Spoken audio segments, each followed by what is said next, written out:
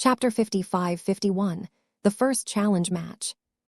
Master Olaus Kreshnik gave Ves a decent amount of well-meaning advice. Though not all of his tips were new to Ves, the man provided a valuable high-level perspective on the Rubarthan Mech market. The Rubarthan Pact should normally be ruled by a single central administration under the Star Emperor, but since the Great Severing has largely cut us off from the old galaxy, we have entered into a new and much less stable circumstance. The ruler of the new Rubarth Empire maintained such a strong grip on Rubarthan society that his absence led to severe disruptions among his former subjects in the Red Ocean. So how has that affected the Mech industry and the Mech market of the Rubarthan Pact? There are far too many changes for me to explain in a single sitting, Master Kreshnik replied in a light tone. Our central government previously maintained a competitive balance in our Mech market. No single Mech company is allowed to become too dominant. Every Mech company is supposed to have a fair chance to market their products to every Rubarthan. Now, that is becoming increasingly more difficult. The Rubarthan Pact is split up into multiple principalities, and each of them have begun to adopt their own rules and policies in the absence of a central authority. That sounded interesting. I heard that the Smokestack Prince has gathered a lot of allies. He has. Out of all of the direct descendants of the Star Emperor, the Smokestack Prince is the one that has the greatest chance of unifying our economy and industry. I may not like all of his proposals, but his attainments in these fields are undeniable.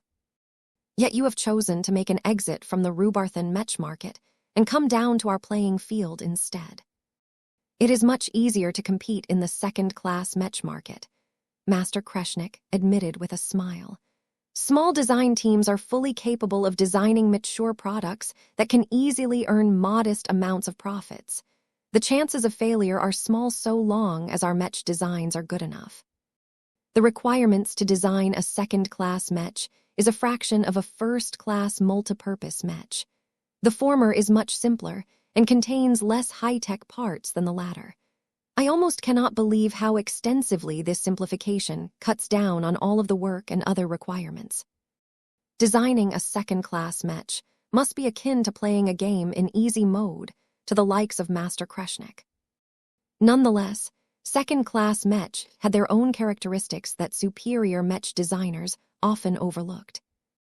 When Ves studied the defensive rifleman Mech that had just completed their final inspections, he could pick up dozens of little elements that a native second-class Mech designer would never add to his works. Master Kreshnik evidently designed the Nelarath mark, as if it was a dumbed-down version of a first-class Mech. The greatest sign that this was the case was the fact that its Mech frame contained well-hidden ports that contained an unknown quantity of small modules. Even if Master Kreshnik tried his best to hold himself back, he just couldn't help himself. The Fey Fianna was not a simple Mech either, but Ves and his fellow collaborators had done their best to cut down on the bloat and focus on maximizing its primary functions. This was the most appropriate strategy for Mechs at this price level. Master Kreshnik had to know that as well, but he had chosen to add a lot of bloat to his Mech design anyway. The additional mass and thickness helped to make that possible, but it remained to be seen if the additional complexity translated into actual results. Both Mech designers suspended their discussion once they had received word from the inspectors that their Mech passed all of the tests. The Fey Fiannas and the Nelarath mark proceeded to move to the opposite ends of the main arena. Since the enormous venue was roughly shaped like a hippodrome, it was possible to simulate battles where ranged Mechs could fight against their adversaries at more realistic distances. Neither Ves nor Master Kreshnik had any objections to starting the match at maximum distance. The Nelarath mark clearly preferred to put as much range between itself and its adversaries as possible. That did not mean it was unable to fend off attackers at closer ranges. As a machine designed to counter fast and agile face fighters, the Nelarath Mark I was able to track fast-moving enemies so long as it was not burdened by too much armor. The Fey Fianna was a bit more flexible, but it was pretty adequate in fighting at longer ranges as well. Precision was not its forte due to obvious reasons. It was much easier for the ranged weapon Fae to consistently land hits against bulkier targets with low mobility. As the countdown started, many people started to go quiet as they waited for the opening of the first challenge match. Start. The two sides immediately went into action. The Nellarat mark eyes attracted the most attention in the beginning. The 4 defensive rifleman mechs did not open fire right away. Instead, they quickly deployed the modular external armor plating on the arena floor. It did not take much time to set them up as they automatically linked up with each other. The quantity of mechs mattered a lot. More mechs translated into more construction materials. The 4 mechs were able to form a cozy little fortress where they barely managed to squeeze inside with enough room to orient their Gauss rifles in multiple directions. Vess could clearly see that the bulky external armor plating could be used to form a defensive sphere in space. The fact that this battle took place in planetary conditions meant that the Nellarat mark I could take advantage of the ground as a virtually impregnable layer of armor. They did so by thickening and reinforcing the other sides of their makeshift fortress. The fortification resembled a mountain, one that the Nellarat mark eyes did little to dissuade. P&T had even coated the external armor plates with a brown shade that turned white at the top. This design characteristic was not just cosmetic, but helped to reinforce everyone's impression that it was as solid as a mountain. When a considerably power-energy vortex managed to form inside this supposed mountain fortification, Vess reacted with mild shock. How many Earth hypers did you stuff into that external armor? You would be surprised. Master Kreshnik finally grinned for the first time. According to current trends, it has become customary to devote 0.5 to 15% of the mass of a mech part to supporting hyper materials. It is rare to raise this proportion any further, as any further gains derived from hyper technology will be overshadowed by the strong reduction in the base performance of the affected parts. However, this rule of thumb only applies to the mech frame itself. The deployable armor plating isn't as important to the Nellarat mark I, Vess quickly concluded. It is designed to help your rifleman mechs withstand punishment, but it doesn't really matter if you cut back on its toughest alloys. By adding a lot of Earth hypers in their place, you can boost the performance of every mech system that relies on Earth-attributed E-energy for enhancements. This had great implications for the Nellarat mark I. Even if its fortification got smashed to pieces, so long as the debris remained in the vicinity, they could still strengthen the concentration of Earth energy in the immediate environment. This not only increased the defensive coefficient of all of the armor, but also enabled the Gauss rifles to strike much harder than normal.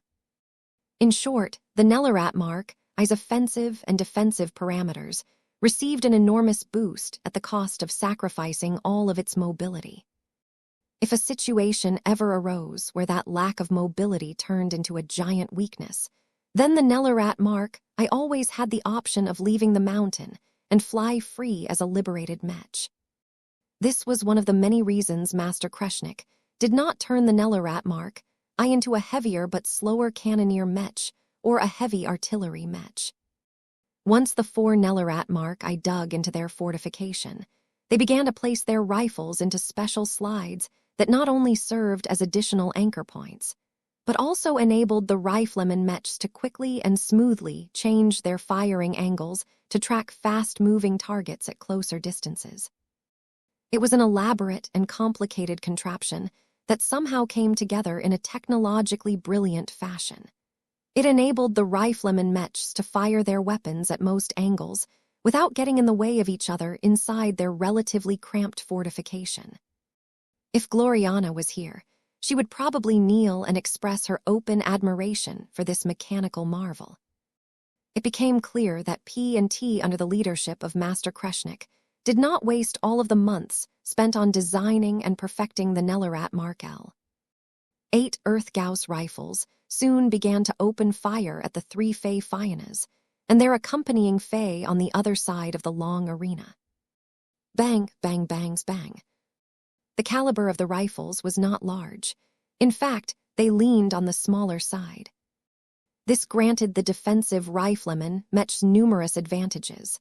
Their weapons were smaller and easier to handle. They could be fired at a faster rate.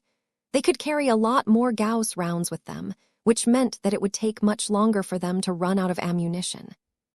Of course, the downside to all of this was that each shot inflicted significantly less kinetic damage than usual. But that was only the case if the weapons existed in isolation.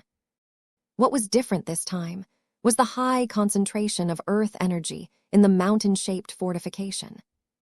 The weapons, as well as the rounds, were all impregnated with earth hypers. Each of them received substantial boosts from the more favorable environment. Once the rifles opened fire, their rounds became saturated with earth energies.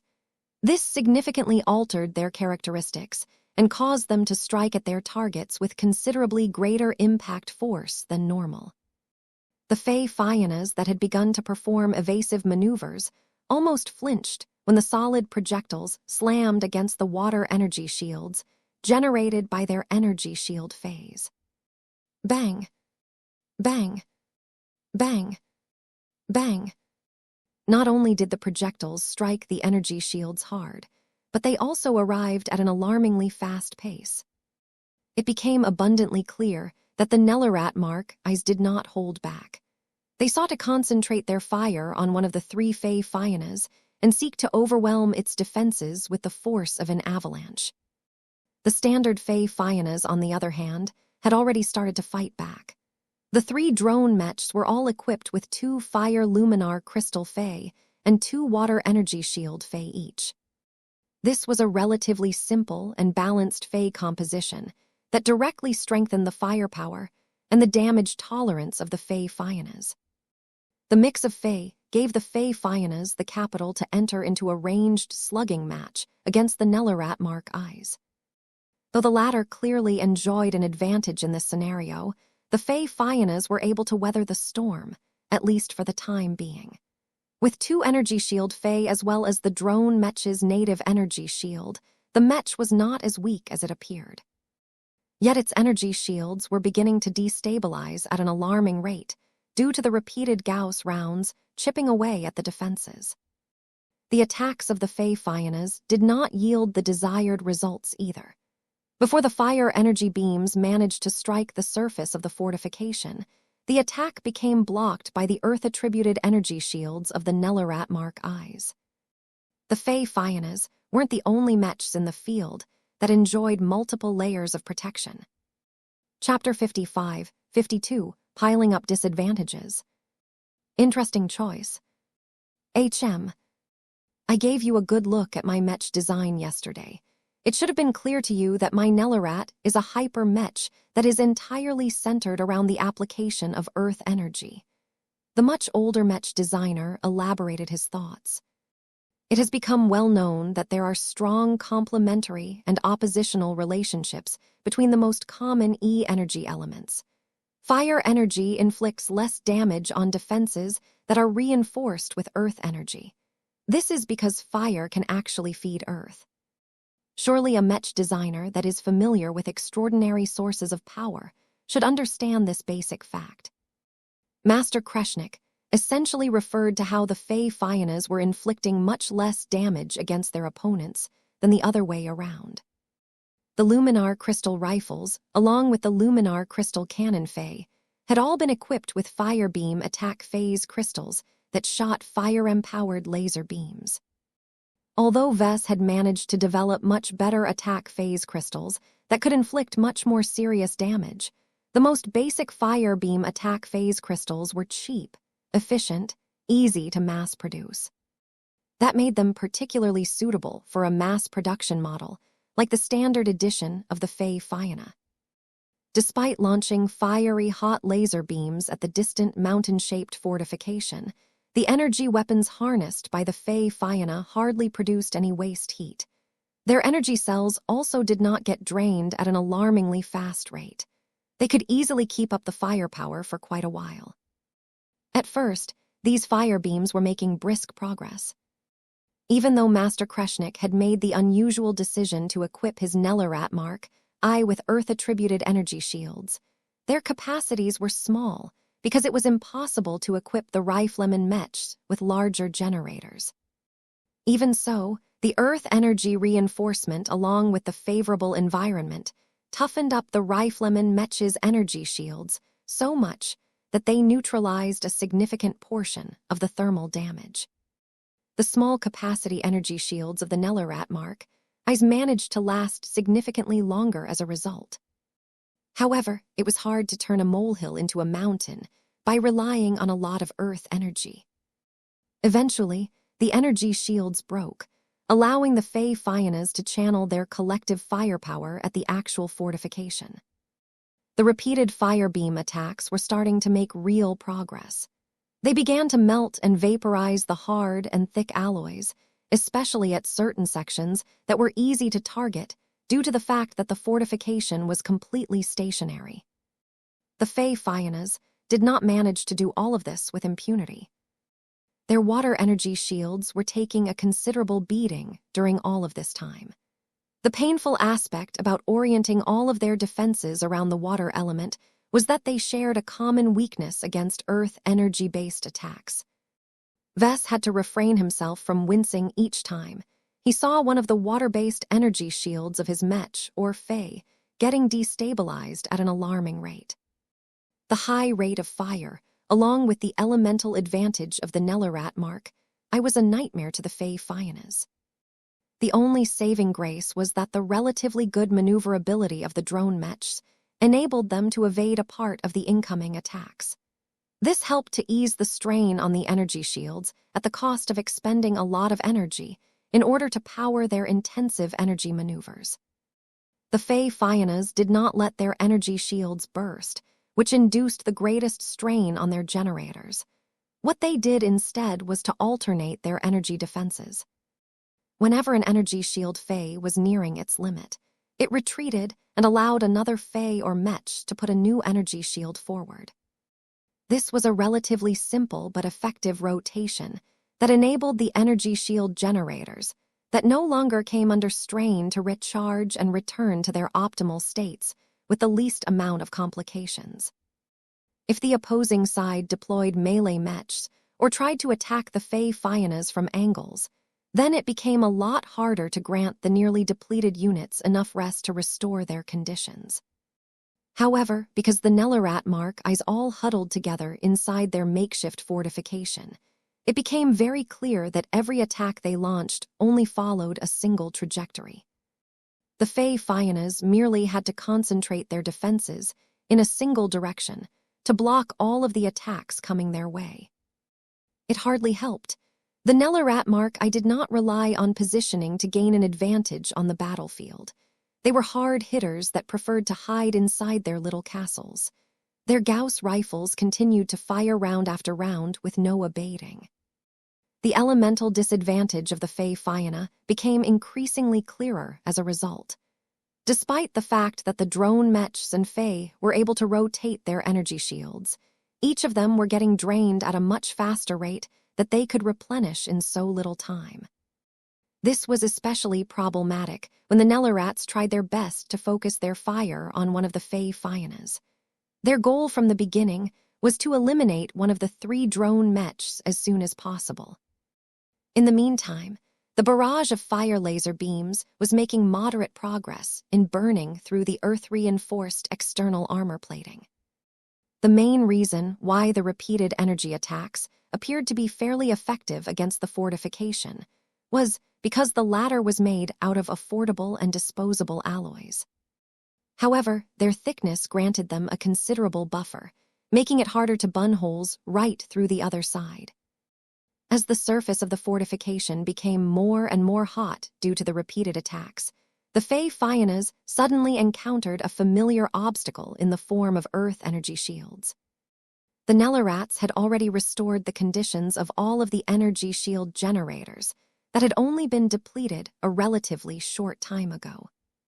The unexpectedly quick reappearance of these energy shields significantly interrupted the momentum of the Fey Fiannas. Attacks meant to drill through the holes made into the fortification, instead, struck the energy shields that stubbornly prevented the incoming fire from damaging anything material. The Earth energy shields did more than that. They offered enough protection to allow the Nellarat Mark I to make an even more surprising move. Ports opened on their torsos. Nozzles extended from the ports and began to spray a thick solution into all of the cavities on the hot exterior of the fortification. Once the thick slurry entered these cavities, the alloys rapidly cooled down while the gaps in the defenses started to get filled. Though it was clear that this quick fix could never restore the defenses to their full conditions, the emergency measure could buy valuable time for the defensive riflemen Mechs. The modest Earth energy shields did not last very long.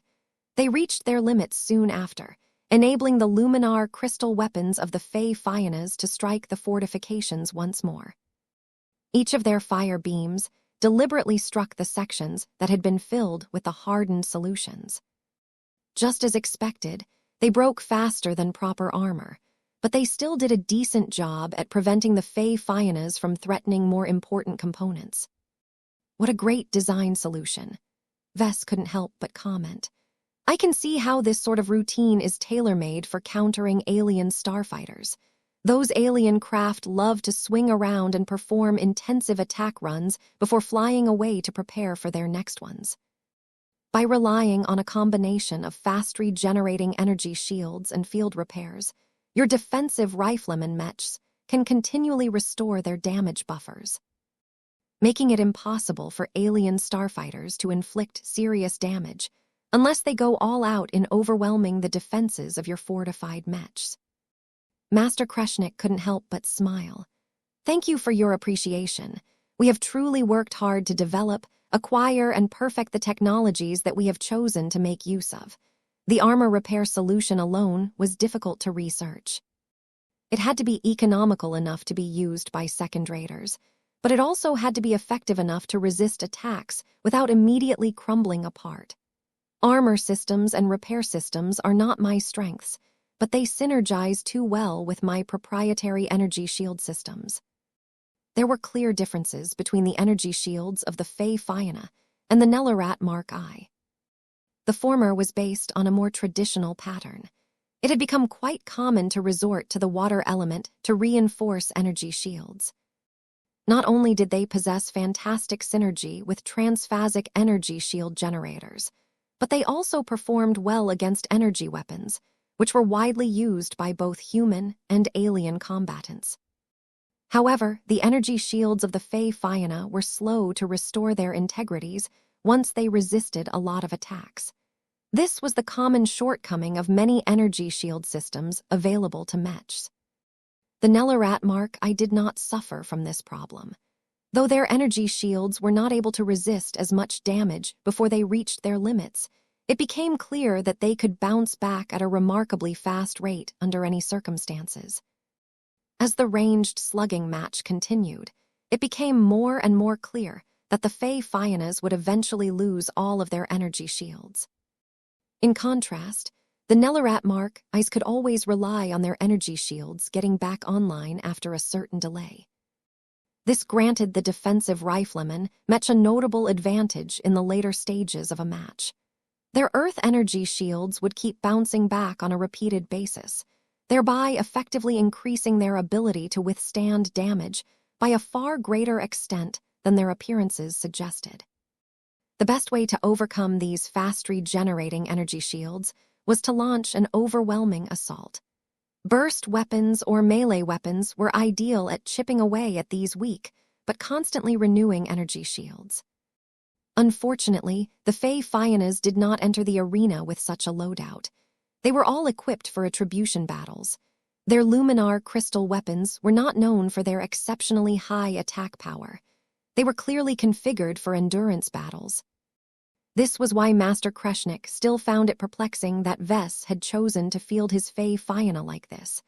This was the completely wrong loadout to deploy in this particular matchup. If I was in your shoes, I would have equipped your Fey Fionas with the heaviest axes that they can lift with their slender arms. Each Fey Fiona should be accompanied by 3 Gauss Cannon Fey and just 1 Energy Shield Fey. The older man spoke to Vess, who was floating by his side. Rush them forward. Go for maximum and overwhelming impact. Your Mechs may stand a better chance of winning this challenge match if they attempt to break through the layered defenses of my Nellarats as quickly as possible. Doing this will give my Riflemen Mechs less time to take advantage of the fast regenerating properties of their energy shields. Vess knew that quite well, yet he declined to adopt this logical approach. Instead, he put himself at a greater disadvantage and stupidly tried to make his Fey Fionas outlast the defensive Rifleman Mechs that were clearly optimized for this mode of combat. Hehehe, Vess chuckled and smirked. What can I say? I like to live dangerously. There is taking risks, and there is launching yourself into a star. I truly cannot think of any rationale that will give your drone Mechs a clear advantage in this matchup, not with this configuration that you have chosen. Are you deliberately attempting to lose this challenge? No, Vess firmly replied. I am very serious about winning this match. I can promise you that I have no intentions of disrespecting your challenge. I am committed to proving the superiority of my Fey Fiona, but that is precisely why I am forcing my machines to fight under these adverse circumstances. I want to show the public that my work can overcome the inherent disadvantages of this situation and secure a decisive victory in the end.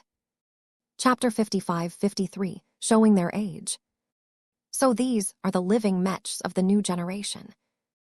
MHMM. How much do you know about the new Fey Fiona? Not as much as you think.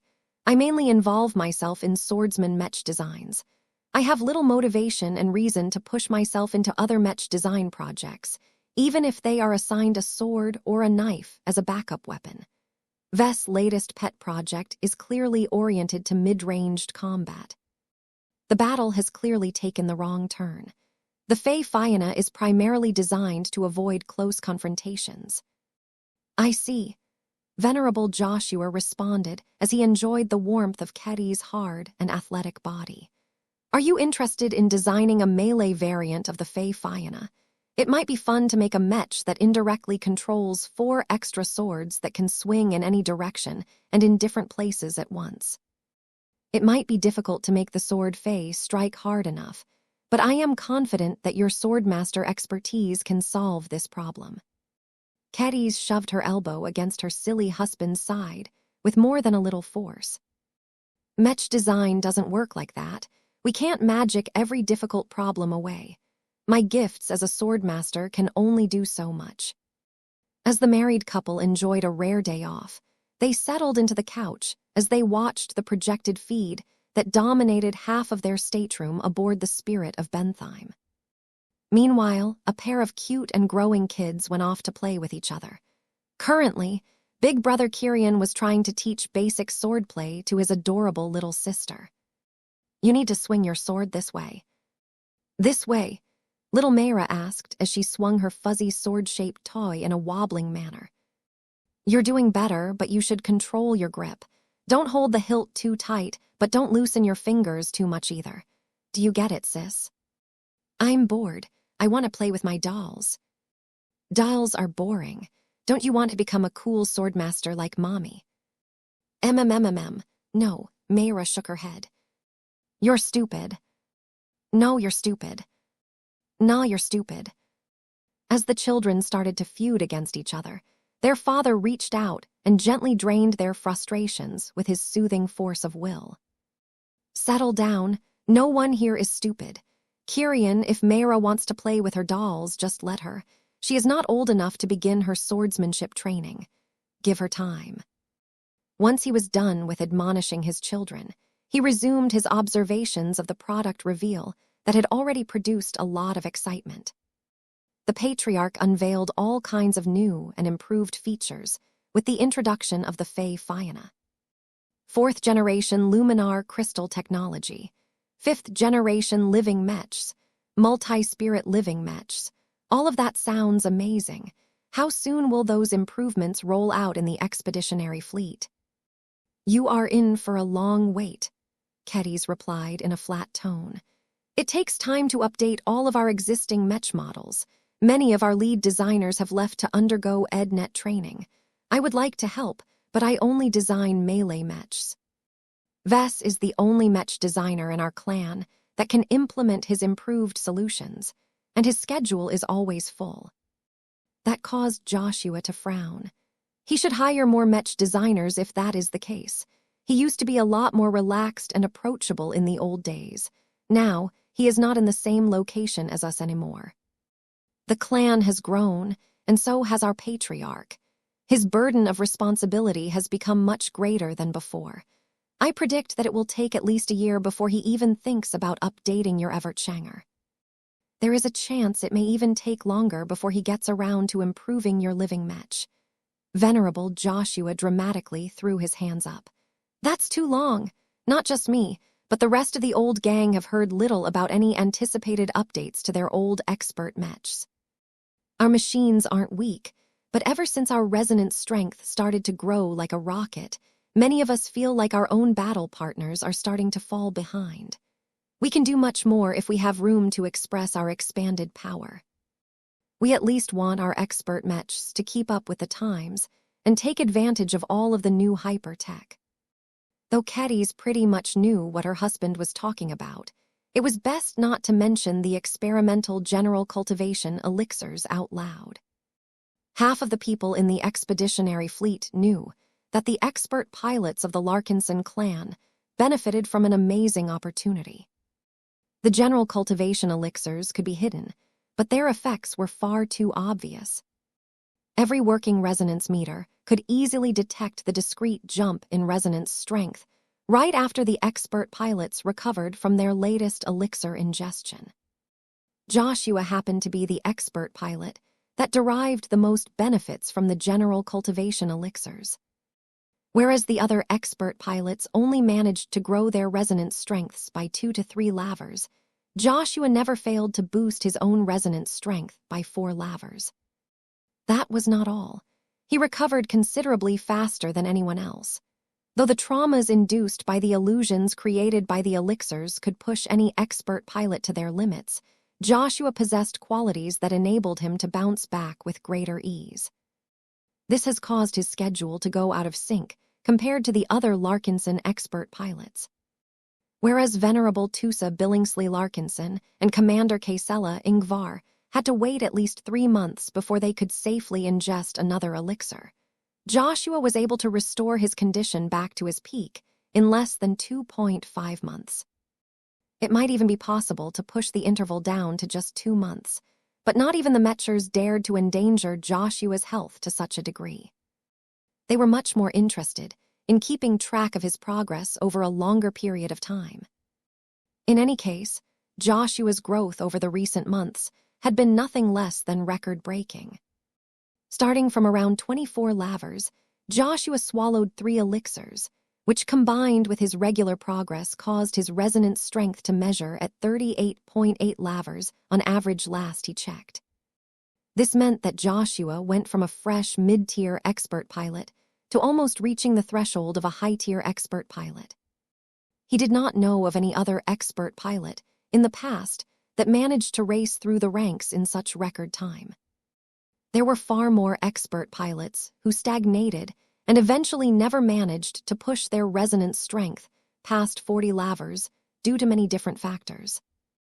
Not even the chosen human could match Joshua's growth rate at this stage. Of course, that did not mean that Joshua became conceited enough to think he was superior to a god pilot.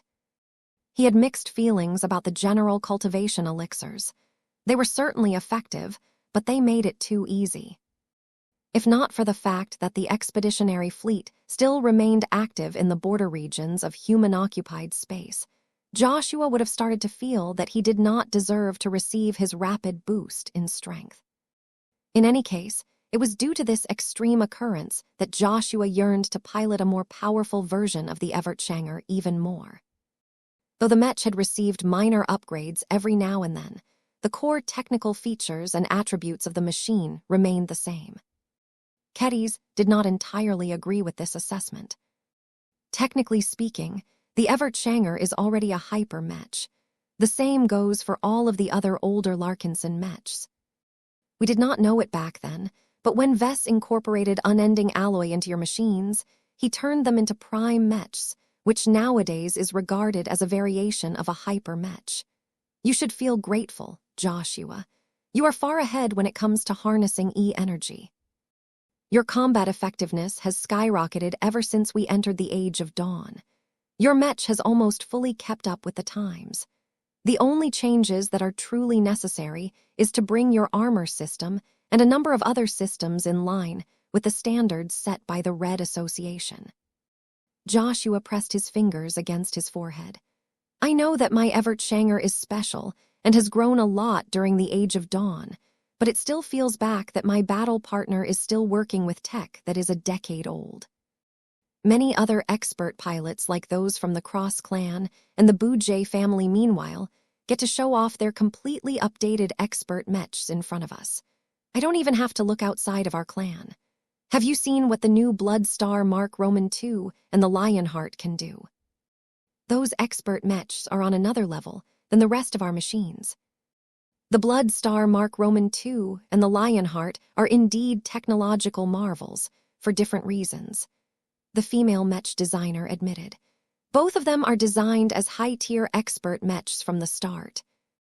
They are also quasi-first-class mechs that push the limit of what their power reactors can support in their mech frames. I would not say your Evert Shanger has fallen too far behind compared to them. Your expert hero mech is armed with the Scarlet Ember and has access to the Grey Lotus as well. Those are nice weapons, but they don't really fit my expert mech.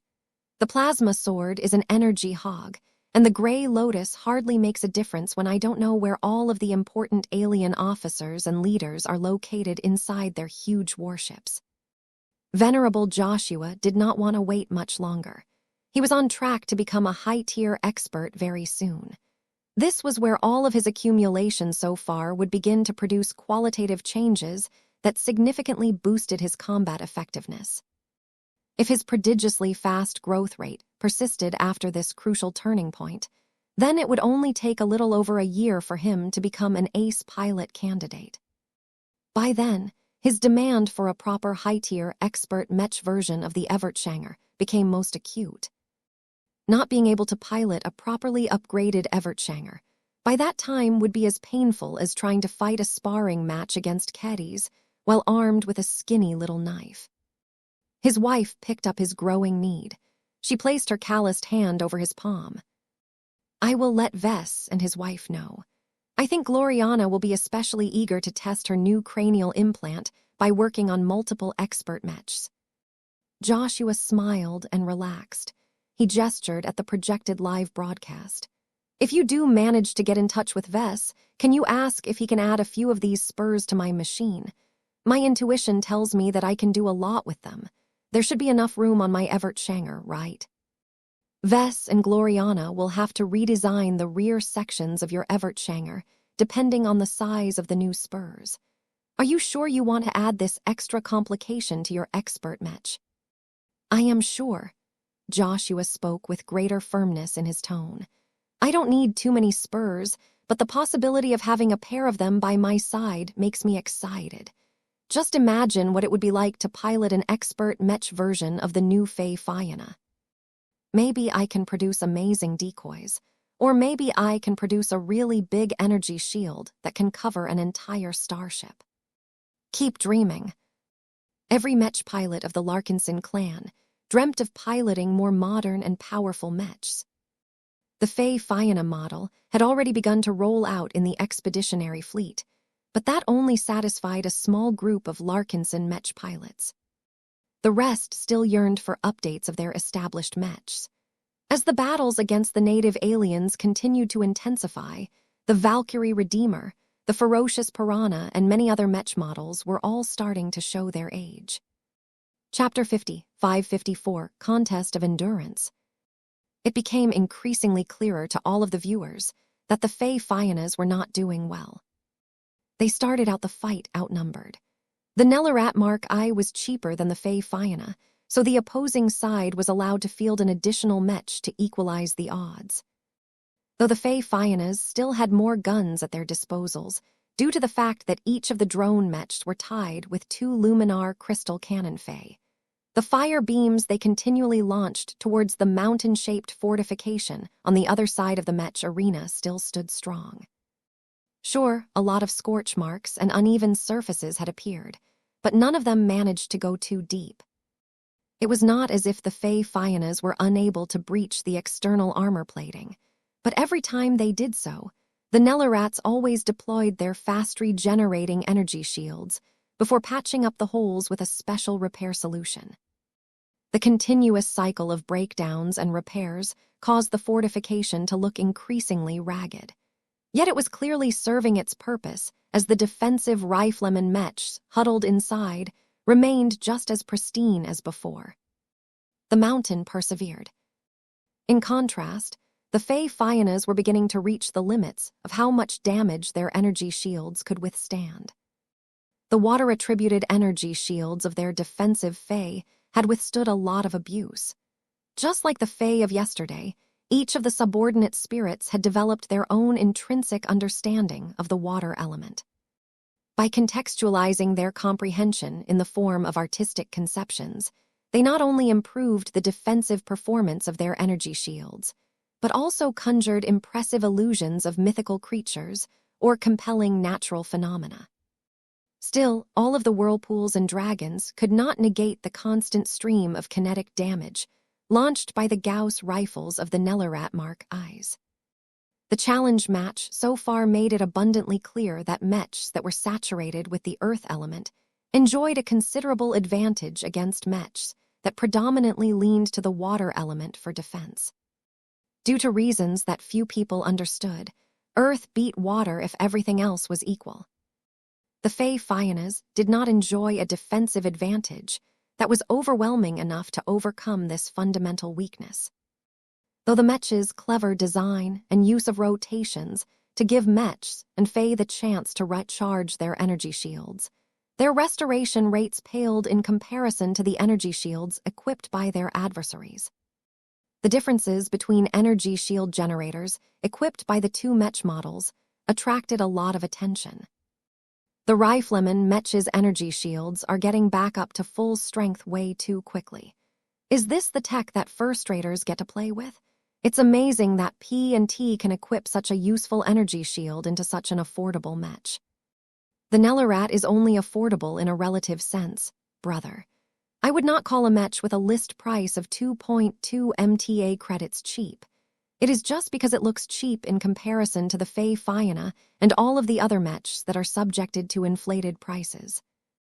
I don't know why the Nellarat's energy shields can recharge so quickly, but if P&T has managed to make it so cheap, then we will paying the price for that sooner or later.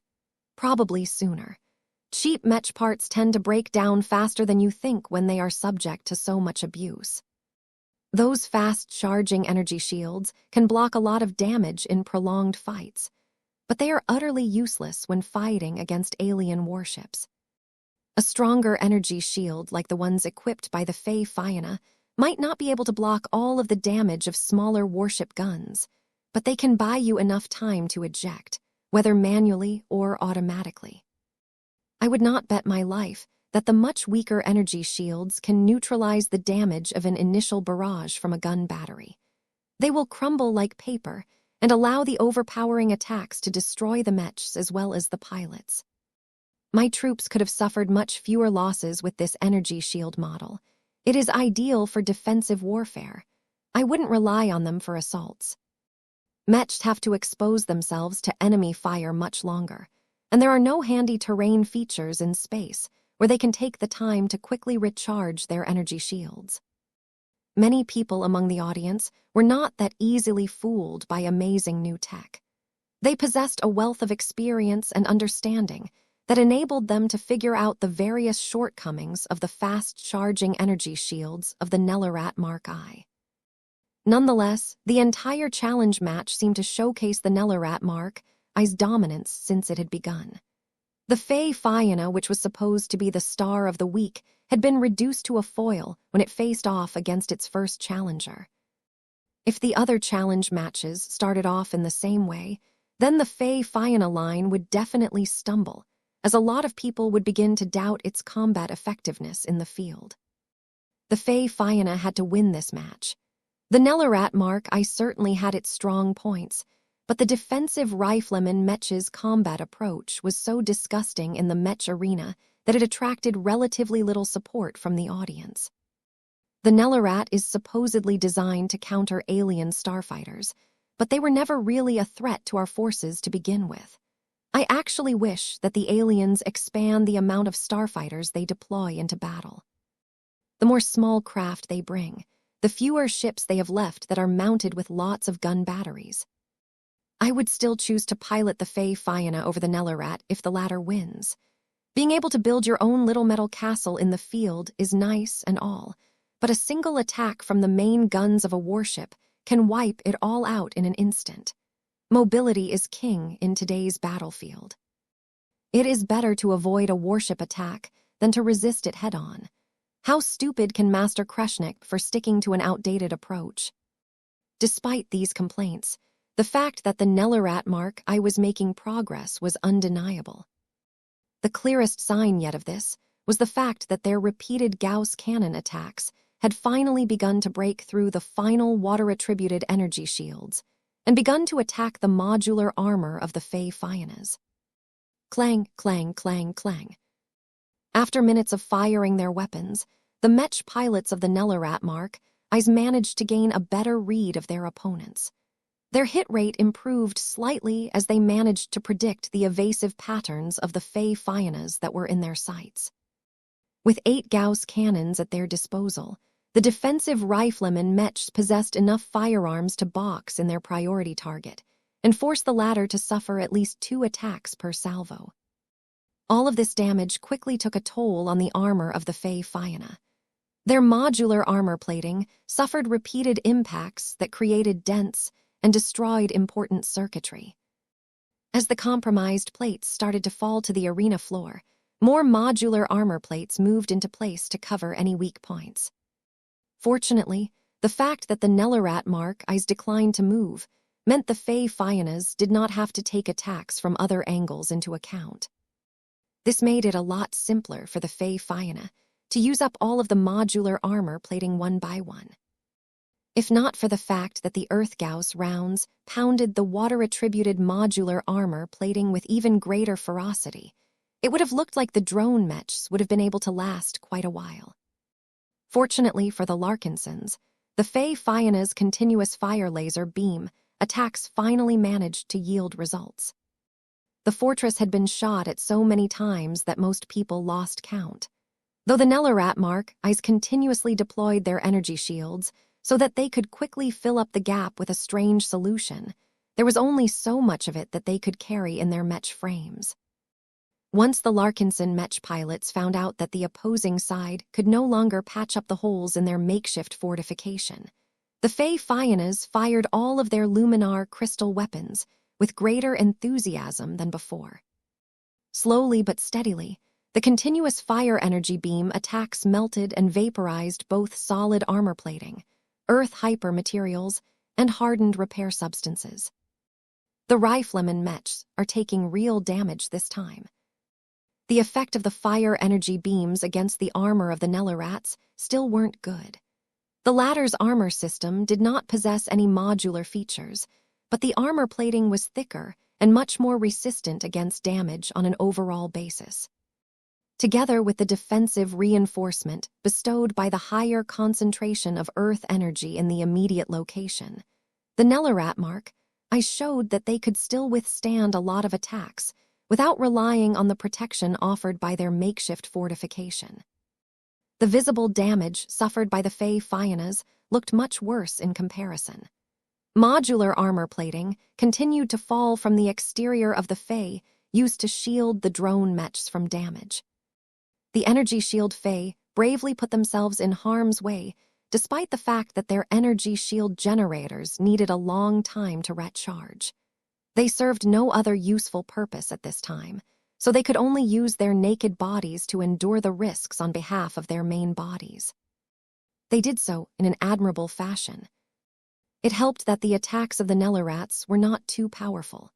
The strong earth element amplification made every kinetic attack hit harder, but that was of limited use when the caliber of the Gauss rifles was not that big to begin with. The highly responsive adaptive modular armor system, designed by Beatrice Hendricks, cleverly adapted to the current circumstances, and already pulled out spare modular armor plating, and kept them ready so that they could quickly swoop in and cover a gap in defenses as soon as it appeared. The challenge match entered into an odd new equilibrium at this time. The Fey Fionas were continuing to endure all of the incoming kinetic attacks by expending the modular armor plating at a relatively fast rate. The Nellarat Mark I's were huddling inside their half-broken fortification, while relying on a combination of their fairly tough armor systems, along with the occasional relief provided by their fast-charging energy shields. It looked as if this match had truly devolved in a contest of endurance.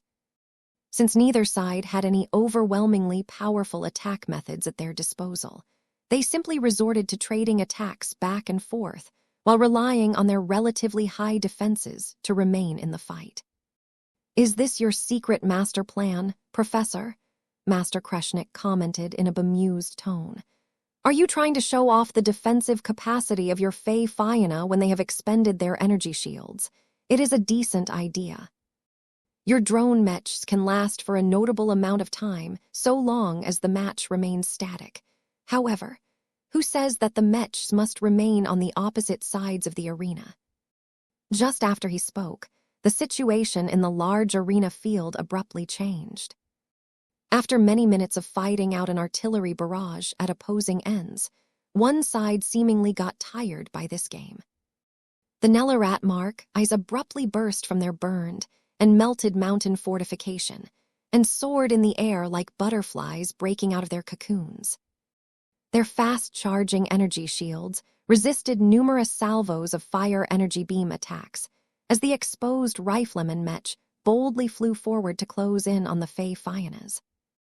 Not only were the Nellarats attempting to close the distance against the opposing drone mechs, they were also starting to split up so they could approach their enemies from multiple angles.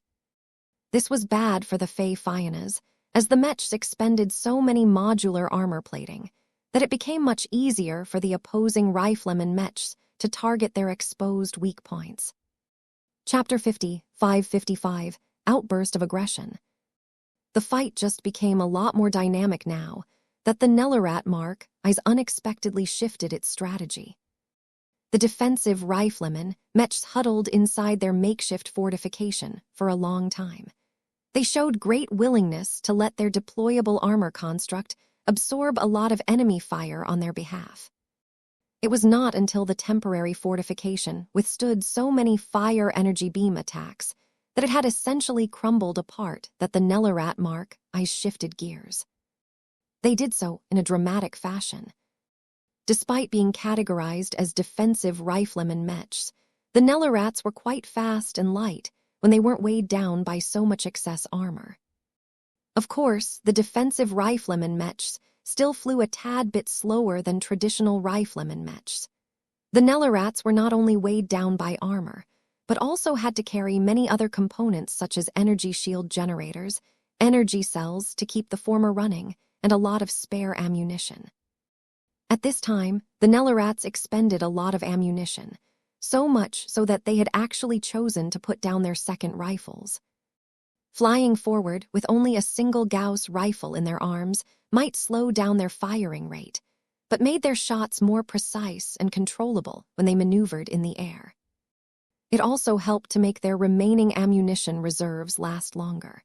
The mech pilots hired by P&T had to pay a lot of attention to how many times they could still fire their rifles.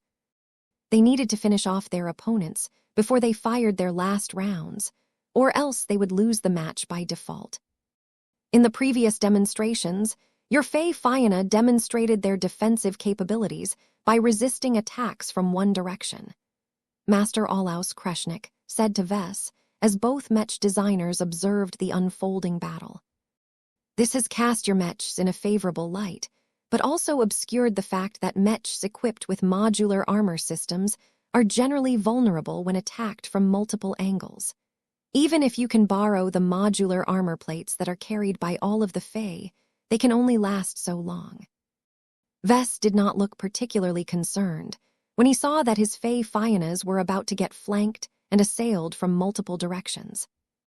He silently watched the Nellarat mark show their most handsome sides as they flew in the air and sped towards the other side of the oval-shaped arena with a lot of momentum. It was at this time that more people started to believe that the Nellarats had managed to gain the upper hand in this challenge match. The Fae Fionas are going to lose. The only reason why the new LMC Mechs are at a disadvantage is because they are really bad at fighting Mechs that are strong in the earth element. Is this everything the Fae Fiona can do in a fight against other Mechs? This is seriously disappointing. Even if we aren't able to fight as many Mechs as we used to, I would never entrust my life to a machine that cannot even win a match against another Mech. The pressure exerted by the Nellarats rose sharply as they assaulted one of the three Fae Fionas. Just like before, the defensive riflemen Mechs primarily launched their kinetic attacks against one of their foes. The Fae Fioner received so many attacks that multiple Fae had to utilize their own metal bodies to block the incoming damage. This made it much harder for the Fae Fionas and their Fae to return the favor. The fire laser beams launched by the Luminar crystal weapons missed their shots much more frequently than before. It was much harder to hit a moving target than a stationary one, especially if the former came closer. Not only that, but the increased stress and the vibrations produced by the heavy kinetic impacts spoiled the aim of the main body and the offensive Fae. In contrast, the fire energy beam attacks did not seem to bother the Nellarats at all. The attacks emitted a lot of brightness and heated up the surface of the defensive riflemen Mechs, but unless the repeated laser beam strikes managed to hit the same sections, it was hard to inflict any critical damage. The range between the two Mech teams shrunk quickly. Once the Nellarats began to get fairly close, they rose in the air while also slowing down to prevent themselves from crashing into the shielded boundaries that separated the arena grounds from the audience who were seated further away. It did not help that the Fae Fionas stuck fairly close to the large energy shield barriers. Their positioning meant that the Nellarats had to fly even closer while watching their velocities carefully, in fear of overshooting and colliding against large energy barriers that had been known to break many crashing Mechs in the past. Yet it was during this crucial time interval where the Nellarat mark helplessly slowed down so that they could start to circle around that the Fae Fionas unveiled their own gambit. Previously, the Fae Fionas had been content to fly and maneuver in the same space while fighting like traditional drone Mechs. The Fae Fionas fought in a similar fashion to riflemen Mechs, but with more weapon systems at their disposal. Having entered the fight with a Luminar crystal rifle as well as two Luminar crystal Fae made it seem as if the drone Mech had geared up for a ranged firefight. Even if the drone Mechs possessed light melee combat capabilities, everyone in the Mech arena unconsciously regarded them as pure ranged Mechs. They ideally preferred to attack their opponents from afar, as the backup knives assigned to them did not look threatening enough when wielded by largely ranged combat-oriented Mechs. It was because of all of these assumptions that the Nellarats had moved a lot closer to the Fae Fionas. Now, this crucial decision provoked a targeted response from the Fae Fionas. Though the drone Mechs were not yet in a hurry to make their moves, their relatively faster and lighter Fae moved first. No matter whether they were Luminar Crystal Cannon Fae or Energy Shield Fae, whose generators were still in recovery, each of these Fae completely stopped what they were doing and started to fly towards the closest Nellarat Mech. The Mech pilot of the latter machine grew shocked, so much so that his Mech no longer dared to fire its Gauss rifle. The Nellarat quickly turned around and tried to distance itself from the 12 Fae that seemed to radiate bloodlust and fury. Yet how could a defensive rifleman Mech possibly outpace the much smaller and lighter Fae at such a close range? What compounded the Nellarat's problem was that it had been moving closer when the Fae radically altered their behavior. This made it impossible for the poor Mech to outrun the living spurs. A few seconds later, the Fae almost managed to catch up to the fleeing Nellarat. None of the other defensive rifleman Mechs could offer any support, as their attacks would more than likely cause friendly fire. A brief interruption occurred when the Nellarat's fast-charging energy shield had just come online in the nick of time. Yet the chasing offensive Fae easily took care of that by firing their forward-facing luminar crystal cannons at the target in front of their muzzles, enough times for the weak energy shield to shatter for the umpteenth time. This left the stricken defensive rifleman Mech completely vulnerable to all of the Fae. The smaller combat machines physically mobbed the Nellarat from every available direction. Soon, all 12 Fae pressed the Nellarat from every side, which not only caused it to become immobilized, but also forced the machine to descend to the arena floor. The defensive rifleman Mech tried its best to dislodge all of the Fae and resist their combined pushes, but the Nellarat simply did not have the thrust power or leverage to free itself from its predicament. Once the Nellarat touched the surface, it was practically pressed flat onto the arena floor with no way to utilize its limbs. Let alone using its Gauss rifle, the Mech could not even move its limbs to punch or tear the Fae away. Although the Mech in crisis received a bit of support from the other 3 Nellarat Mechs in the field, the modular armor plating successfully blocked most of these attacks, though not perfectly, as a few Gauss rounds still managed to get through. Regardless, the Fae could still withstand a light beating, so they continued to fire their thrusters at maximum power so that they could give no chance for the Nellarat to escape. The only problem at this time was that the Fae were unable to inflict meaningful damage to the trapped machine. The luminar crystal cannon Fae were unable to push against the Nellarat with their cannon barrels pressing against the Mech. That would break or deform the weapon. The offensive Fae could only imitate their defensive brothers and use the flat sides of their bodies to keep the Nellarat immobile. Fortunately, the Fae Fianna had more tricks up its sleeve. Even as the remaining Nellarats opted to open fire at the Fae Fiannas that had suddenly become a lot more exposed due to sending out their Fae, the drone Mechs made a simultaneous move. Fix bayonets. What? The Fae Fiannas calmly withstood the Gauss attacks that tried to wear down their modular armor systems and pulled out their backup knives.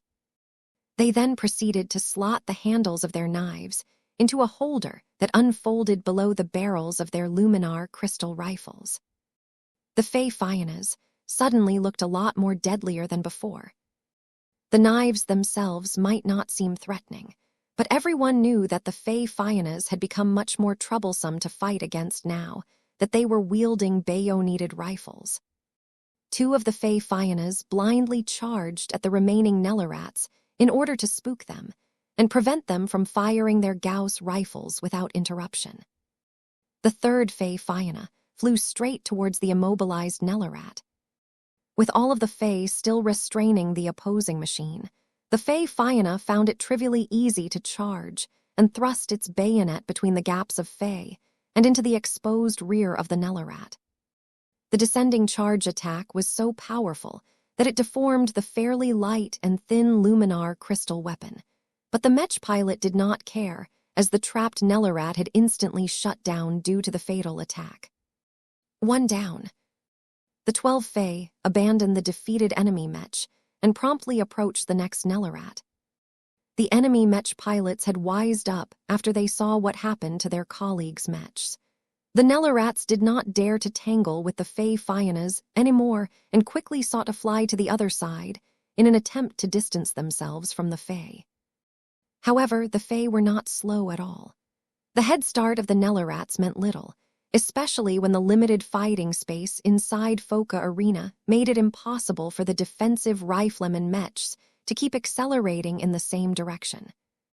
The Fae pulled off the same tactic as before.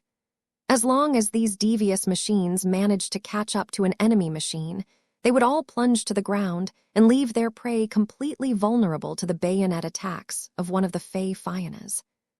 In fact, the other two Fae Fionas did not remain idle. They ran interference and prevented the remaining free Nellarats from targeting any weak points. They even charged forward and attempted to spear the Nellarats with their bayonets whenever they had an opportunity. The complete outburst of aggression exhibited by the Fae Fionas took everyone by surprise. No one expected for the Fae Fionas to counter the Nellarats by using the Fae as physical trapping machines. If the Fae Fionas fought against proper melee mechs, then the Fae would never have been able to get away with this ridiculous stunt, but that was not the case this time. Chapter 50, 556 Fulfilling Outcome. Almost everyone reacted with shock at this explosive outcome. Many people still hadn't gotten caught up by the fact that the Fae Fiona managed to gain the upper hand in the final stage of the battle. In a situation where the drone mechs suffered clear elemental disadvantages and was unable to inflict enough burst damage to overcome the fast-charging energy shields for long, a lot of people assumed that the Fae Fiona would suffer a slow and ignoble defeat. What happened was pretty much the opposite to their expectations. Whether the decision made by the mech pilots of the Nellarat Mark I had been a mistake or not, from the moment the defensive riflemen mechs crossed the length of the massive arena, they had made themselves vulnerable to a surprise Fae rush. Yes, a Fae rush. No one expected the Fae to have the power to physically overpower and push down other mechs. Such a tactic had never taken place before, at least to the spectators who managed to witness this unique and remarkable occurrence. The spurs of other drone mechs were normally a lot smaller than the Fae and lacked the thrust power to perform this kind of feat. This did not apply to the Fae, which were not only larger than almost every other spur, but possessed a relatively high thrust-to-weight ratio. After all, the Fae needed to accelerate fast enough to perform agile maneuvers and keep up with frequent changes on the battlefield. A single Fae did not have the strength to overpower a mech, but what about 12 Fae? It didn't matter if these Fae were never designed to entrap mechs with their physical forms. As long as they worked together in unison, they could physically overpower any mech so long as they were not too strong. It just so happened that the Nellarat Mark I's were neither physically powerful nor possessed a lot of thrust power. The local gravity of Bordel Roman III also became a hindrance to the defensive rifleman mech. While the Nellarat Mark I was designed to carry around a lot of excess armor, its mobility clearly took a massive hit when carrying such a great burden. This was also an important reason why the 4 Nellarat Mark I's built their temporary fortification right away. None of the machines wanted to straighten their flight systems just to deploy their external armor plates at another location. In any case, as soon as the first Nellarat Mark I succumbed to this surprise tactic, the match had already been decided. The remaining 3 Nellarats did not pose enough of a threat to take down the 3 Fae Fionas quickly, even if the latter had sent away their Faes. The adaptive modular armor systems of the drone mechs had done their jobs admirably. The mechs may have been losing modular armor plates left and right, but so long as there was a decent supply of them, they could last long enough to protect the absolutely vital weak points. The results became abundantly clear. The Fae Fionas completely abandoned their previous combat approach and turned into berserkers that fearlessly charged the defensive rifleman mechs that had little to no ability to defend themselves at close range. Even though the Nellarat Mark I possessed many good qualities, the realities of second-class mech design meant that Master Kreshnik was unable to make them competent in melee combat with the design budget that he had set. The audience cheered at the courage shown by the Fae Fionas. They became amazed at how the Fae were able to suppress the Nellarats one by one. When the Fae Fionas finally struck down the final Nellarat without losing a single mech or Fae, Even the most critical observer could not deny that the latest product of the LMC had won a clear and decisive victory. An unconventional win, but one that did not violate the terms of the challenge match. Master Olaus Kreshniks failed to control his expression for a few seconds. He looked as if he could not accept that his Nellarats had actually lost in such an absurd fashion. He could accept that his Nellarats would lose by getting outgunned by all of the Fae. He could not accept that his proud rifleman Mech lost by getting pressed onto the ground by a swarm of Fae. Vess looked completely different from his older rival. The grin on his face made it look as if he had just witnessed a well-laid plan coming together. Master Kreshnik finally turned to Vess with a look that made it clear that he found it hard to accept this unexpected reality. He never expected that his Mechs would make fools of themselves when he issued his challenge. If he knew that the Fae Fionas could fight like scoundrels, he would have tried to market his incomplete Mech design in a more traditional fashion. The older man eventually made a wry smile and stretched out his hand. "Good fight! Your Mechs have performed admirably. Your Fae Fionas deserve this victory." Vess smiled back as he accepted the gesture and shook hands with the master Mech designer. "Thank you, Master. Your Mechs are quite impressive as well. Their ability to fight a battle of attrition is exceptional. I wish I had access to the tech that you have managed to stuff inside the Nellarats. The ability to fill up gaps in the armor and rely on energy shields that keep returning to full capacity is useful in many situations." Master Kreshnik's mood lightened a bit after Vess praised his characteristic energy shields. "If you wish to make use of my fast regeneration energy shields in your future Mech designs, you are welcome to call me. We can always come to an arrangement. Perhaps I will take you up on your offer." "Not likely. Fast regeneration energy shields were primarily useful in battles between small craft and so on. The predominant trend at the moment was battles between human Mechs and alien warships. Many people would much prefer to gain a more powerful defensive barrier that might only be relevant once per fight." As the referees officially confirmed that the Fae Fiona had won the challenge match in a fair and legitimate fashion, Vess felt relieved. No matter how the remaining challenge matches unfolded, Vess could at least point to a single victory to prove that his Fae Fiona line was not weak. "Did you plan this tactic in advance?" Master Kreshnik asked as couldn't hold in his curiosity. "It is one of multiple contingency plans," Vess responded. "There are multiple ways for the battle to unfold. If your Nellarats chose to stay in place, my Fae Fionas probably would have moved closer on their own initiative. There's no way that my Mechs should allow your Nellarats to keep buffering a lot of damage with the help of their fast regenerating energy shields." Master Kreshnik shrugged. "My Nellarats relied so much on their energy shields that they expended a large amount of energy in the process. It is not out of the realm of possibility for my Mechs to run out of energy first." "I know, but I don't know how many energy cells you have put inside your defensive rifleman Mech, and I am not familiar with their individual qualities either.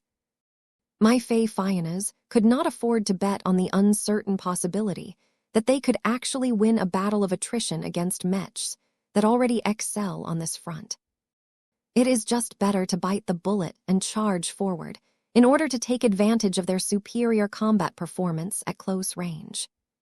And use all of those Fae to physically bully my Nellarats." Vess chuckled at that. How could my Mech pilots possibly resist? None of my Fae Fionas are eager to chase after fleeing rifleman Mechs.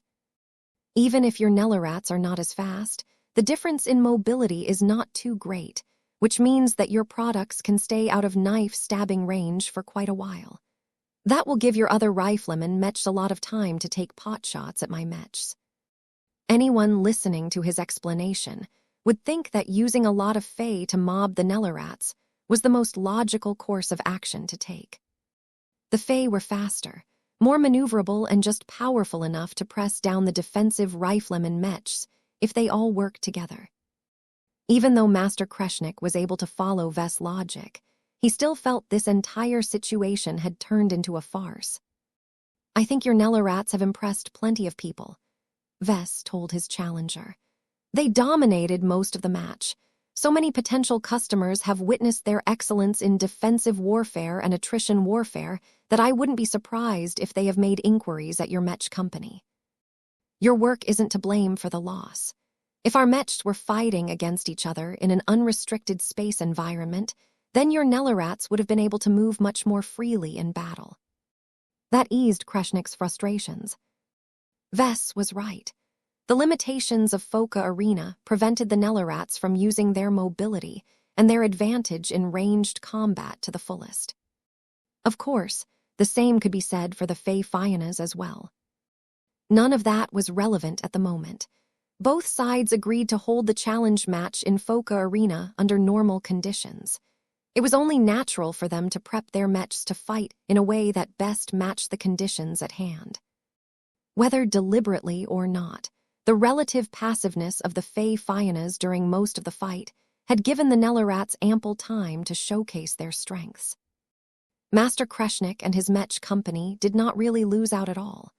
The mark of defeat might stain the Nellarat mark I to an extent, but the huge increase in publicity and brand awareness more than made up for this demerit. His powerful mind was already hard at work. He planned to rush his Mech design to completion based on the final tests of his prototype Mechs. At the same time, Pritchard and Terse should get ready to mass-produce a lot of copies of the finalized version of his proud new Mech design. The master Mech designer shook hands with Vess one final time. Very good. You are a more interesting Mech designer than I thought. I hope I will meet you again in the future. I will leave you to face your remaining challenges. Good luck with them. I hope your Fey Fyana model will overcome the other works. I do not want to see an outcome where my Nellarat mark I is the only product that has lost against your work. Hehehe, you don't need to worry about that. My Fey Fyanas have plenty of fight left in them. They have surprises that they have yet to reveal during the last fight. Oh, your Fey Fyanas were holding back. I do not know whether to feel glad or insulted. Vess shrugged. It's not a big deal. Master Kreshnik finally floated away after a few more minutes of chatting. As Vess waited for his next challenger, he still thought back on the previous match.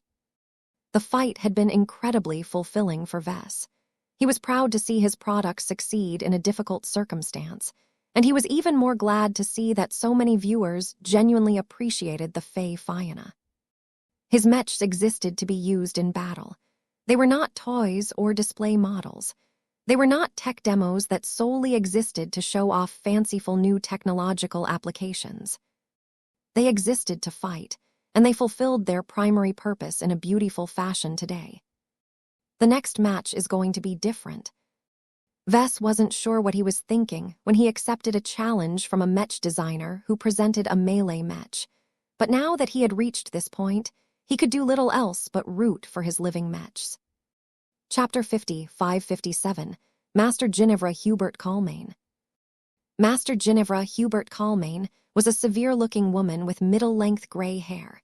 She wore a neutral gray suit and coat that hugged her slim build, but did not add much color to her appearance.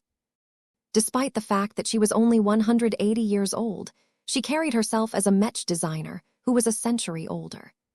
Vess gained the impression that the female master had spent many hours on quiet studying, experimentation, and other boring-sounding stuff.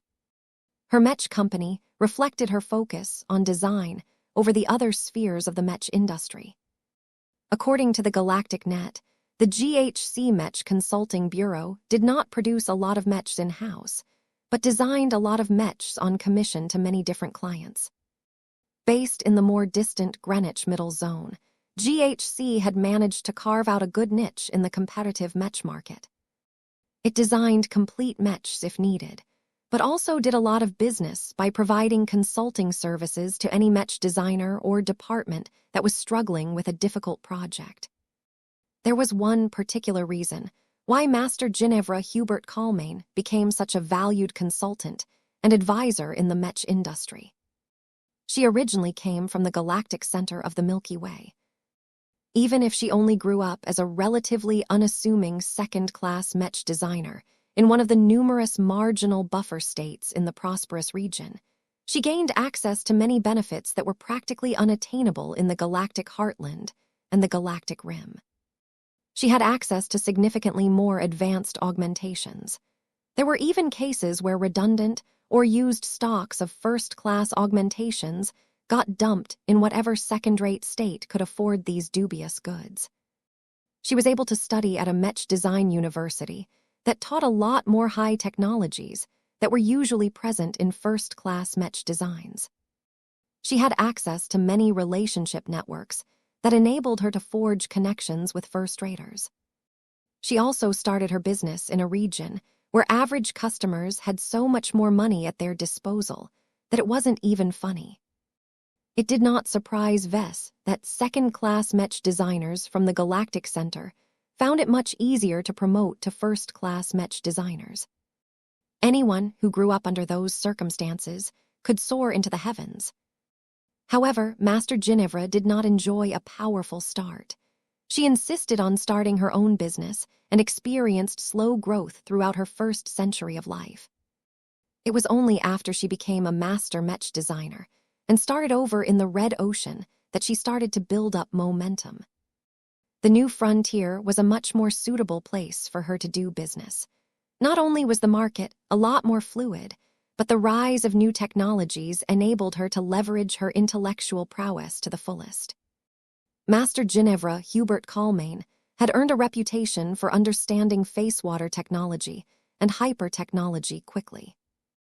She increased her proficiency in these new and exciting fields so quickly that she purportedly managed to construct her own unique comprehension that better utilized their properties. This was why she became a successful consultant. Many other Mech designers with busy schedules simply did not have the time to study face-water technology or hyper-technology to the same extent. It was much better to hire a consultant that could solve specific design problems that were intimately related to the new technologies that introduced a lot of new and unfamiliar paradigms. In any case, it was not just her learning ability that enabled her to stand out in this day and age. Her design philosophy also became a lot more relevant during the last 2 Mech generations. It was rather interesting to Vess that Master Ginevra originally settled on a class Roman 8 design philosophy that was not too relevant when she started out roughly 150 years in the past. She chose to dedicate her entire career to exploring the field of exotic energy conversion. Exotic energy was not an unknown concept during the age of Mechs. Humanity had already developed an extensive degree of familiarity with the basic and fundamental types of energy. Many different human technologies made ingenious use of thermal energy, kinetic energy, gravitic energy, electrical energy, sound energy, radiant energy, and mechanical energy. Yet that did not encompass every energy type in existence. The universe was far more amazing than many humans could ever imagine from their limited perspectives. Many different aliens managed to harness the power of more exotic and unusual energy types. One of the more iconic examples in the previous age happened to be work-law energy. The powerful Alshar race was known to eschew a lot of technology because it was mostly redundant to these powerful beings. This large and potent avian race could fight and travel faster than light by relying on their own bodies alone. They could accomplish so many more feats that they were practically the opposite of a tool-using race. The Alshar were probably the closest equivalent to body cultivators in the modern era of the Milky Way galaxy. Yet it was exactly because the Alshar developed so much pride towards their own abilities that they never escaped its shackles. The Alshar constantly underestimated the power of technology, and that ended up being one of the root causes of their defeat at the hands of humanity. In any case, Vess developed a greater interest in the former resident of the Galactic Center as soon as he found a list of the exotic energy types that she had managed to harness over her long career. One of the entries just so happened to mention work-law energy. Even though the sleuths on the galactic net only managed to ascertain that she had implemented in only a couple of experimental Mech designs. That was already remarkable in itself. Vess did not really put a high priority on finding a cooperative scientist that could help him make use of work-law energy in a more systematic manner. However, now that he had coincidentally gotten in touch with a Mech designer who happened to work with work-law energy in the past, how could he possibly let this opportunity slip from his grasp? He made sure to project a polite and friendly demeanor towards Master Ginevra Hubert Calmain. It was as if he regarded her as a friendly acquaintance rather than a rival and an opponent. "Welcome back to Foca Arena, Master Ginevra." Vess greeted the stately-looking woman while extending his hand. "I look forward to seeing how your Montebra model shall fare against my Fey Fianna. Your new drone Mech model presents an interesting challenge to my new Lancer Mech model," the older woman said as she accepted the handshake. "I reckon that this challenge match will end much sooner than the last one. Lancer Mechs are kind of all-or-nothing machines." "Is that what you think?" Master Ginevra raised her eyebrow as she directed a challenging look towards the younger Mech designer. "I have already mentioned to you that my Montebra GHCMQ3 model is capable of purging its armor so that it can acquire the characteristics of a spearman Mech.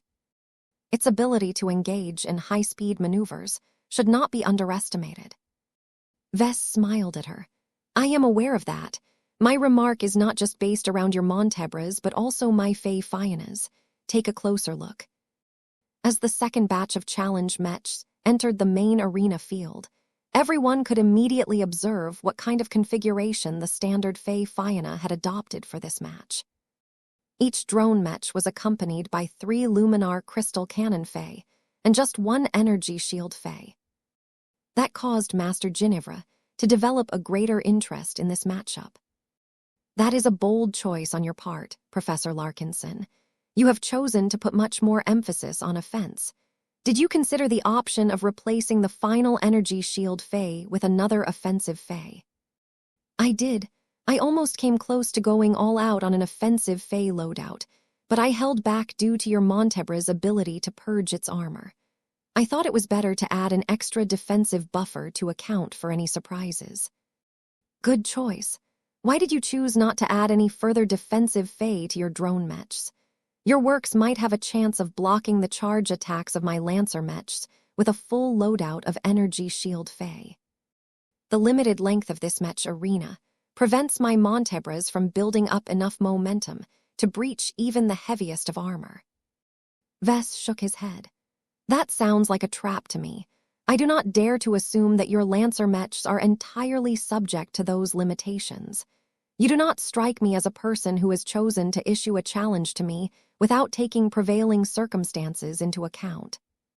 It is better not to bet on the possibility that 10 energy shields stacked together can block the charge attacks of 2 Lancer Mechs."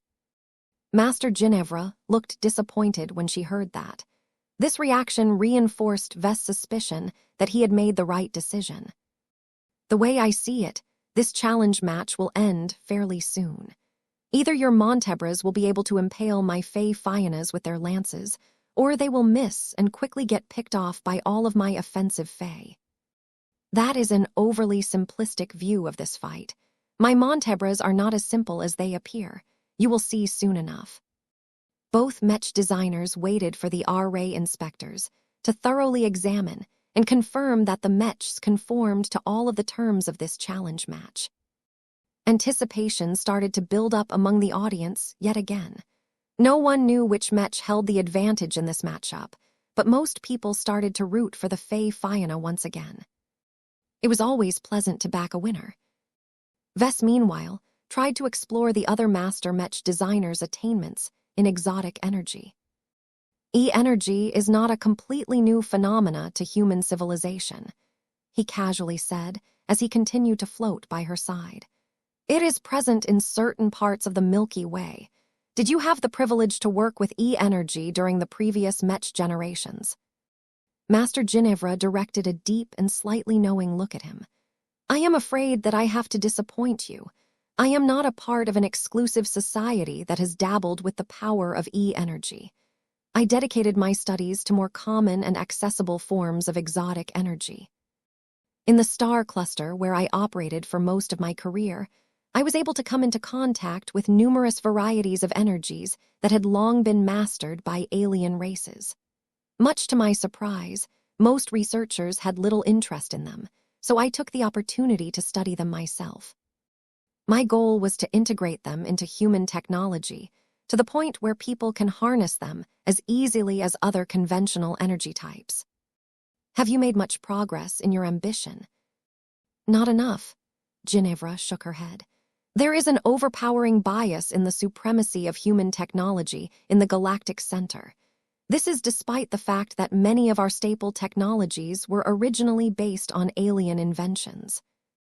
I have been working against these contradictions for most of my life.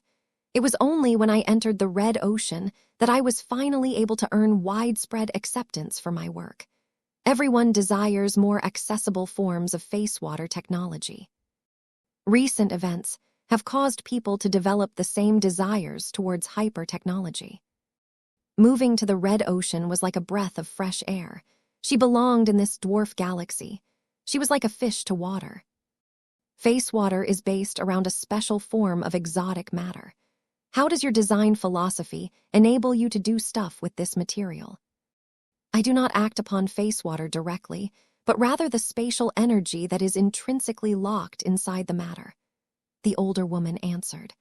The line between energy and matter tends to blur when the former is more exotic in nature. The distinction is not as absolute as in other cases. I think I know what you mean. Chapter 50, 558 Montebra. The inspections revealed no abnormalities or rule violations. The Mechers cleared all 4 Mechs for action. As the two teams split up and positioned themselves at opposite ends of the Mech arena, everyone looked forward to witnessing a different kind of fight from before. The second challenge match only involved 2 Mechs on each side. Most observers had become a lot more familiar with the Fey Fianna by now. They had watched Vest's presentation the day before and also witnessed the drone Mechs winning a tough and exciting match just before. The drone Mechs already proved its capacity to fight and win when the odds were against their favor. The standard Fey Fiannas might be a bit on the expensive side, but they made up for it by offering a compelling combination between flexibility and hard combat power. Even a single Fey was powerful in itself. It was only a fraction of the size of a Mech, but could fully reproduce one of the functions of the latter. Whether it was offense, defense, mobility, or utility, the Fey Fianna could excel in any of these areas depending on what sort of Fey accompanied the main body. The only major shortcoming aside from its relatively high upfront price of 3 MTA credits per copy was the lack of Fey models. Vess had not spent much time on designing enough varieties of Fey to satisfy the needs of every potential customer. This was why the LMC launched the Fey Shaper contest a short time ago. The incentives of this little competition should hopefully persuade enough people to earn a living by designing and selling more creative and diverse Fey types. It would have been handy if Vess had more Fey models at his disposal. His Fey Fiannas could have won the last match a lot easier if they had access to an offensive Fey that was aligned with the wood element. It didn't matter too much, though. The previous challenge match had proven that elemental disadvantages were not decisive.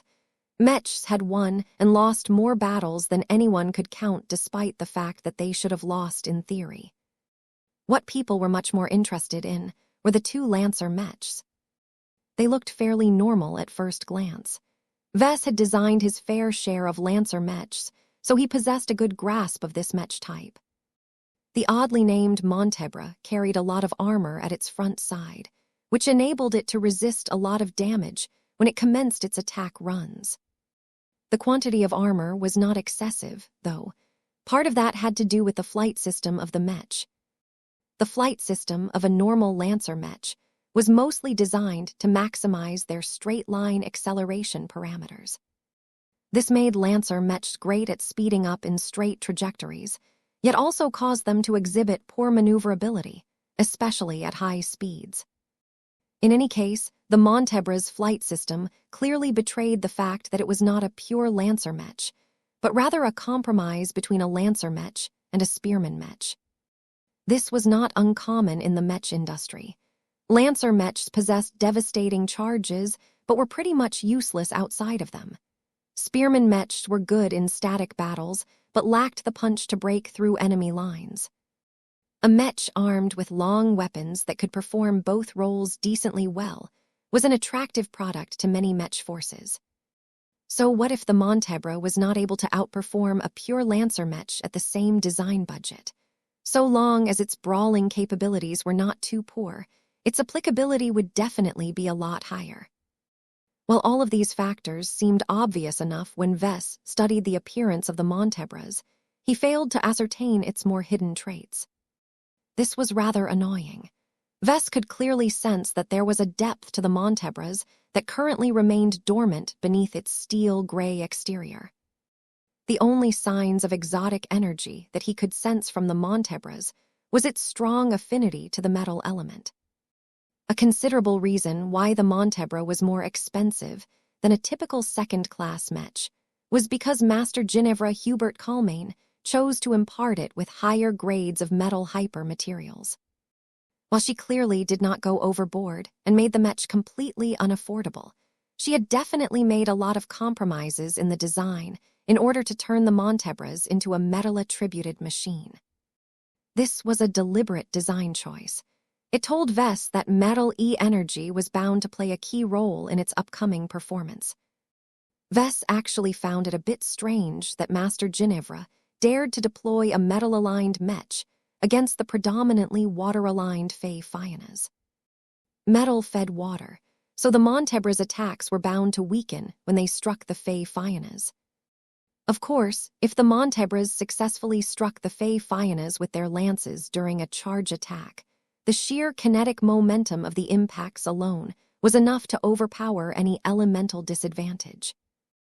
Vess did not have the capital to say that these elemental relationships could decide the outcome of battles. The previous match had already disproven this assumption.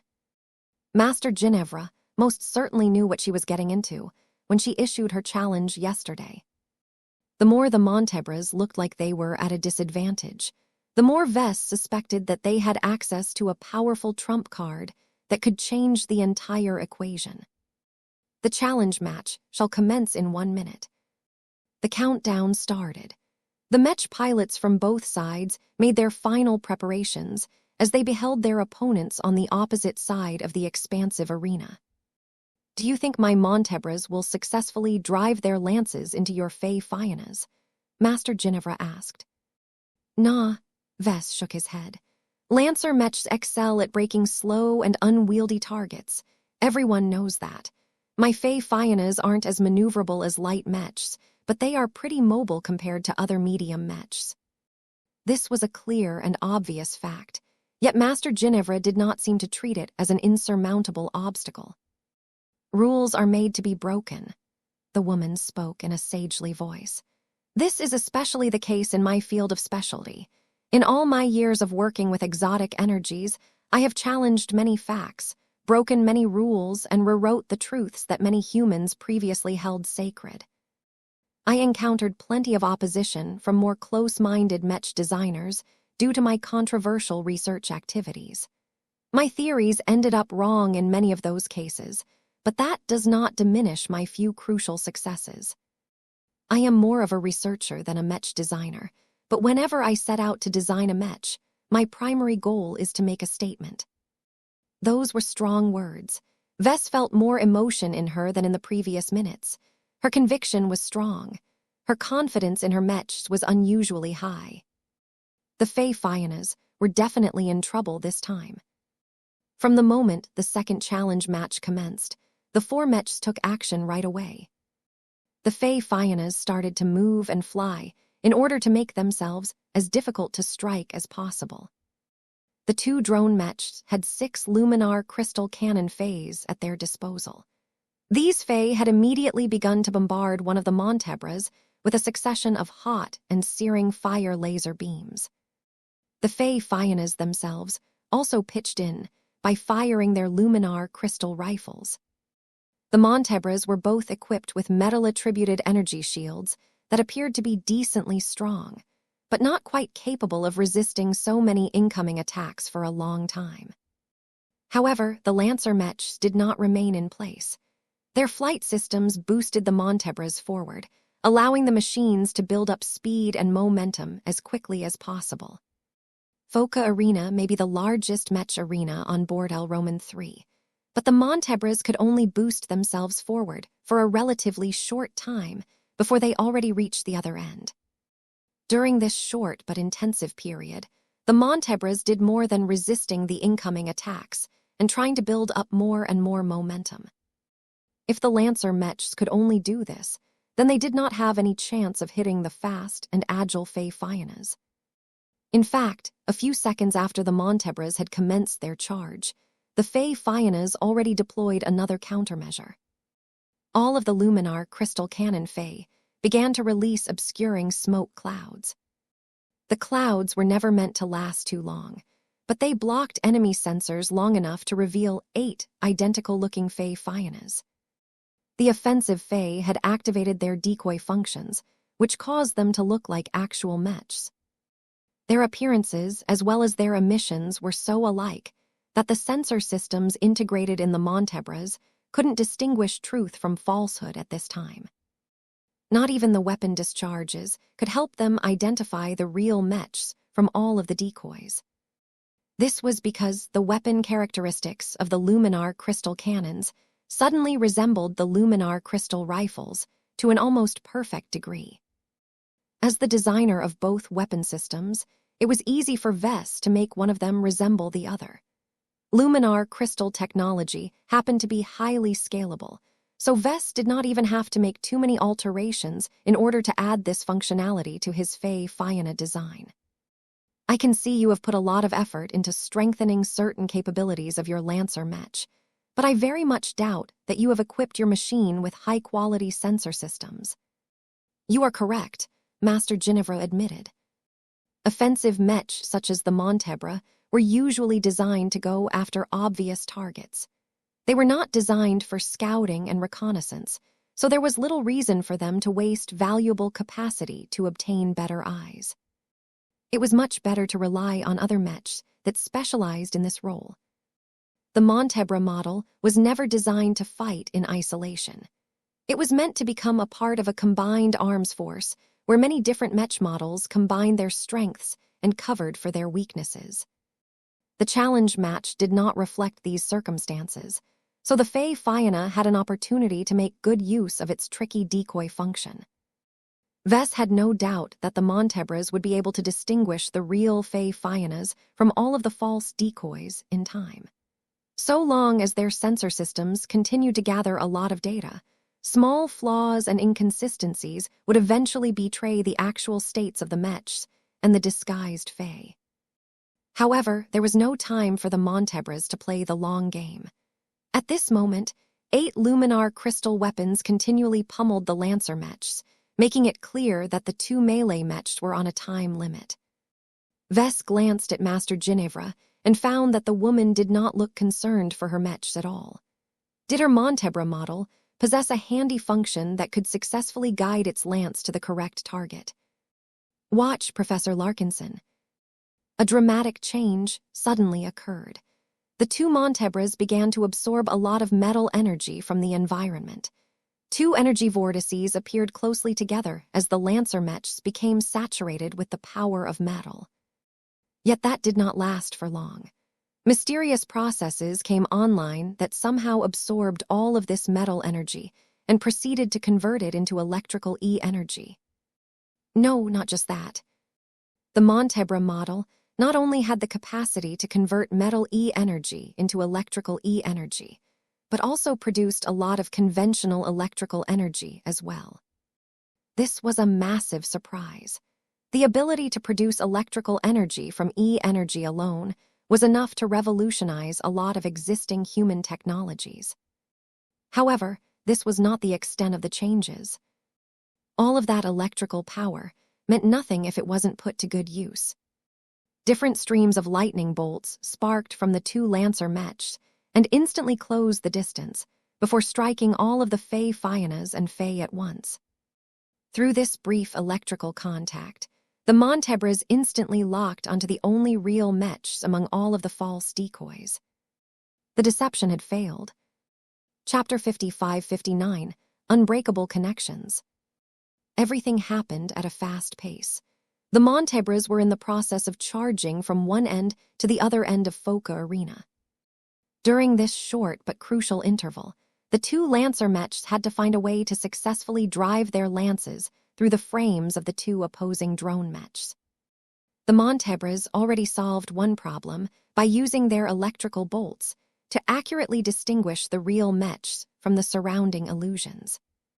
There was nothing wrong with the visual illusions and the false emissions projected by the offensive Fey. They had successfully fooled the relatively modest sensor systems of the Montebres, but they failed to take more physical detection methods into account. Illusions were ultimately false and intangible in the end.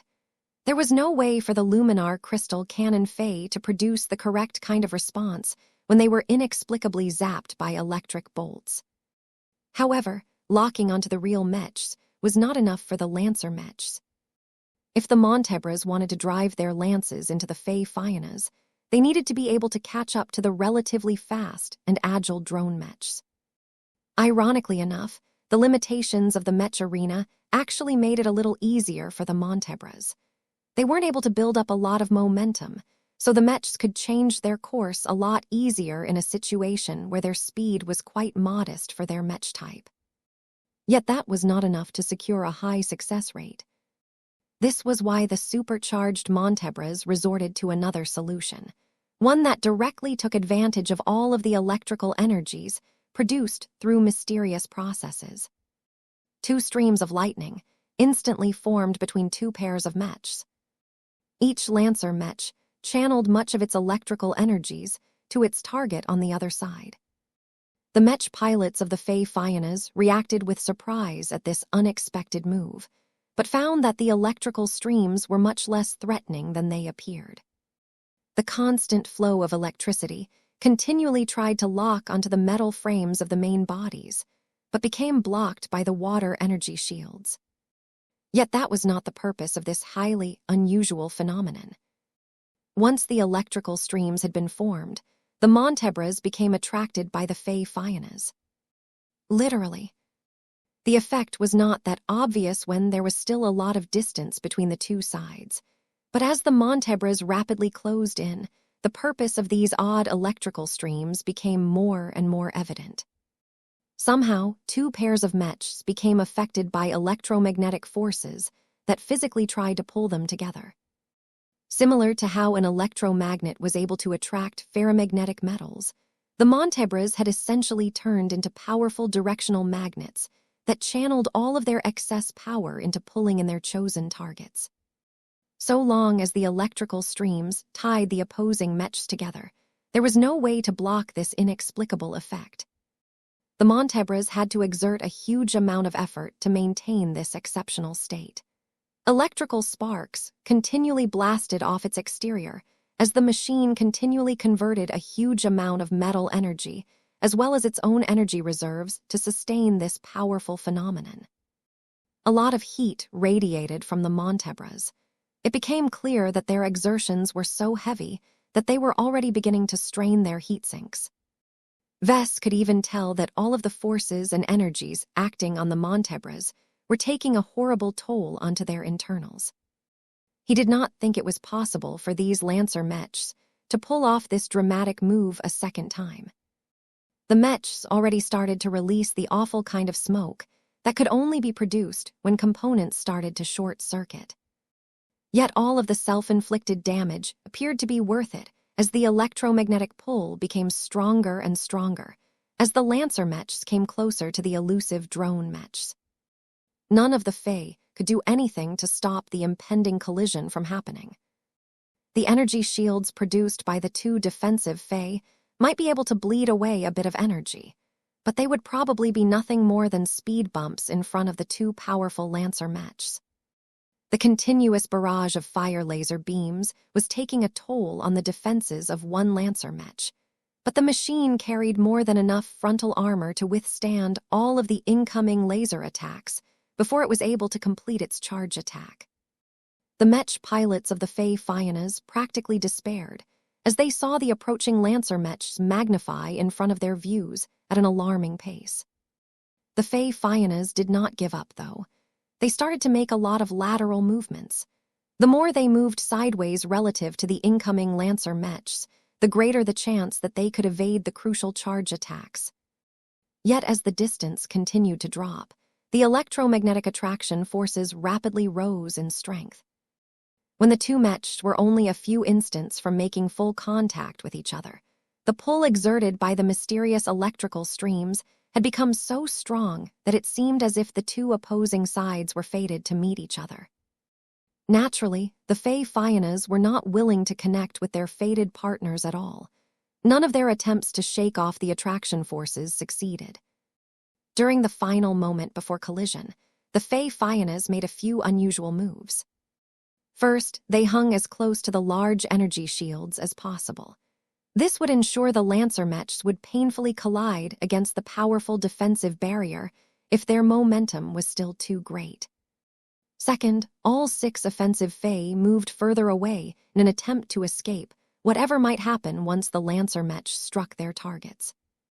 Third, the 2 defensive Fey overloaded their energy shield generators as much as possible.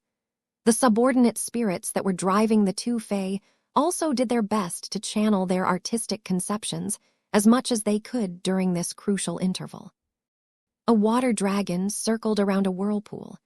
Both illusions put themselves in the middle of the electrical streams, causing them to crackle with lots of sparks, but utterly failing to break off the connections. Fourth, the Fey all removed their modular armor plates at once, causing them to expose their vulnerable internals. The modular armor plates rapidly gathered in front of one of the Fey Fionas, forming a thick physical shield over the Mech's torso that was made up of a surprising amount of layers.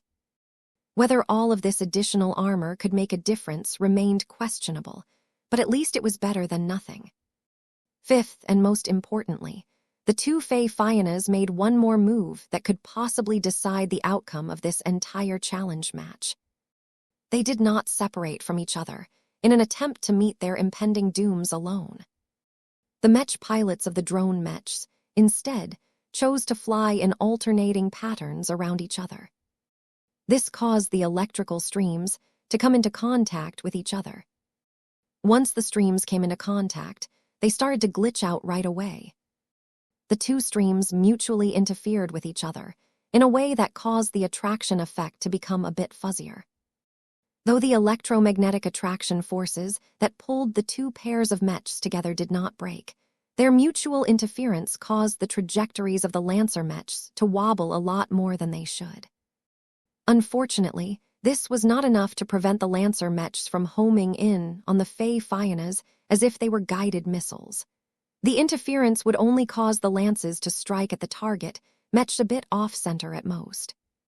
Everyone became gripped by suspense as the ultimate collisions were about to take place. At the final possible moment, the Fey Fionas made one more move before the lances threatened pierce through their torsos. The 2 Mechs met with each other and physically utilized their legs to kick at each other's frames, while at the same time trying to boost into opposite sides. This last, desperate measure caused both Mechs to make abrupt lateral movements that slightly helped to spoil the aim of the incoming Lancer Mechs, but only to a small extent. Boom, boom. A rapid succession of loud crashing and collision noises ensued as both Montebras succeeded in driving their spears through the Fey Fionas.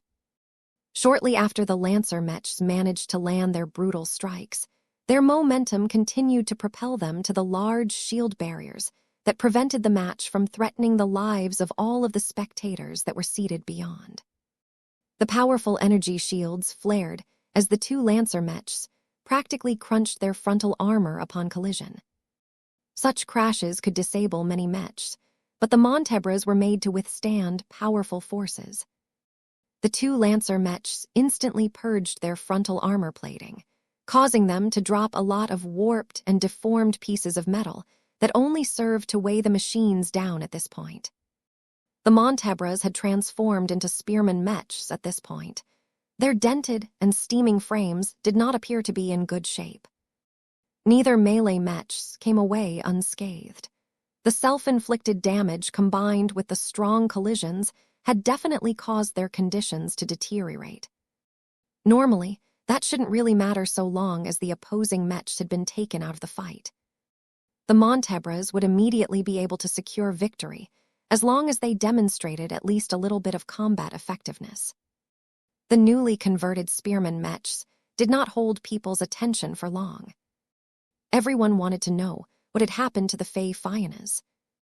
As the dust started to settle, two very different drone Mechs came into view. One of them was in much better shape than the other. The Fey Fiona that had received the additional protection of all of the modular armor plating of 8 Fey managed to survive this battle, if only barely. A large chunk out of its side had been torn away from the lance that still managed to pass through this section. The drone Mech in question experienced a lot of acute failures. Many of its systems malfunctioned, and a lot of emergency measures took place in order to contain and control the damage. The poor Fey Fiona's flight system sputtered as its damaged components were unable to produce enough thrust power to keep the heavily damaged machine aloft. The Mech made a haphazard controlled descent in order to reduce its burden. The other Fey Fiona did not fare as well as its sibling. Without the protection of additional modular armor plating, the Montebra that charged into its direction struck with its lance with considerably greater force and direction.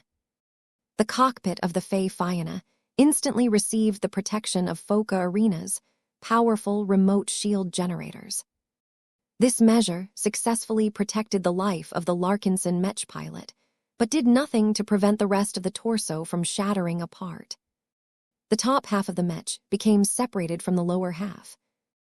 Both halves fell onto the arena ground, in the midst of another shower of small metallic debris. The 4 naked Fey that used to be connected to the destroyed drone Mech seemed to lose direction and entered into standby mode. The second challenge match had taken a turn that few people could have imagined. The two Montebras successfully managed to complete their charge attacks. They undoubtedly paid a heavy price to secure this outcome, but the melee Mech still remained in fighting shape, if a bit reluctantly. In contrast, the sole remaining Fey Fiona left in the fight was barely hanging on. The inability to fly severely restricted its mobility. The remaining damage to its torso also damaged many of its other systems, causing it to look as if it was a mechanical zombie that was on its last legs. Well, Vess belatedly spoke up after he witnessed this dramatic result. Your Montebras have certainly broken the rule that Lancer Mechs cannot strike agile targets. This is quite a surprise. Chapter 55, 60 The Temp Mechanism. The Montebra GHCMQ-3 clearly wasn't ready for prime time. The Mech appeared to be well-designed and polished from the outside, but now that it had completed an incredibly intensive charge attack, it had exposed a lot of flaws and shortcomings. Whatever electromagnetic wizardry enabled it to form an unbreakable lock onto a target Mech, the extreme measure clearly hadn't been designed for a Mech of this caliber. The fried components, the obvious reduction in fluency, the shaking limbs, and many other indicators showed that the two Montebras had paid a heavy price to deliver their most powerful killing blows at their targets. It worked, more or less. Though one of the Fey Fionas managed to blunt the force of the incoming lance by making use of the sum total of all of the modular armor plating attached to all of the Fey, the powerful electromagnetic pull had been at its strongest when the distance between the two Mechs had shrunk. This enabled the Montebra in question to muster up enough force to deliver a crippling blow to the Fey Fiona. Now, the main body in question was barely holding on to its remaining functions. The torso was a critical element to any Mech. So many energy cells and other important components had been ripped away from the machine. many of the adjacent components became affected by all of the damage as well. The Fey Fiana's degree of compartmentalization was not high due to its slim build, and its redundancy was not that impressive either. The fact that it could remain standing after missing an entire chunk out of its side was already a technical accomplishment. Unfortunately, few people paid attention to the Fey Fiana at this moment. They had witnessed this Mech model plenty of times now, so the novelty had started to wear off already. The Montebres had become the latest highlight of the moment. Even in their damaged and diminished state, the spear-wielding machines still looked amazingly handsome and deadly. Electrical sparks continued to crackle off their dented Mech frames. The loss of all of their prior excess armor caused the machines to look a lot less bloated and a lot more proportionate. Combined with the strong electrical energies that continued to surge from the insides of the machines, the metallic machines gave the illusion that they were godly warriors that had been bestowed with the gift of lightning.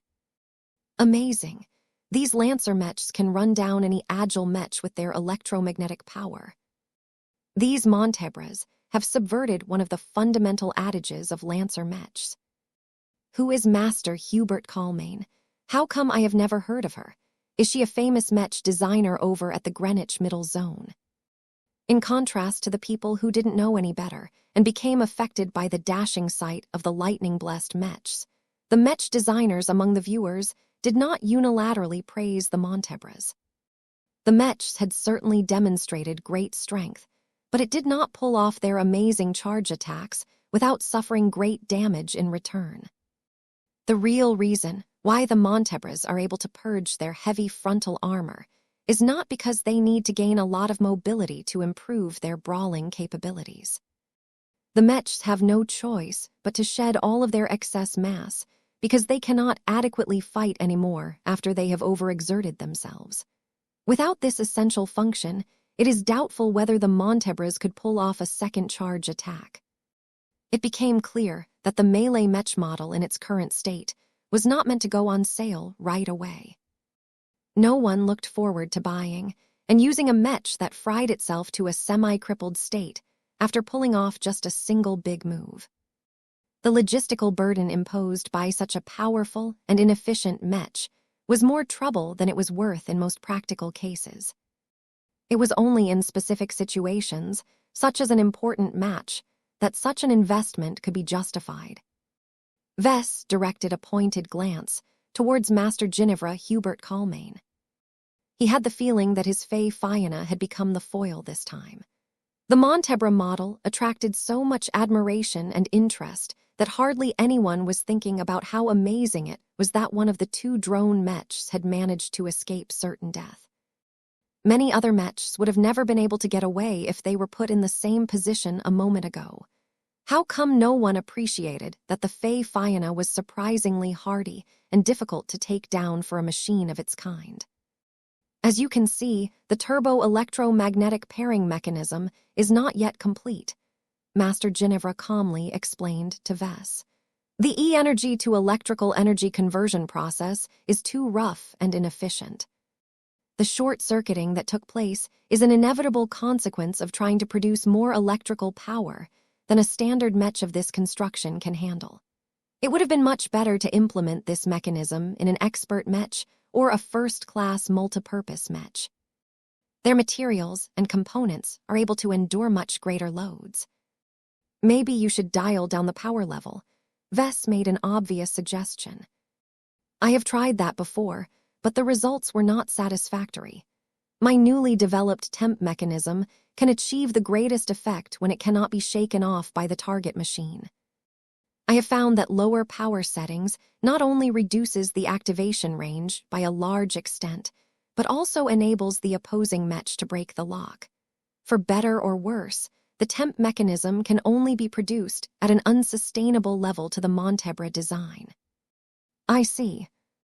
The Mechs in the field had begun to make their next moves. As the Montebres shook off the consequences of their brutal charge attacks and started to descend towards their final remaining target, the surviving Fey Fiana in the field took action as well. The machine took control of all 6 offensive Fae regardless of whether they were occupied by a subordinate spirit. The Fae did not have to be inhabited by an actual living spirit in order to be used. Every Fae Fianna possessed the capacity to commandeer orphaned Fae by relying on more conventional spur control mechanisms. The Mech pilot just had to take more direct control over the Fae that did not contain any living spirit. This was not a significant challenge to a trained drone Mech pilot that had already piloted a more traditional drone Mech like the Sparrow Storm in the past. Once the Fae Fianna took charge of all of the offensive Fae, the armorless machines immediately opened fire with their luminar crystal cannons. A salvo of 6 fire energy beams struck the Montebra that had incurred the greatest damage.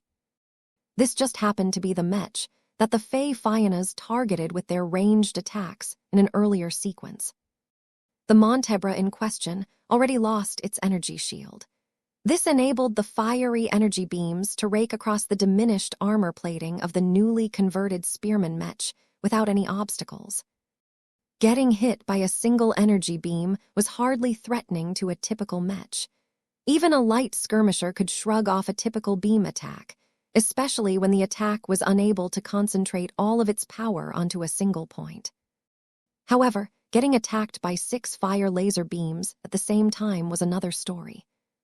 If the targeted Montebra had still been equipped with their full armor loadout, then it would have been able to endure a lot of salvos before anything serious happened. Yet now was exactly the time where the Spearman Mech was at its most vulnerable. The Fae were relentless. They did not remain static, but obeyed the direction of a furious Larkinson Mech pilot and began to circle around the Spearman Mech's rear.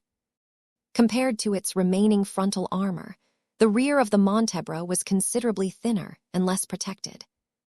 The luminar crystal cannon Fae did not attack the Montebra blindly, but purposefully tried to target its flight system, which not only happened to be particularly vulnerable, but had already incurred a considerable amount of internal damage due to the harm caused by the temp mechanism. How come the Fae Fianna is able to control 6 Fae all of a sudden? Wasn't its limit supposed to be 4 Fae? The Sparrow Storms can control up to 64 spurs. What the Fae Fianna is doing is hardly a challenge. 2 of the Fae aren't as accurate and responsive as the rest. It is clear that there are shortcomings to controlling more Fae than the recommended limit.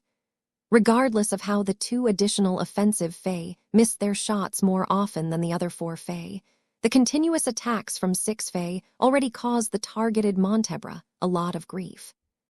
Without the benefit of an energy shield, the Montebra had no means to block the incoming shots from melting and vaporizing the crucial components that were responsible for granting flight capabilities to the Spearman Mech. At a certain point, the rapid buildup of damage ultimately triggered a small explosion that completely disabled an important subsystem of the Spearman Mech. The machine descended at a much faster rate than before because of the sudden loss of lift capacity. Crunch. Though the machine did not outright crash onto the ground, its damaged legs groaned and cracked in a few places as it clearly made a rough landing. The offensive Fae did not relent in their attacks. They were like sharks who smelled blood. Now that the Montebra had lost much of its mobility, it practically turned into a sitting duck. The fire laser beam attacks continued to heat up the Mech. None of the electrical energies sparking from the Montebra offered any protection against the barrage of energy beams. The Mech's mobility had become so compromised at this time that it was completely unable to evade the attacks. Eventually, the fire laser beams managed to burn past the weak points at the rear and inflict enough crippling damage to the poor machine's internals that the Montebra ultimately shut down. What a quick takedown! The Montebra was already half dead after it had completed its charge. The Fae only needed to finish the job. Though the 6 offensive Fae had done a great job at saving a bit of face for the Fae Fianna, by the time they redirected their attacks to the other Montebra, it appeared that they were already too late. The other Montebra was in a much better condition. Its energy shield remained at half strength due to internal damage, but that was more than enough to withstand the firepower of the Fae Fiona's Luminar crystal rifle. The additional firepower of the 6 offensive Fae caused the energy shield to wear down much faster, particularly as the fire element possessed a strong advantage against metal-based defenses. Yet the spearman Mech easily managed to weather the storm long enough to land in front of the sole remaining Fae Fiona. Even as its weakened energy shield finally lost cohesion, the spearman Mech did not take notice of the fire beams raking its rear armor as it began to thrust its spear at the semi-crippled Fae Fiona. The drone Mech was in no shape to run or fly away. The only way for it to survive was to fend off the spearman Mech at close range. The Fae Fiona had shakingly attached its bayonet to the front of its rifle. As the first spear thrust threatened to poke through the gaping hole on the Fae Fiona's side, the drone Mech hastily attempted to deflect the attack. Crackle! When the spear made contact with the bayoneted rifle, the Montebra's remaining electrical charge suddenly spilled over to the Fae Fiona. This caused the latter Mech to endure unexpected shocks that induced multiple glitches and breakdowns of its damaged and vulnerable internals. The Fae Fiona briefly lost the ability to move. Though the Mech's emergency measures worked hard to restore its functionality, the Montebra took full advantage of the opening and made a sharp thrust that poked straight into the exposed internals of the drone Mech. Boom, boom, boom. Numerous secondary explosions erupted from the Fae Fiona's interior. The Mech finally couldn't take it any longer and completely collapsed, as it was unable to recover from all of the excessive damage. The arena's defensive measures made sure to protect the life of the Larkinson Mech pilot, but they did nothing to save the Fae Fiona itself from ruination. The Fae Fionas have lost the second challenge match. Chapter 55-61 Untapped Potential. It took a moment for the audience to realize what had happened. The Fae Fiona lost against the Montebra. This almost broke their cognition. After all, the Fae Fiona had continually produced one success after another. The drone Mechs exhibited so much strength and versatility that they looked as if they could defeat any adversary. For them to lose against a pair of Lancer Mechs was perplexing. The Montebras are so cool. The audience clapped and cheered in order to express their appreciation for the winner of the second challenge match. Even though the Montebras exhibited major flaws and shortcomings, they didn't seem to matter as the Mechs managed to defeat the Fae Fionas for the first time. The sole Mech that still remained operational looked like it was close to collapsing. The damaged machine was in a deplorable state, and the uncontrolled discharges of electricity obviously did not do its longevity any favors. Nonetheless, the Lightning Warrior looked incredibly dashing to many Mech pilots. This kind of all-or-nothing Lancer Mech satisfied one of the most primal needs of humans. As an army of bots and other facilities started to clear the arena ground of any wrecks and debris, Vess had eventually come around to the fact that his works had failed for the first time since their reveal. The Fae Fionas had lost the halo of invincibility that graced them before. Vess was sure that this defeat would have considerable implications to the popularity and sales pattern of his Mech model. Fortunately, the Fae Fionas managed to leave a good impression during this match. Vess had no doubt that they could have won this match so long as the other Fae Fiona managed to surface the charge attack as well. The additional machine could have bought more time for the Fae to finish off both enemy Mechs. Alas, it was not to be. The Montebras had won the second challenge match fair and square. Once the R-Ray supervisors officially recorded this result, Vess let out a deep breath. He did not like to lose, but he could accept this outcome. Fae Fionas did not lose in an ugly fashion.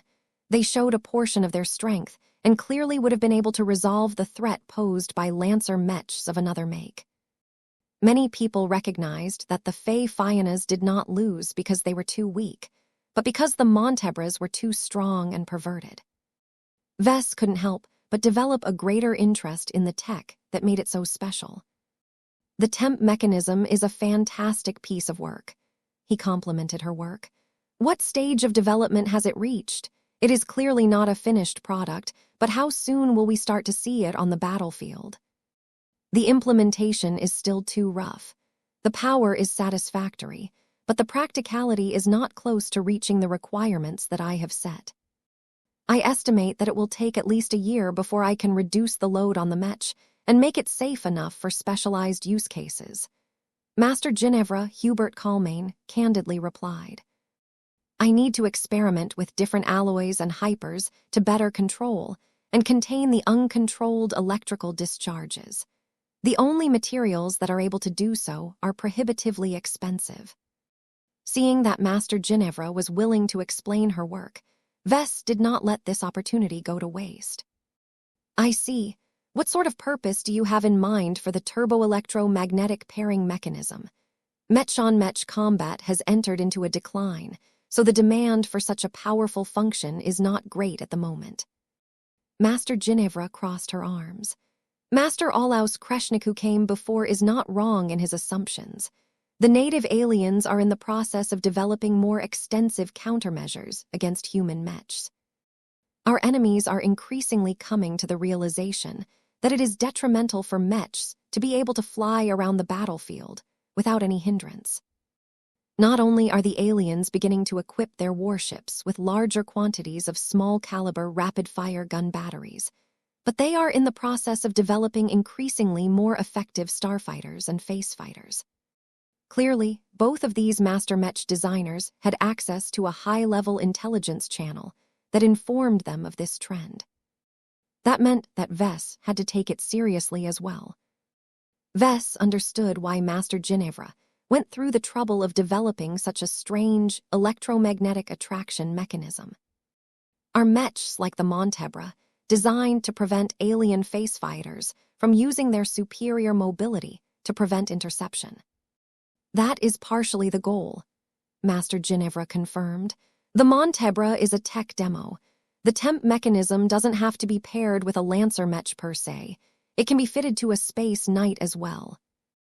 I am still considering whether to complete the development of the Montebra or shelve the design in order to revise the temp mechanism.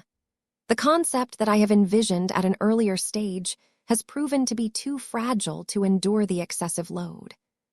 That sounded wasteful to Vess. He could not really bear the fact that the Fey Fianna lost to a mech that was not even a serious product. It became clear that Master Ginevra did not issue her challenge because she wanted to market an upcoming product like Master Kreshnik had done. Her motivations went much deeper than that. Though Vess was not able to guess all of her goals, he believed that she mainly wanted to increase her profile, attract more publicity to her Mech consulting bureau and her work, and attract potential collaborators who could assist in her research efforts. That last part was especially important. Master Mech designers increasingly had to work with other peers in order to fulfill more ambitious goals. A Mech designer who previously held a lower profile like Master Ginevra needed to show her strength in a more public setting in order to get taken more seriously by her peers. Vess was sure that numerous Master Mech designers became so attracted by her temp mechanism that they were planning to make contact with her in the coming days and weeks. He knew this because he was entertaining the same idea. Compared to all of the other Mech designers who were sitting far away, Vess happened to be floating next to the female master in question.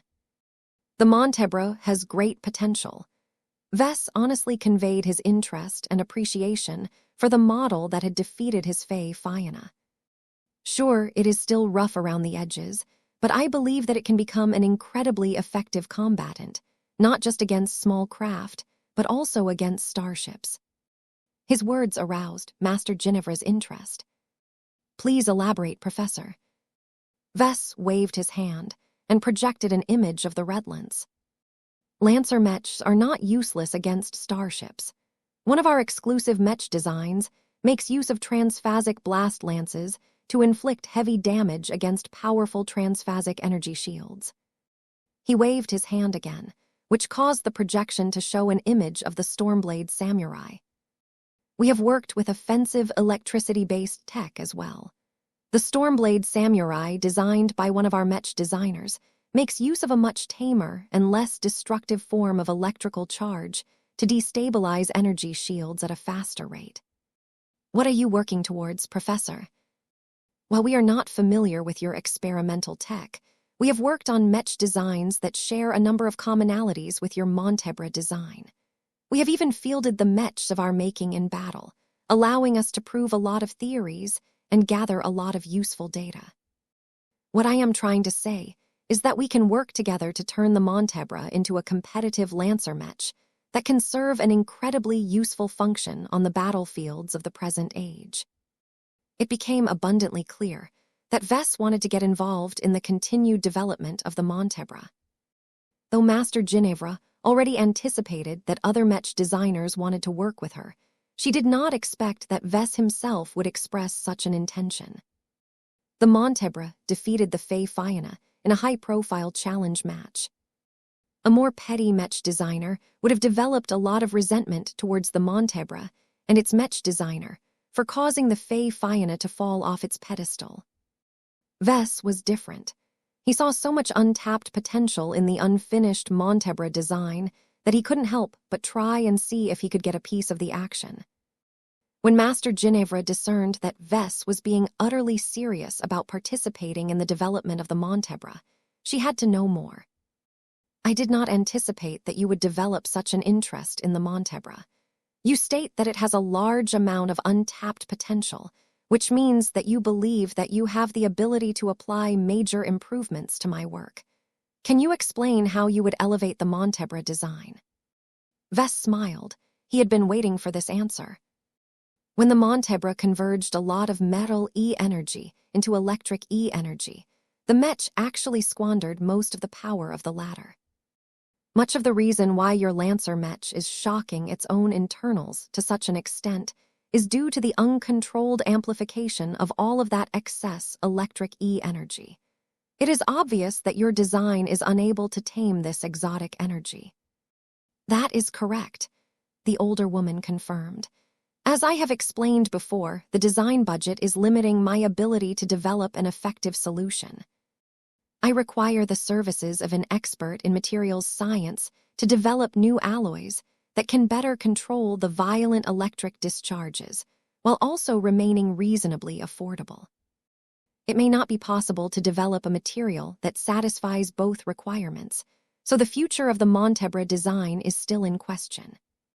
Even though it sounded as if Master Ginevra did not really value her Lancer Mech design all that much, how could a serious Mech designer discard her work so easily?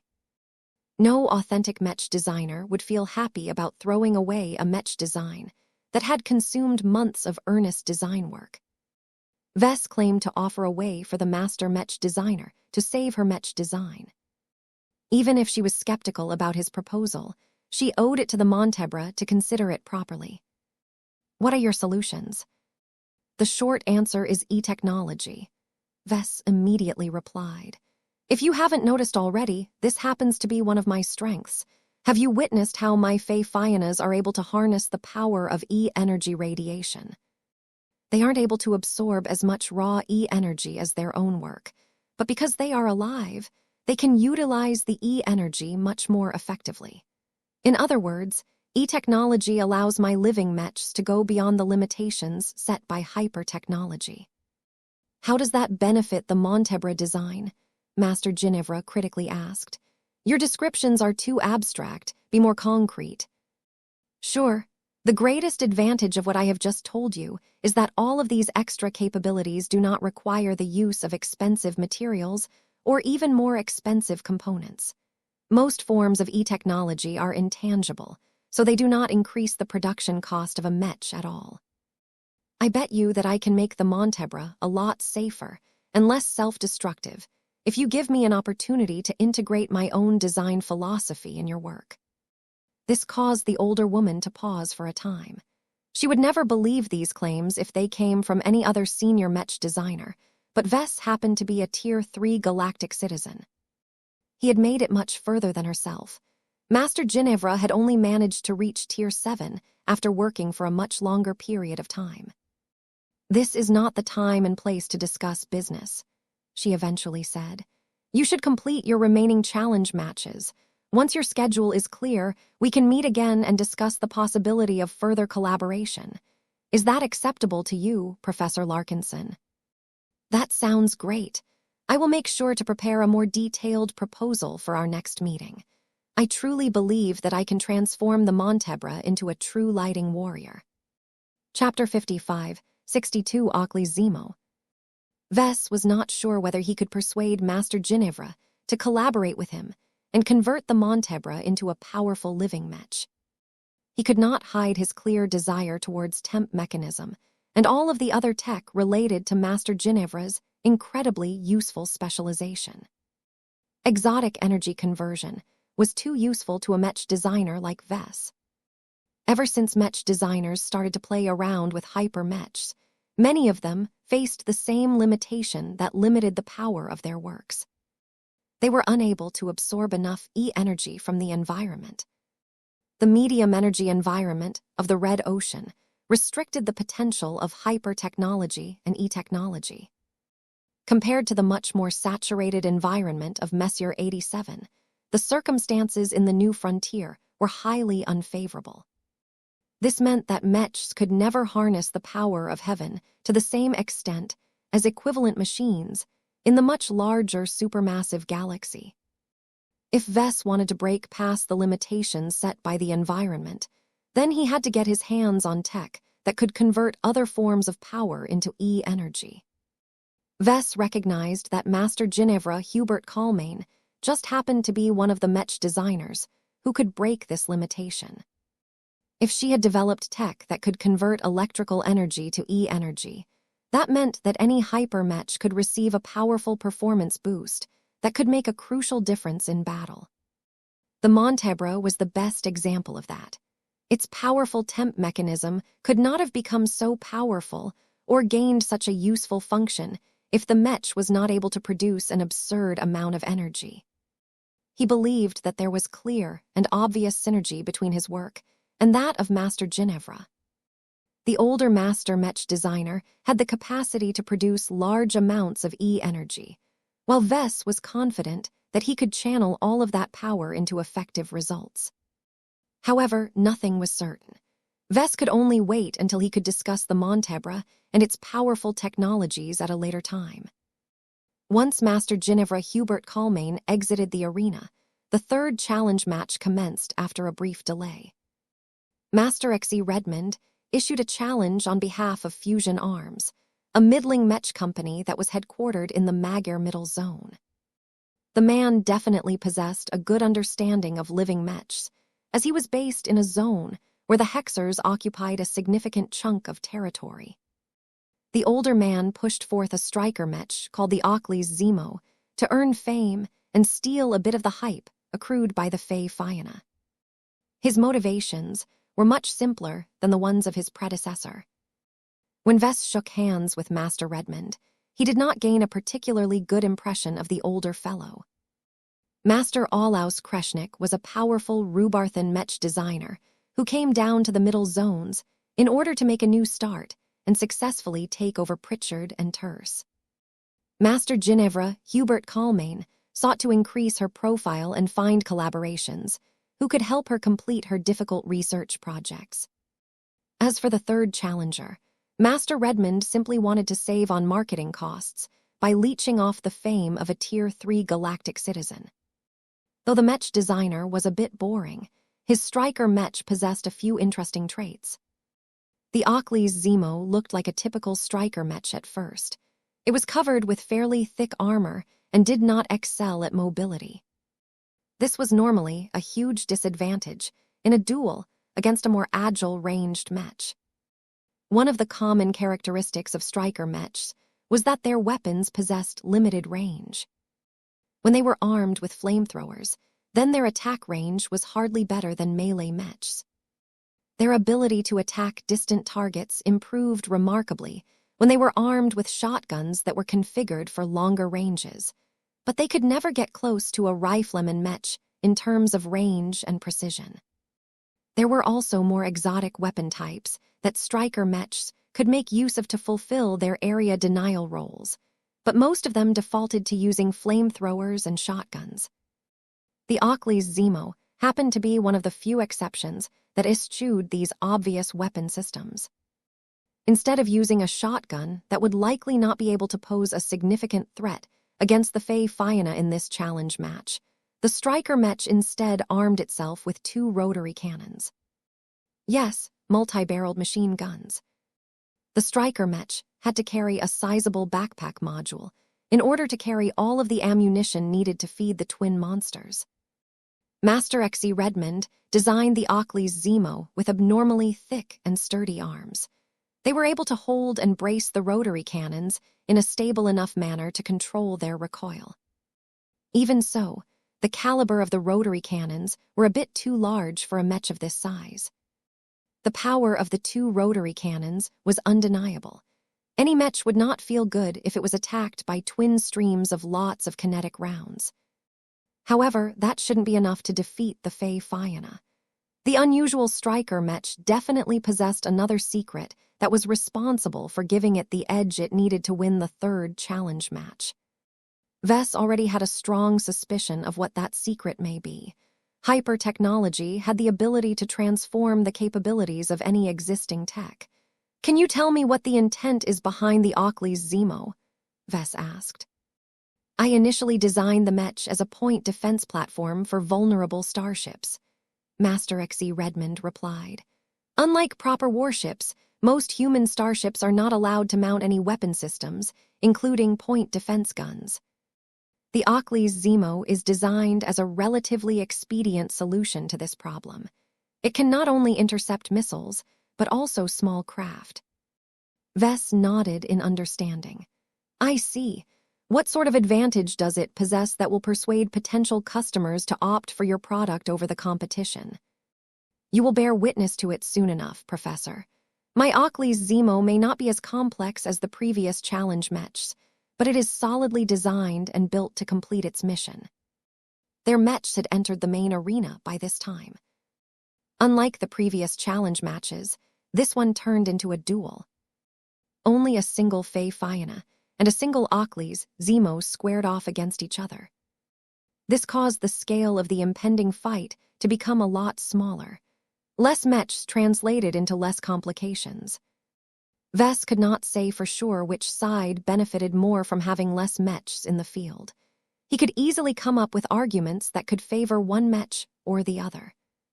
This time, the Fey Fianna that had been selected to fight against the striker mech possessed a loadout that consisted of 2 Luminar Crystal Cannon Fey and Energy Shield Fey. The balanced loadout granted the Fey Fianna with decent defenses, but not that much of a punch. The danger in using this loadout was that it might not be able to resist the continuous attacks of the 2 rotary cannons long enough for its offensive Fey to breach the defenses of the Oakley's Zemo. However, Vess was pretty confident in his work. The Luminar Crystal Cannon Fey had proven their competence several times. They could always break down the defenses of a target as long as they were allowed to fire their weapons long enough. The key was how the Fey Fianna intended to approach this tricky fight, and how quickly the Fey could crumble the defenses of the Oakley's Zemo. The countdown started. After a minute had passed, the 2 mechs immediately exploded into action. The Oakley's Zemo did not do anything fancy. It simply braced itself onto the arena floor and began to open fire right away. Rat-tat-tat-tat-tat. The firing rate of the rotary cannons was so high that the 2 weapons produced loud whines that seemed to overpower every other noise in the arena. Bright tracer rounds allowed the observers to clearly track their blazingly fast trajectories as they crossed the length of the arena and struck the Fey Fianna's energy shield. The energy shield shook and flared immediately as it came under heavy strain. There was no way that it could last too long under all of this concentrated fire. The 2 energy shield Fey soon flew closer in order to relieve the main body and resist a part of the attacks.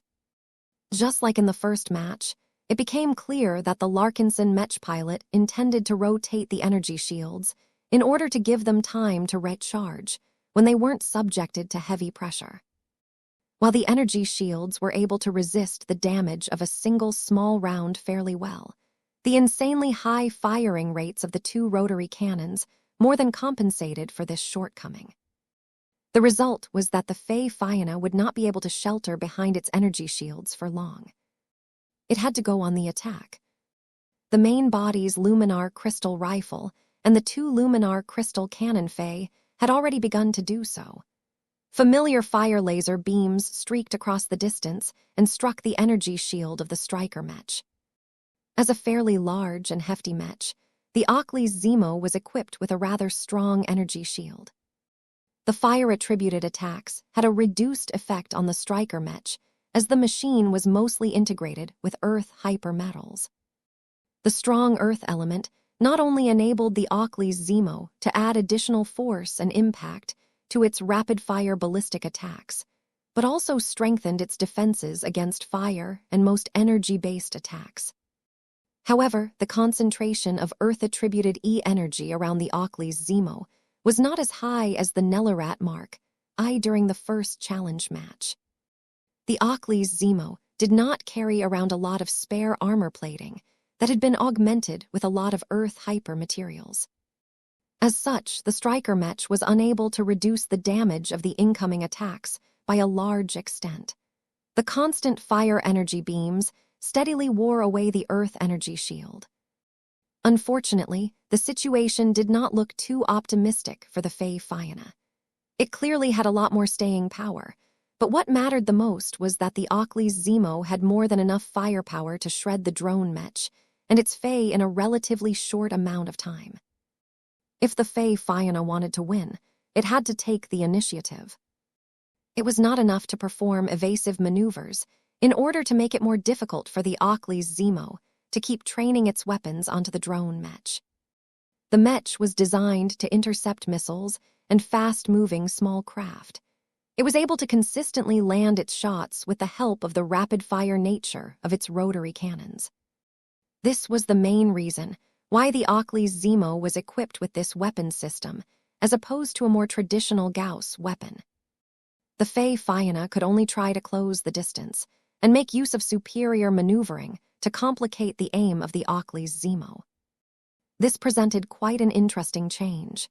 During the previous challenge matches, it had been the opposing Mechs that charged towards the Fey Fianna. The fact that the Fey Fianna had to make a proactive move meant that the Mech was most definitely in hot water. As the main body advanced, its Fey continued to stick close. The Mech pilot had thought about splitting up its Fey into two groups and command them to advance separately, but that would just turn them into easy targets against the deadly firepower of the Ockley's Zemo. It was much better to keep them all close and rely on the shared defenses of the energy shields as much as possible. Those energy shields aren't going to last long. The Fey Fianna had only managed to make it past the halfway point, but the three energy shields at its disposal were already on the verge of breaking. Though the Ockley's Zemo had to fire its rotary cannons so quickly that their barrels already started to heat up, it was worth it so long as the striker Mech could quickly shred a few Fey apart.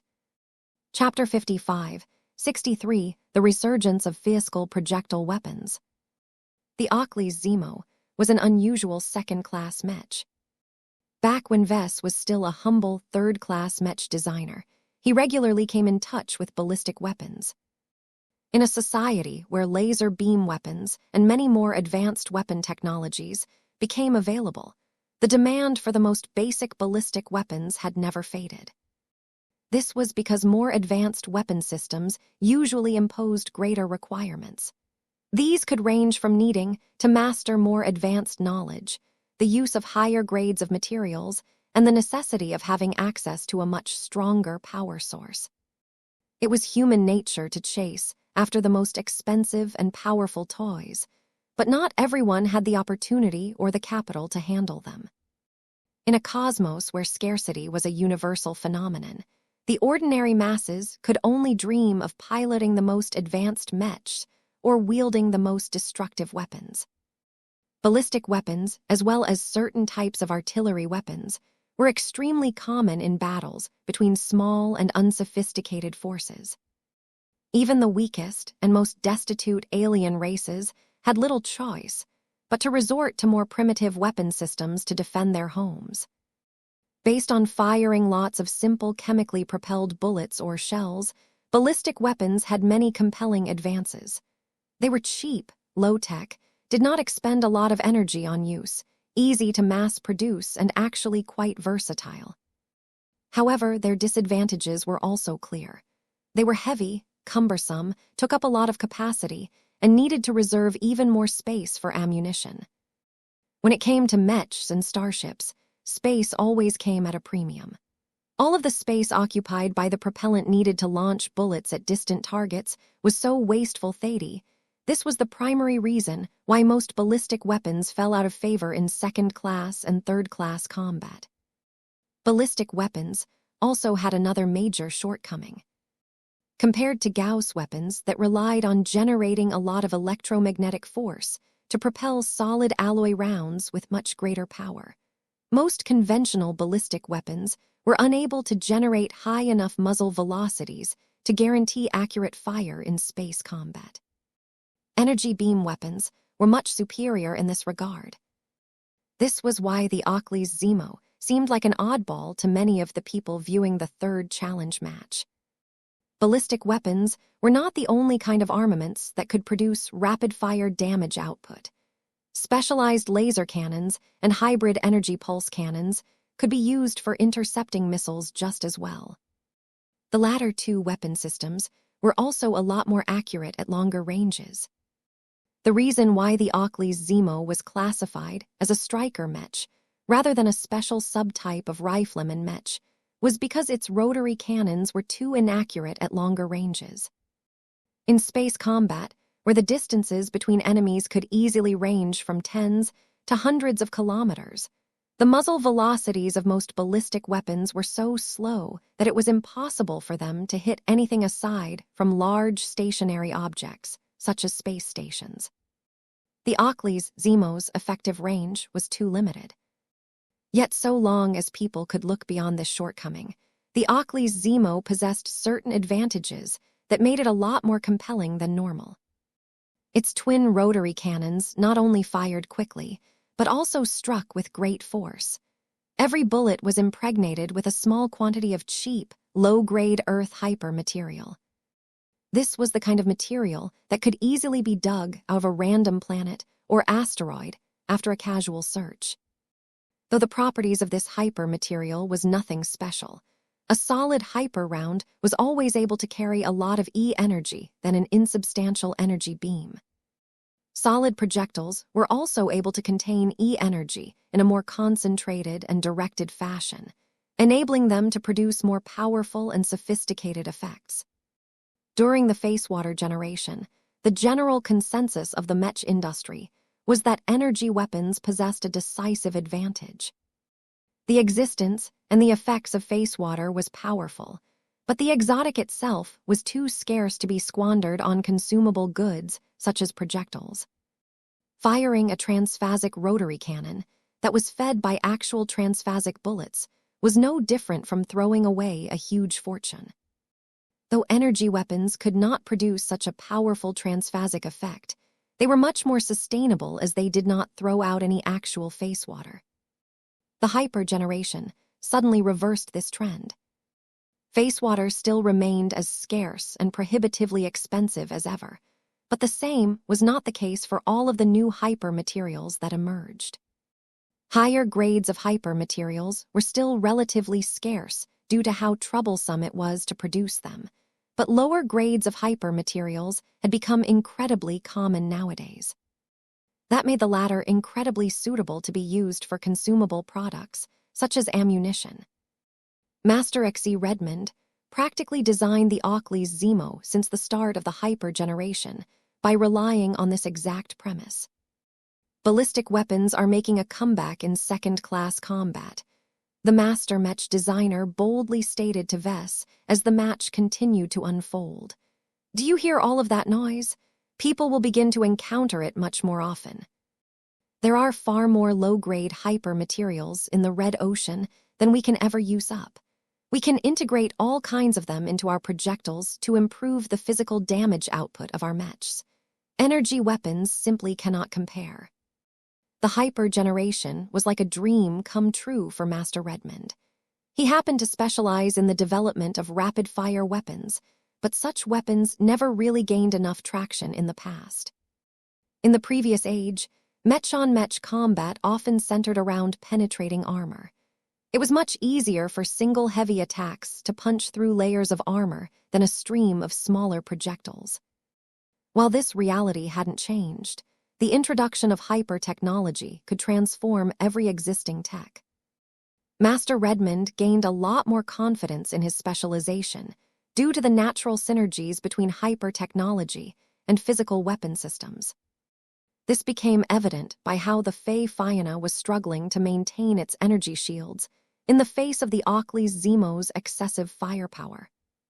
The rotary cannons continually spat out earth hyper bullets that stressed out the water energy shields of the main body, as well as the two defensive Fey, at an alarming rate. The Fey Fiona hadn't even managed to reach the other side of the mech arena, but already it was on the verge of relying on its adaptive modular armor system to withstand the storm of bullets. The fact that a weapons system that people previously regarded as weak and primitive could deplete the energy shields of the Fey Fiona and its accompanying Fey so quickly caused many observers to change their minds about ballistic weapons. Have ballistic weapons become so good all of a sudden? I wonder how much a magazine costs. If it is not too expensive, then it is more than worth it to pay this much money to wear down the defenses of our enemies at a faster pace. I do not know of any energy weapon at the same price range that can produce results as quickly. Where can I buy the Ockley's Zemo? A mech this good is a great deterrent against mechs and alien starfighters so long as they enter its effective range. More and more people became impressed by the enhanced impact damage of the earth bullets. If weapons such as the rotary cannons continue to perform well in other situations, then it was conceivable that much of the mech industry might choose to exchange their energy weapons for physical weapons. Vess did not entirely embrace the hype. As the leading developer of luminar crystal weapons, he had long developed a preference for energy weapons. He did not want to see his products losing value just because they were equipped with luminar crystal weapons. I don't agree with your premise, Master Redmond. Vess asserted his own position. Your ballistic weapons are strong, but there are many ways to leverage E-energy. Physical projectile weapons currently enjoy a head start because it is much simpler to enhance their firepower with hyper materials. Energy weapons are momentarily behind because it is clear that we need to develop a more sophisticated solution, but I have no doubt that the latter will catch up in time. It is good for you to feel confident, but the development of hyper-ballistic weapons is not stagnating at all. The older mech designer gently admonished Vess. I am in contact with numerous like-minded mech designers such as myself. Each of us recognizes that we have a golden opportunity. Only by setting aside our rivalries, sharing our research and collaborating together, can we change outdated biases and preferences of the customer base. That was a considerable undertaking. Vess became impressed by Master Redmond for the first time. The man was truly passionate about the superiority of hyper-ballistic weapons. It was a pity that Vess did not quite agree with the other mech designer. Vess did not like ballistic weapons because they imposed too many burdens on a fleet-based mech force. The ammunition needed to supply thousands of ballistic riflemen mechs was astronomical. All of that would inevitably occupy a large amount of cargo space aboard starships. Producing them in larger numbers was also troublesome. Even with a fully fledged factory ship, such as the Spirit of Bentheim, the Larkinson would still be unable to produce the right bullets if it was lacking in many types of raw materials. Vess much preferred to work with energy weapons, because many of them only needed to be equipped with energy cells to keep them fed. This imposed a significantly lower logistical burden to forces such as the Larkinson Army. Expended energy cells could easily be recharged through any means in many different circumstances, so they were much more suitable for longer missions and deep expeditions. It was a pity that all of the logistical advantages that Vess valued so much did not translate into greater combat power. This was why the Fae Fianna looked like it was becoming increasingly more suppressed by the Ockley's Zemo. Bang, bang, bang, bang, bang. Once the last water energy shield succumbed from the twin barrages of the rotary cannons, the Earth bullets started to hammer the exteriors of the two depleted energy shield Fae at a blazingly fast rate. Already, dozens of modular armor plating rapidly deformed at the same time. Each modular armor plate was not that thick and tough to begin with. Though they were able to bounce individual Earth bullets with relative ease, once they started to get pummeled by 100 projectiles or ore, it became impossible for them to retain their integrity. Clink, clink, clink, clink. Broken plate after broken plate continually separated from the Fae Fianna and fell onto the arena ground in a distressing fashion. More and more modular armor plates emerged from less critical or exposed sections of the main body and its Fae, but the replacements wore down so quickly from all of the physical attacks that a new batch of replacement plates had to come in and take their place. In contrast to powerful rotary cannons, the 3 luminar crystal weapons of the Fae Fianna only managed to break the striker Mech's Earth energy shield after expending a lot of effort. Even then, the armor of the Ockley's Zemo was so good that they easily resisted dozens of fire energy beam strikes, while only incurring shallow damage to its thick frontal armor. It was unreasonable to expect that the Fae Fianna could breach the defenses of such a Mech by relying on its luminar crystal weapons. However, the Larkinson Mech pilot decided to shift his target from the torso of the enemy Mech to its rotary cannons. Several salvos of precise fire laser beams struck the twin weapon systems of the Ockley's Zemo. The resilience of the rotary cannon was quite high. Master Redmond was not stupid and made sure to construct the big and powerful weapons out of sturdier and more damage-resistant materials. As such, the laser beams only inflicted minor exterior damage up to this point. This is not enough. Chapter 55, 64 Rapid Fire. The match between the Fae Fianna and the Ockley's Zemo could be seen as a struggle between two different weapon philosophies.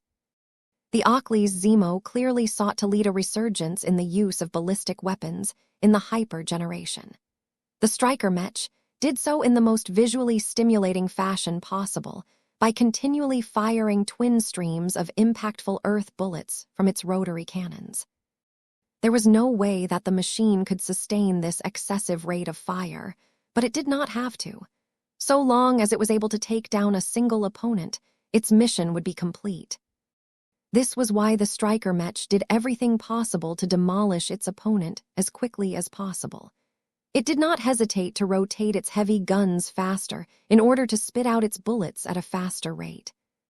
The rotary cannons would almost certainly have to be scrapped or undergo a complete rebuild after this match, but who cared? The benefits from winning this match was far greater than destroying a few measly weapons. Under the heavy firepower of the Ockley's Zemo, the Fae Fianna did not fare well at all. The constant bombardment of Earth bullets impacted dozens of armor plates so quickly that the adaptive modular armor plating system became overwhelmed by how many of them needed to be replaced. The excessively high firing rate of the twin rotary cannons also caused numerous bullets to squeeze into the weak points that briefly became exposed when the replacement armor plating failed to arrive in time. This caused the energy shield Fae to malfunction. Its flight began to falter, while its energy shield generator completely lost the ability to restore its charge. Numerous other systems began to falter in quick succession, as the initial failures caused the Mech to become much more vulnerable to follow-up attacks. Rat-tat-tat-tat-tat-tat-tat. Under the withering fire of two ruthless rotary cannons, the energy shield Fae became so overwhelmed that it began to falter and drop from the air just a few seconds after it had suffered internal damage. This was the most frightening aspect about rapid-fire weapons. Their lethality against softer and weaker internal components was unparalleled. So long as they could bypass all of the protective layers of a target, they could quickly wreak havoc inside. The premature collapse of one of the energy shield Fae caused the second one to withstand a huge amount of stress. The only saving grace was that the remaining modular armor plating of the downed Fae could still be leveraged to increase the damage buffer of the remaining elements, but only to a small extent. As the distance between the two mechs continued to decrease, the accuracy and the hit rates of the rotary cannons improved by a significant extent. This not only caused the Fae that was trying to block as many bullets as possible to deplete its defenses faster, but also caused it to suffer more internal damage as the adaptive modular armor system simply couldn't keep up with the accelerated accumulation of damage. Boom! An internal explosion caused the energy shield Fae to lose power and drop to the arena ground as well. Many people's hearts became chilled. The energy shield Fae might not be as tough as an actual mech, but their defenses were quite formidable for their size. The use of a water energy shield and modular armor plating could keep them alive for a long time, so long as the enemy did not employ any overwhelming attacks.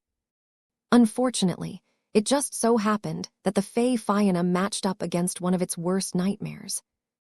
Kinetic weapons were fantastic at delivering burst damage, and it was clear that the extreme firepower of the Auckley's Zemo most definitely had the capability to overwhelm the defenses of the Fae Fianna. This reflected a crucial difference in fighting tempo. The Fae Fianna's configuration was clearly suited to slower and more drawn-out battles. It might not be the best at battles of attrition, but it was no slouch in them either. The Auckley's Zemo, on the other hand, relied much more on performing extremely well in the brief moments that counted. Since its initial purpose was to serve as a point defense unit for starships, it had to be able to spit out as many damaging rounds as possible in order to successfully intercept rapid missiles and shells in great numbers. Such firepower happened to work just as well on all kinds of spurs, including the Fae, which were even larger and easier to hit due to their greater scale. The downing of 2 energy shield Fae was bad news to the Fae Fianna. It only had a pair of Luminar crystal cannon Fae left, and their internals were even more fragile as they were never designed to serve as damage sponges. It would hurt the Fae Fianna a lot if it lost its 2 offensive Fae, but it was still better to sacrifice them than to lose the main body. More modular armor plating came loose from the latest wreck and desperately sought to block as many bullets as possible. At this moment, the main purpose of the Fae and all of the modular armor plates was to buy time for the main body to close the distance to the Auckley's Zemo. So long as the drone mech itself was able to get close enough to its adversary, the situation would completely change. The opponent knew this as well, so the Auckley's Zemo went all out in order to shred the remaining Fae, and finally the drone mech itself before they could ever get close enough. This is getting exciting. How many rounds has the Auckley's Zemo fired at this time? 10,000? 100,000? I bet it is over 1 million. What? How can anyone afford such a consumption? An entire mech company of these machines could bankrupt an entire mercenary outfit. I don't think the rounds are as expensive as you think. They look powerful, but it is mainly because of the hyper-tech stuff. Mechs that can do this kind of damage have become much cheaper in the latest mech generation. The Fae Fianna entered into an exceptionally dangerous state. Once it had lost its remaining 2 Fae, it would have no choice but to withstand the firepower of the Auckley's Zemo by itself. Its lack of hard defenses meant that it would likely be unable to last much longer than its Fae, especially now that the range had shrunk to such an extent. Yet all of the attacks launched by the Luminar crystal weapons were not in vain. Even though the Auckley's Zemo was so well armored that it could resist a lot of energy attacks without suffering any critical damage, The Fey Fianna had purposefully concentrated all of its energy attacks onto one of the rotary cannons of its adversary. The spinning barrels already started to glow red-hot after firing so many bullets, but the fire laser beams striking its tough and armored exterior caused the weapon chassis to heat up even further. Even though Master Redmond had designed the rotary cannons to withstand a lot of stresses, they weren't being used in a proper manner this time. The excessively high firing rate had already caused them to push their limits. Now that one of the cannons received a lot of excess thermal energy from an outside source, the weapon suddenly made an awful noise. Crack! The rotary cannon jammed. This was not supposed to happen. The abrupt loss of firepower disrupted the rhythm of the Ecclesimo. Even though the Mech possessed the means to unjam and restore the operation of its weapons to an extent, all of that took precious time. This was time that the Ecclesimo lacked. The pressure exerted by the striker Mech was no longer as overwhelming as before. The adaptive modular armor system of the Fey Fianna no longer became as harried as before, as the modular armor plates of the remaining two Fey did not collapse as quickly as before. This made all of the difference, as the entire armor system was much more able to rotate the armor plating without exposing any flaws or weak points. Of course, that still did not remove the threat posed by the striker Mech. Too many modular armor plates had already been pounded into scrap by all of the earlier barrages. The Fey Fianna needed to finish this match quickly before it lost all of its remaining usable protection. Fortunately, the Fey Fianna had crossed the entire length of the arena. Now that it had come close enough, the harried drone Mech intended to take revenge on the striker Mech. Fix bayonet. The Fey Fianna no longer fired its luminar crystal rifle, but instead took the time to attach a bayonet to its barrel.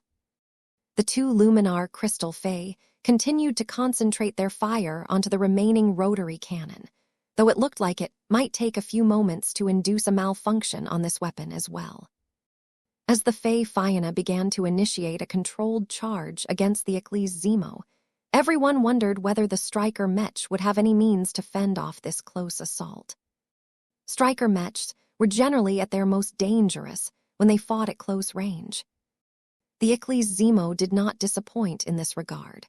While one of its arms continued to fire its remaining rotary cannon, the other arm had dropped the malfunctioned weapon and drew out a heavy mace that was saturated with earth energy.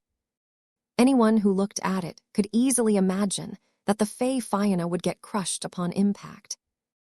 However, the Fey Fianna remained undeterred. It showed no intention to avoid contact and continued to charge forth, while its two offensive Fey continued to bombard the remaining rotary cannon with fire laser beam attacks. Yet just as the Fey Fianna was about to drive its bayonet through the Ecclesimo, it utilized its high maneuverability to change course at the last second and cause the striker Mech's mace attack to miss.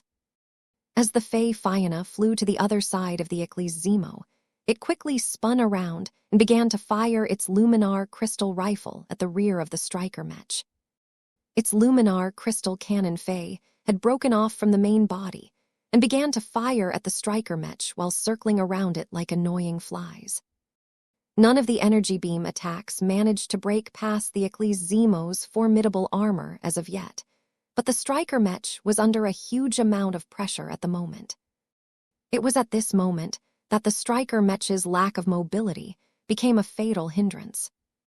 The Ecclesimo was too slow and cumbersome to catch up to the swift and agile Fey and drone Mech. Its mace became completely useless if the enemy did not take the initiative to fight up close. The remaining rotary cannon may pose a huge threat to the Fey Fianna, but the problem was that the Ecclesimo was unable to track any of the three fast-moving threats with its muzzle. This was especially the case when the Fey Fianna and its two Fey were circling around the striker Mech. The changes in firing angles were so great that the rotary cannon behaved in a similar fashion to the main gun battery of a battleship. The weapon was so big and heavy that it was not able to track fast-moving targets around its position. Of the thousands of bullets that the rotary cannon fired during this frustrating interval, only a few dozen managed to hit the Fae. This was far from enough to take them down. In the end, the Mech pilot of the Icles Zemo helplessly admitted defeat when the constant energy beam attacks finally caused its remaining primary weapon to malfunction as well. The Fae Fianna has won the third challenge match. The LMC's latest product line had restored some of its reputation. Chapter 55-65, Master Zelikwan. The third challenge match was certainly a close shave.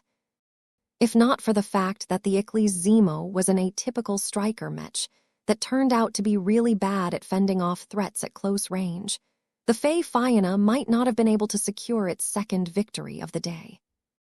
Good match. Vess smiled as he exuded evident relief from the favorable outcome of this match. If the rotary cannons of your mech did not jam so quickly, perhaps my Fae Fianna might not have succeeded in securing this victory. There is no need to belittle your work, Professor Larkinson. Your Fae Fianna model deserves all of the praise that it has received over the last 2 days. It is an honor for you to grant my Icles Zemo a chance to test its fighting ability against your work. Master Xe Redmond did not sound upset about the loss of his work at all. Though he did not manage to burnish his new mech model with a win against a powerful mech, its performance during most of the fight was good enough to impress many people. No one thought that the Icles Zemo was weak for using primitive and outdated ballistic weapon systems anymore. Though the rotary cannons exhibited numerous obvious shortcomings, they were exceptionally powerful at intercepting lots of ordnance and small craft at a certain range. There were numerous cases where such a striker mech could play a useful role. The mech also had another advantage. Despite being armed with 2 large firearms, the Icles Zemo was relatively easy to pilot. Mech pilots with lower aptitudes should easily be able to make themselves useful after they had gotten used to the striker mech. One Icles Zemo might not present a significant threat, but what about a dozen of them? What about 100 of them? The suppression they could exert was not small. Vess had certainly learned a few more lessons from this match. He became awfully disappointed at the Fae Fianna's poor showing against the Icles Zemo. His work was unable to last long against the firepower of a pair of low-tech hyper weapons. If this was the case, then enemies who wanted to make targeted measures against the Fae Fianna would just have to bring a lot more rapid-fire weapons in order to torment his mechs. Vess already started to think about how he could plug the weaknesses revealed in this challenge match. He was rather grateful for Master Redmond's challenge. If the man had not taken the initiative to send out his Icles Zemo, then Vess wouldn't have learned about this major shortcoming so soon.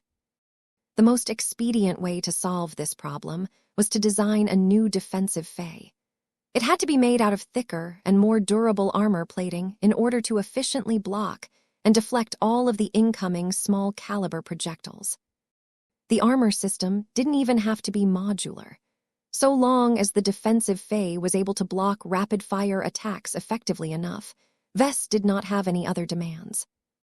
If the Fae Fianna that fought this challenge match had access to this specialized defensive Fae, then it would have never reached such a distressing state.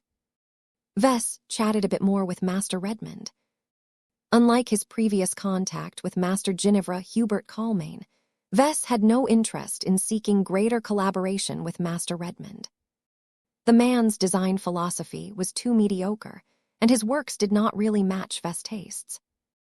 Though Vess did not look down on physical projectile weapons at all, he would much rather equip his mechs with energy weapons, and more specifically luminar crystal weapons. The Icles Zemo did not hold any attraction to him either.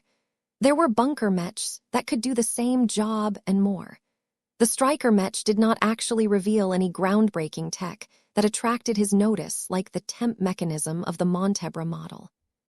Fortunately, Master Redmond did not really have any deeper intentions towards Vess either. The man simply wanted to earn a wave of publicity for his latest commercial product. He had definitely achieved his goal, given how many people were watching the challenge matches. The older man soon bid farewell to Vess. "It is an honor to meet with you and challenge one of your works," Master Redmond spoke. "The fact that a senior Mech designer can already defeat masters such as myself is a testament to your remarkable design ability. I will not insult your competence by giving you well-meaning advice. You are capable enough to find your own way around Mech design. I look forward to seeing how you will transform the Mech industry once you realize your design philosophy. It is bound to be special considering how many amazing traits are associated with your living Mechs." With that, the third challenger of the day departed from the arena. The fourth and last challenger arrived 10 minutes later. This was the final, and possibly the most anticipated match of the day. Unlike the previous matches, this time another variant of the Fey Fiona was scheduled to make an appearance. The elite edition of the Fey Fiona looked as if it existed on another level compared to all of the Mechs that came before. The quasi-first-class transphasic hyper Mech contained so much advanced tech and valuable materials that it could probably crush 10 standard Fey Fionas without any significant damage. So long as it was piloted by a professional drone Mech pilot that could keep up with the Elite Edition's strong parameters, the powerful transphasic Mech might even be able to win a match against a proper first-class Mech. Of course, the Fey Fiona barely had the qualifications to win against a bottom-tier first-class Mech, but that was already amazing enough. The crowd all exhibited a lot more anticipation and excitement than before. They all wanted to see the stronger version of the Fey Fiona demonstrate its comprehensive combat power. The Elite Edition barely showed off its capabilities during the presentation yesterday. People simply did not have a clear idea of how strong it may be. A single fight would definitely give all of these folk a more intuitive and visceral understanding of its combat power. This Mech costs at least 2 MTA credits to buy. 100 MTA credits. I can buy an entire Mech company with that much cash. The Elite Edition isn't designed for Mech pilots like us. It is meant for groups that can easily spend these kinds of sums without pausing to consider their budgets. So expensive. At least it is much cheaper than a genuine first-class Mech. The Elite Fey Fiona was like a defective toy from the perspective of the Terrans and the other first-raters. However, it held a completely different meaning to second-raters. Its offensive and defensive properties had received an insane boost. Even its mobility experienced notable improvements that enabled it to reposition itself considerably faster than before. It had become well known that the Elite Edition of the Fey Fiona was almost as good as the Larkinson Edition, though whether this was actually true remained to be seen. Not everyone placed their bets on the Elite Fey Fiona. There were also people who believed that the opponent for this final match had a better chance of winning. This was because the quasi-first-class hero Mech was designed by a renowned and well-known Mech designer in the Mech community. Master Zelik Kwan was a 300-year-old second-class master Mech designer that had already built up a strong presence in the Krakatoa Middle Zone. As the founder and chief designer of OCT Mechs and heavy industry, the man sat at the top of a large industrial empire that not only developed a strong foundation in the Red Ocean, but used to be even bigger back in the Milky Way. Even if the Great Severing had caused serious losses to Master Kwan, his foundation in the new frontier remained strong enough for him to maintain most of his existing product lines in the transition to the current age. When Vess received a challenge from a representative of this highly reputable figure yesterday, he almost couldn't believe that a Mech designer of this stature would condescend to playing this game. Zelik Kwan may be a master Mech designer like the ones that came before, but he was considerably older and more accomplished than his lesser peers. Such a figure could easily attract all of the publicity he wanted to draw attention to his latest product releases. There was no reason for him to take advantage of the Fey Fiona's product reveal in order to publicize his latest product. There had to be a deeper motive behind this intriguing challenge. This was why Vess decided to accept it despite the lack of clarification. A respected Mech designer and researcher, such as Master Quan, was worth meeting in person. Soon enough, the old man made an appearance. Different from the previous challengers, the 300-year-old master Mech designer adorned himself in a bizarre outfit made out of fluid metallic components. They resembled archimetal, but did not look as refined. It definitely conveyed an exotic vibe that could only be described as alien. "It is an honor to meet with you, Master Quan. You are carrying interesting tech." Meow. Even Lucky woke up from his nap in order to take a few sniffs of the exotic tech that the latest challenger was carrying. Master Quan smelled funny to the gem cat. The elderly Mech designer took no notice of Lucky. He approached and shook hands with Vess. "Thank you. It is a recent gift from afar. I have yet to fully decipher its exotic tech. Please forgive me for asking this, but why did you take the initiative to issue a challenge to my work?" "I needed to take a look at the Mech designer who had dealings with the polymath," Master Quan straightforwardly answered. "I have met Her Excellency numerous times before. She is a frightening star designer for her age. I imagine that you are the only person of your generation that has managed to earn her respect." There was no way to hide these words from the RA and many other people who possessed the tech to eavesdrop on this conversation. What Master Quan was alluding to was far too sensitive to be disseminated to the public. While most high-level insiders already learned that the polymath had made massive missteps during the survivalist conference, most people still had no clue about these dirty affairs. They still looked up to her as one of the greatest heroes of their race. Vess awkwardly coughed. "I barely know her at all. I only met her a few times, and I don't imagine that I will meet with her again anytime soon. This day should be about my latest product line. I am sure you have witnessed the previous challenge matches. Do you have any feedback on the Fey Fiona that you would like to share?" The old master was not in a hurry to respond. The man calmly thought while their mechs had begun to enter the arena grounds. "Your drone mechs are technologically superior compared to most of the products on the market for the time being. Whether they can maintain their superiority over the next 4 years is questionable. Do not underestimate the mech industry. There are many research institutions that are in the process of developing much more revolutionary hyper-tech. You have yet to come in touch with any of them, because the powerful tech is almost exclusively reserved for high-level private forces and elite military units. All of these innovations will only enter the market once the secrecy of the new hyper-tech can no longer be maintained." Vess nodded in understanding. "I am not conceited enough to think I can out-innovate the entire mech industry. I have always guessed that a lot of amazing stuff is in development behind closed doors, but it is nice to receive confirmation. Does the work that you have brought today happen to contain any of this super-secret tech?" "As a matter of fact, it does. I believe you will be quite surprised by my work." Chapter 50, 566, Molecular Disintegration Technology. Vess sensed an odd vibe from Master Zelik Quan. From his odd choice of clothing to name dropping the polymath, it became clear that this old and respected master mech designer came with a different purpose in mind. Master Quan did not share his goal right away. He seemed content to take his time and keep Vess guessing.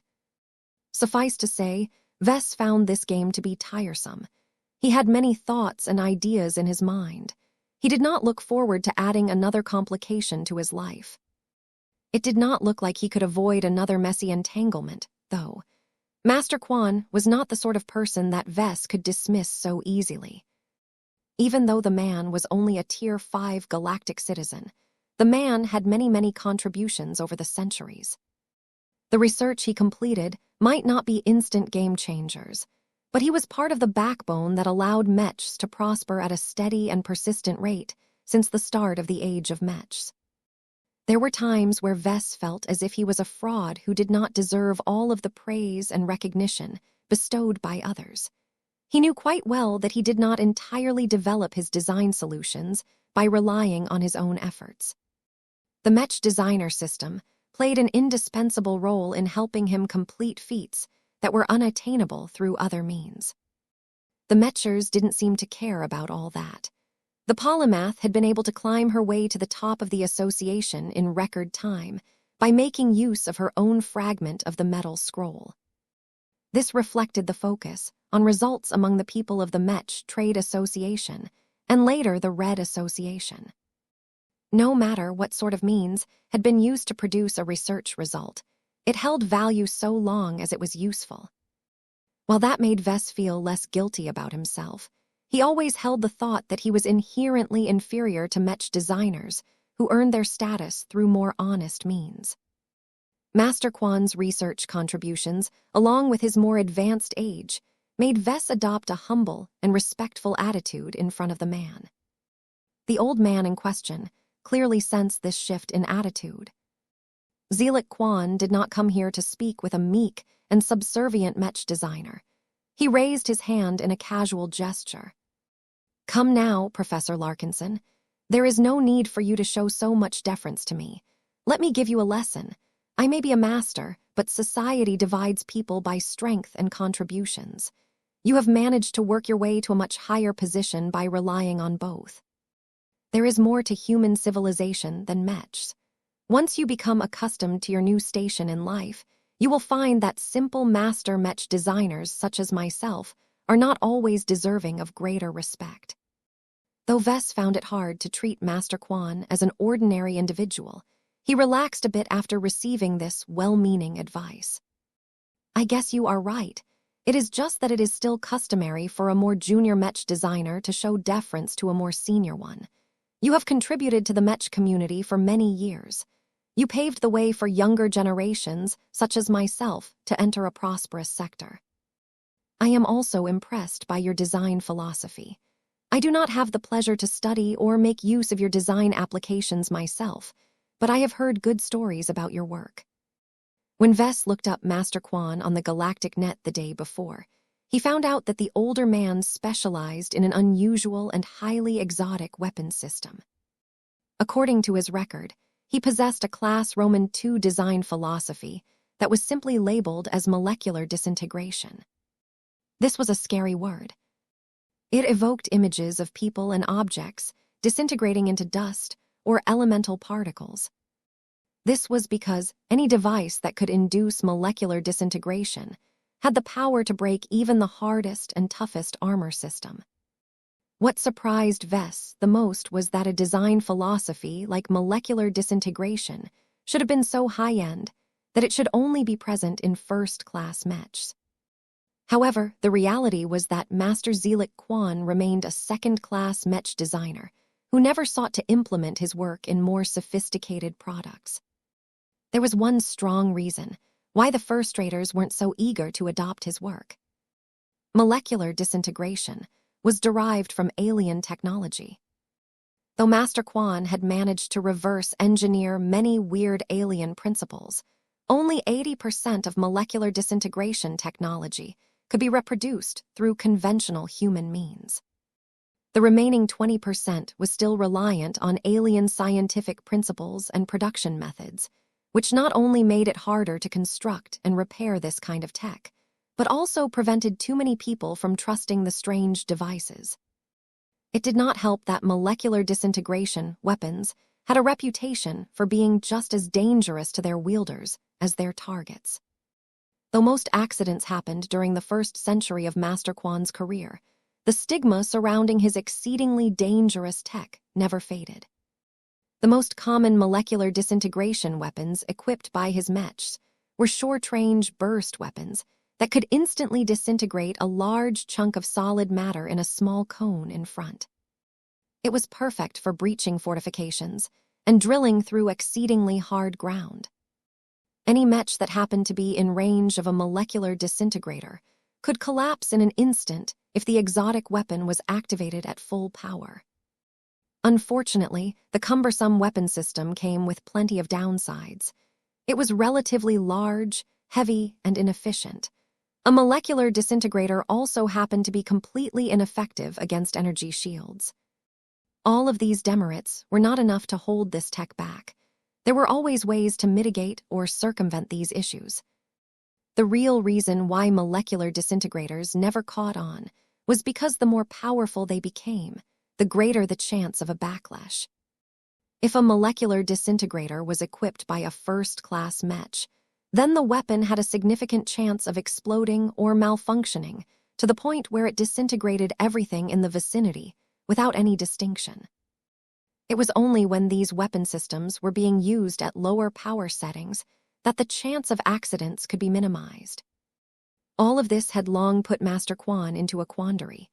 The man had remained stuck as a second-class Mech designer, unable to solve the fundamental technical problems that caused his signature tech to remain so unreliable. If Master Quan was able to solve this major shortcoming, then he would not only be able to unleash the true power of molecular disintegration technology, but also make a much greater contribution to the Mech community. Perhaps this breakthrough might be substantial enough to make him eligible to advance to star designer. However, the greater the dream, the more illusionary it became. Master Quan had struggled to find a breakthrough for many decades, yet he never managed to crack the final secrets to the alien tech that he had dedicated his life to perfecting. The most he was able to do was to derive adjacent research applications that enabled him to make minor contributions at a consistent rate. He was a typical example of how perilous it was for a Mech designer to indulge too much in alien technology. A small commotion spread from the millions of people who had been looking forward to witnessing the final and arguably most exciting match. This was because they had a good opportunity to admire the two powerful Mechs that were about to duel against each other. The elite edition of the Fey Fianna needed no introduction. The transphasic hyper-drone Mech had already made an appearance yesterday. Even though it had only demonstrated a part of its amazing defensive capabilities, its other functions most certainly should not be weak. What most people did not realize was that the elite Fey Fianna that had entered the main arena happened to be piloted by the best drone Mech specialist that the Larkinson clan could muster on short notice. The Larkinson Mech pilot controlled the individual Fey with much more control and direction than the other Mech pilots. Not only that, but the pilot also happened to develop a great affinity with the Fey Fianna. He was able to cooperate with the living spirits and even learn a few useful tricks from them that allowed him to get one step ahead of his peers when it came to utilizing the potential of his powerful Mech. However, all of these advantages might not be enough to defeat a quasi-first-class transphasic hyper-Mech that was loaded with exotic and advanced technologies. So that is the Dustweaver. The hero Mech did not look as gleaming or heroic as most machines of this archetype. It instead conveyed the image of a desert ranger that had spent so much time in harsh and hot terrain that its exterior had faded to a rusty mixture of green and brown. The Dustweaver was packed with sophisticated equipment and modules. Its most ostentatious weapon was its medium-range molecular disintegrator. It was a rather heavy and cumbersome weapon, but nobody who knew about it could deny its lethality, especially when Master Quan had worked hard to improve the effective range of his signature weapons system for a long time. This did not come without a cost. According to the Galactic Net, a molecular disintegrator of this type could only be fired a dozen or so times in succession before all of the excessive strain caused it to break down. However, the effect of each activation was sufficiently devastating enough that it was often worth the price. Aside from that, the Dustweaver also wielded a strange warhammer that contained a lot of obvious technological components. This was Master Zelik Quan's recently developed transphasic oscillator hammer. It was basically a hammer that could shake itself and the fabric of space at a high frequency upon impact. This effect induced a huge amount of strain on transphasic energy shields, causing them to deplete much faster after getting hit by this advanced weapon. The combination of a molecular disintegrator and a transphasic oscillator hammer turned the Dustweaver into a deadly machine at close range. Vess did not think that the elite Fey Fianna had much of a chance of winning the final challenge match if the Dustweaver could catch up to the drone Mech. Aside from these external armaments, the Dustweaver also possessed the ability to attack at range with the help of a pair of shoulder-mounted transphasic hyper-positron beam guns. They looked fairly small, compact, and easy to detach when necessary. Their damage output probably wasn't high, but they should serve adequately as a means to apply ranged pressure. Without these positron beam weapons, the Dustweaver had no chance of wearing down its adversary at longer ranges. This was not the extent of the Dustweaver's loadout. Vess was sure that it contained numerous advanced modules that possessed a multitude of useful functions. He was also sure that its power reactor must be particularly powerful in order to support so many energy-draining functions. Even so, Vess did not think that the Dustweaver could fight at a high intensity for long. Its frame was too thin to fit too many energy cells. The upcoming match was bound to be short but explosive. Victory or defeat could be decided within the first few minutes. "Are you confident in your work?" "I am," Master Quan replied with clear confidence in his tone. "Do not judge the Dustweaver based on my past works. The hyper-generation has given me a range of new options that addresses many of the flaws that used to hinder my Mech designs. This is the first public showing of the tech that I have adapted to my Mech designs." Vess did not think the older man was boasting, because he sensed another unusual factor about the Dustweaver. Chapter 55, 67 Hidden Depth. The Dustweaver contained so much advanced tech that it was far outside of the scope of a commercial Mech model. Vess strongly suspected that it was either a tech demo or an experimental work. Master Quan clearly developed it in order to figure out how he could augment his Mechs with hyper-technology. The old master definitely succeeded to a large extent because the Dustweaver exuded a clear sense of threat. Just looking at it made his Jutland organ throb, which meant that it could pose a real threat against his true body. Though Vess was not entirely sure what made the Dustweaver so strong, he could make a guess based on the fact that it integrated a notable quantity of high-grade hyper materials. Many of the hyper Mechs that Vess had witnessed in the past relied on the classical elements to augment their performance. A clear majority of the hyper Mech models released in the past few months had a clear connection with the 5 elements. This was definitely not a coincidence.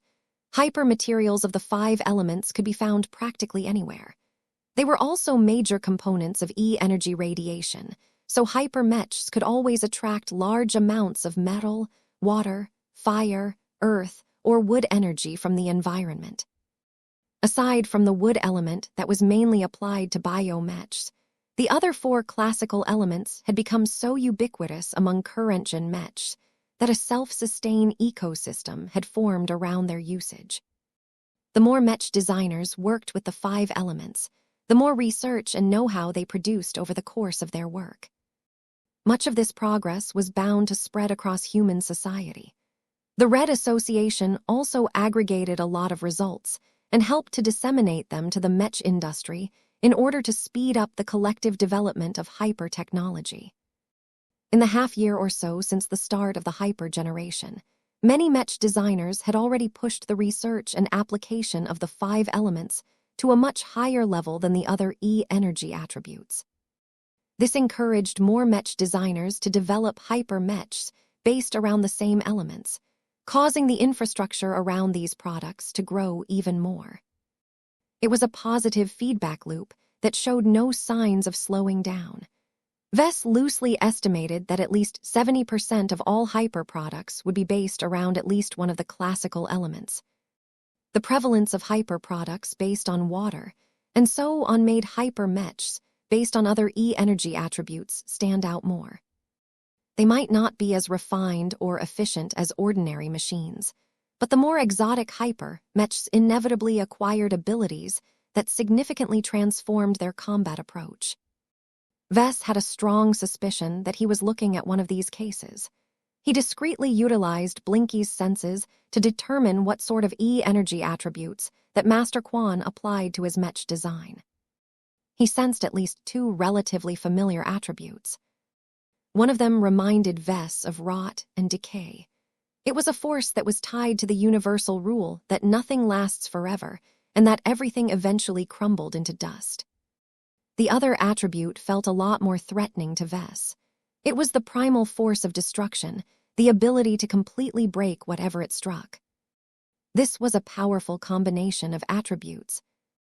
Though Vess had never worked with these attributes himself, he possessed enough expertise to know that it was far more difficult to control E-energy attributes that were inherently more dangerous and abstract. The destruction attribute was especially difficult to handle, as it could easily destroy the Mech that attempted to use this powerful energy. However, Master Zelik Quan just happened to possess an abundant amount of experience with dangerous and volatile tech. He was probably among the more qualified Mech designers to make use of this powerful E-energy attribute. Just as its name suggested, the Dustweaver predominantly leaned towards the decay attribute and only made minor use of the destruction attribute. As Vess continued to discern the secrets of the Dustweaver, his behavior did not go unnoticed. "How much have you guessed, Professor Larkinson? Are you able to simulate the Dustweaver's combat approach?" "I think I have a decent idea of the concept behind this hero Mech," Vess said with growing confidence. "At first glance, the Dustweaver looks as if it is a machine with high peak performance but low endurance. It is designed to go on the offensive and hammer its target with unrelenting aggression. Once it is able to break down the opposing energy shield, it can finish off the exposed Mech by firing its molecular disintegrator. No matter how well-armored the opposing Mech may be, just a few shots should be enough to break down all of the fancy armor and crumble enough internal components." Master Quan nodded as he slipped his hands into the pockets of his metallic coat. "Your logic is sound, but the Dustweaver is not as simple as it appears on the surface. What else can my hero Mech do that enables it to overcome enemies in a different manner?" Vess narrowed his eyes as he thought about the elements that were not congruous to his earlier description. He had a hunch that there was a deliberate reason why Master Quan chose to turn the Dustweaver into a hero Mech as opposed to a hybrid Mech or whatever. Vess thought back on the hero Mechs he designed in the past. The Ouroboros and the Evertshanger had always been more about the guns and swords in their hands. When Vess studied the Dustweaver from a different angle, he suddenly came up with a premise that matched all of the clues that he had gathered. The Dustweaver doesn't appear to be a hero Mech at first because its primary armaments are primarily effective at close range. Vess spoke. "The shoulder-mounted positron guns allow it to attack at longer ranges, but they are too small and weak to defeat powerful Mechs by themselves.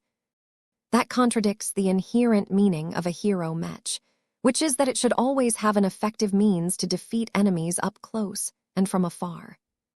Master Quan looked impressed. "Spoken like a true hero Mech designer, you are getting close to the truth, but there is still more to the story." "I was getting to that, Master. What is strange about the Dustweaver is that if it wishes to overcome the defenses of its opponents as quickly as possible, it should be saturated with E-energy attributes that align with this approach.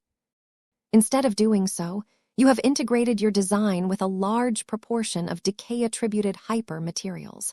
This only makes sense if your Mech is designed to wear down its adversaries over a longer stretch of time. I believe that the positron cannons, or maybe even the medium-range molecular disintegrator, may have a way to efficiently wear down the defenses of a Mech like my elite Fey Fiona from a comfortable distance." This made so much more sense. The medium-range molecular disintegrator was a large tell. Master Quan could have easily equipped a more effective version of his alien-derived weapons system in his Mech design if it only needed to be used at close range.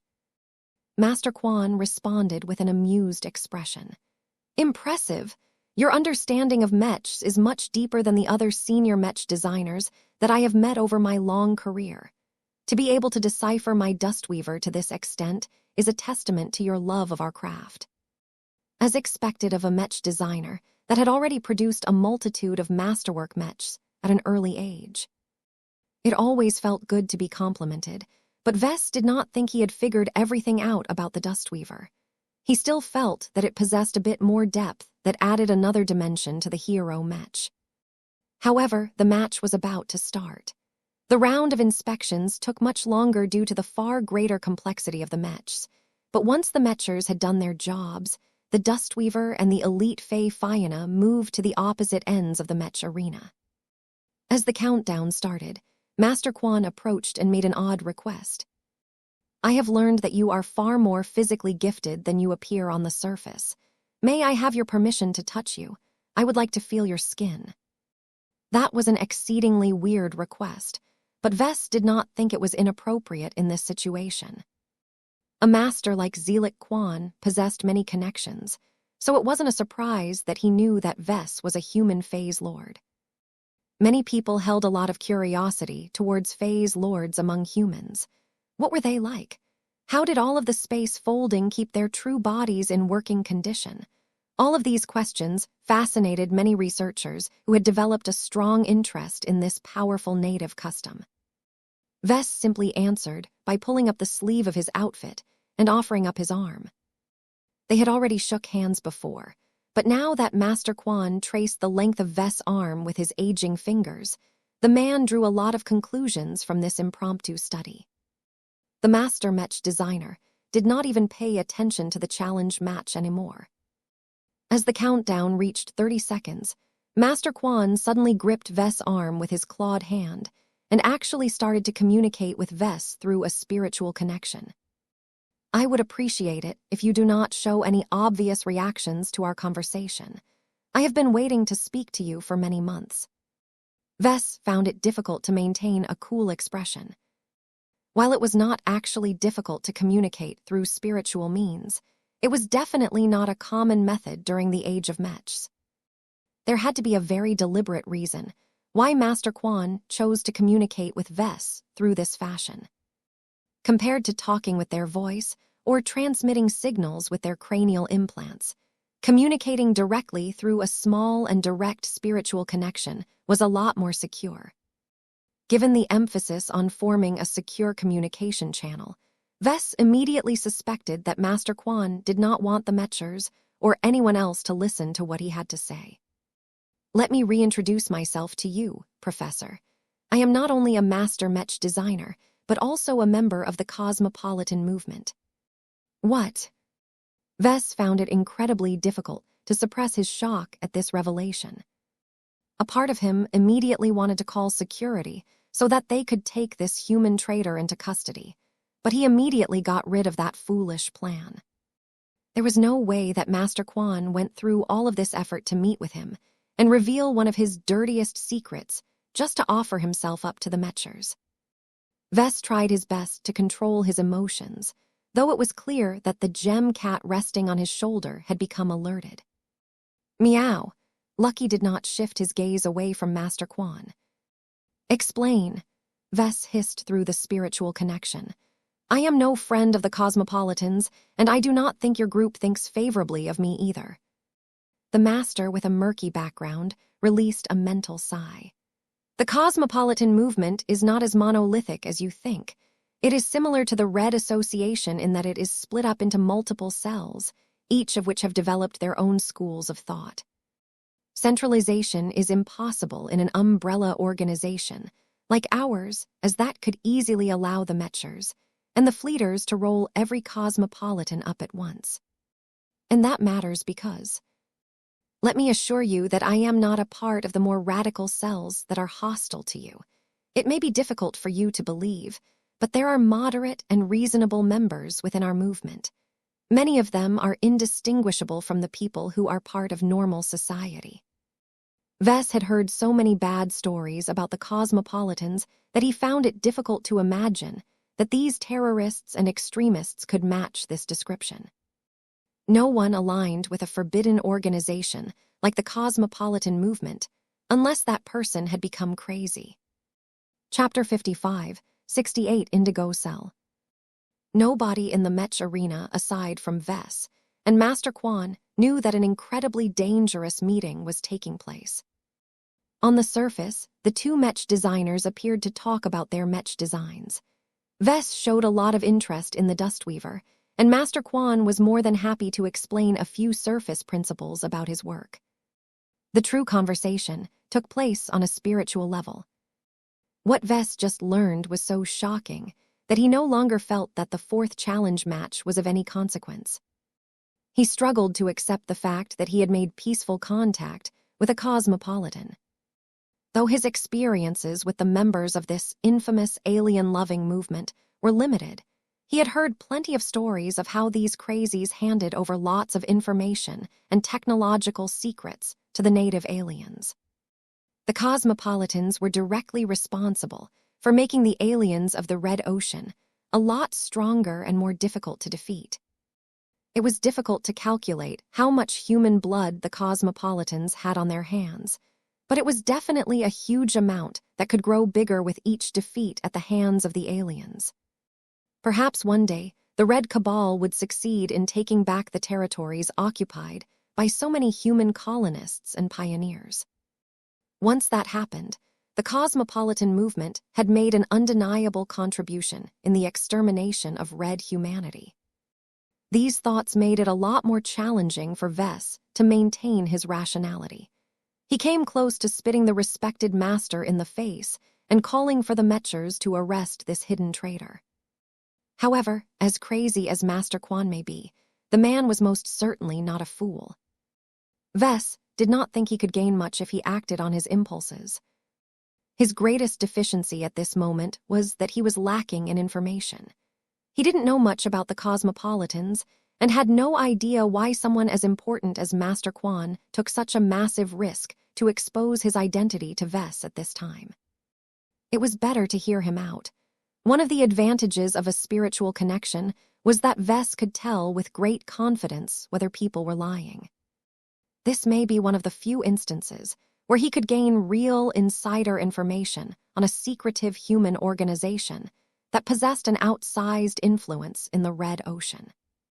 Vess could always decide to hand Master Quan over to the Mechers later. With that sentiment in mind, Vess tried to maintain a false facade while carefully directing a part of his attention to this dangerous discussion. What are the differences between moderate cosmopolitans and radical cosmopolitans? No matter what means you utilize, both of your groups are traitors as far as I am concerned. All of you are so intrinsically opposed to the interests of humanity that I see no reason why I should treat you differently from the scum who openly live in alien space and advise their alien masters. Master Quan did not exhibit any anger or any other elevated reaction at being called a traitor.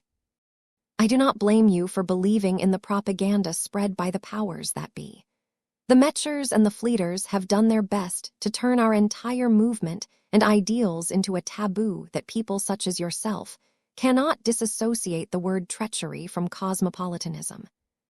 This is a great tragedy, and one that complicates many attempts at communication. Vess was not impressed. The poor reception that your people have received is entirely the fault of your mad organization. Do not lay the blame on the general public whose interests are being harmed by your extreme ideals. Let us not go too deep into ideology at this time, Master Quan conveyed with a touch of irritation. It is not my intention to persuade you to accept our ideals and join our movement. Not only is it clear that we will not be able to convert you to our cause, but even if we are able to do so, it is impossible for your change of heart to remain unnoticed by the Mechers that constantly keep you within their sights. Then why did you come and tell me all of this? What is your purpose? I will need to explain to you how we are organized in the current day. Our movement has many cells. Even I do not know how many of them exist in the Red Ocean. Many cells are nearly completely independent and have developed their own rules, traditions, membership criteria, and goals. We are only loosely united by the common cause of forming a peaceful and united pan-racial galactic community. Vess mentally scoffed at that. You guys are doing a good job at fostering peace and understanding between different races. I am sure that you cosmopolitans are building up a lot of goodwill among the humans who have lost their families, their friends, their livelihoods and their homes to alien aggression that you have enabled. I do not deny that our approach is imperfect. Each cosmopolitan desires to guide humanity beyond its biased and backwards ethnocentrist ideology. The issue is that our cells are so isolated from each other that we employ many different strategies at the same time. Many of them tend to be violent, making it much more difficult for other cells to achieve their goals through gentler means. This is the nature of the beast. Since your cosmopolitan movement is so poorly run, why should I have anything to do with you guys? Let me complete my explanation, Professor. As I have mentioned earlier, I am a member of a cell that is a part of our moderate faction. The word faction may be misleading here, as it is not a formal grouping or designation. Moderate cells can be further divided by their ideological distinctions. Many of us do not entirely agree on the more gentle strategies we must employ in order to bring humans together with aliens. What is important is that we never intend to harm our fellow humans, whether directly or indirectly. What is your stance on the radicals of your movement, then? Are the two of you enemies, or are you simply willing to go your own ways? We are not friends or allies. We try not to make contact with each other at all if we can. Master Quan responded through the spiritual connection. As shameful as it may be, our moderates are not willing to go to war against the radicals. Such a conflict will only cause us to consume each other, causing us to move further away from realizing our ultimate goal. We have decided long ago to work separately. Vess found it ironic that a group that originated from diplomats and alien lovers couldn't even form a harmonious community within its own ranks. How could the cosmopolitans ever hope to unite humans and many different alien races when they couldn't even reconcile their own internal differences? The severe dysfunction that existed within their forbidden organization clearly proved that their ambition was nothing but an impossible fantasy. I already have a rough idea on what the radicals of your movement are doing to advance their cause, not that they are doing a good job at it. Vess conveyed. What I don't understand is what moderates such as yourself are doing.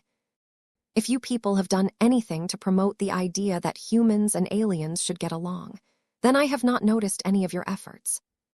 I will not betray the trust of my cell and expose our activities. It is not necessary for you to know the specifics, Professor.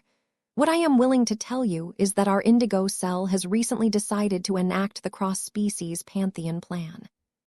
The cross-species Pantheon plan. We have conducted extensive studies of many alien cultures in the Red Ocean.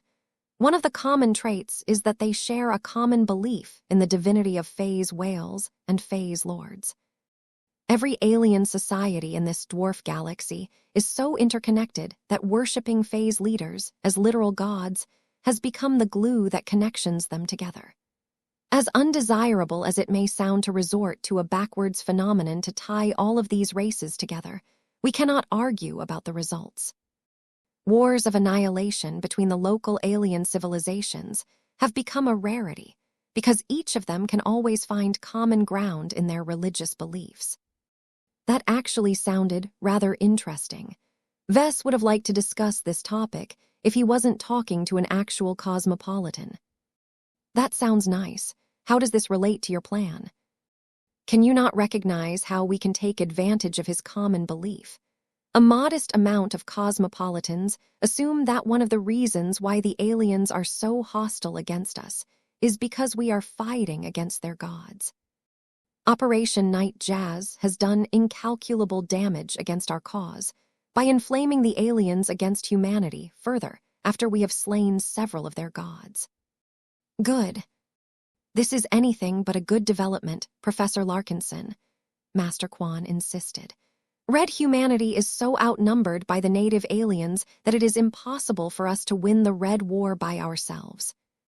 Only by finding common ground with the aliens and making peace with the more receptive among them can we hope to save our race and turn the Red Ocean into a multiracial paradise. It does not help that our god pilots are more prone to be regarded as unholy demons rather than gods that deserve their respect. It is nearly impossible to convince the vast majority of aliens that our god pilots and star designers are equivalent to their phase leaders. Our cross-species pantheon plan has never been able to launch due to this setback. As Vess listened to the cosmopolitan words, he finally started to connect the clues together. He almost widened his eyes as he deduced the true reason why Master Quan approached him in such a risky manner. Are you trying to find a substitute for a god by seeking me out? This is crazy. There is no way in hell I will play any part in your deluded scheme. It is impossible for aliens to cease their opposition to humanity because I just happen to be a god in their understanding. The aliens are trying to exterminate our race due to many reasons. They want to remove an existential threat to their own civilizations. They want to take revenge for all of the native residents of the Red Ocean that our race has slaughtered. They want to take back all of the territory that we have stolen from them. These are the true reasons why we are at war. No amount of superstition can change this fundamental equation. You underestimate the power of belief. Faith is a powerful force to many alien races. Aside from outliers such as the Pulmers, the vast majority of sentients in this dwarf galaxy are conditioned from birth to develop absolute belief in the divinity of phase lords. They are compelled to display absolute subservience to any phase lord no matter the race. We can exploit this common rule by having you present yourself to different alien groups and convincing them to lay down their hostility against humans. Madness, this was madness. Though Master Quan did not present himself as an absolute nutcase like a radical cosmopolitan, he was just as crazy and delusional as far as Vess was concerned. There was no chance that such a stupid scheme could possibly work. Even if there was a sliver of a chance that it might actually produce the intended results, there was no way that Vess wanted to have any part of this dangerous and subversive scheme. As the intense noises of the match playing out below continued to ring throughout the Mech arena, Vess' mind had turned into a blender as he entertained many different thoughts. There was no way he could remain calm under the circumstances. Chapter 55-69 Terminal Cell. Before humans invaded the Red Ocean, the dwarf galaxy enjoyed a long era of peace and stability. The 13 major alien races of the Red Ocean had already carved out their respective territories a long time ago. Waging war on a civilization-wide scale did not make any sense because none of the races could overpower each other quickly enough to prevent others from interfering in the conflict. Every race implicitly or explicitly maintained the status quo for that reason. This produced a relatively internal state of the multiracial galactic community, where the only incidents of fighting came in the form of small controlled conflicts and lawless activities. This galactic state happened to match the state of the Milky Way before the Age of Conquest. The 7 apex races maintained a persistent balance of power and mostly remained content to rule over their own separate star empires. Alas, the spread of the scourge known as the human race had ruined both of these idyllic states. The upstart humans did not play by the rules. They refused to bow down to their betters and fought without even considering the option of compromise. Humanity's favorite means of growth was by relying on stealing, cheating, robbing, and deceiving anyone who wasn't a part of their own race. In fact, humans were so outrageous that they did not even let off their own people. To the cosmopolitans that admired the old galactic communities of the Milky Way and the Red Ocean, they lamented the fact that humans simply could not get along with the other powers of those galaxies. How could all of these ignorant and greedy humans be blind to the magnificence of multiracial cooperation?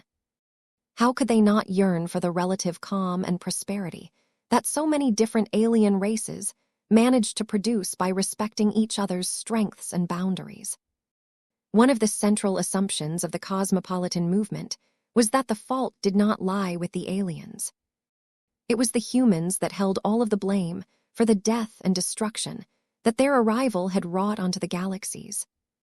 Humanity was afflicted by the curse of original sin. Many cosmopolitans believed that their own race was tainted from the onset. This was why humans never found a way to get along with their peaceful and more civilized alien neighbors. They were no different from barbarians. Instead of appreciating the many benefits and enrichment of becoming an equal member of a true multiracial galactic community, the human race always yearned for more. The human race was not satisfied with rising up in the galactic stage through gentle and peaceful measures. People wanted to attain power quickly, so they gave into their primal urges and resorted to violence to gain what they needed. This had led to so much horror and brutality that no one could keep track of all of the war crimes anymore. The Milky Way had already become ruined by the scourge of humanity. Many cosmopolitans had dedicated centuries of their lives to repairing the deplorable relationships between humanity and the remaining surviving alien races of the galaxy. Suffice to say, the cosmopolitans made virtually zero progress. As much as they believed in their enlightened cause, not even the most optimistic member of this secret society could maintain their enthusiasm after millennia had passed without any positive developments. At best, the cosmopolitans might be able to prevent the aliens from hating the humans even more, but the efforts of all of their cells were so scattered that it was hard to determine whether they had made any difference. The cosmopolitan movement regards the Red Ocean as our second chance. Master Zelik Kwan elaborated on the motivations of his overarching organization. We are not bogged down by millennia of continuous insults, genocides, humiliation, and misplaced human superiority. Before the Age of Dawn, we had faith that the transgressions of our flawed and ugly race had not become severe enough to plunge the relationship between humans and the prevailing galactic community of the dwarf galaxy below the point of recovery. Though Vess was still reeling from learning about the shocking plan of the Indigo Cell, he had to admit that the plan of the cosmopolitans did not sound entirely outlandish. Compared to the countless deeds that the human race had committed in the Milky Way, its footprint in the Red Ocean was much lighter. Humans had only conquered a relatively modest slice of the galactic rim of the Red Ocean. Many of the natives of the Red Ocean had never even met a human, let alone suffer any damage from their arrival. Though the Big Two had secretly built up their presence in the Red Ocean for an unknown amount of decades, the human race only truly came into prominence in the last decade. From the perspective of galactic history, that was an exceedingly short time interval. To the phase whales who had lived for hundreds of thousands, if not millions of years, a handful of years was just a blink of an eye from their perspective.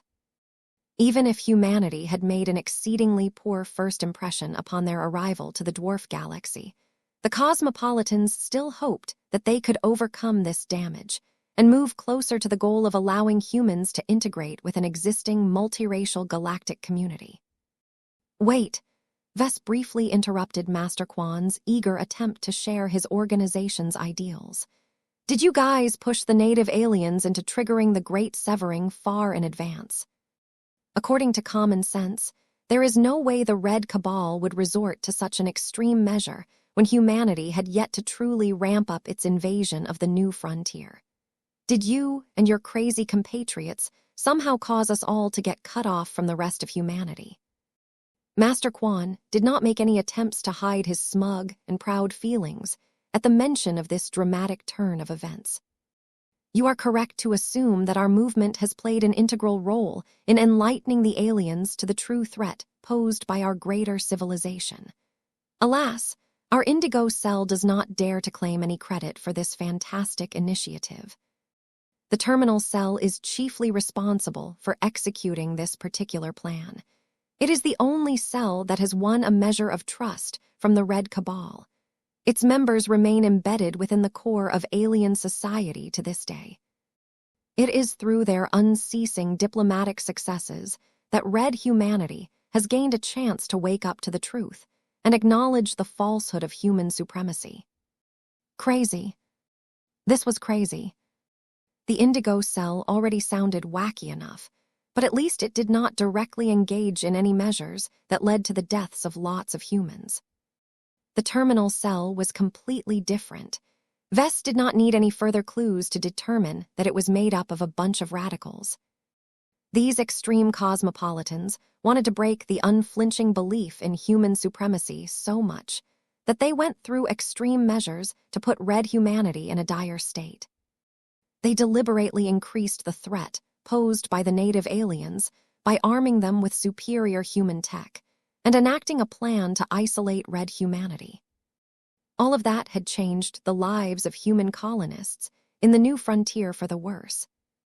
Even though certain people, such as Vess, benefited enormously from entering a medium-energy environment, there was no doubt that the lives of the vast majority of humans had worsened after this dramatic change. Not only did they lose contact with their family and relatives from the old galaxy, but they had to live in constant fear that the native aliens would pour into human-occupied space and reciprocate the genocides that humanity had wrought onto other races in the past. Under the threat of these dire nightmare scenarios, no human was in the mood to think about how they merely reaped what they sowed. Red humanity faced an existential threat. Trillions of recent arrivals were constantly on the verge of losing their homes, their livelihoods, and their families because the terminal cell deliberately engineered this crisis situation. When Vess was thinking about all of the harm that these radicals had wrought upon innocent humans, he developed the urge to punch the smug master Mech designer in the face. He didn't even want to hold back the prodigious strength of his true body. Even though Master Quan doubtlessly sensed Vess' rising fury towards the cosmopolitans, the older man did not take it seriously at all. Every cosmopolitan had so much hate flung in their direction that they had become immune to criticism and recriminations. No member of their great movement was able to cling to their convictions if they actually paid attention to the ignorant opinions of the unenlightened masses. Everyone who believed in their cause must remain unwavering in the face of hostility from their own race.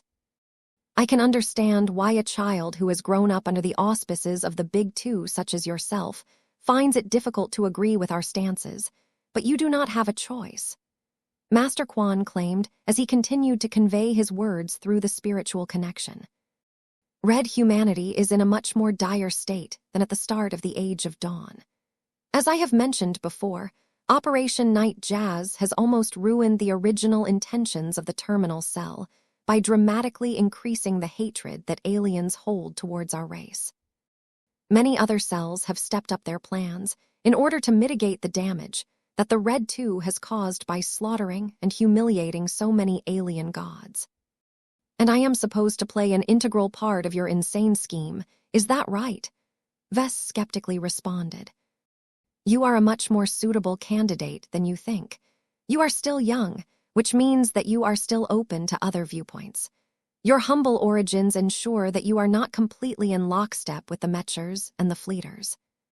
Your complicated background and eventful rise has trained your flexibility and adaptability to new and unexpected situations.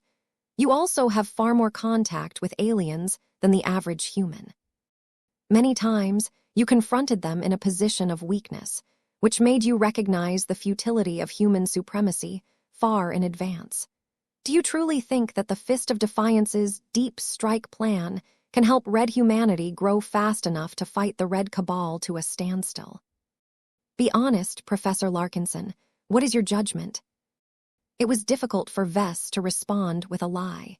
Spiritual communication was much more direct and intimate than the alternatives. Just as Vess was able to sense the total conviction and sincerity of Master Quan, the older Mech designer should also be sharp enough to do the same. Vess mentally sighed.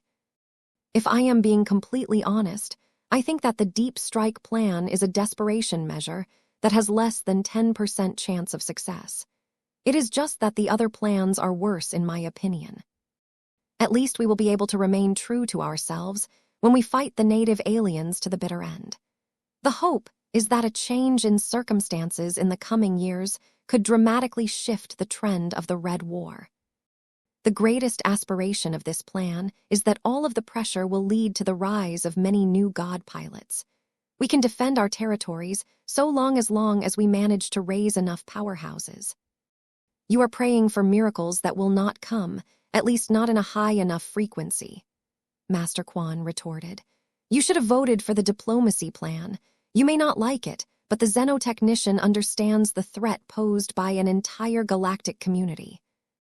Your decision to throw your support behind one of the most impulsive and brutish god pilots has pulled us away from the brink of ultimate salvation. The mention of a certain star designer suddenly caused Vess to dig up an old suspicion. Wait, is the xenotechnician a part of the cosmopolitan movement? I cannot respond to your inquiry. Even if I do supply you with an answer, you will not believe it. You are still too ignorant of the realities of our flawed civilization. If you wish to become enlightened to the ultimate truths, then cooperate with our plan. Chapter 55, 70 Cogito Ergo Sum. Nobody knew that Vess and Master Quan secretly engaged in a profound and shocking discussion. They had no idea that the pair of Mech designers talked about the dangerous secrets centered around the cosmopolitan movement, because the fight taking place in the main arena attracted all of their attention. Compared to the affordable and cost-effective Mechs that fought in the previous challenge matches, the two state-of-the-art quasi-first-class Mechs existed on another level. The two machines immediately displayed their formidable prowess from the moment the countdown reached 0. The elite Fey Fiona immediately turned into a machine that wielded the power of both fire and water.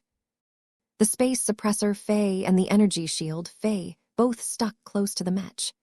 The former worked hard to attract as much water energy as possible, while the latter immediately activated its transphasic energy shield while also drawing in a lot of water energy. The main body and the two Fey did not work by themselves. The dominant spirit, along with the two subordinate spirits, had developed a much more extensive familiarity with the water element. The higher grades of water hyper materials integrated into Mech enabled the living spirits to become exposed to the water E-energy to a much greater degree.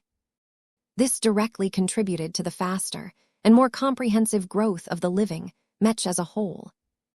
Though the dominant spirits and the subordinate spirits were all driven by their own independent personalities, they were still a single whole in essence. This meant that what one of them learned, the others learned as well. This provided massive benefits to the elite Fey Fiona. When 3 of its 5 spirits all channeled the power of water in unison, they were able to sync up and coordinate their efforts to produce a significantly stronger effect than what they were able to accomplish by themselves. A glowing blue corona surrounded the exterior of the drone Mech as the living machine leveraged the power of its artistic conception. As one of the earliest copies of the elite edition of the Fey Fiona, the drone Mech enjoyed a privileged position. It was not only among the stronger Mechs of the entire line, but also received personal guidance from its progenitor. Vess had already taken the possibility of challenges into account. He had personally guided the formation of artistic conceptions for each of the elite Fey Fionas. The one that had entered the field had managed to outperform its peers due to the power of its artistic conception. Unlike other living hyper-Mechs that focused their thoughts on whirlpools of water dragons, the Mech in question developed a more ambitious artistic conception. Whoa! What is that? Is that a projection? It is more than that. I can feel the power of the oceans through this machine. The living Mech tried its best to form the image of Poseidon, one of the ancient gods of the seas and the storms. As one of the ancient human myths to survive to the present day, the name of this deity held such great meaning that it was difficult for a relatively new living Mech to develop an accurate impression of this storied figure. This was why the growing energy manifestation that appeared behind the back of the drone Mech only revealed the contours as well as a few vague details.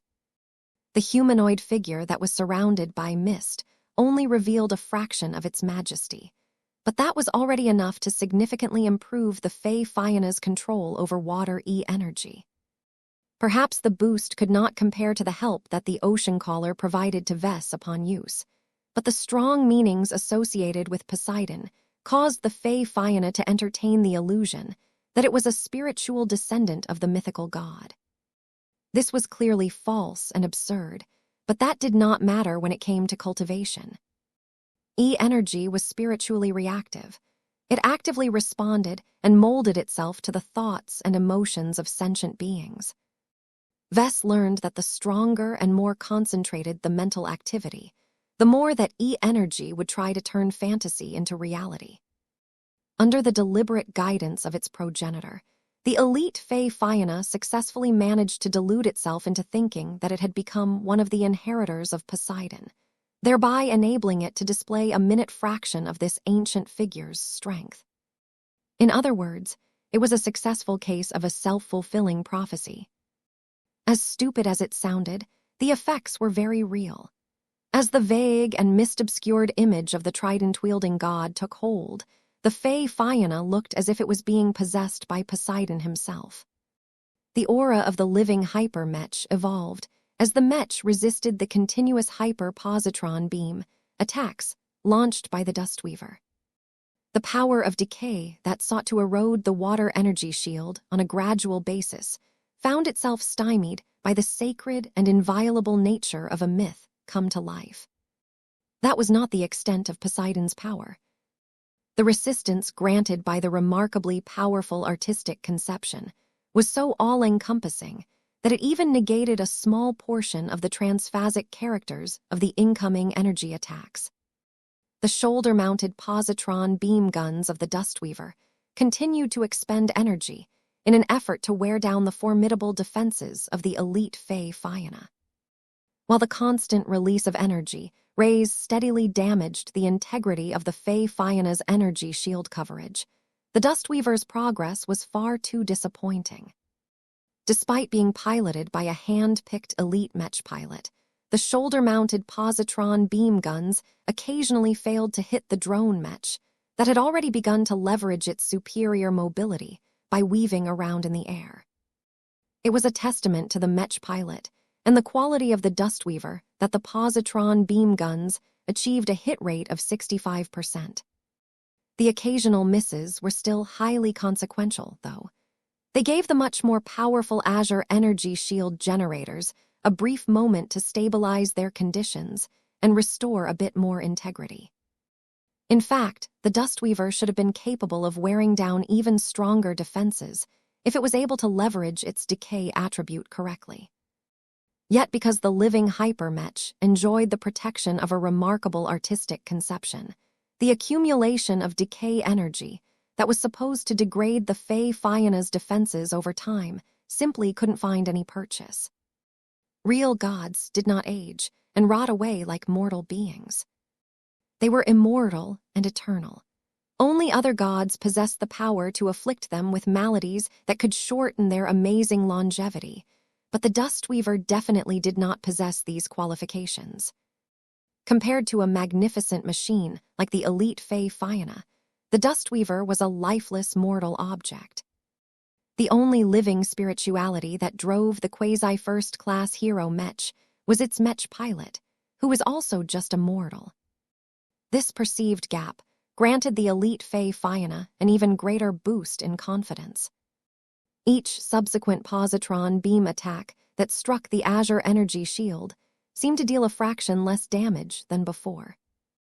This subsequently increased the Fey Fiana's confidence even more, causing its Azure energy shield to become even more effective at blocking incoming attacks. It became clear to everyone that the elite Fey Fiana immediately managed to gain the upper hand in this challenge match. Not only did the elite Fey Fiana produce a much more ostentatious light show, but it was clearly hammering the Dustweaver a lot harder. In contrast to the shoulder-mounted positron beam guns, the transphasic fire hyper-luminar crystal cannons mounted to the offensive Fey were proper primary armaments. These Fey were not as modest as their standard edition counterparts. The inclusion of higher grades fire hyper materials, as well as a dash of face water, completely transformed their lethality.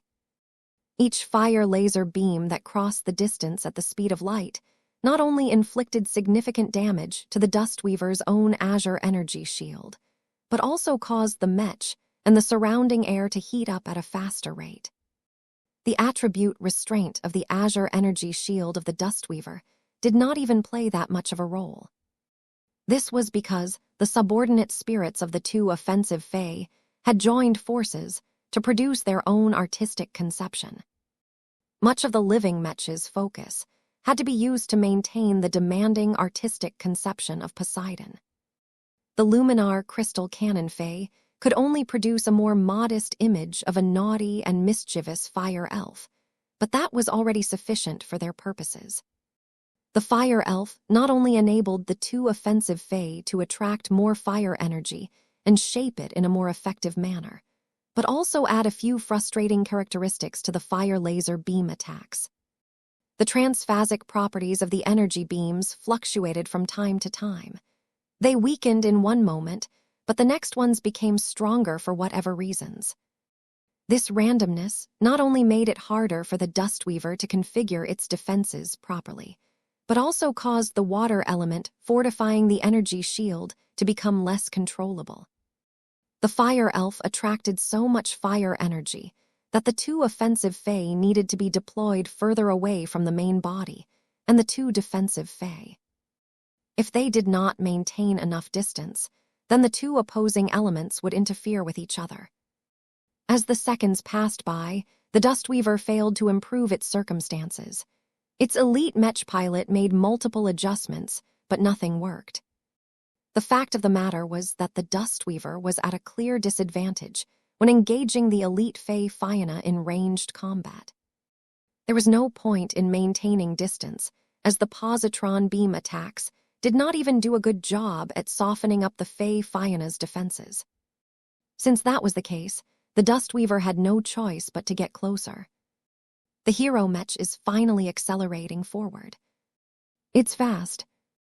Look, it is raising one of its arms.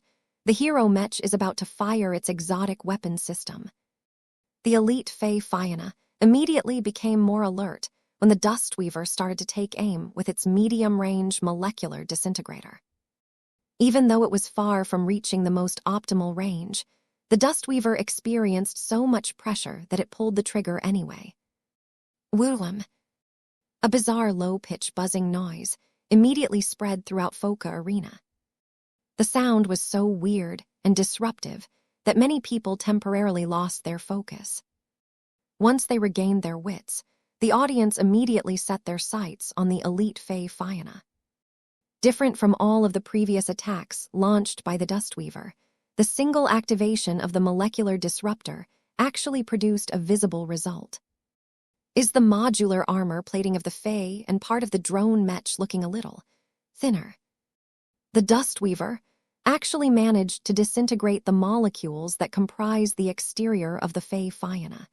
It did so in spite of the fact that the drone Mech's Azure energy shield is still active. This is impossible. I am not an expert in molecular disintegration technology, but from what I have read about Master Quan's work, his exotic weapons systems have never demonstrated the capacity to bypass energy shields of any kind. Molecular disintegrators aren't even transphasic because their tech is incompatible with face water. Many old technologies have completely reinvented themselves since the start of the hyper generation. Isn't the answer obvious? The molecular disintegrator somehow managed to gain this power after being combined with hyper technology. This was a remarkable result. The value of a weapon that could actually bypass the protective measures of a powerful transphasic energy shield was considerable. Even if only a small fraction of the effective attack managed to make it past the Azure energy shield, its future potential was limitless. This was already a result that could one day lead to more effective implementations that could damage and cripple alien starships more directly. Master Quan was on the verge of making a massive contribution to the development of human technology. Chapter 55, 71 oscillator hammer.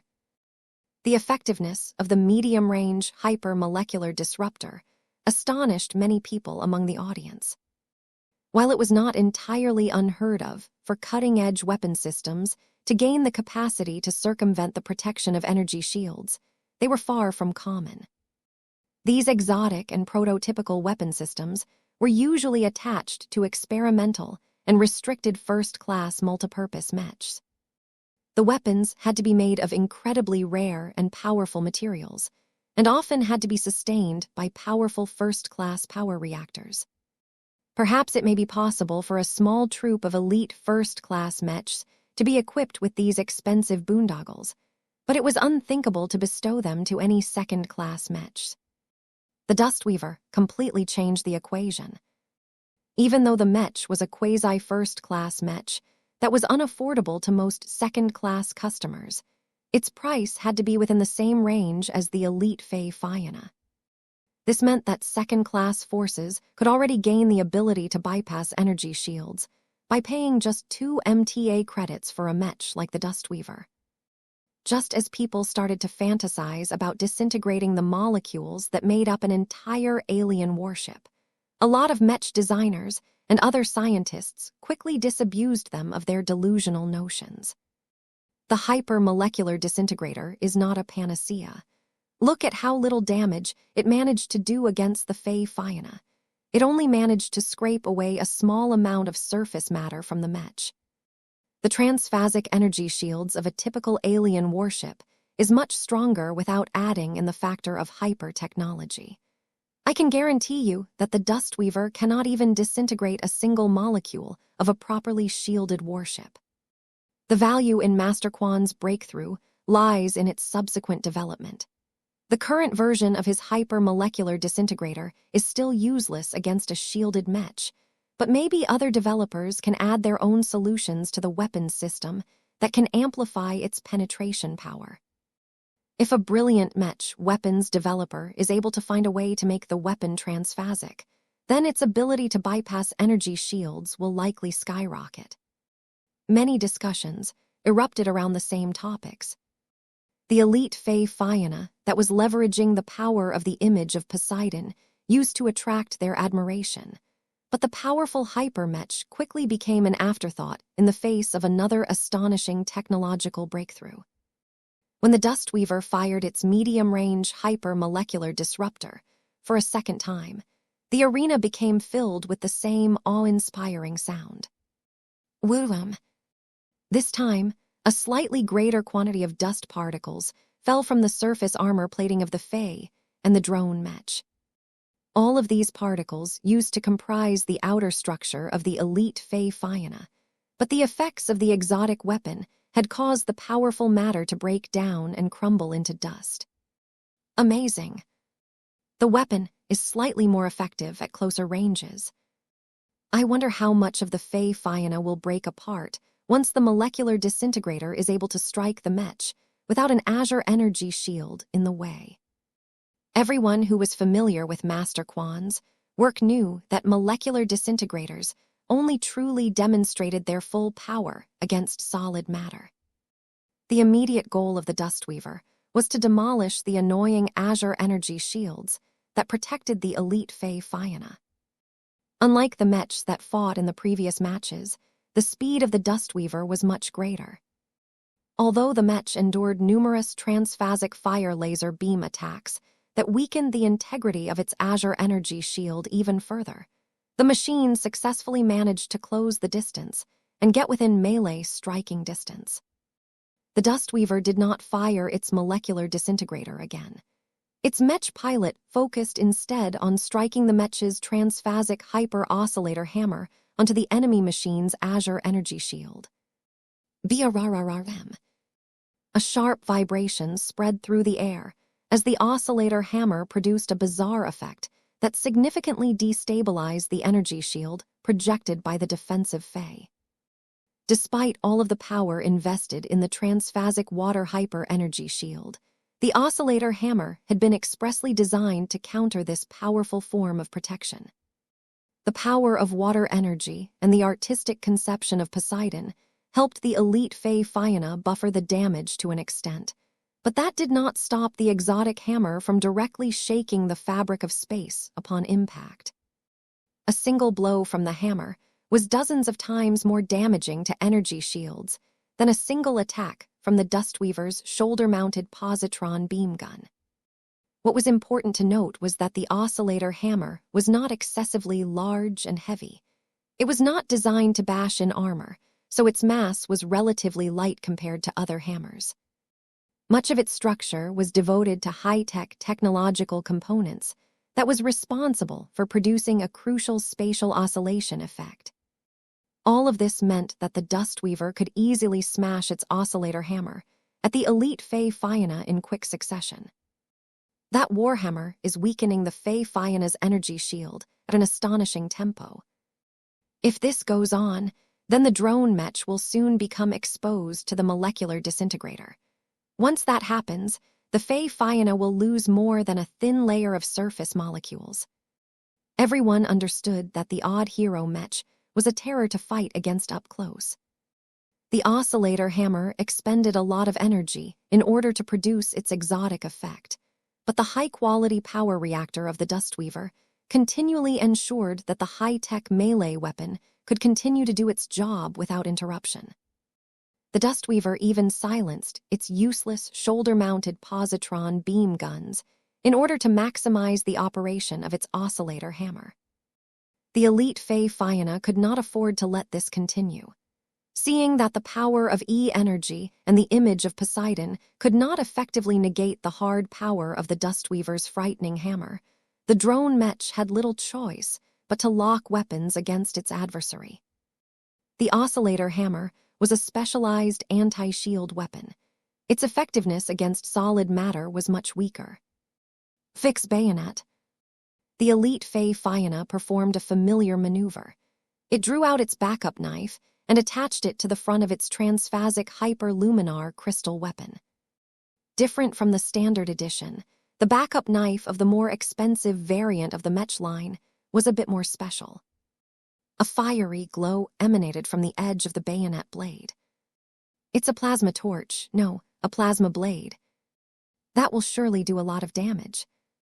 It is also putting a large amount of strain on the Fey Fianna's power reactor. The plasma bayonet was not as effective as a proper plasma sword. Its power was considerably weaker, but still remarkably high compared to most cold weapons. The elite Fey Fianna could not maintain this state for long. Not only did the plasma bayonet consume a lot of energy, but it also generated a lot of heat and stress to the luminar crystal rifle and the Mech frame itself. It was worth it as far as the Larkinson Mech pilot was concerned. When the drone Mech skillfully started to swing its plasma blade against the strained azure energy shield of the Dustweaver, the hero Mech seemed to flinch as the brief moment of contact inflicted a lot of damage. When the elite Fey Fianna thrust its bayonet a second time, the Dustweaver had no choice but to deflect the attack with its oscillator hammer. Whoom! The brief contact produced a much weaker oscillation noise. The high-quality luminar crystal rifle minutely shook for a few seconds, but other than that the weapon did not appear to have suffered any significant damage. It only exhibited a small amount of instability when the oscillation effect disturbed the face water integrated into the ranged weapon. Seeing that it would take far too long to shake the luminar crystal rifle apart, the Dustweaver no longer channeled any power into its oscillator hammer during subsequent collisions. Only when the hammer was able to strike the Fey Fianna's azure energy shield, on occasion, would the exotic hammer produce its characteristic effect. Whoom! Whoom! Whoom! Foca Arena continued to produce strange noises as the Dustweaver did its best to drain the energy barriers that kept the elite Fey Fianna safe. However, the drone Mech was not taking all of these hits without hitting back in return. The two offensive Fey continued their efforts to drain the soul azure energy shield of the Dustweaver with the power of the fire elf. The more the luminar crystal cannon Fey fired their weapons, the more their subordinate spirits embodied the power of their shared artistic conception. The fire laser beams gradually became a little more mysterious and ephemeral. The differences were difficult to spot, but the slow shift signified a lot of promise so long as the Fae had enough time to develop this capability in the future. The two mechs continued to weave and dance around in the air, while seeking to deplete each other's energy defenses as quickly as possible. The fourth challenge match turned into a high-stakes endurance contest, as neither mech wanted to lose the protection of their powerful energy shields so soon. The Dustweaver possessed a pair of remarkable weapon systems, but its defenses had clearly fallen behind in order to control its mass and cost. Its transphasic hyper-armor system only offered limited protection against the potent attacks of the Fae Fianna. The Fae Fianna and its various Fae were also incredibly vulnerable to the full-powered effect of the molecular disintegrator. If not for the fact that the Fae Fianna had access to two Azure energy shields, it would have become exposed a lot sooner.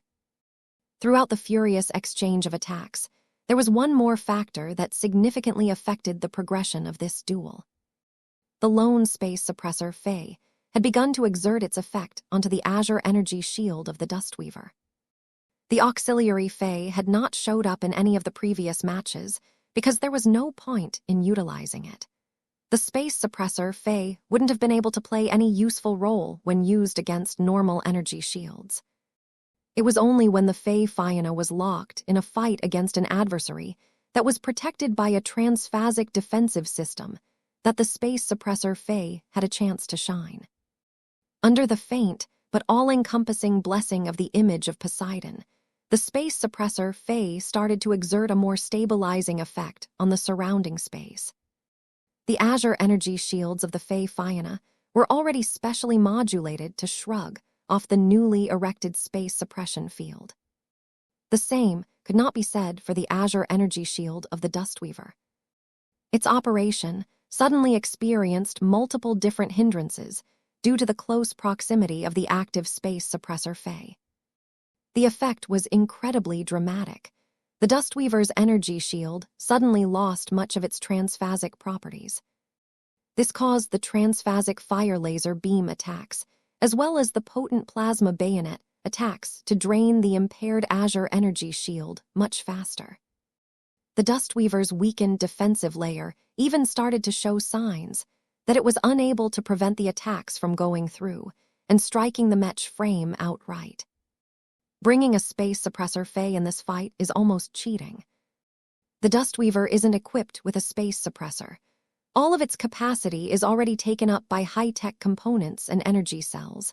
There is no room for any additional modules inside its cramped mech frame. While the Fae Fianna's Azure energy shields were still at around 50% capacity, the Dustweaver was already on the verge of losing its own energy barrier.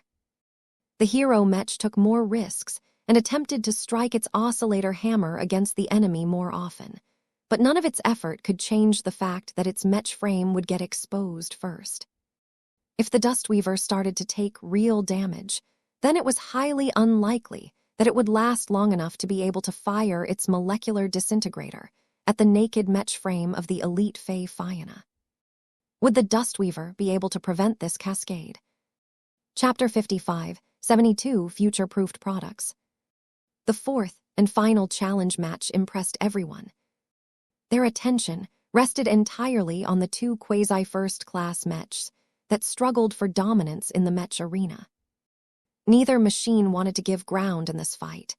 Their pride, their reputation, and the very reason of their existence was on the line at the moment. The elite edition of the Fae Fianna and the Dustweaver both exhibited very different signature technologies as the match progressed. The elite Fae Fianna showcased many familiar qualities, but amped up the power level to the point where it could easily crush multiple copies of its lesser cousins with ease. The huge disparity in performance amazed many people and caused more and more of them to yearn for this amazing machine. Sure, the elite Fae Fianna was not comparable to an expert mech or a first-class mech, but its greatest advantage was that it was much more attainable than either of those machines. An expert mech could only be paired with an expert pilot, So long as anyone had reached this level of strength, there was no reason at all to worry about obtaining a suitable machine. Their employers would be glad to invest in a customized machine so that the demigod in question could properly channel his power. A first-class mech cost way more money than the mechs in the arena. They could easily cost millions of MTA credits and imposed high requirements on the skills and knowledge of the mech pilot. The support crew also needed to be insanely qualified in order to maintain and repair these high-tech machines, and the cost of spare parts and materials was already enough to bankrupt many second-class outfits. The biggest issue to many mech forces was that fielding just a single first-class mech would automatically classify them as first-class organizations. This was not good development for organizations that lacked the strength and foundation to support their new status. The greater the power, the greater the obligations. First-class organizations needed to abide by an entirely different set of rules. They also lost the protection afforded to second-raters and third-raters.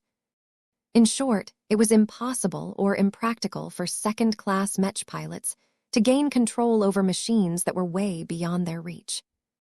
Their only realistic chance to take charge of mechs that could overpower other standard mechs was to advance to the rank of expert pilot. An innumerable number of pilots chased after apotheoses, but only a small minority of them managed to succeed. Even if the frequency of breakthroughs mysteriously rose over time, it was impossible for everyone to advance to expert pilot. Many mech pilots despaired and gave up on their pursuit of godhood as they grew older. Anyone who reached the age of 50 and higher usually developed their piloting skills to such an extent that they were more than qualified to pilot better mechs. However, the bitter irony was that older mech pilots usually lost the fire and vigor that made it easier for them to break through to the rank of expert candidate. If these pilots failed to exceed their mortal limits by the time they were 50, the statistical probability that they could become expert candidates and expert pilots dwindled to almost zero. Researchers came up with many theories in order to explain why this was the case. Willpower was a key variable. It was simply easier for younger and less jaded mech pilots to exhibit the extreme emotions needed to produce miracles during stressful situations. As such, aside from a handful of outliers, all of these aging pilots had no future in this desirable progression trajectory. There was virtually no chance that any of them could pilot an expert mech for the remainder of their careers. That did not snuff out their desire to pilot stronger mechs, though. As the elite Fae Fiona and the Dustweaver both displayed distinctly different styles of mechs that pressed against the limit of second-class mech combat, many veteran mech pilots began to feel a calling for one of the two machines on display. Wudum. The Dustweaver was a marvel of powerful and exotic offensive technologies. Though nobody knew how all of the advanced alien-derived tech worked, that did not stop them from dreaming about what they could do if they piloted such a cool and thematic quasi-first-class mech. Wooum. Wooum. Wooum. From the transphasic hyper-oscillator, Hammer, to the medium-range hyper-molecular disintegrator, the Dustweaver adopted the form of a hero mech that had turned into a rugged but determined champion. It didn't look as gleaming and heroic as the other models of its archetype, but that was precisely why so many veteran pilots felt drawn to the Dustweaver. Most hero mechs tended to be inspired by the brightly colored machines piloted by the youthful protagonists of popular action dramas. These machines matched the tastes of younger prodigies and descendants of powerful groups that had the luxury to pilot such difficult but dashing machines. The Dustweaver did not align with this trend. Its faded, rusted color scheme along with its strong alignment with the power of decay was like a nightmare to younger mech pilots. Few of them possessed the desire to pilot a machine that already made them feel older just by staring at this hero mech. This was clearly a mech designed for the older pilot demographic. Master Zelik Kwan was a centuries-old veteran of his craft, and he knew his customers far too well. I feel sad for the Dustweaver. It probably would have been able to show off its strength much better if it was fighting against another Mech. The decay attribute doesn't seem so effective when used to attack Mechs that are filled with life. I wonder whether I can buy the oscillator hammer as a standalone weapon.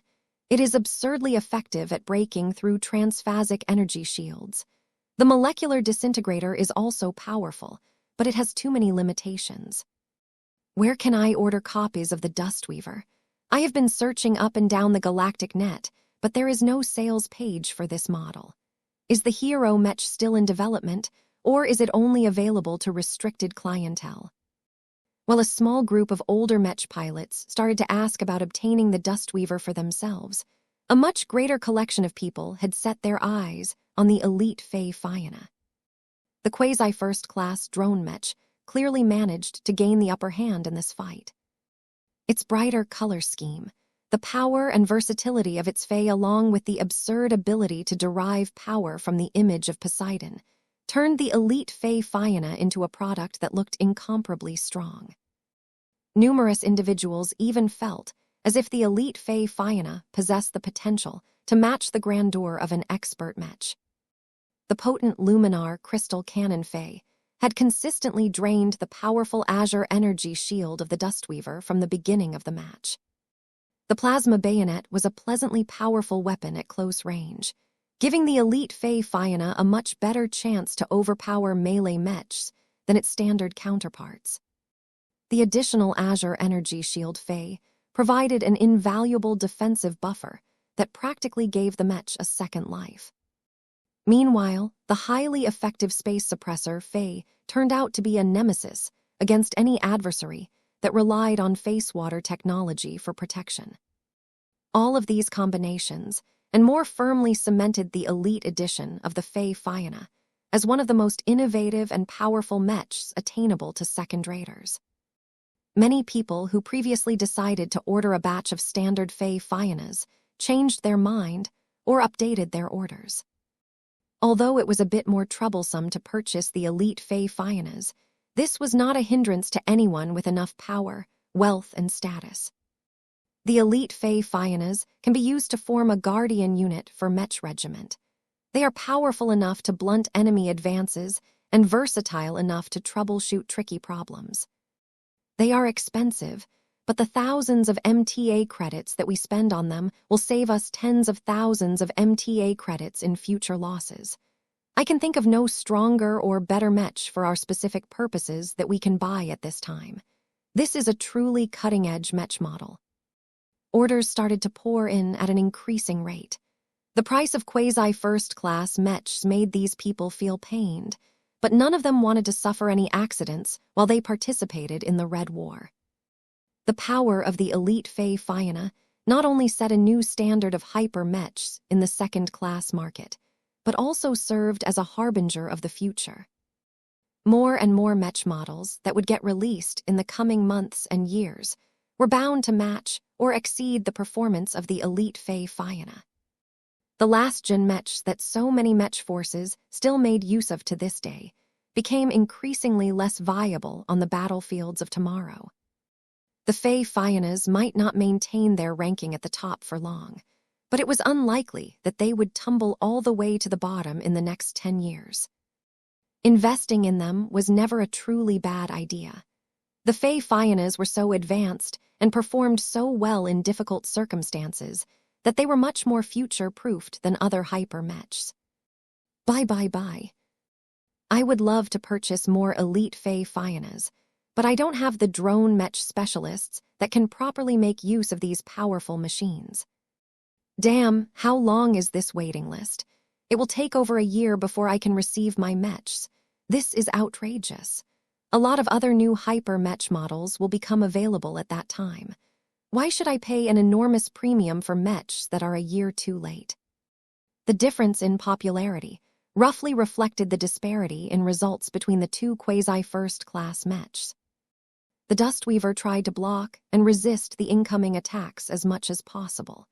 It even had to give up opportunities to slam its oscillator hammer against the enemy's azure energy shield in order to deflect the elite Fae Fianna's plasma bayonet strikes.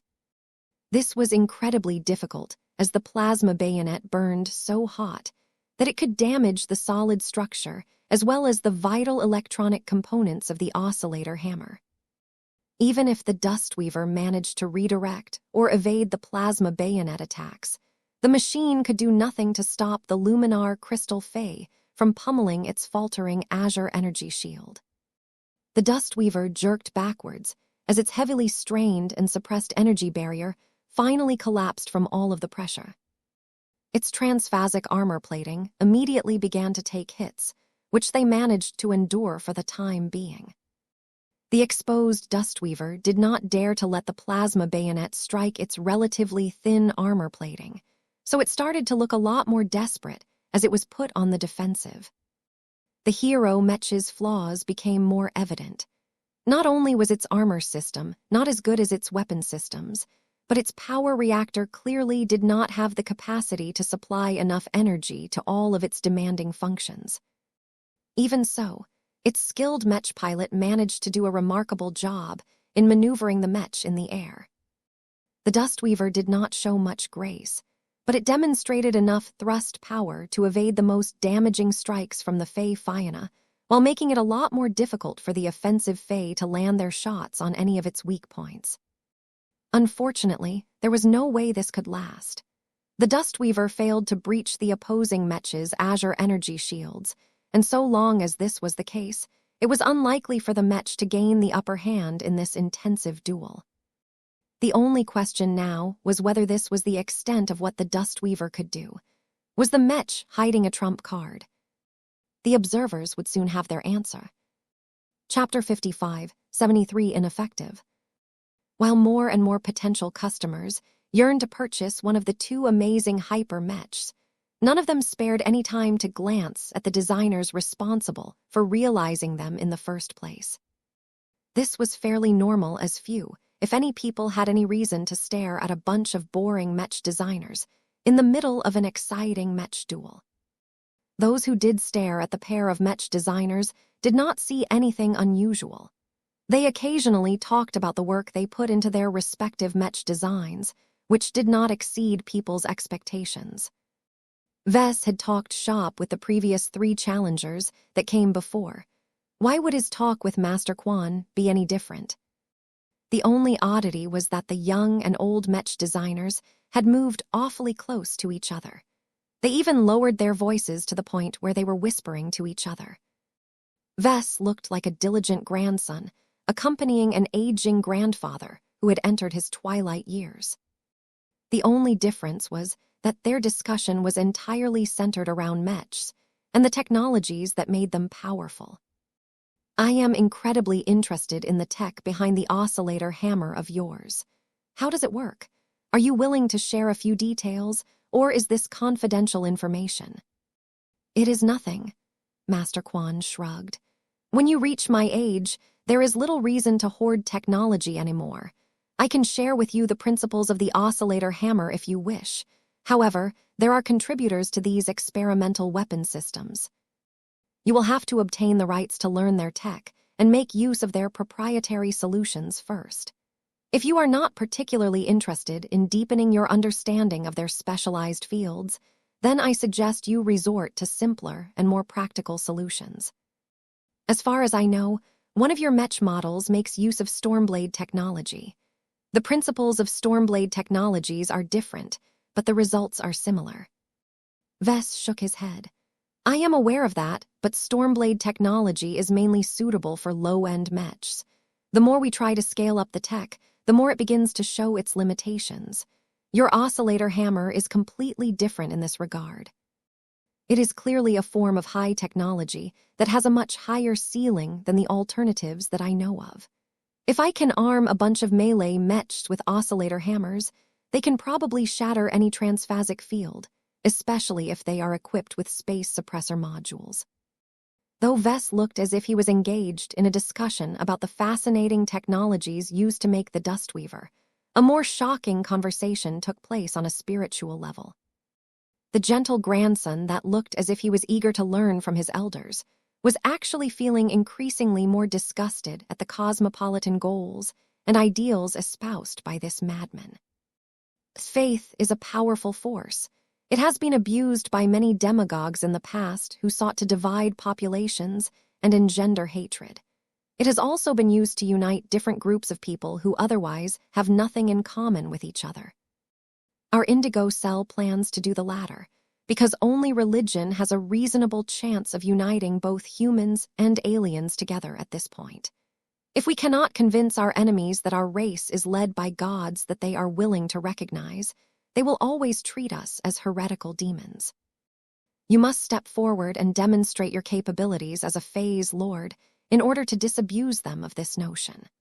Only when we are able to convince the aliens that we are a people led by gods of our own will we be able to bridge the gap between our races and negotiate a lasting peace. Roman 2. Vess had met many delusional people in his life. Fanatics tended to be the most crazy and illogical individuals of all, and right now the cosmopolitans sounded exactly like the other crazies that he had met in the past. These fools believed so much in their cause that they simply could not entertain any thoughts that contradicted their own beliefs. Not even a 300-year-old master Mech designer was exempt from the corrosive effects of embracing an extreme ideology. The master Mech designer began to grip Vess' forearm a little tighter. After he explained so much, he wanted to obtain a more concrete answer from the first human phase lord. Forgive me, I got carried away. I have told you enough about our great movement. Far too many enemies have sought to twist our words and tarnish our reputation, so I felt it was necessary to correct your misconceptions about our cause. Now that I have enlightened you to a small part of the greater truth, it is time for you to make your stance clear. Are you willing to cooperate with our cross-species pantheon plan? Vess did not hear anything that convinced him that this insane scheme would work. There was no way he could throw his support behind such a delusional venture, particularly when that meant he would have to collaborate with a bunch of human traitors. Master Quan, Vess responded over the spiritual connection. You have explained the motivations behind your plan, but you have not described anything about the actual process. How can I have any confidence that you will be able to make your words come true when you haven't explained what I am supposed to do? I am willing to help with saving red humanity from extinction, but I do not want to become a hunted rat in the process. Master Quan gave a reassuring smile to Vess. Our indigo cell has lurked within human society for centuries without being uprooted by the arrogant Mechers and fleeters. We can induct you into our ranks without exposing your true information. It is not unheard of for individual members to become exposed, but we practice strict information control in order to limit the impact of getting caught. Just as cells are isolated from each other, the cosmopolitans who hail from the cell do not necessarily know each other's identities. Even I am not privy to the identities of more than half of my compatriots. That sounded like cells within a cell. These cosmopolitans had been persecuted for such a long time that they had to be extremely good at limiting the damage of information leaks. Even if their paranoid security measures damaging the efficiency of their organization, they considered this to be a better choice than allowing for a single interrogation to uproot an entire cell. It seemed unlikely that Vess would be able to learn the identities of the other members of the indigo cell. That was a shame, because he could have earned additional MTA credits if he surrendered the names to the Mechers. Vess had no confidence that the indigo cell would be able to keep his involvement with the cosmopolitans a secret. His escort force paid way too much attention to him and his actions. He released a mental sigh. What about rewards?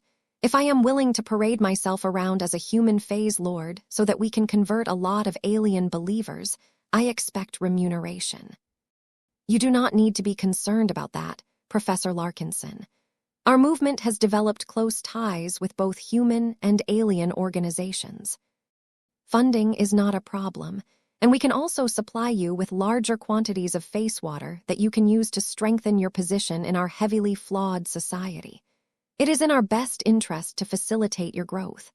The stronger you become, the more you can facilitate our goals. Roman 2. None of this sounded compelling to Vess. Was he short on resources? No. The expeditionary fleet was able to plunder hundreds of kilograms of face water on a good run. The release of the Faye-Fianna line already transferred millions of MTA credits into his accounts. Perhaps a more typical Mech designer might become overtaken by greed when they learned about the support the Cosmopolitans could provide, but they had picked the wrong target this time. I am not convinced, Master. I am really sorry. I have tried my best to understand your perspective, but I am not a cosmopolitan, nor do I have any desire to become one. You believe in your own cause, but what does that have to do with me? I applaud your courage for seeking me out and revealing your hidden identity to me, but you have approached the wrong person. I am a Mech designer, not a god and not a cosmopolitan. I suggest you look elsewhere if you want to use a human phase lord as a figurehead. The Mechers are working hard to figure out a way to produce more phase lords among their trusted people. I am sure that one of them may be receptive to your ideas. Master Quan's mood dropped when he received an unequivocal rejection from Vess. This was a risky turn of events. Vess had no idea how the older man would react. Would Master Quan go crazy and spout forbidden cosmopolitan slogans?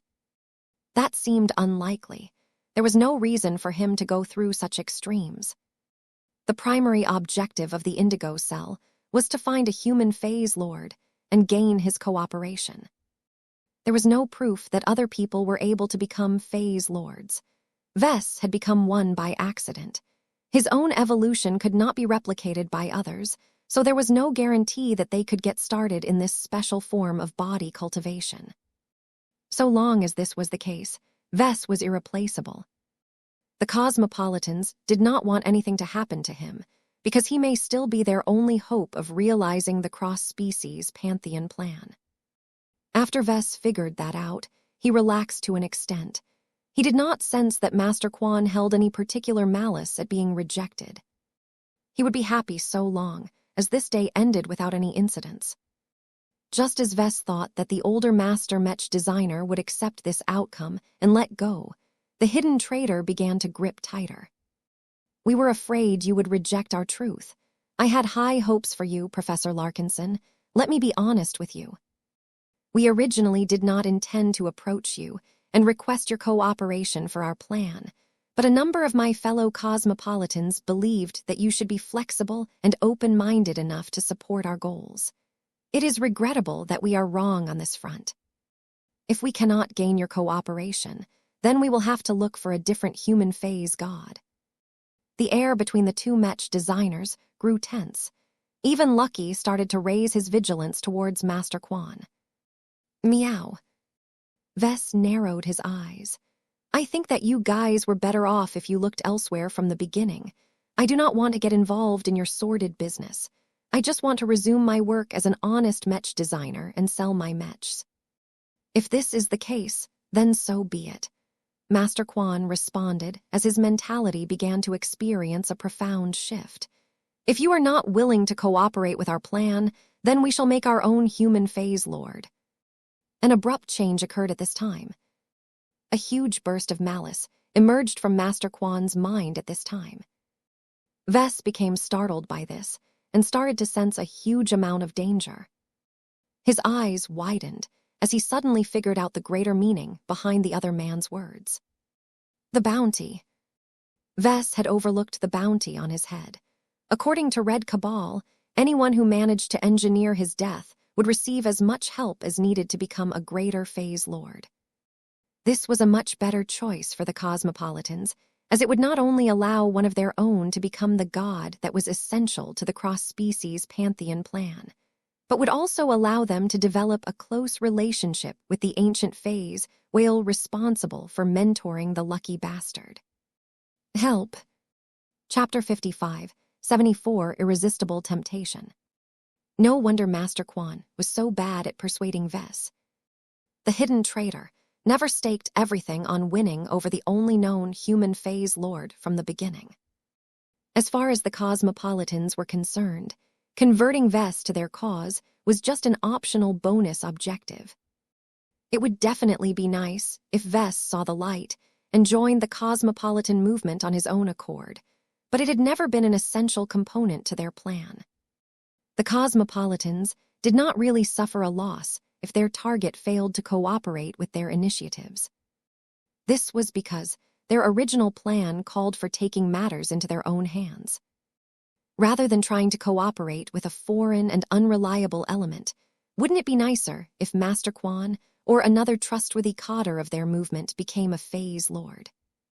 The Red Cabal's recently announced bounty program attracted many people, but no one was more enthused about the rewards for claiming the top bounties than the Cosmopolitans.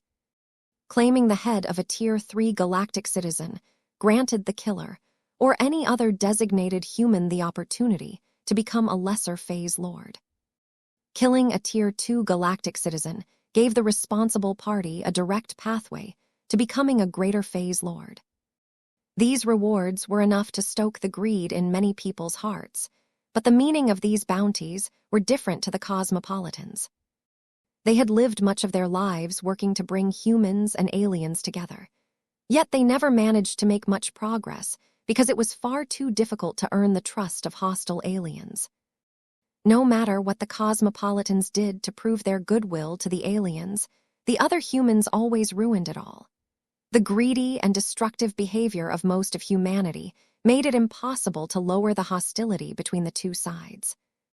This was why this opportunity became so important to the Cosmopolitans. As long as they killed any Tier 2 or Tier 3 galactic citizen, they could directly assimilate into alien society and earn the genuine trust and appreciation of their phase whale mentors. The aliens of the Red Ocean had never shown as much open-mindedness to humans in the past. They showed universal revulsion towards the invaders from another galaxy and never put much effort into distinguishing between different human groups. All of that had changed recently, as the Red Cabal took the threat of red humanity a lot more seriously. Though the Cosmopolitans hated the Red 2 for pulling off Operation Night Jazz and making it much more difficult to reconcile the two sides, they were also secretly grateful for the emergence of the new bounty program. Every Cosmopolitan wanted to become a bounty hunter after they heard all of the rich rewards. Not only would they have a chance to attain biological immortality by becoming a powerful phase lord, but they would be able to develop a friendship with a powerful phase whale and integrate into the core alien power hierarchy. This was an unprecedented opportunity. The members of the Indigo Cell and the other radicals had never managed to get close enough to the aliens. They were always treated as unwanted guests as best. No matter how many technologies and important human secrets they passed on, the Cosmopolitans never even received any thanks for their vital contributions. This was different. The Cosmopolitans had studied the aliens, and their leadership long enough to know that the rewards were all legitimate. The phase whales were truly willing to treat humans with sincerity in order to keep the bounty program effective. It was impossible to stir up human infighting if the Red Cabal was not even willing to honor the promised rewards to the fullest. With that thought and motivation in mind, Master Zelik Quan fully became invested in the plan to enable his fellow Cosmopolitans to earn the trust of his phase whale tutor. It would have been great if he was able to earn this fantastic opportunity, but even he was not delusional enough to know that he could get away from this planet alive. The Mechers had taken many security precautions. All forms of teleportation and warping were jammed. Lots of Mechs and other assets constantly patrolled or remained on guard so that they could respond to any incidents. Powerful warships and well-equipped defensive installations blockaded much of the space around the planet. Master Quan did not have the means to escape Bordel Roman III with his life intact. Since it was impossible for him to live after he had made his move, he simply accepted his fate without any procrastination and sought to make his sacrifice as worthwhile as possible. The old master Mech designer was confident that one of his fellow members of the Indigo Cell would make good use of his final efforts. His eyes grew crazed and focused on his prey with overwhelming conviction and determination. Vess had to die in order for the Cosmopolitans to advance their cause. No other outcome was acceptable. From the moment Vess tried to pull away while calling for help, multiple different events took place at the same time. Meow. Lucky had already been poised to make his move. The gem cat had spent years with Vess, so it was not surprising that the two could understand each other to this extent. Yet before Lucky's energy claws had a chance to shred Master Quan's head, the entire man's body heated up as all of his implants and modified organs started to initiate a lot of complex processes while overheating. All of these augmentations possessed fairly normal functions on the surface.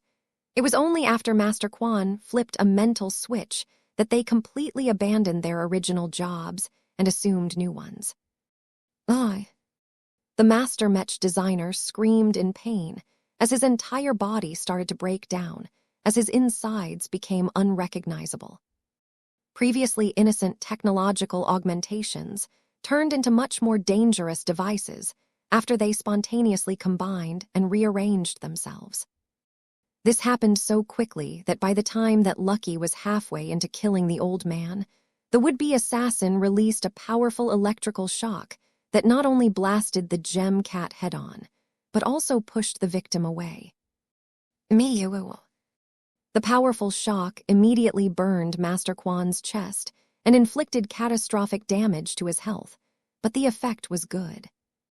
Lucky's archimetal body possessed a high resistance against electrical currents, so the cat did not actually receive any crippling damage. The furious cat shook his shocked body and tried to fly forward again. Yet before he could get close enough, the complex alien metal garment worn by the old man unfolded and started to envelop both Vess and Master Quan. In fact, the metal construct did more than that. Parts of it actually started to fuse with Master Quan's body, producing a horrendous fusion between flesh and machine. The formation of this thin, but surprisingly resilient metal curtain isolated Vess from his protectors. By the time the Mechers responded to the crisis, they found that it was impossible to teleport Vess away or form a protective energy shield around his body. They weren't able to see through or affect the thin metal cage through multiple means. What is this device? None of our scanners are able to identify either Mech designers. Lock down the entire arena and call for reinforcements. The closest first-class multipurpose Mechs had already begun to move. It was unthinkable for them to rescue their principal by opening fire on the strange metal sphere, so they all moved forward at the highest possible speed in order to physically break it open. All of this took time, however. This was a crucial distinction for Master Quan. He never expected to be able to hold back the Mechers for long. He just had to delay them for a few crucial moments in order to pull off his dangerous plan. Surrender your life so that a more deserving human can become a phase lord. Never. A huge amount of power erupted from this bizarre metal cage. An abnormally strong and weird space suppression field came online. Vess was familiar with space suppressors, so he immediately felt that this one was considerably different than normal. His body felt a lot heavier. His control over his body had also become a lot worse. Vess did not know what was going on. The sense of danger continued to increase as Master Quan continued to activate one extreme measure after another. Vess needed to be more proactive. If he did not break this situation straight away, the highly prepared Master Mech designer would surely find a way to kill his target. Don't underestimate my strength. When Vess decided that it was no longer important to protect his dignity during a live broadcast, he let go of his restraint and tried to unfold his true body. Phase Lords were known for their physical prowess. Their resilience far exceeded almost any other life form. If Vess wanted to overcome this crisis, it was essential for him to rely on his superior physique. Just as he was about to unfold his true body right away, Vess experienced a wave of pain that ran across his entire form. What? The oppressive field prevented Vess from unfolding his true body. He could feel as if the existing spatial folds had been strengthened to the point where they became solid and permanent fixtures. Though Vess could feel that he could break this temporary state as long as he exerted enough power, he was too weak at this time. Master Quan smirked. "We already know your weakness. The bulk of your powerful physique shall remain locked as long as you have lost control over the space that occupies your form." Vess felt a lot more alarmed at this development. Though he was still a lot harder to kill in his current state, he became a lot more afraid of what other measures Master Quan prepared. The man might be insane, but he was also a highly knowledgeable Mech designer. Since he had chosen to go through with this radical measure, then he had to have taken Vess' vastly superior physical condition into account. The only question was where Master Quan, expected to gain all of the power, needed to inflict fatal damage onto a phase lord. Whatever actions the crazy cosmopolitan pulled off so far only isolated Vess for a brief amount of time. The strange metal curtain was overloading its advanced and alien systems so hard that it already started to melt and fry from all of the excess load. Suppressing a phase lord with such a small contraption was far harder than it looked. Vess could already feel that the abnormal space suppression field had begun to weaken. He became confident that he could forcefully unfold his true body just a couple of seconds later. However, Master Quan knew this as well. The dangerous conspirator never intended to give Vess any more time. During the time that Vess and Master Quan became entangled with each other, the situation in the arena had changed drastically. Alarms had begun to ring, while many spectators only just started to realize that something had gone terribly wrong. In the middle of Foka Arena, the Dustweaver no longer fought against the elite Fey Fianna. The battered Mech abruptly began to overload and transform its systems in record time. The Mech pilot of the Fey Fianna grew confused, but suddenly received instructions to restrain the Dustweaver as quickly as possible. Unfortunately, the drone Mech was not able to respond in time. It only took a few seconds for the Dustweaver to transform into a radically different machine. It no longer looked as charming and proportionate as before. A large amount of parts had molded into the arms and the weapons of the Dustweaver. Just as the arena's security system started to box the aberrant machine inside a cage of strong transphasic energy shields, the mutated Dustweaver abruptly threw out its transformed oscillator hammer. The energy shields did not break, but their formation got delayed long enough for the Dustweaver to lift and aim its radically upsized molecular disintegrator straight into the direction of the metal curtain. Even though there were numerous other energy shields in the way, the machine did not seem to take them seriously. Just before the overloading machine was about to open fire, all of its decay energy abruptly transformed into pure destruction energy. The stability of this energy attribute was so poor that it accelerated the breakdown of the transformed Dustweaver. The Mech might not even last more than a second before it malfunctioned and broke down, but it didn't seem to matter because it was able to remain functional enough to pull the trigger.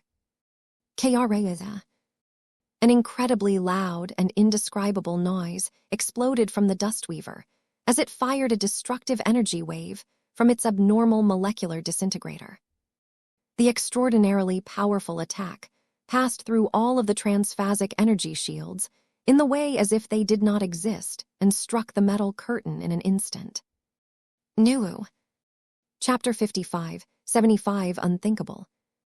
When people attended the challenge matches on the day after the product reveal, they never expected trouble to occur.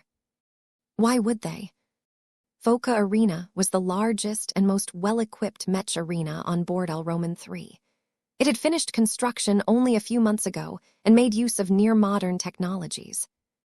Aside from the lack of hyper-technology, due to the unreliable nature of the tech and the relative scarcity of high-grade hyper-materials at the time, the enormous facility was more than equipped enough to protect people from various dangers. The Red Association also put a lot of effort into bolstering the security of the venue. Much of the surrounding blocks had been closed off from any form of traffic and intrusion. The millions of people who attended the event on the first or second day had to subject themselves through rigorous and occasionally invasive tests. Over 100 first-class multipurpose Mechs patrolled the entire site, and the entire Blue Jay fleet constantly provided support from orbit. Anyone who dared to launch an attack from a distance or tried to storm into Foca Arena from any angle would doubtlessly get crushed by all of the abundant security measures. However, as much as the Mechers focused their attention on outside threats, such as the launch of a city-killing laser superweapon or the surprise invasion of a powerful phase whale, they paid less attention to threats from within. Vess and Master Zelik Quan had been hovering high in the air, besides one of the enormous transphasic energy shields that prevented the fighting within the arena ground from threatening the audience. Both of them held this central and exposed position in order to increase their presence. After all, no Mech designer wanted to be forgotten. They had to present themselves in order to make sure that people knew who had designed the machines that had managed to capture their hearts. Neither Mech designers should come to any harm. The Mechers were not stupid and imposed high control over the entire arena. They carefully monitored everything that took place in every side and corner. Any observer that exhibited suspicious behavior of any kind would immediately receive a visit from a nearby patrol in order to verify that everything was in order. Multiple highly transparent transphasic energy shields discreetly partitioned all of the seating blocks. Most people did not even realize that they had all been locked into their separate group cages, making it so that any explosive weapon or other dangerous measures would not be able to spill over and threaten other areas. While the Mechers had not pulled out all of the stops, they were so confident in their security measures that they failed to account for every possible angle on this crucial day. They had made two grievous oversights. First, they never expected that a 300-year-old veteran master Mech designer turned out to be an enemy. The old man had gone through the same stringent security checks as everyone else. In fact, the extreme quality and sophistication of his weird and self-developed augmentations even prompted the inspectors to call in additional experts to thoroughly verify that Master Quan did not try to smuggle in a hidden weapon of mass destruction or anything. The fact that the old master Mech designer managed to make it through indicated that the Mechers mistakenly saw no harm in his implants and genetically modified organs. Of course, even if the Mechers detected a few self-defensive measures that could pose a certain threat to people, they did not think that anything was amiss. Such surprises were common among the upper echelon. The most important reason why the Red Association never considered Master Quan to be a threat was because it was unimaginable. The renowned master Mech designer had made many contributions over the years. Despite his many setbacks and limitations, he managed to complete enough research and design enough Mechs with added value to earn the status of a Tier 5 galactic citizen. This was just a single step before the more critical threshold of Tier 4, where he would be able to talk with R-Ray Master Mech designers as equals. If that was not enough, Master Quan also happened to be a long-time associate of the Mech supremacist faction. The Mech supremacists vouch for him. He has contributed to many research projects over the years.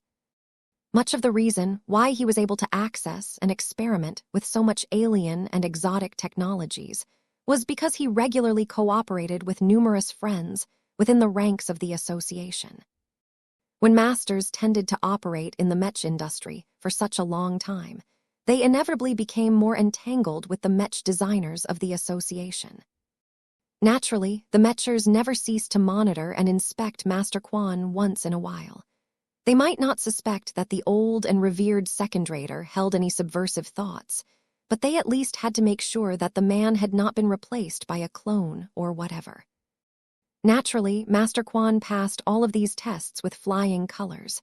He even entered the Saint Kingdoms of numerous ace pilots over the years. This was one of the most difficult tests of all, as ace pilots were sensitive to even the slightest hint of malice or ill will. Yet despite the apparent depth of Master Quan's betrayal to the current human order, he never managed to trigger any suspicion. The cosmopolitan movement had managed to stay afloat for multiple millennia. Its members spanned across all of human society and beyond. They managed to accumulate a lot of advanced human and alien technologies, and also became proficient at combining them together to produce all manner of exclusive hybrid inventions. The cosmopolitans dedicated much of their research towards technologies that allowed them to remain hidden and unnoticed. When they combined all of this tech with specially developed mental training programs, every qualified cosmopolitan gained the capability to circumvent all intuition-based detection measures and avoid drawing any excess suspicion onto themselves. While it was possible for low-ranked cosmopolitans to betray their true allegiance due to flaws, an old and high-ranking cadre of the movement, such as Master Quan, would never show any vulnerabilities. The Mechers had erred in assuming that the long-time associate and meritorious contributor was on their side. Not only did they fail to connect the dots concerning Master Quan's actual loyalties, the inspectors also made an erroneous judgment about the Dustweaver. The Mech designers responsible for inspecting the Dustweaver prior to the start of the challenge match never suspected any foul play. They thoroughly inspected every nut and bolt of the machine. None of the components contained anything that looked incongruous or exceeded the limits of a quasi-first-class hero Mech. The only complication worth noting was that the inspectors did not fully understand all of the principles of the alien-derived tech used to make the molecular disintegrator. Master Zelik Quan always claimed that he had never been able to fully reverse engineer the alien tech that formed the central basis of his design philosophy. Around 20% of the alien components remained indecipherable. If even the most knowledgeable and authoritative specialist in this alien tech did not understand all of these weird parts, then how could the inspectors and the remote first-class Mech designers acting as consultants know any better? All of these Mechers had made a massive error in hindsight. When the Dustweaver's weird and exotic Mech parts shifted and reorganized themselves in a completely different configuration, the inspectors all made the horrible realization that they had missed the fact that the hero Mech was actually an exotic killing machine. Numerous Mech designers could not imagine how Master Quan was able to design an exquisite Mech that not only functioned like a powerful quasi-first-class transphasic hyper-hero Mech, but could also transform into a single-use superweapon. The entire Mech has transformed into an upscaled hyper-molecular disintegrator. Nothing was left of the original design. The Dustweaver had completely lost its identity as a Mech in order to increase the power and other parameters of its supercharged molecular disintegrator as much as possible. The bizarre contraption was unstable and already started to collapse as soon as it had taken shape. The reckless energies coursing through its system, along with the extreme settings used to amplify the attack power of the transformed weapon, meant that the Dustweaver was just a single step away from total collapse. It didn't matter so long as it did its job. Master Zelik Quan had cleverly designed his explosive assassination tool to expend as much energy that it could possibly muster and release all of that excessive power through a single discharge of the molecular disintegrator. The crackling noise that pierced into the ears of every spectator was a testament to the destructive output of this single-use superweapon. The conventional form of the Dustweaver had already touched upon the limits of a first-class Mech. Transforming it into an alternate form and employing many special solutions to channel all of its power in a single overwhelming attack, essentially enabled the Dustweaver to reach the performance of a true first-class Mech for just a single instant. What was important to note was that the lethality of the Dustweaver did not reach the level of a marginal first-class Mech, but actually managed to rival the firepower of a medium or even high-tier machine. Nulu. Professor. The combined use of all of the alien, exotic, and cosmopolitan exclusive technologies resulted in an attack that broke everyone's cognition of what was possible. The additional injection of lots of pure destruction energy transformed the nature of the molecular disintegrator discharge into an extraordinary attack wave that passed through all of the transphasic energy shields in the way as if they were nothing but air. How is that possible? Why do these traitors keep this tech for themselves? We could have armed many of our forces with shield-penetrating weapons if Master Quan took the initiative to share his proprietary tech. No one could explain the exotic and indigenous technological principles that enabled the Dustweaver to launch such an insanely destructive attack. Only the most hardcore nerds spared any attention towards the Dustweaver's amazing tech at this time. The unstable contraption had already exploded and fallen apart after launching its final attack. The nearby elite Fae Fiona did not have the time to do anything to prevent the Dustweaver from completing its suicide mission. As alarms continued to ring throughout the entire arena, everyone's attention rested on the two Mech designers who previously got along as if they were friends. Is he dead? A conventional molecular disintegrator is already powerful enough to collapse 10 to 20% of the mass of a typical second-class Mech.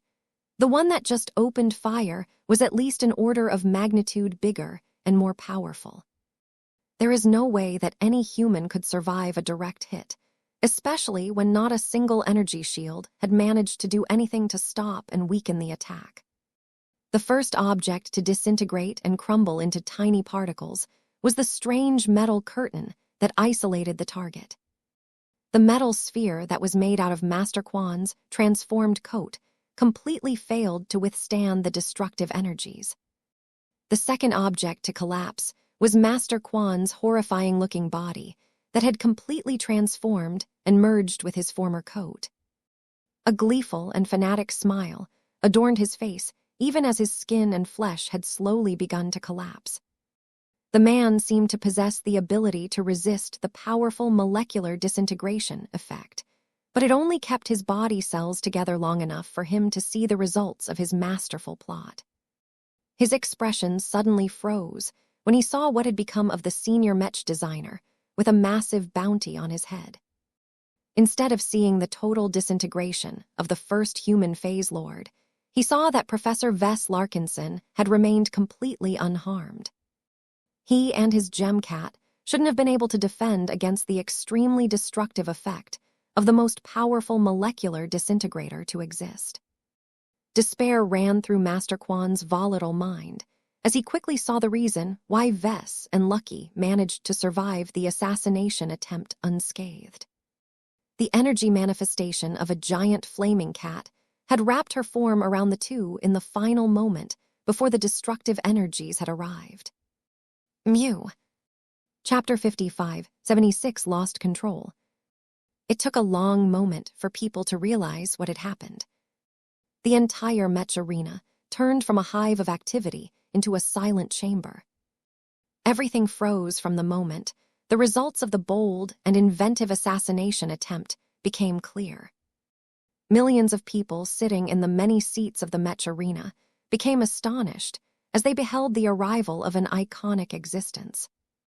Many more people who were watching the live broadcast in their homes or workplaces needed a few seconds more to realize what had happened. That is the cat of a god pilot. Emma, I can recognize her anywhere. No human dares to steal her image. The only person who openly makes use of her is the destroyer of worlds. Did she travel to the Bordel system? There was a reason why the entire Mech arena looked as if it was frozen in time. The alarms that blared in everyone's ears just a moment ago had completely fallen silent. The voices of all of the people who had previously expressed their shock at the rapid turn of events had all disappeared as every single individual had lost control over their bodies. Even the security officers and all of the powerful first-class multipurpose Mechs moving to rescue their principal had lost total control over themselves. Nothing was allowed to move under the powerful and oppressive will that appeared from nowhere. All of the people that had fallen under the control of a powerful god kingdom could do nothing else aside from breathing and thinking. Every other action was prohibited by the overbearing will of a legendary god pilot. Under these extraordinary circumstances, 3 notable individuals received special treatment. Meow. Lucky felt an incredible degree of intimacy towards Emma. In the face of the highly destructive attack launched by the transformed single-use hypermolecular disintegrator, the companion spirit of the Destroyer of Worlds easily neutralized the destructive attack without expending any significant effort. An attack that was theoretically powerful enough to disintegrate the molecules of a lesser phase, Lord posed no threat against one of the living incarnations of the power of destruction. Of all of the powerhouses operating in the Red Ocean, no one embodied the concept of destruction better than the Destroyer of Worlds. She was a master of destruction and ruination. Her Ragnarok had broken more planets than any other god pilot in their lifetimes. The alien lives that perished at her hand could not be counted.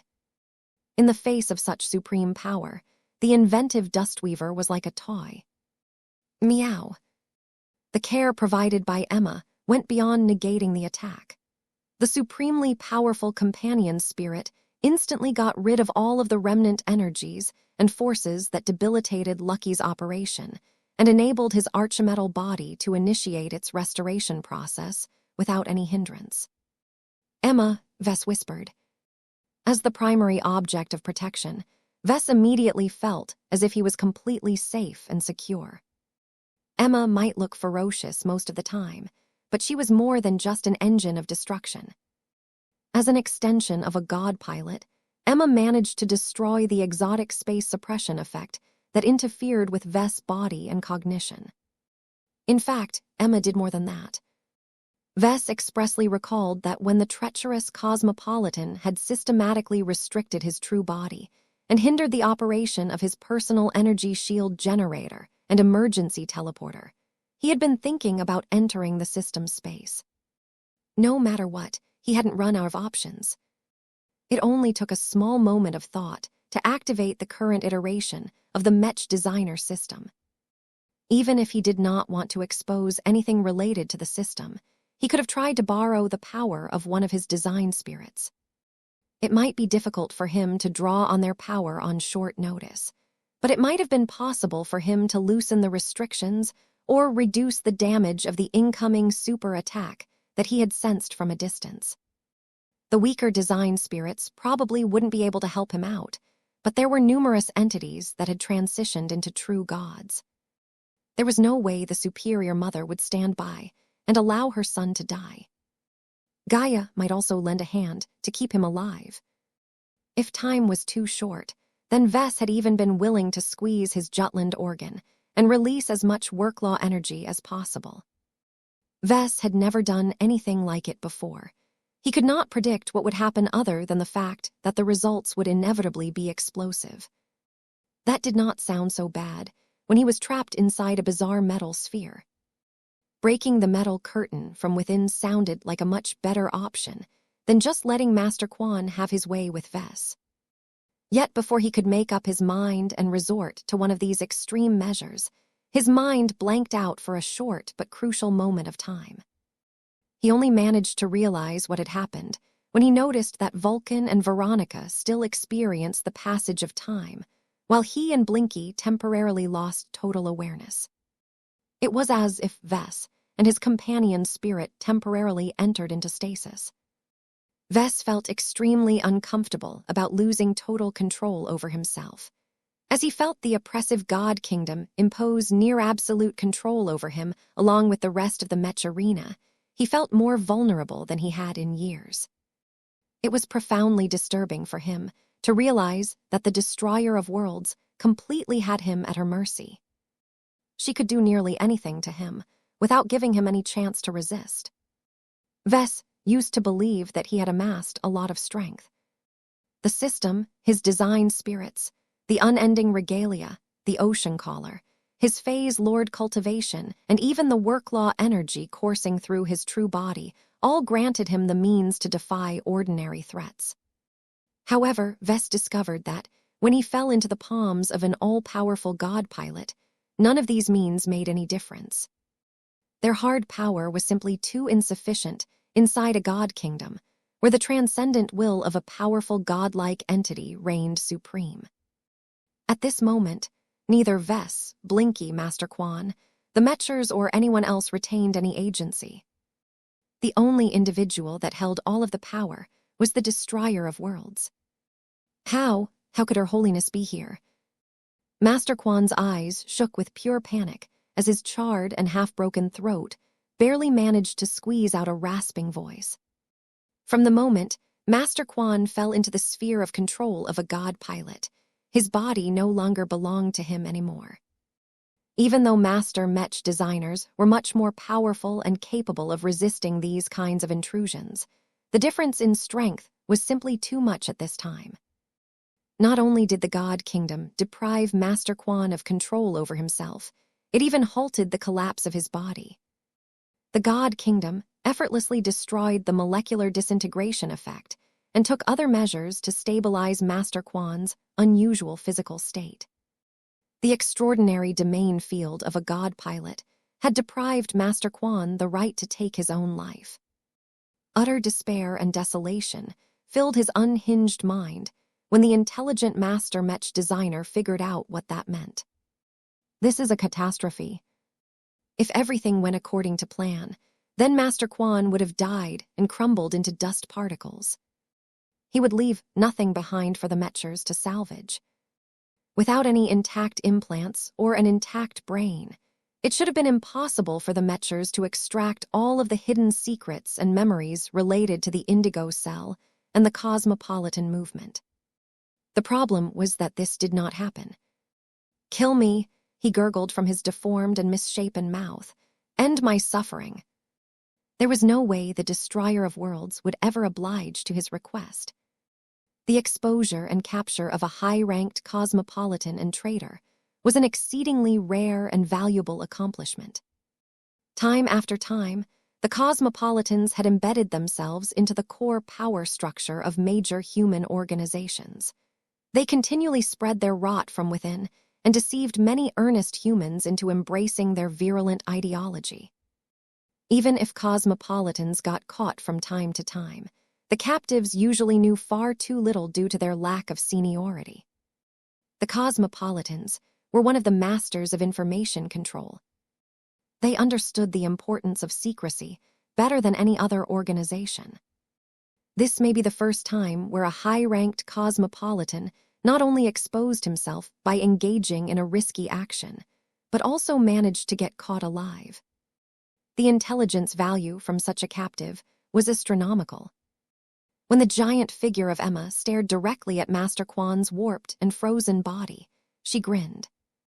A few more seconds passed before many people steadily regained control over their bodies.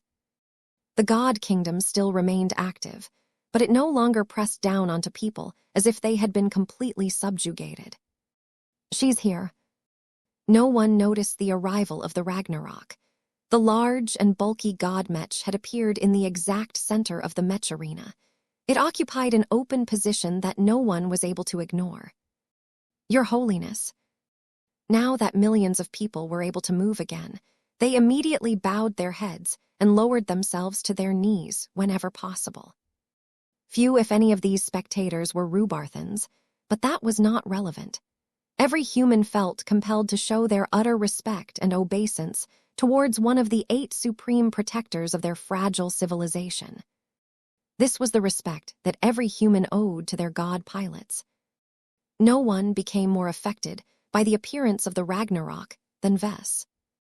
The god Mech was not in combat mode, so it did not look so threatening at the moment. Nonetheless, it was one of the physical forms of the divine Irene Mox, so this was the first time that Vess directly met with one of his past mastery experience hosts. Though Vess had already managed to enter into an accord with General Axeler Strion, this reunion was much more stressful to him because the power difference was much greater this time. He had been able to play to Axeler's overwhelming desire to trigger his ultimate apotheoses and become the latest god pilot to grace the human race. The same approach would not work this time. The Destroyer of Worlds had already realized her greatest desire. She had become more powerful than nearly every other human alive and had reached the top of human society. How could Vess ever hold any leverage towards this overpowering being? The Destroyer of Worlds could completely disregard the wishes of the Red Association and squash his true body into mulch if she desired. "Mew," Emma uttered in a more reassuring manner. Vess' expression darkened. He definitely sensed that Irene was able to pick up on his fears and distress. It was impossible for him to keep his thoughts hidden when he was completely in her grasp. The only consolidation was that he only sensed goodwill from Emma and the Destroyer of Worlds. Vess was just being paranoid. In any case, the crisis had passed. Nothing could possibly threaten his life now that an actual god Mech had made an appearance. The god kingdom of the Destroyer of Worlds was too large and powerful.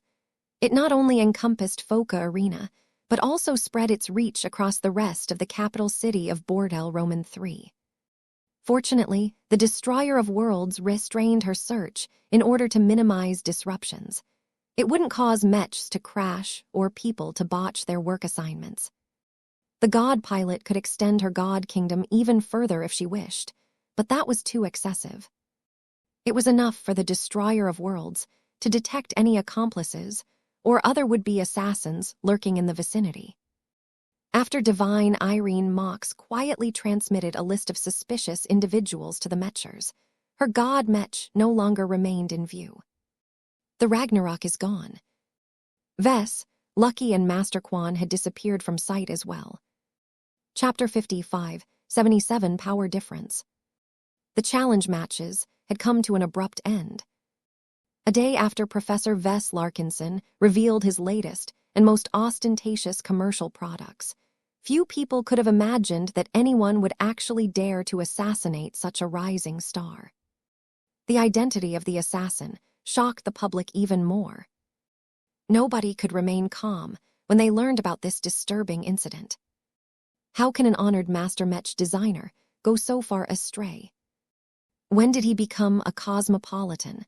It would be outrageous if he always turned out to be a traitor from the beginning.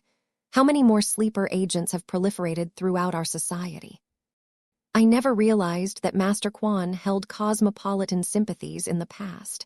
I collaborated with him on so many projects that I was convinced that he was a sincere Mech designer. He has managed to fool all of us. If he did not expose his treachery today, he would have been able to do more damage while he operated in our society unchecked. Not everyone paid attention to the Faye Fiana's high-profile product reveal, but that had changed from the moment the news had spread. Even the snobbish first-raters had been forced to pay attention to this incident. The importance of Vess and the unthinkable betrayal of a 300-year-old master Mech designer were already enough to attract their attention, but it was the identity of the savior that truly made them care about what had happened. The Destroyer of Worlds has reappeared. Every god pilot has already returned from the core regions of the Red Ocean. I know for a fact that the Fist of Defiance has shown up in Bridgehead 1. Why did such a powerful Rubarthan god pilot decide to visit an insignificant second-class port system of all places? There are many more vital strategic locations that urgently require her protection. The spacelock cannot cover the front lines of the Rubarthan packed by himself.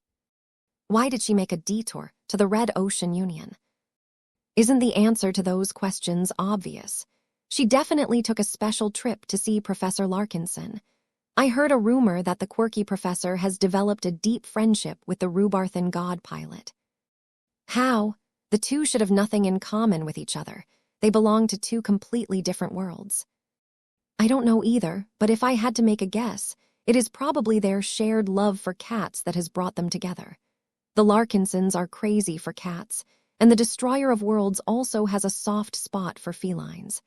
Maybe they intend to start an association for cat lovers. Rumors continued to circulate throughout Red humanity. God pilots were eminent heroes that few people ever had the pleasure to meet in person.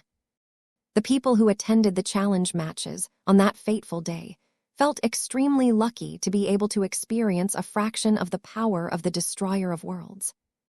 This was an honor that they would cherish for the rest of their lives. Yet none of this could come close to receiving the personal care and attention of such a powerful figure. More and more people wondered why the Destroyer of Worlds sought the Tier 3 galactic citizen out, and what exactly brought them together. Only a few people knew where Vess and the god pilot had disappeared to. Inside a secret stronghold that was buried underneath the surface of the Bordel Roman 3, Vess sat down on a plain metal chair while inspecting Lucky's damaged condition. Meow. The gem cat had suffered a lot of damage after getting struck by Master Quan's inexplicable lightning strike. While the properties of this attack were not comparable to tribulation lightning, it still managed to exceed the defensive parameters of a gem cat that had upgraded his body many times. Vess never imagined that such a surprise attack would be able to inflict significant damage to Lucky's archimetal construction. After all, Architect happened to be particularly strong at controlling electric energy. Are you fine? Will you be able to recover your systems, or do you need any manual repairs? Meow meow. So you just need a lot of extra food. Got it. I'll ask the Mechers if they can fix up a bowl of high-grade exotics. Before he could make his request, two new beings had abruptly appeared in the middle of the empty metal chamber. Meow. Mew. Both Vess and Lucky shrank as they came into close proximity with the most powerful transcendents in the Red Ocean. No one who had witnessed the assaults on the so-called tide stations could ever think that the god pilots were weak. The broadcasts at the time had done a good job at conveying a fraction of the immense power that the god pilots had at their disposal. Yet those remote recordings could never match the sheer power that made up the ruinous willpower that formed the basis of a god pilot. The Destroyer of Worlds far exceeded the likes of the Mace of Retaliation or General Axeler Strion. No ace pilot could ever pose a serious threat against a genuine god pilot that had managed to survive the ultimate test. Vess found it difficult to maintain his composure in the face of so much pressure. His spirituality actually started to suffer damage as the close proximity to the Destroyer of Worlds' harmful willpower became intolerable. He had a hunch that the god pilot could crumble the minds, bodies, and spiritualities of every human on board El Roman 3 if she wished. It wasn't even necessary for her to open fire with the fearsome main cannon of the Ragnarok. Her god kingdom alone was enough to destroy the lives of anyone who wasn't strong enough to resist her overbearing willpower. Suddenly, the pressure receded. Though the Destroyer of Worlds still retained an undeniably strong presence, Vess no longer had the illusion that he was just a few steps away from bathing in the heart of a nuclear explosion. Mew. Emma leisurely flew forward and stopped in front of Lucky. Though the legendary manifestation of Irene Mox's power had shrunk her size by an enormous extent, she still remained as large as a tiger. The Herald of Destruction was much scarier than a typical big cat. Lucky's damaged body shook as he completely felt that he was outclassed this time. Meow. Mew mew mew. Emma disregarded Lucky's fright and flew forward until she managed to pull the hapless gem cat in her grasp. The most powerful companion spirit that was currently in existence behaved no different from a tiger mom giving her cub a bath. Her flaming hot tongue began to lick Lucky's metallic body without any care. Meow, meow, meow. It was a pity that Vess completely ignored Lucky's distress. From the moment he locked eyes with one of his past mastery experience hosts, he felt as if he got caught with his hand in the cookie jar. There was no compelling reason why he should feel guilty in her presence. He had done her a massive favor over 2 centuries and indirectly gave her the conditions to advance all the way to her eminent rank. Still, Vess felt more and more uneasy as he continued to face those bright and burning orbs that were currently casting judgment at him. The huge gap in power made him feel utterly helpless and at the Destroyer of Worlds' mercy. Calm yourself, boy. I owe you a debt of gratitude. I have not forgotten about all you have done for me and humanity as a whole." The voice of a god pilot in close proximity was much stronger and more all-encompassing than that of any peak ace pilot. Even though Vess had been prepared for this, his mind still blanked out for a time when that overpowering voice filled up his entire mind. Divine Irene Mox looked familiar to Vess.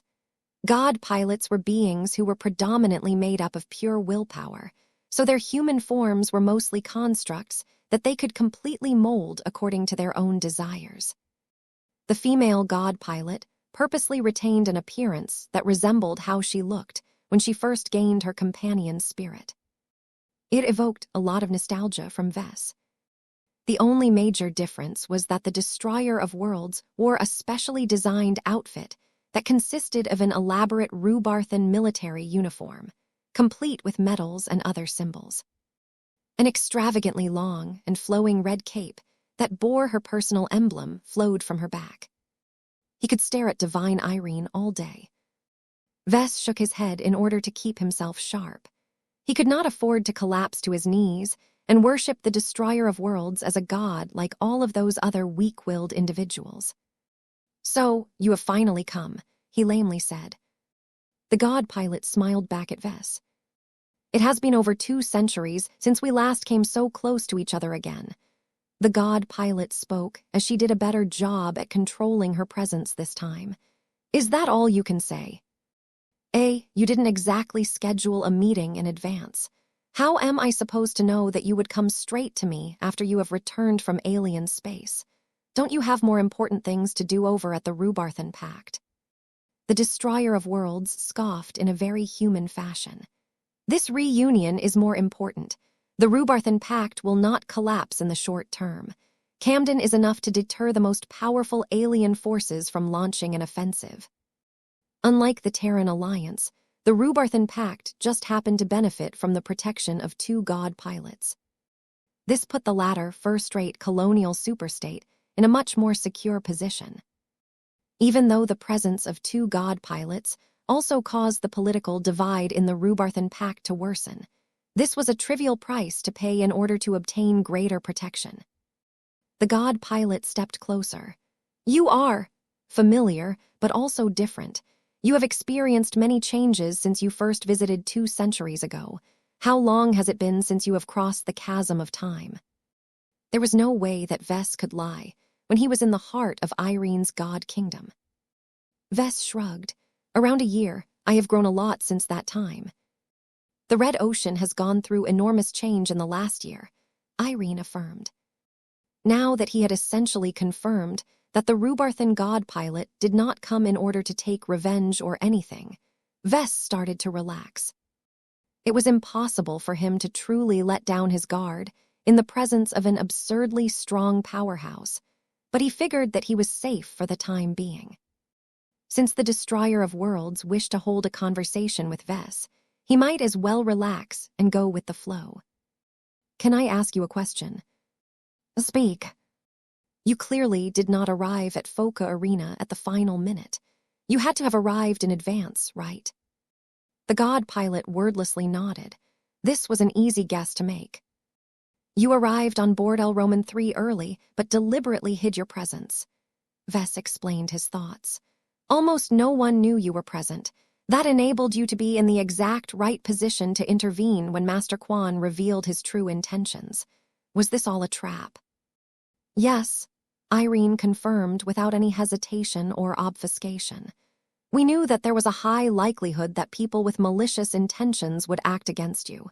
It could be a phase whale. It could be a hidden alien infiltration force. It could even be an opportunistic human traitor. I hid in order to draw out these threats. The results exceeded my expectations." While that sounded nice, Vess felt anything but good at the moment. His expression darkened when he realized the greater plot behind this incident. "You used me as bait. You cast me out in an attempt to entice enemies such as Master Quan into action. It worked. You were never under threat, Larkinson. No one can lay a hair on you while you are under my protection. This is absolute." Vess was not as confident as Irene about this. God pilots might be the most powerful true gods that he knew of, but no one was infallible. A lot of stuff could have gone wrong earlier. Vess never wanted to put his life in the hands of others like this again. Chapter 55, 78 True Friends. After exchanging a few words with one of the most powerful warrior gods in the Red Ocean, Vess calmed down from his initial state of fear and apprehension. He had never come so close to a god pilot before. Vess was no stranger to true gods. He breathed life into Gaia and the Superior Mother. Veronica talked with Cynthia Larkinson on a regular basis. He met and talked with two incredibly knowledgeable star designers fairly recently. Hardly anyone outside attendants and direct subordinates had so much frequent contact with post-divinity entities. The vast majority of people never even resided in the same star system as one of these eminent figures, let alone catch their personal attention. Vess had truly managed to climb from obscurity and established several cooperative relationships with the top powerhouses of both galaxies. Yet for all of these accomplishments, Vess never deluded himself into thinking he had become any of their equals. He learned more than enough about true gods to realize that there was a huge world of difference between pre-divinity and post-divinity entities. The former could always get squashed by the latter. Even the weak and deficient Gaia was able to leverage her transcendent qualities into building up a rapidly expanding power base among the cults that worshipped old Earth. None of these figures were easy to deal with. They all had their own goals, and their expansive power and influence granted them a much greater chance at accomplishing their objectives than others. That made them far scarier than other people. Even peak ace pilots and highly accomplished master Mech designers had to bow their heads due to the restraint imposed by society. God pilots were different because their personal power had become so exceedingly high that they could break any opposition with violence or just the threat of it. They were so imposing that people would already take the initiative to surrender to them just because they were so awesome. Vess was already experiencing this up close. His high spiritual sensitivity had become a burden rather than a boon at this time. He possessed a much more comprehensive understanding of the difference between himself and divine Irene Mox. The gap was so immense that a part of him already felt it was futile for him to catch up with such an impossible powerhouse. The Destroyer of Worlds was not just a god pilot. She was a god pilot with a companion spirit. This not only granted her additional powers or capabilities, but essentially gave her another life. A god pilot and a god Mech combination could basically be treated as a merger between two true gods. Adding a companion spirit on top of that turned the Destroyer of Worlds into a fusion between three true gods. If Vess 1's suspicions were correct, then the Destroyer of Worlds was probably the most powerful god pilot among her peers in the Red Ocean. The only god pilot that might be able to challenge her dominance was the First Flame. The man was 600 years old and had been piloting Mechs long before they had begun to define an entire age. Though his biography did not mention anything of the sort, Vess was convinced that Divine Herald Genoa had to be a former member of the Five Scrolls Compact. Given his elemental proclivities, he had to have been in touch with the Fire Scroll once upon a time. His extreme age and his extraordinary background gave him the capital to rank at the top of the power ranking. Perhaps the Destroyer of Worlds did not live long enough to accumulate her power over time, but the existence of her companion spirit had doubtlessly increased her future potential by a huge extent. How could Vess possibly maintain his composure in the presence of such a top figure? It was only because Irene presented herself in a similar fashion to how she used to be back, when she was just a humble second-class expert pilot, that Vess was able to speak with her in a more normal fashion. Even though only a year had passed since Vess completed his last mastery experience, so much had happened to him during this period that his memories of his latest time jaunt had faded to the back of his mind. It took a considerable amount of effort for him to dredge up the memories of his interactions with Irene Mox. "You have come a long way," he said with a complex tone in his voice. "You've traded your iron hedgehog for the Ragnarok, which you have turned into your second body. How does that work exactly? Is your machine made of the same solid matter as it had originally been built? Or did you convert it into energy, thereby turning you into a complete energy-based life form?" An amused smile appeared on her face. Irene's mood was easy to sense, given that her god kingdom clearly broadcasted all of her emotions in the open. "So this is who you truly are. It is much more interesting to know the person behind the disembodied voice. Let me make you feel more comfortable." The entire chamber changed into a completely different setting all of a sudden. Vess only felt the god kingdom flare in power before it physically generated an observation compartment that was situated aboard a Rubarthan starship. The air, the deck, the bulkheads along with the lounge-like interior looked and felt completely authentic. However, Vess still understood that this entire setting was false. For one, the view through the transparent window displayed a top-down perspective of the red ocean dwarf galaxy. This was an impossible sight, as a starship would have to travel tens of thousands of light-years away in order to produce such a magnificent vista. The plain metal chair where Vess rested before had transformed into a soft and luxurious cushioned contraption. It even started to massage his back in an attempt to relieve the tension in his body. Unfortunately, his phase Lord physique rendered this practically useless. He shut down the setting and waited for the destroyer of worlds to settle down in her own seat that had appeared next to the expansive window. The god pilot did not speak up. Instead, her burning orbs continued to stare at Vess as if she had encountered an interesting toy. Meow. Mew. In the meantime, the two cats had settled down to an extent. Lucky objected to being treated as a kitten, but Emma was too big and strong for him to resist. The gem cat had eventually decided to give up and allow the supremely powerful companion spirit to give him a bath. Emma was not doing this for nothing. Somehow, her licks not only soothed the damaged cat's pain, but also sped up his repairs to an extent. When Vess noticed this effect, he grew even more intrigued about Emma's properties. "Your Holiness. Call me Irene, the destroyer of worlds. No titles, no honorifics. I tire of formality. I am not as stiff and obsessed with status and etiquette as the space lock. I have too few people who I regard as my true friends. I do not want you to abide by the social structure that separates us from each other. Do not be afraid. I know you have secrets. I will not insist that you share them with me. However you manage to travel back in time and intervene with my life, your answers are of no consequence." She truly sounded sincere about wanting to form an equal relationship with Vess. He could feel the yearning and sincerity in her overpowering aura. God pilots disdained lies. As the most honorable warriors in existence, their words always reflected their deepest and most honest desires. That reassured Vess a lot. He became so taken by her offer of friendship that he made an impulsive decision. "I do not mind explaining to you how I am able to travel back in time," Vess said. "Since this environment is completely under your control, I don't have to be afraid that others might eavesdrop on our conversation. I can tell you outright that my power is derived from a fragment of the metal scroll."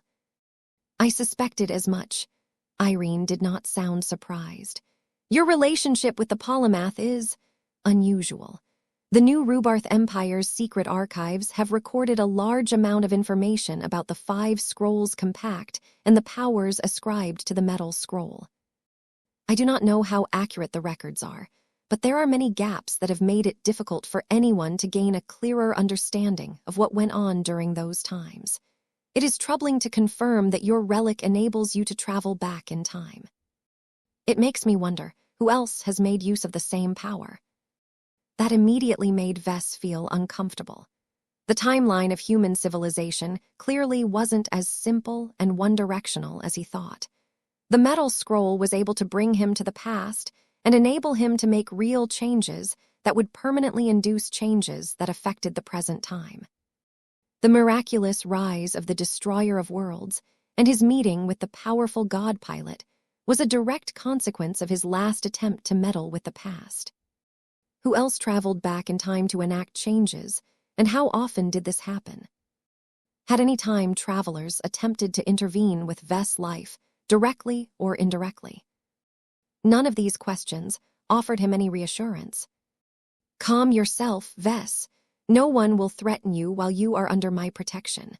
I will not allow anyone to torment a friend of mine. Let us leave the matter of time travel for another time. It is clear that you are unable to supply any meaningful answers on this subject. You are a user, not a mastermind. The topic clearly concerned the Destroyer of Worlds a lot. It was not difficult to imagine why. She was right that Vess could not offer any useful answers, though. It made him feel useless. An awkward silence ensued. Vess had been caught off balance ever since the Destroyer of Worlds first appeared. He had yet to regain his composure and constantly found himself flat-footed. This was not good. A meeting with a God Pilot was a rare opportunity to get in touch with a top powerhouse. Vess would never forgive himself if he squandered his chance to form a genuine friendship with the Destroyer of Worlds. He struggled to think about what they could talk about. They were people who belonged to completely different generations. To Vess, he last spoke to her only a little over a year ago. Much may have happened, but if he were to meet with Irene again, he should have expected her to appear as an up-and-coming expert pilot. Seeing her appear so soon, yet also wielding the strength of God Pilot, was jarring to say the least. Irene did not see a problem with this meeting, though. You made me, Vess. I owe my life, my strength as a God Pilot, and the companionship of Emma to you. Without your intervention, our race would not have gained a God Pilot. Nobody around me has truly understood how many years I have spent while thinking about you and why you appeared that day. Everyone always believed that I am solely responsible for developing my talents and breaking so many limits. I always wanted to correct them, but they simply did not believe me. I will not deny the truth now that I have reunited with you again. That sounds like a major burden. It must have weighed heavily on your shoulders all of these years. The God Pilot responded with a genuine smile. Lamb, happy today. I have finally met the only person in the Red Ocean who knows where I truly came from. You are my creator. As far as I am concerned, I am your greatest work. None of your Mech designs have contributed to our civilization as much as setting me up for ultimate success. My friendship is only the least of what you deserve for everything that you have done. Chapter 55-79, No Distinction. Referring to the Destroyer of Worlds as Irene rather than her cumbersome and intimidating title did much to dispel the awkwardness in the air. The illusionary observation compartment provided a soothing and calming environment. Though Vess could still feel the power of Irene's God Kingdom, her control over her power was pretty good. He figured that this compartment was probably one of her favorite places to relax and decompress. You must be really busy all of the time. Everyone must be clamoring for your help and protection. I am sure you are capable of fulfilling your duties, but it must be tiring for you to work and fight all of the time without spending time on other activities.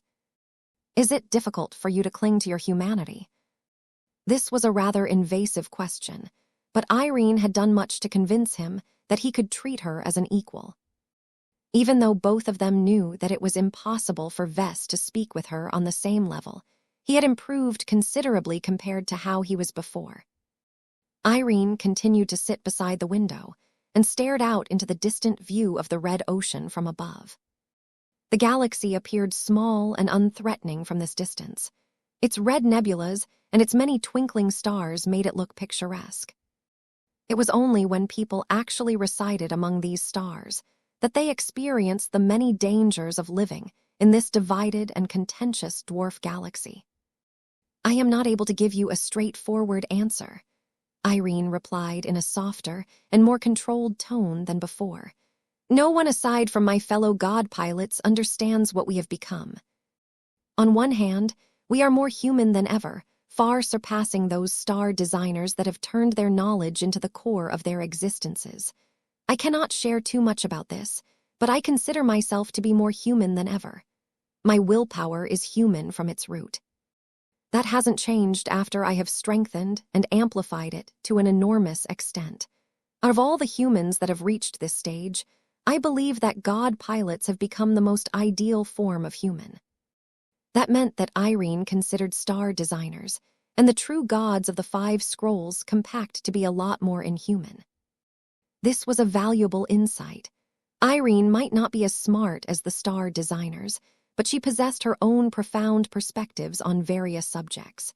Her understanding and views could shed a lot of light on topics that Vess had always wondered about. What about your god, Mech? Is it alive, and does it consider itself to be a human? Irene smirked and glanced in his direction. I knew you couldn't resist. It is not surprising for you to wonder about this considering the kind of Mech that you have designed. The answer is complex and touches upon one of the core secrets of god pilots.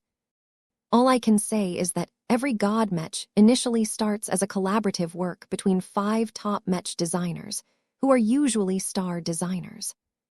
Each of them are brilliant in their own right, but when all of them join forces to create a single machine that surpasses all of their individual efforts, a miracle may be born. The Ragnarok was a powerful machine beyond comparison. Its ranged offensive power was unmatched among all god Mechs. None of the other 2 known god Mechs possessed the capability to unleash so much planet-wide destruction after launching just a single fully powered shot.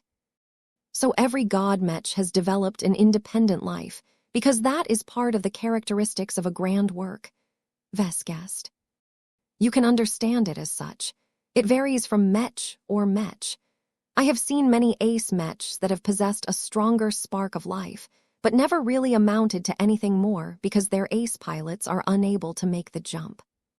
Each machine of this level will become shaped by the willpower of their pilots. If any of them consciously wants to strengthen the life of their Mechs, then they can do so. It is just that few ever held this desire. Living Mechs did not really exist as a separate concept before you came along. Vess nodded in understanding. The only notable pilot that matched this description was General Axeler Strion, and he was clearly an outlier. You haven't answered my question. When you merged with your god Mech, did the 2 of you fuse into a single composite entity, or maintained your separate personalities while occupying the same body? Irene shook her head. Of all of the questions an eager Mech designer could ask of her, Vess fixated on this topic the most. What is the 4th step of the Mech-body merger process? Total union. The Mech and Mech pilot have already reached an advanced stage of fusion at this point. The Mech pilot only needs to shed the remaining vestiges of his mortality, whatever that actually means, in order to fuse the remaining parts of himself with his machine. The 4th phase is called total union for good reasons. Everything must become one. Body, mind, spirit, and will must all be formed into a single pool that signifies the existence of a god pilot who is also a god Mech. Do you understand now, Vess? Her answer caused Vess to frown. She was undoubtedly right about this step, but it sounded very disconcerting to him. It was not the ideal outcome that he imagined when he became serious about living Mechs. I understand.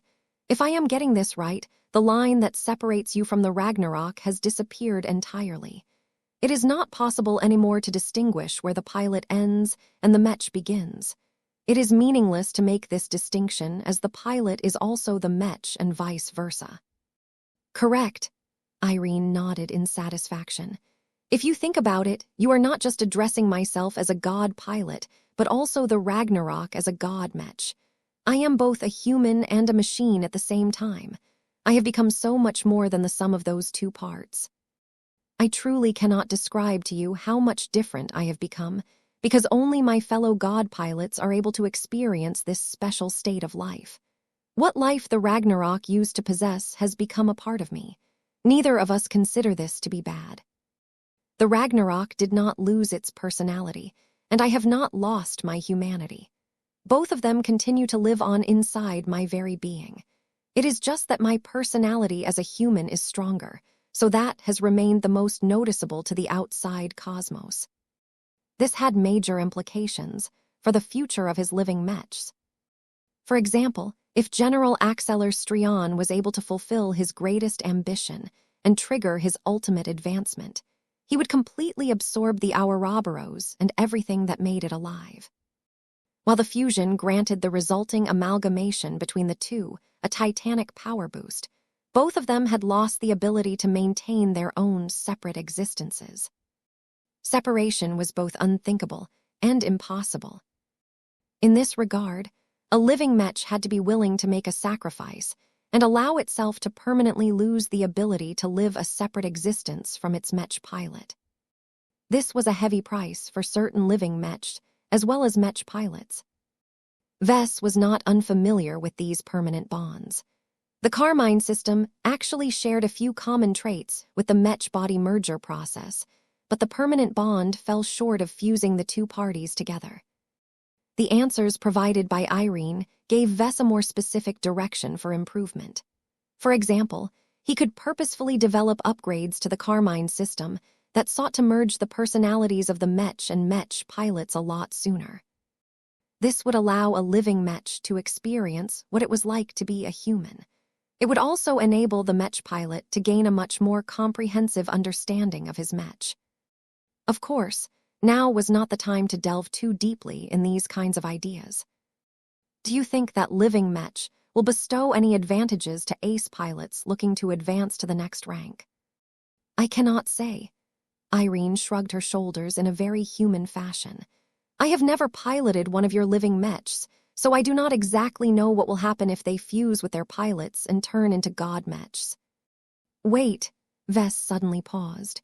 Is it possible for you to pilot other mechs as a god pilot? Can you pilot other god mechs? What an incredibly banal question. God pilots were already paired with the ultimate mechs that had been designed and built with their characteristics in mind. There were no other mechs that can serve them better than their own god mechs. Irene directed a slightly more intensive stare at Vess. The power of her irritation was so strong that Vess experienced a painful sting to his spirituality. Enough with these silly questions. I may have told you to treat me as a friend, but my patience is not limitless. Irene rebuked Vess. Let us talk about matters of substance. I originally wanted to wait until you had settled your nerves, but now I think it is better to direct your attention to more important purposes. Vess agreed with her sentiment. He was not one for small talk at the moment. Too much had happened for him to return to a state of calm. The failed assassination attempt made it impossible for him to relax for the being. Let's talk about what happened earlier. I understand now that the Red Association used my product reveal to lay a trap. Were you involved in it from the beginning, or did you just agree to help when you arrived and noticed what the Mechers were doing? Irene smiled. The latter. The Mechers originally stationed one of their ace pilots at Foca Arena, but I can do a much better job at protecting you from danger. I hope you understand why we did not inform you of our plan. The surprise must be total, in order to attract enemies who are highly cautious and observant. I see. May I ask what has happened to Master Zelik Quan now that he has fallen into the hands of the Mechers? I care little for what the Mechers will do with him. I can imagine that they will utilize all of the tech and more special measures to steal all of the confidential information related to the cosmopolitan movement. I can tell you that a captive as high-ranked as him is a massive prize to the association. The Mechers harbor so much hatred against the cosmopolitans because they are so slippery. If they are able to use Master Quan to collapse an entire cell, then that will earn me a few more useful favors. Vess picked up a certain subtext behind her words. He narrowed his eyes and looked around. This was a useless gesture, as there was no way the Mechers could possibly eavesdrop a conversation involving a god pilot. Forgive me for asking me this, but are the Terrans and Rubarthans as opposed to the Cosmopolitans as the Mechers and the Fleeters? The female god pilot directed a distinctly subtle look at Vess. That is a good question. It is also a dangerous one. You are not ready to get involved in matters of this level. No matter what sort of accomplishments you have made, you are only a senior Mech designer for the time being. You need to grow up more. What I can say to you is that my personal stance is that the Cosmopolitans are better off dead. They have become so greedy for your bounty that they will persistently threaten your life in the years to come. This is an intolerable affront. If not for the fact that the Cosmopolitans are so difficult to track down, I would have set out and crushed each and every one of them with my Ragnarok after they dared to claim your life. No one is allowed to threaten my friend.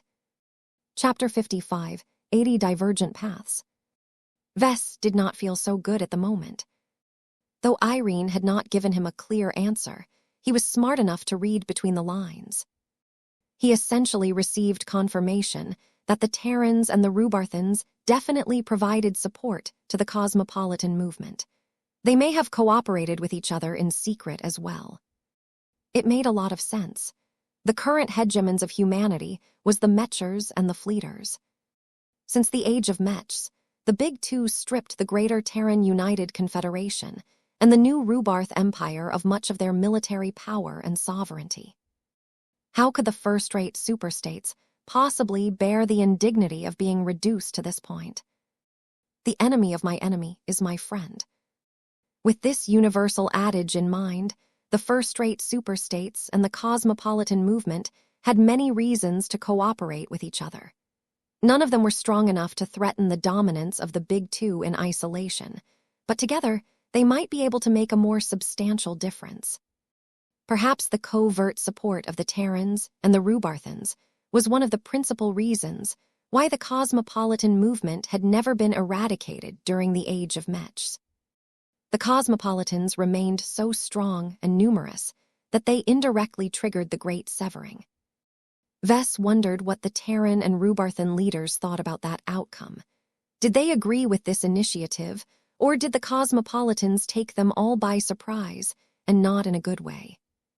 He turned his attention to the god pilot again. He picked up another clue that attracted his interest. His strategy in dealing with her might change substantially depending on her answer. "What is your relationship with the Rubarthans, exactly?" he asked. "From what I have read from your biography, you were originally born as a citizen of the Quillim Principality. The Rubarthans eventually assimilated you into their ranks when you demonstrated your strength and talent. They must have given you a lot of help for you to agree to become their guardian. How is your relationship with the Rubarthans these days?" The powerful woman let out a sigh. "Among the guardians of the new Rubarth Empire, I can be considered as one of the less committed ones. I am not a native of the first-rate superstate. While it has successfully earned my loyalty, I am not a die-hard supporter like the Spacelock. I originally wasn't supposed to be here. I originally ventured to the Red Ocean because I wanted to seek you out. I do not mind that I am trapped on this side of the Greater Beyonder Gate. I am much more needed here than back in the Milky Way. Do you accept instructions from the Rubarthan Pact, or are you the one that is issuing the orders these days?" "I had a contract with the new Rubarthan Empire," Irene responded. "I would fight for the Rubarthans in exchange for gaining access to the services of the star designers and other rewards. It's not important nowadays as I can get what I want from other places, but I am still grateful to the Rubarthans for supporting me for so long. I particularly have a great amount of respect towards the Star Emperor. He is a visionary and a great leader. It is regrettable that he was born at the wrong time." Vess constantly had to remind himself that Irene was a top figure of human civilization. It shouldn't be surprising that she was on friendly terms with the sovereign of the new Rubarth Empire. "Times have changed, though," he said. "We are cut off from the old galaxy. Not even the Star Emperor can cross the divide between the galaxies. Now that the Rubarthan Pact must stand on its own, what is your relationship to the people under your protection?" An open look of contempt appeared on her face. "I care little for the politicking that has erupted after the Great Severing. The Rubarthans have the potential to be great when they are led by the Star Emperor. They can also become terrible when this leadership has become absent. There is nobody among the people who are currently jockeying for power in the Rubarthan Pact that has earned my recognition. This is one of the Star Emperor's greatest flaws. None of his sons and daughters have ever come close to matching his qualities. Vess was sure that a lot of Rhubarthans would become devastated if they heard Irene's true opinion towards them. She did not exhibit any restraint at all in front of the man she considered to be her friend. Don't you have a good relationship with the Inferno Spear Prince? He is currently one of the strongest contestants in the struggle for power within the pact. Irene crossed her arms and snorted in a contemptuous manner. Is that what you think? The Inferno Spear Prince is a decent Rhubarthan. He is willing to work hard to transform himself and has not slackened off at all despite all of the temptations in his life. However, that does not change the reality that he is a pampered prince who has never experienced the true struggle of a Mech pilot who was put in a much more helpless situation. His high birth is holding him back from embarking on the road of no return. If he had the conviction to stare death in the face, then he wouldn't have remained stuck at this junction. Wow, that sounded really harsh. Not everyone is cut out to become a god pilot, Vess carefully remarked. Perhaps Prince Antonius may never become the best Mech pilot, but what do you think about putting him in charge of the Rhubarthan Pact? Short of putting a god pilot such as yourself in charge, it is much more fitting to appoint an ace pilot as the highest leader. I cannot say whether you are wrong, but this is a matter that the Rhubarthans must decide among themselves. Frankly, I can think of a dozen people that can do a better job. The original ideal the new Rhubarth Empire was based upon was meritocracy. Even a foreign import such as myself could climb up the ranks and attain the highest position.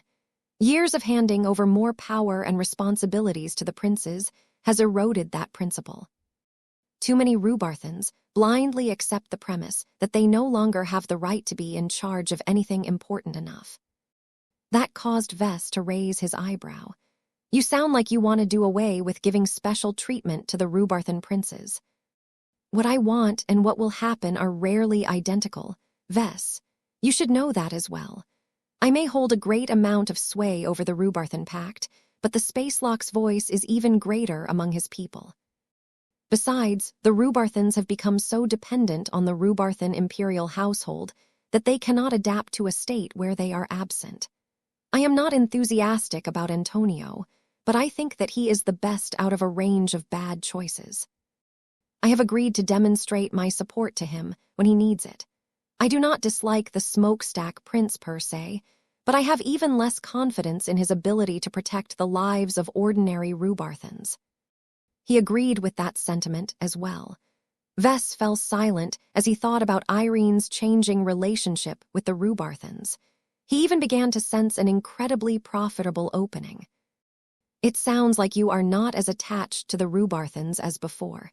You are more concerned with protecting humanity as a whole than the Rhubarthan people and state in particular. Does that accurately summarize your current stance? The destroyer of worlds grimaced. His words confronted her with thoughts and feelings that she did not really like. If I remained in the old galaxy, then I would have been more enthused about guarding the new Rhubarth Empire and its many citizens. Here in the new frontier, I feel less connected to the Rhubarthans. This is no fault of their own. I would have thought about severing my commitments to the Rhubarthan Pact if there are multiple god pilots that can cover for my departure. Vess' eyes grew hotter as he realized how alienated to her current employer Irene had become. His reaction did not go unnoticed. The god pilot pinned Vess with a more intense and forceful stare. Do not even think about it. As much as I am drawn to all of the cats, I will not join the Larkinson clan. Your people deserve a chance to grow up in their own right. I can do more to help red humanity survive if I continue to maintain my relationship with the Rhubarthans. You should be able to lead them if you wanted to. Vess pointed out the obvious. We are not only living in the age of Mechs, but also an era that is being defined by the Fist of Defiance. The strongest warlords deserve to be in charge. Even if you are not a native Rhubarthan, I am sure that all of those people do not mind. You do not seem to care too much about the Rhubarthan princes, so why should you respect their right to inherit the throne? when the very concept of a hereditary absolute monarchy is already in conflict with the latest rules? Irene firmly shook her head. You think too simply. A god pilot should not be a ruler. The duties and responsibilities of a head of state will only slow me down. The main goal of every god pilot is to pursue greater strength and successfully navigate the way ahead. It may be possible for certain god pilots to advance their strength by leading the masses, but that is not the case for me. I think that only the army of one is suited for this, but he can already play with his battle bots. The mention of what god pilots did after they had broken through to their current rank caused Vess to become a lot more attentive. He had always wondered what god pilots actually did after they had overcome the largest hurdles in their lives. How do god pilots actually progress, if I may ask? You may. It is relevant to the topic that I intend to discuss with you, the Destroyer of Worlds casually said. The ugly truth is that god pilots have no clear way ahead. The progenitors of Mechs who originally conceived of the existence of god pilots never bothered to think past this point. Even if they wanted to, they are not qualified to devise a path that leads to the rank beyond my current one.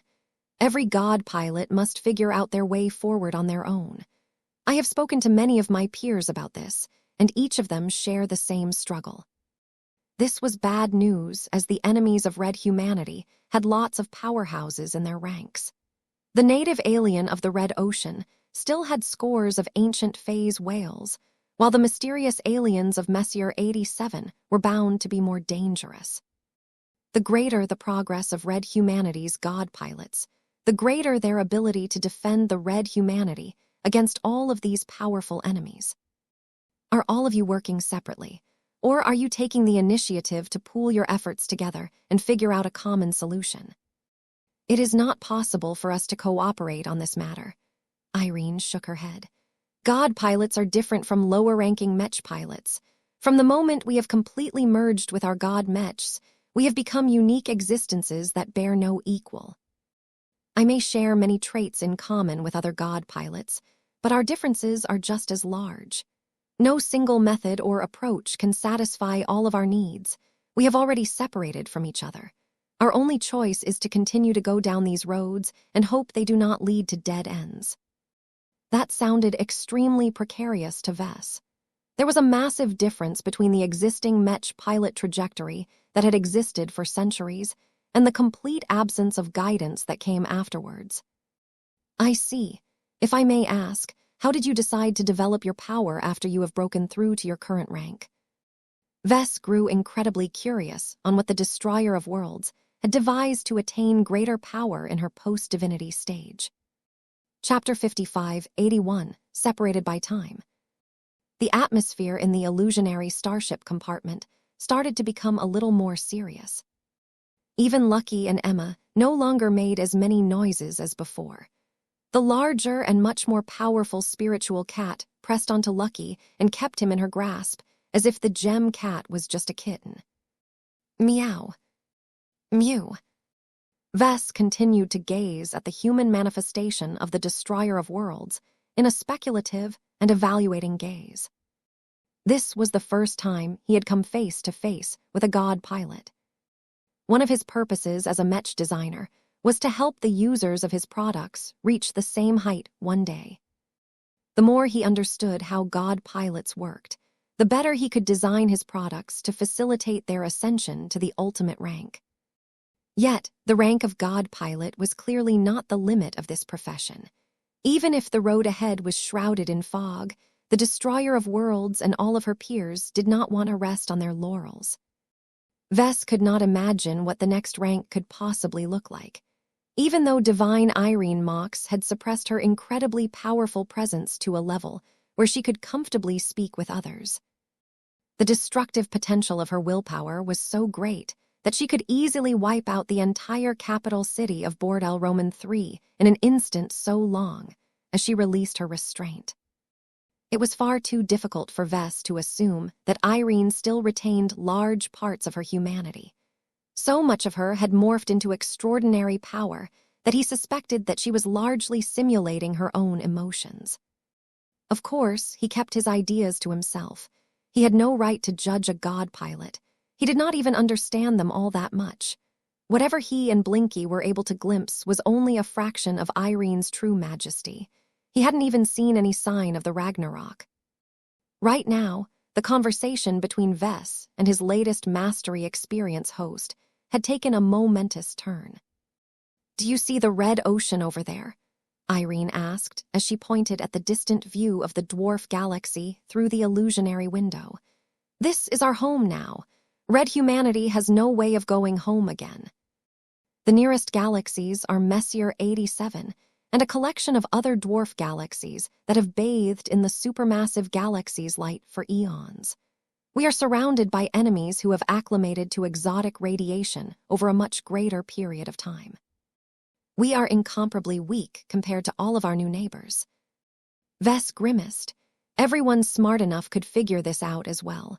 Most people tried not to think too hard on this, as it would only lead to despair. Rather than think about how red humanity was hopelessly outnumbered and outgunned, it was better to focus on more immediate concerns that they still had the ability to change.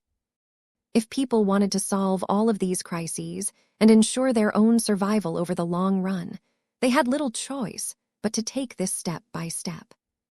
Naturally, the more powerful leaders had to undertake more responsibilities. This meant that much of the future of their entire civilization rested on the shoulders of the destroyer of worlds. It was not a comforting thought. Even though god pilots should never be prone to doubt, Irene clearly conveyed the impression that she was not certain about her own future direction. Too much had changed in just a single year. Irene sighed yet again. "To you, our first encounter with each other must have happened just before the end of the age of Mechs. Despite all of the events that happened since then, your memories of that instance should still be fairly recent." Vess nodded. "This reunion feels kind of odd to me. Not that much time has passed between then and now, but while I have aged for a year, you have experienced more than 200 years of life. Our generational gap has magnified so much that you could easily pass off as my great-great-great-grandmother. You must have waited for a long time before meeting me again." "More than you know," Irene said, while her burning eyes conveyed a complex emotion. "I have examined my memories of that time over and over again. I already deduced that you were fairly young at the time. As the years passed, I always held the expectation that I would meet you again." I had no proof to back up this assumption, but my intuition constantly validated my hunch. The urge to meet with you again has driven me forward so many times. How long do I need to wait to see the man who has given me a new life and a stronger pathway to power? As decades and centuries passed by without even a hint of your existence, I began to fear that it may take centuries or even longer to hear your voice again. Vess sensed a strong conviction in her tone. "Wait, is this the source of your motivation?" Vess asked in a perplexed tone. "You worked so hard to undertake so many risks and break past your limits just to live long enough to see me again." "There is more to it than that, but I admit that the desire to speak with you again has given me the urgency to keep working harder," Irene responded. "The more time had passed, the less I wanted to present myself to you as a pilot who hardly accomplished anything with the opportunities that you have granted me. I tested and exceeded my limits because I would rather die as a woman who has put up a good fight than turn into a zombie who barely did anything meaningful throughout all of those years. This is my pride as a soldier." Vess looked incredibly impressed at her. Many Mech pilots spoke high-minded ideals, but few of them were able to follow through to the very end. The Destroyer of Worlds was one of the few exceptional Mech pilots who stayed true to her word, and she clearly got rewarded for her superhuman efforts. Her incredible success and achievements caused Vess to feel inferior in comparison. He couldn't help but shake his head. "It sounds like you have been doing extremely well over the centuries. You have surpassed me and became one of the ultimate powerhouses of the human race. There was no need to look up to me to begin with, because I am not a centuries-old fossil that has accumulated just as much power as you. I am just a senior Mech designer who is less than half a century old. I do not see what sort of value I can provide to you at this point. We are so far apart from each other that it isn't even funny." Irene smiled at Vess. "Do not belittle yourself, Vess. I admit that you are not who I expected you to be, but that does not deprive me of the joy of meeting your actual self. Time has pulled us apart, but it does not have the power to change my gratitude to you. No matter whether you are an all-powerful star designer or a simple novice Mech designer, it is undeniable that your actions have benefited my life and the lives of many others for the better. Besides, you are mistaken in your words. You do have the power to help me in my present condition." "How, exactly? I really don't see why you have so many high expectations for me. I never met a god pilot in person before you, and I still don't understand the principles that make you so absurdly strong. I have even less of an idea on what comes next." The god pilot gazed at him for a few seconds before she accepted his answer. "I see. Your vision is more limited, but that is okay. I have heard from certain sources that you have access to an ancient and profound inheritance. More than that, you should be in personal contact with a powerful practitioner in those ancient mysteries. You should have a way to consult with her directly. Please call her over so I can borrow her expertise. I have a very strong hunch that you should be able to oblige my request." How did she know that? Vess was pretty sure that the Rubarthans hadn't figured all of this out. The only possible source that she could have gained this information from was the Mechers. There was no point hiding or denying the truth. It seemed that this secret had spread so much at this point that it was practically public knowledge among the top leaders of Red humanity. "It's true," Vess helplessly let out a tired breath. "I have long benefited from the guidance and the teachings of my mother. I don't know whether you understand her past and present identities. Even I haven't really figured it all out. What I do know is that she has become a true god and that she is extremely knowledgeable in matters regarding cultivation. I don't think she possesses a thorough understanding of god pilots, though. Her knowledge base is outdated." Irene did not mind this fact. There is a great deal of wisdom to be learned from the ancients. That does not mean that we should blindly follow old traditions and methods, but we can avoid a great deal of detours and dead ends if we learn from the lessons of the past. This is exactly what I seek at the moment. So this was one of the main reasons why Irene was so eager to meet with Vess in the flesh. She saw hope of figuring out her subsequent advancement so long as she was able to consult with Cynthia Larkinson. It made a lot of sense, even if Vess felt as if he was being reduced to a tool. Though he knew that Irene still respected him a lot, he still became disappointed that he was unable to meet her needs by himself. If he wanted to live up to his designation as her friend, then he needed to hurry up and become a star designer in order to close the gap between each other. "All right, if you want me to call my mother, you will have to open up a gap in your god kingdom. The only way I can contact her is through summoning the superior mother, who happens to be her incarnation. It is impossible to make this happen when your crushing willpower will shred her apart as long as she comes close. Can you selectively allow her entry into this chamber?" This was not an easy request.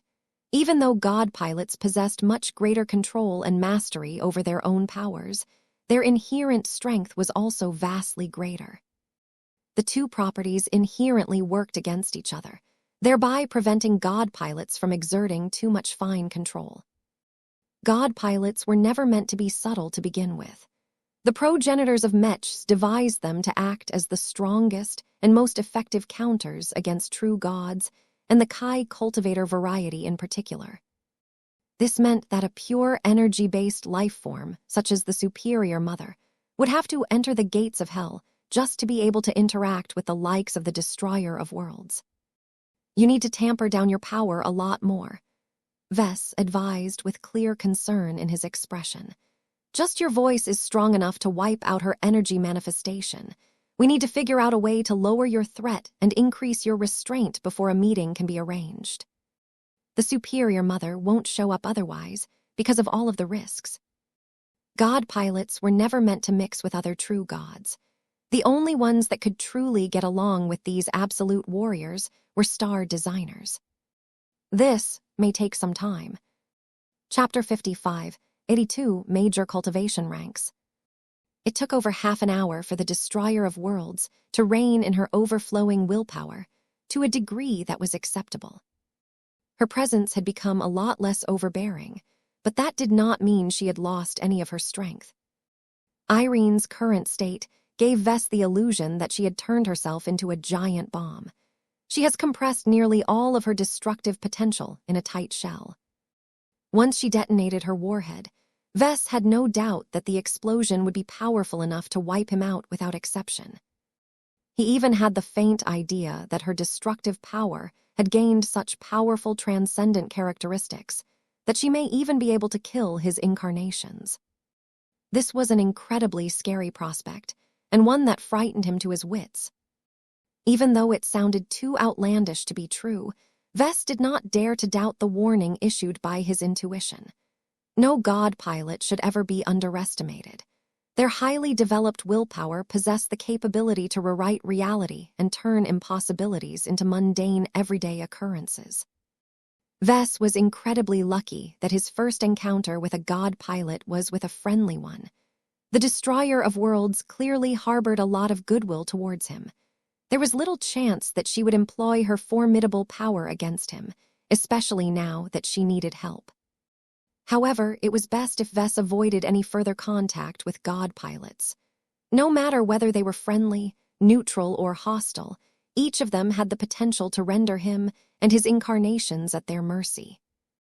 Vess snapped out of his thoughts and briefly scanned his surroundings. Irene's god kingdom had become a lot more subdued. It even conveyed a sense of opening, as if the god pilot had made the difficult decision to open the gates of her impregnable castle. She easily managed to solve the communication problem as well. As a god pilot, her voice was embedded with her willpower, thereby turning it into a weapon unto itself. Using an artificial tool, such as a simple synthetic voice generator, was enough to separate most of her willpower from her words, especially if the fabricated voice profile diverged from her own native voice.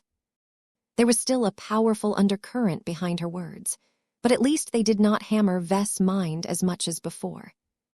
After confirming that everything was in order, Vess tried to induce the Superior Mother to manifest in this secure chamber. It was not easy. Even though Veronica had warned Cynthia in advance, the incarnation of his mother had to enter the belly of one of the most threatening predators to existences such as herself. Slowly but surely, a fainter and highly subdued energy manifestation of a robed Hexer deity appeared next to Vess. The translucent image flickered many times as the interference of Irene's god kingdom made it much more challenging to maintain a stable connection. Meow, Lucky greeted the latest arrival. Soon, the Superior Mother that undoubtedly served as an extension of the Lady of the Night had completed her strenuous descent. The matronly woman did not exactly look pleased to meet with the infamous Destroyer of Worlds. "I would not have come here if my son was absent."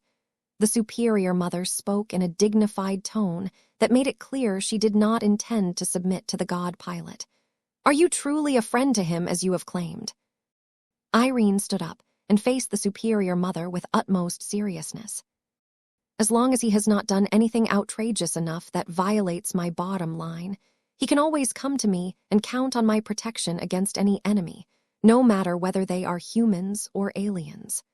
I believe I can safeguard his life much better than you in this dwarf galaxy." Vess widened his eyes. He already figured out that the Destroyer of Worlds would reciprocate the help that she received, but this was a massive benefit that just happened to resolve many of his concerns. If he was able to shelter under the god pilot, Vess did not have to fear any assassination attempts by powerful parties looking to claim his bounty and turn into a powerful greater phase lord. If the outcome of the Red War ever resulted in a total human defeat, then the vast majority of people would not be able to escape the relentless massacres of the vengeful native aliens. The only red humans that had the highest chance of surviving this galaxy-wide manhunt were the god pilots that had managed to survive the war. Even if red humans had been reduced to interstellar rats at this time, Vess wouldn't care so much about that as long as he could rely on the destroyer of worlds to guarantee his continued survival. In fact, Vess did not have to wait until one of these scenarios came true in order to take advantage of her protection. He could already use her promise as a deterrence against any other would-be assassins and enemies that sought to succeed where Master Quan had failed. Dozens of seconds passed as neither woman spoke any further. Vess did not sense any exchange of words, but the destroyer of worlds and the superior mother somehow came to an accord given the subtle changes in expression. The tension in the air noticeably eased as the two powerful women acted as if they were friendly neighbors. Their quick resolution shouldn't be too surprising. The two true gods might originally have reasons to be hostile against each other, but all of this history had been rendered meaningless in the Age of Dawn. The more pressing were the aliens rather than fellow humans. The Rubarthan god pilot and the former member of the Five Scrolls Compact had every reason to set aside old complications and join forces to deal with common threats. Cynthia also believed in Irene's willingness to protect Vess when necessary. That alone was enough to temper any hostility. One, understand your situation. The energy manifestation of the superior mother assumed a more confident and assertive posture. It is impressive for a Mech pilot to reach the third major rank of cultivation. The progenitors of Mechs have managed to produce a brilliant blueprint that has led to the rise of numerous god pilots whose combat power is unmatched by any other true god in the modern era. Yet even they do not have a clue of how god pilots should proceed, as they are ultimately in the third rank themselves.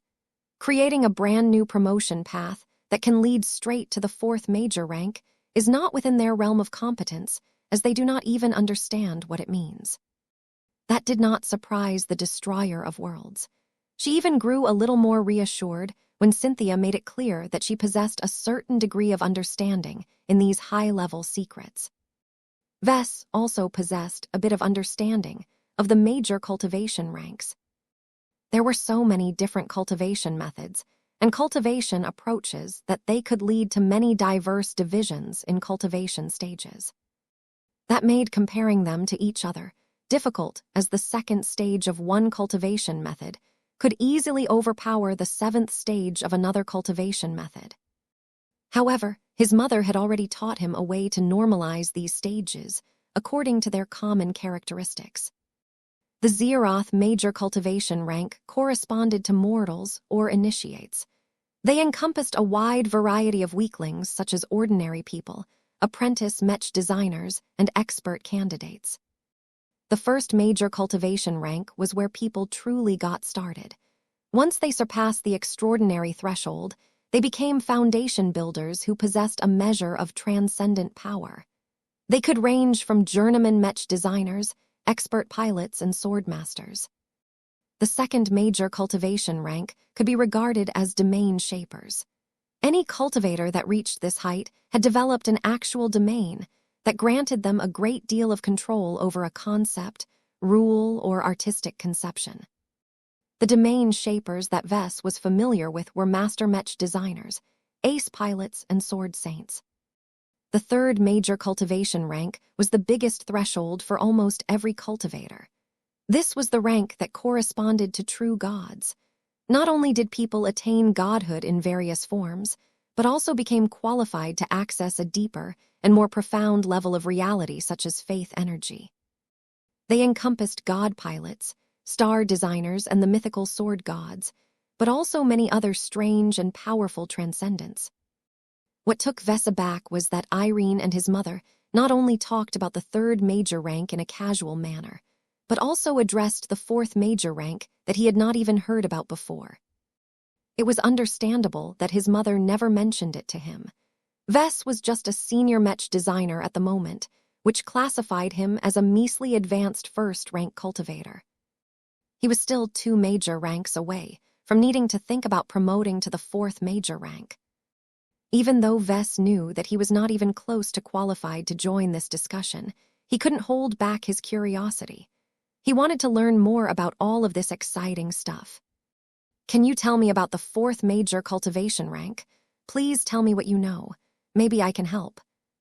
Though neither woman believed in that last statement, Irene did not see much harm in satisfying his curiosity. Cynthia might hold a different opinion on this topic, but she did not possess the ability to restrain a powerful god pilot. Many of the old families that have managed to preserve their ancient legacies can only ever reach the 3rd major rank at most.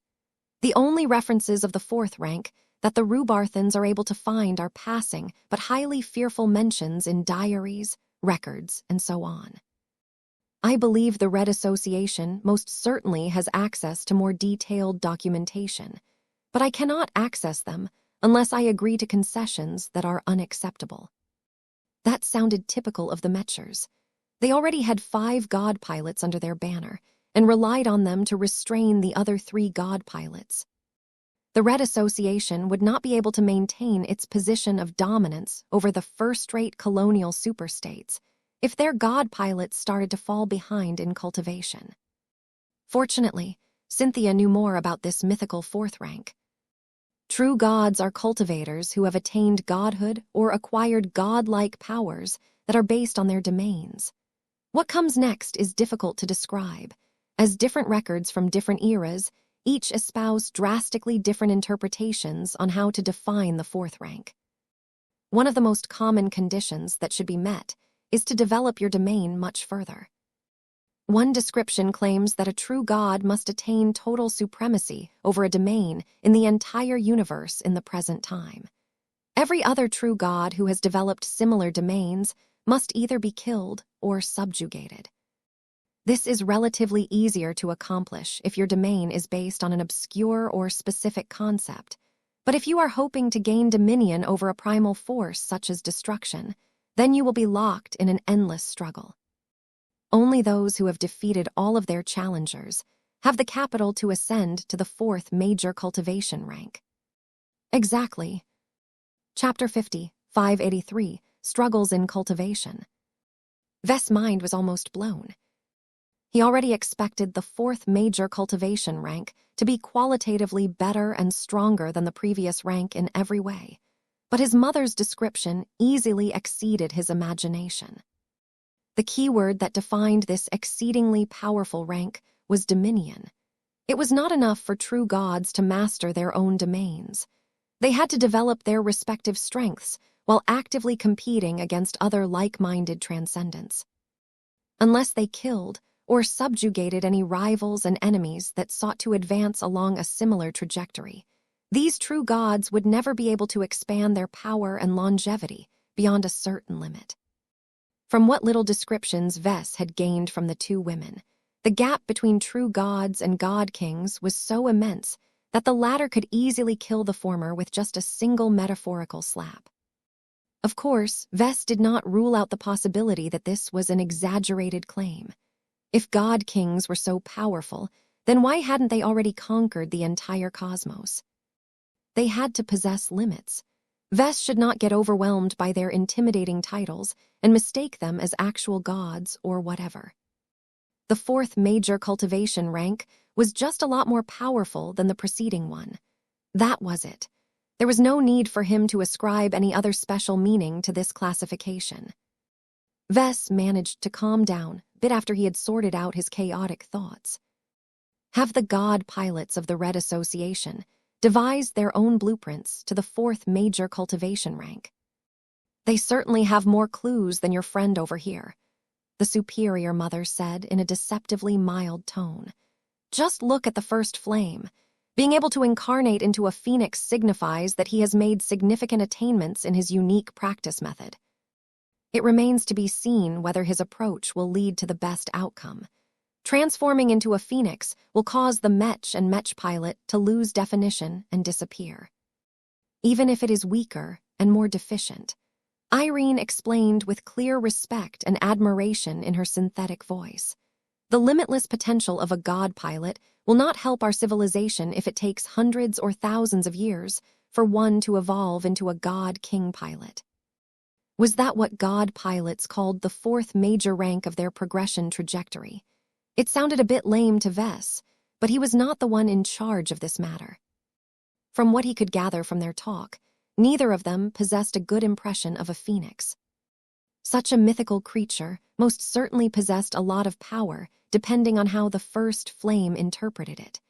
Yet it was also a beast that largely relied on its natural gifts rather than any difficult methods to grow into its power.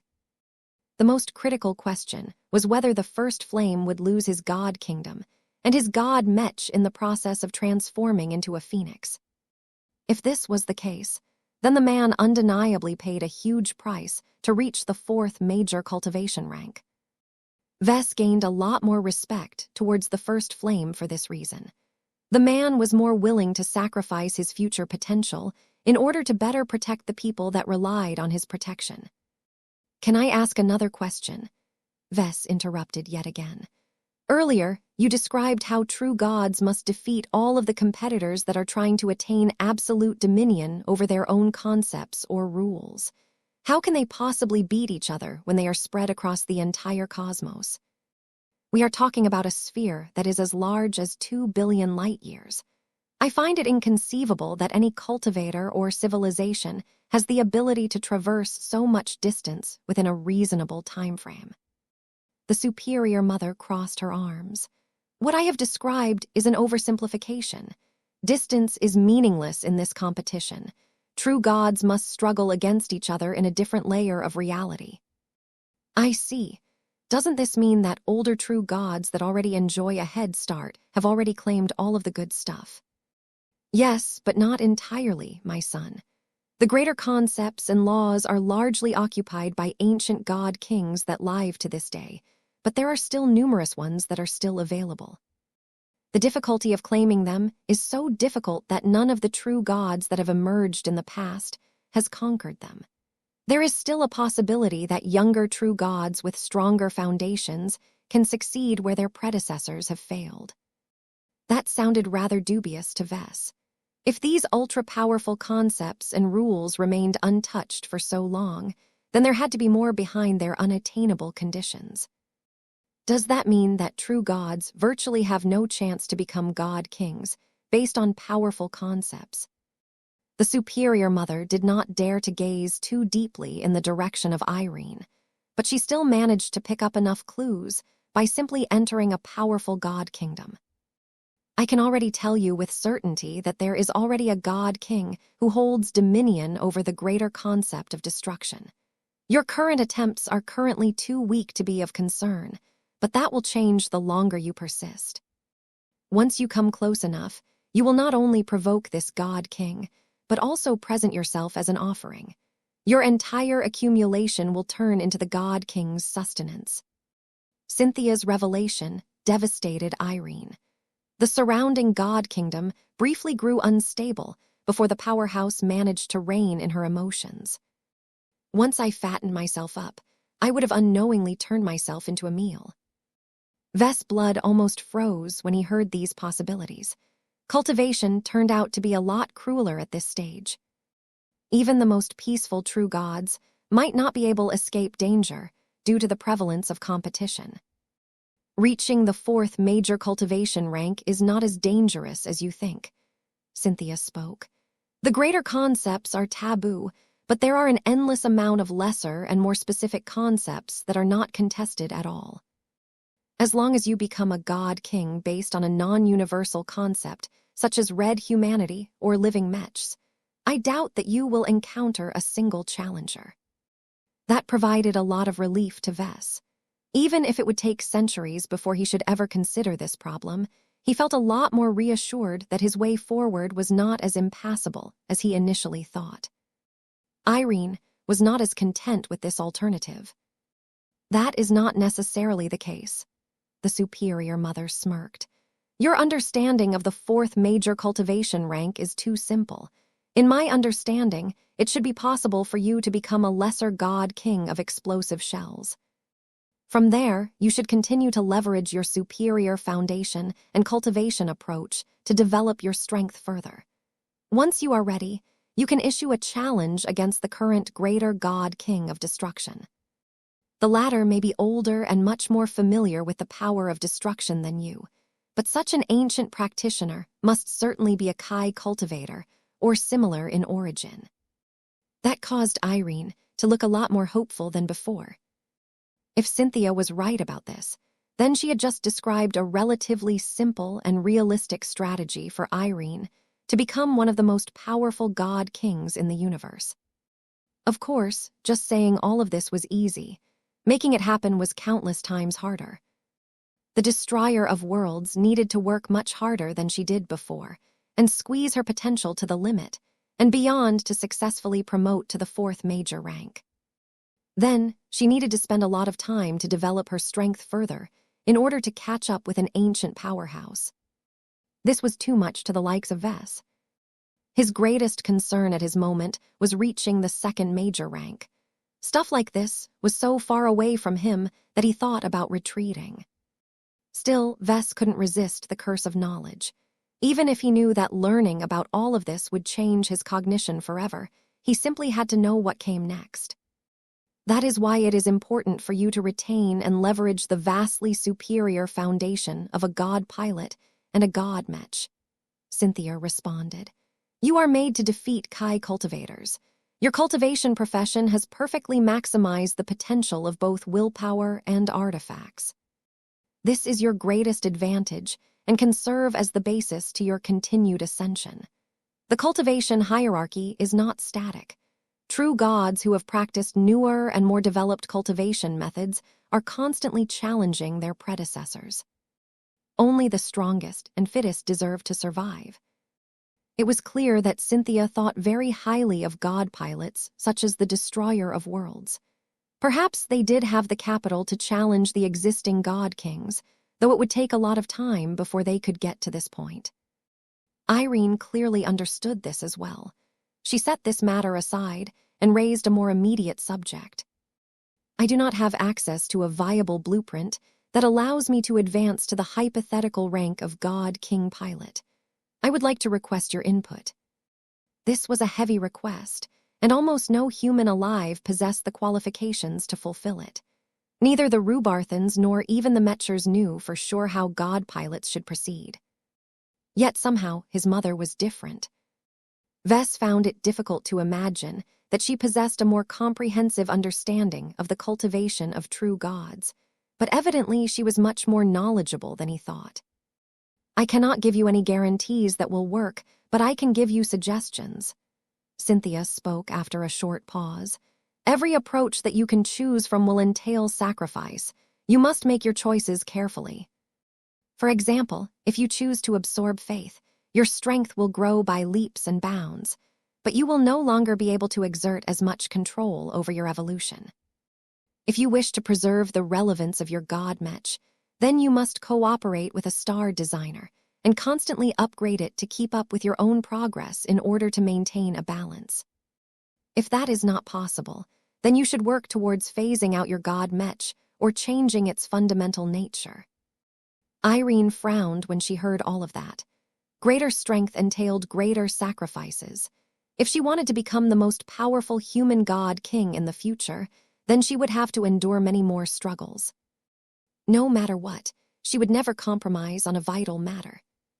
Then you cannot proceed alone. You must work together with Star Designer, Cynthia seriously said.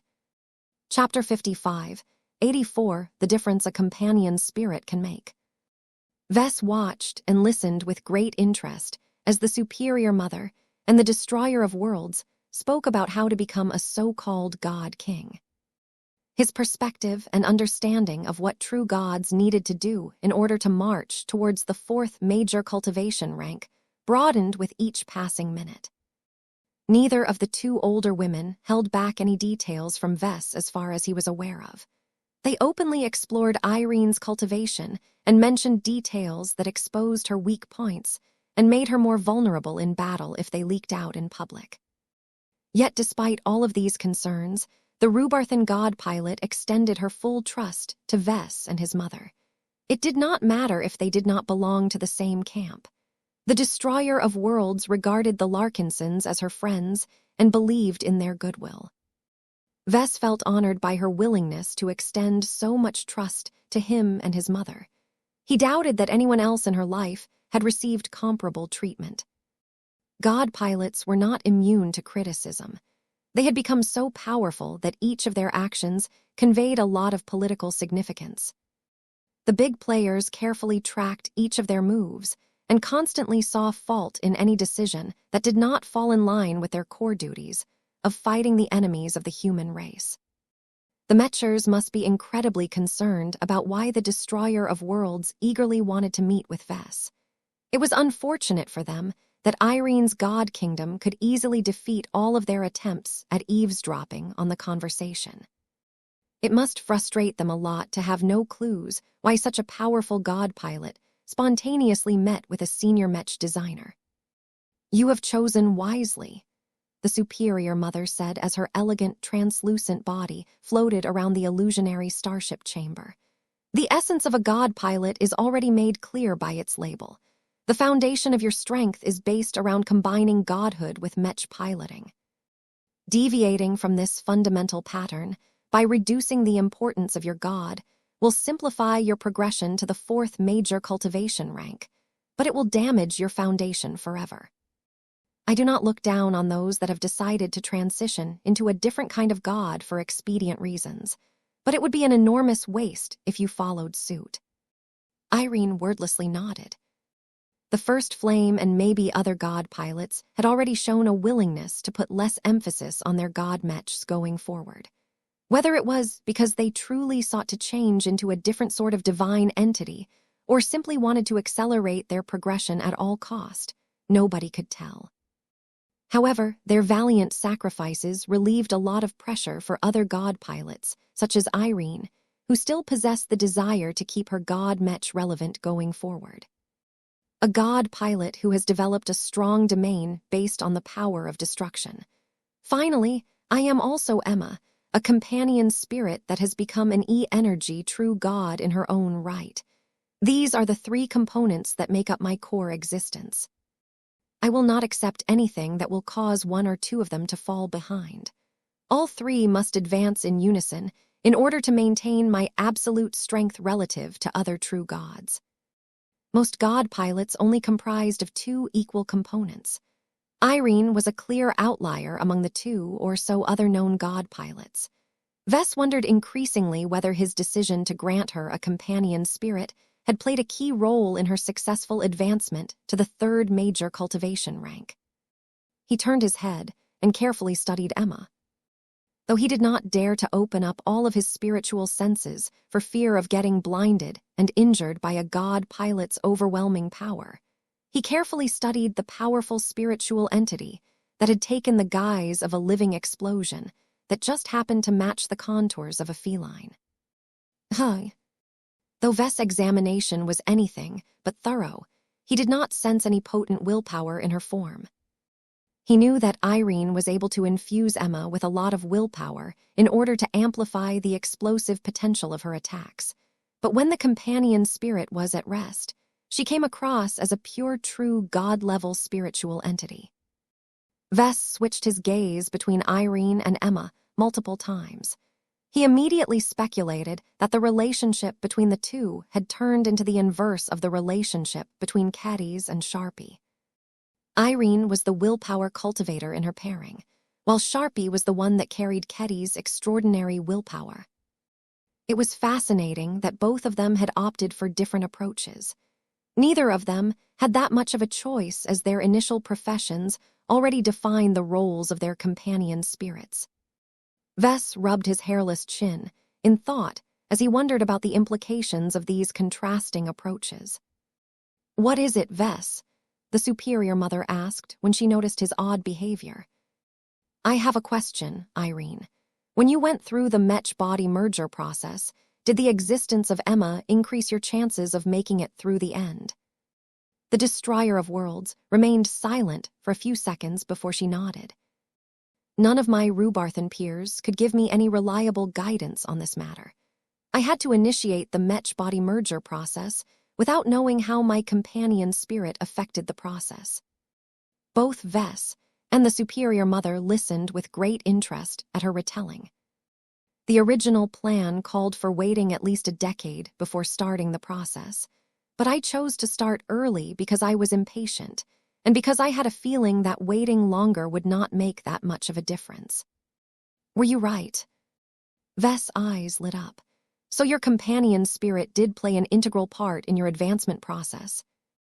According to your own experiences, you think that other God pilot candidates should be able to start the Mech-body merger process a lot sooner because their companion spirits can make up for the lack of accumulation over time. Is that correct? Irene nodded. We are always short on time. I know of peak ace pilots who do not have much confidence in their chances of surviving. They sought to increase their success rate by piloting the same Mech over a span of 20, 50, or over 2 years. While that does help with breaking down barriers, the excessive weight will cause them to lose their courage, which is a much greater loss in my opinion. I personally believe it is better if they start the Mech-body merger process too soon rather than too late. In such situations, a companion spirit can provide crucial help in completing the first phase. This already made companion spirits worth it for ambitious Mech pilots. Unlike Mech designers, it was always better if Mech pilots advanced as young as possible. Their profession was inherently based on combat, so being younger and more hot-blooded was strongly correlated with faster progression. Compared to the experiences shared by other God pilots, my attempt to establish domain field union became more difficult because I had to work with 3 different components of myself rather than 2. I was lucky that Emma's domain was nearly identical to my own. If she developed in a different direction, then it would have become much harder to merge her domain with the rest. That caused Vess to lose a bit of excitement. He had no idea how difficult it was for Mech pilots to complete the second phase, but it should not be a trivial step. Companion spirits did not have to match the properties of their principals. They were free to develop other domains in order to increase their versatility and usefulness in different situations. However, if divergent development caused Mech pilots to experience much greater difficulties during the second phase of the Mech-body merger process, then Vess and the Red Association had to warn every Mech pilot with a companion spirit to be careful about choosing this development strategy. When I completed the third phase, I turned into an unstable fusion that is made up of both energy and matter. That was when I initiated the final countdown. If I did not commence the fourth phase in a timely manner, I would have collapsed and died. That was an important detail that Vess had not learned before. What about the fourth and final phase? Irene's expression grew wistful as she recalled the difficulties she experienced during that time. Only then can it perfectly combine with the powerful frame of my God Mech. The part that is the most dangerous is when I am making the transition. I had to kill many parts of myself that are core to my life and existence. The more I throw these parts away, the more damage my soul sustains. Once it has reached its breaking point, I will essentially die unless my purified willpower can substitute for all of the parts that I have discarded. This is a difficult process because it is impossible for this to happen in normal cases. My willpower has to be strong and decisive enough to defy the rules of reality and essentially form a complete soul out of itself. If it was any slower, then it would have been too late for me to make it out alive. Vess looked amazed as the God pilot provided a first-hand description of the fourth and most mysterious phase. He already learned or figured out the gist of what took place during this phase, but hearing the details made him more amazed at the few God pilots who succeeded. All God pilots are living miracles, the Superior Mother aptly said. They are an impossibility. They cannot exist if the rules governing reality are absolute. Yet because they have cultivated their willpower to an extreme height, they have gained the power to reshape themselves into a stronger and more perfect existence, all without the need to borrow outside help. That does not mean that additional help is unwanted, Vess spoke. The success rate of the Mech-body merger process is so abysmally low precisely because the fourth phase is so insanely difficult. Did the existence of Emma help in any fashion? The fourth phase may be called total union, but it actually has little to do with my companion's spirit. The only parts about her that got hurt was her connection to my soul. Aside from that, she remained fully conscious and able to act on her own accord. She prodded my willpower to take action sooner, and she also made sure that other necessary procedures took place. This was a massive revelation. If other companion spirits could play the same role as Emma at the time, then that meant that many other peak ace pilots had a much better chance of surviving the infamous fourth phase. Once they overcame this final hurdle, there was nothing stopping them from successfully advancing to the rank of God pilot. Chapter 50, 585-2, Impossible. Emma finally decided to leave Lucky alone and flew towards Vess so that she could rest on his lap. The companion spirit was exceedingly powerful, and her destruction domain did not make it any less comfortable to remain in close contact. However, Vess couldn't help but like her company. Emma was so playful and affectionate. Her personality did not match that of a hardened and driven high-ranking Mech pilot at all. Was there a special reason for that, or had the companion spirit always retained her liveliness? Irene, when you started the process of forming total union, did Emma absorb the pieces that you discarded? The God pilot nodded. She did, but not all of them. One of the purposes of establishing total union is to remove human weaknesses that will largely hold me back once I attain my current rank. Emma has only captured a small amount of pieces that are harmless enough.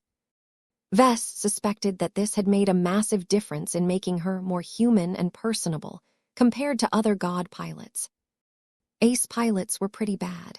He could not imagine how much more difficult it was to get along with God pilots when they had thrown away large parts of their humanity. You mentioned earlier that you also severed the bond between yourself and Emma during the fourth phase. The two of you are still tied together from what I can see. Did you reform this connection after your successful breakthrough?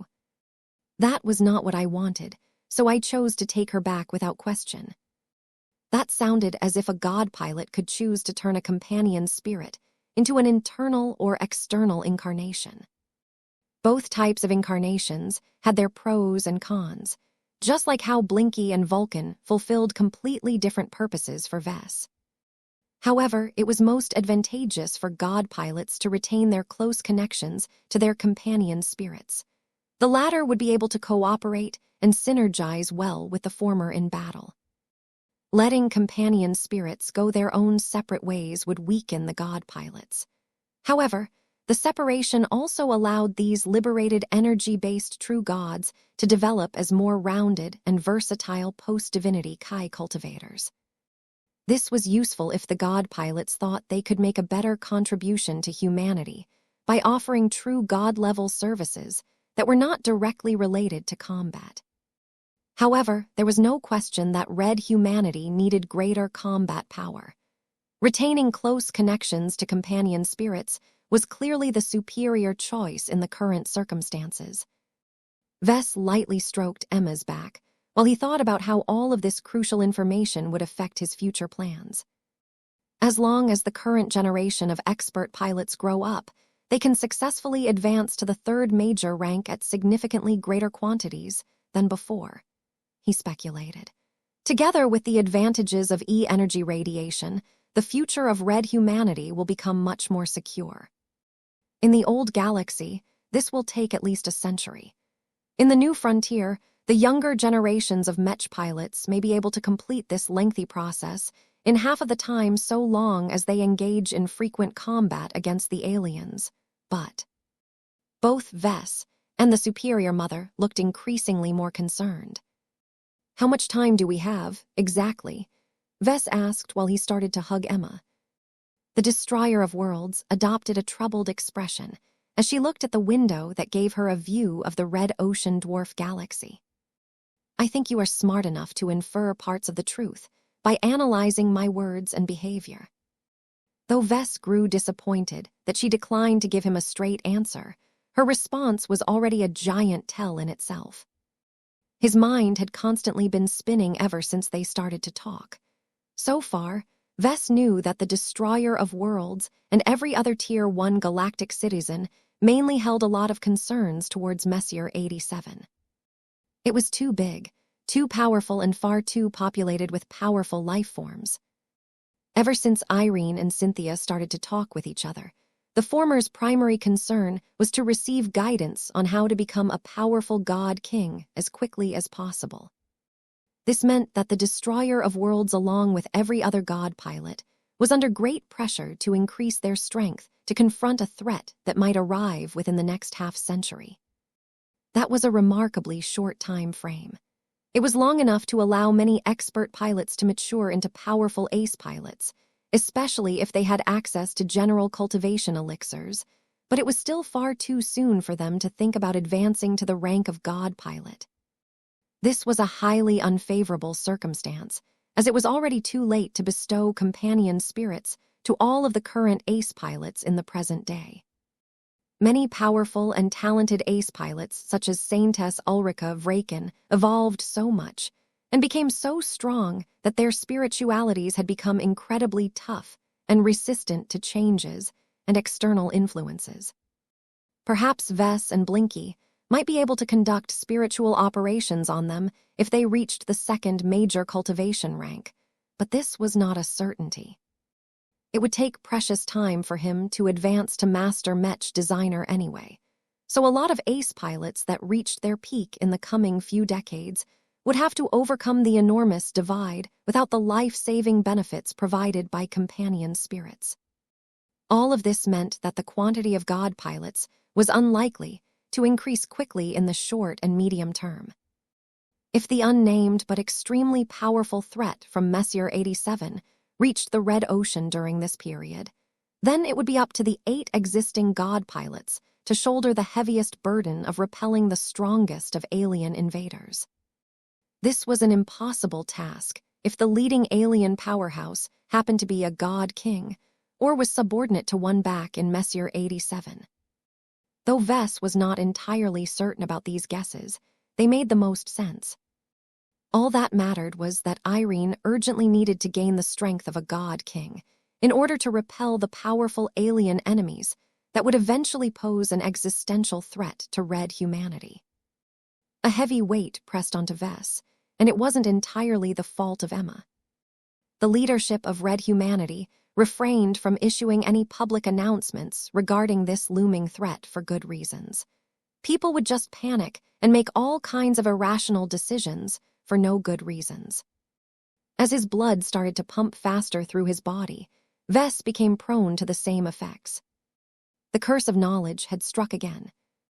Though he was glad that he became a little more aware of what was truly going on, he also felt more driven than ever to work hard to better prepare red humanity for the calamity that might break the new frontier.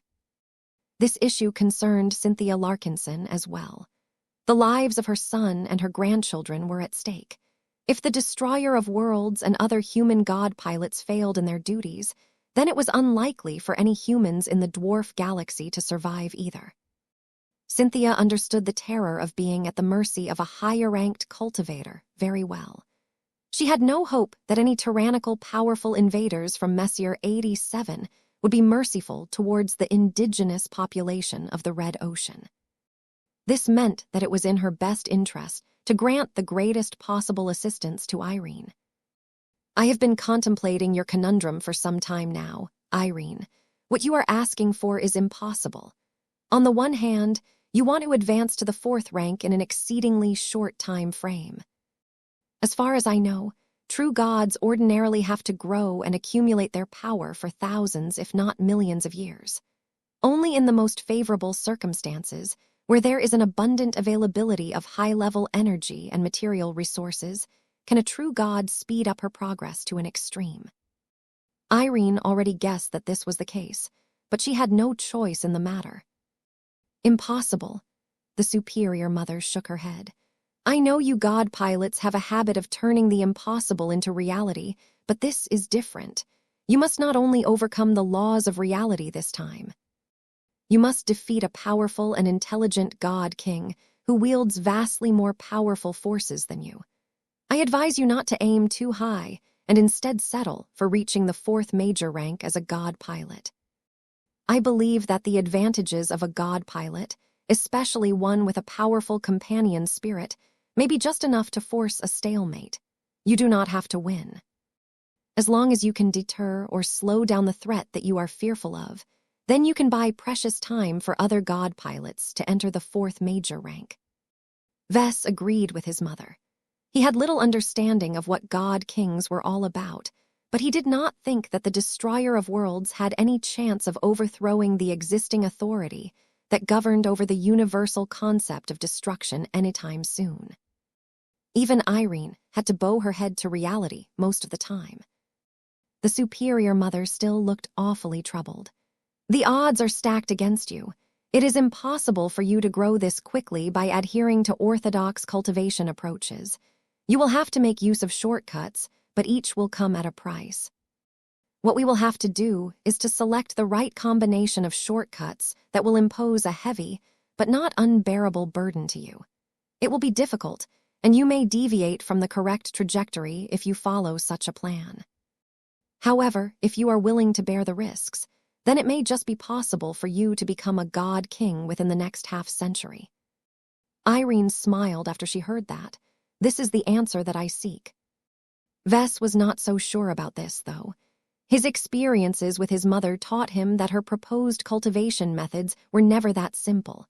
They were always filled with traps and unexpected complications. How can you possibly compress thousands of years of intensive cultivation in just 50 years or less? He asked in a puzzled tone. The superior mother grinned back at him. The answer is simple. Instead of letting Irene work hard to grow her strength step by step, we can devise a method that allows her to absorb the strength of her victims. As long as she slays enough alien beings, she can rely on the accumulation of quantity to force a qualitative transformation. What?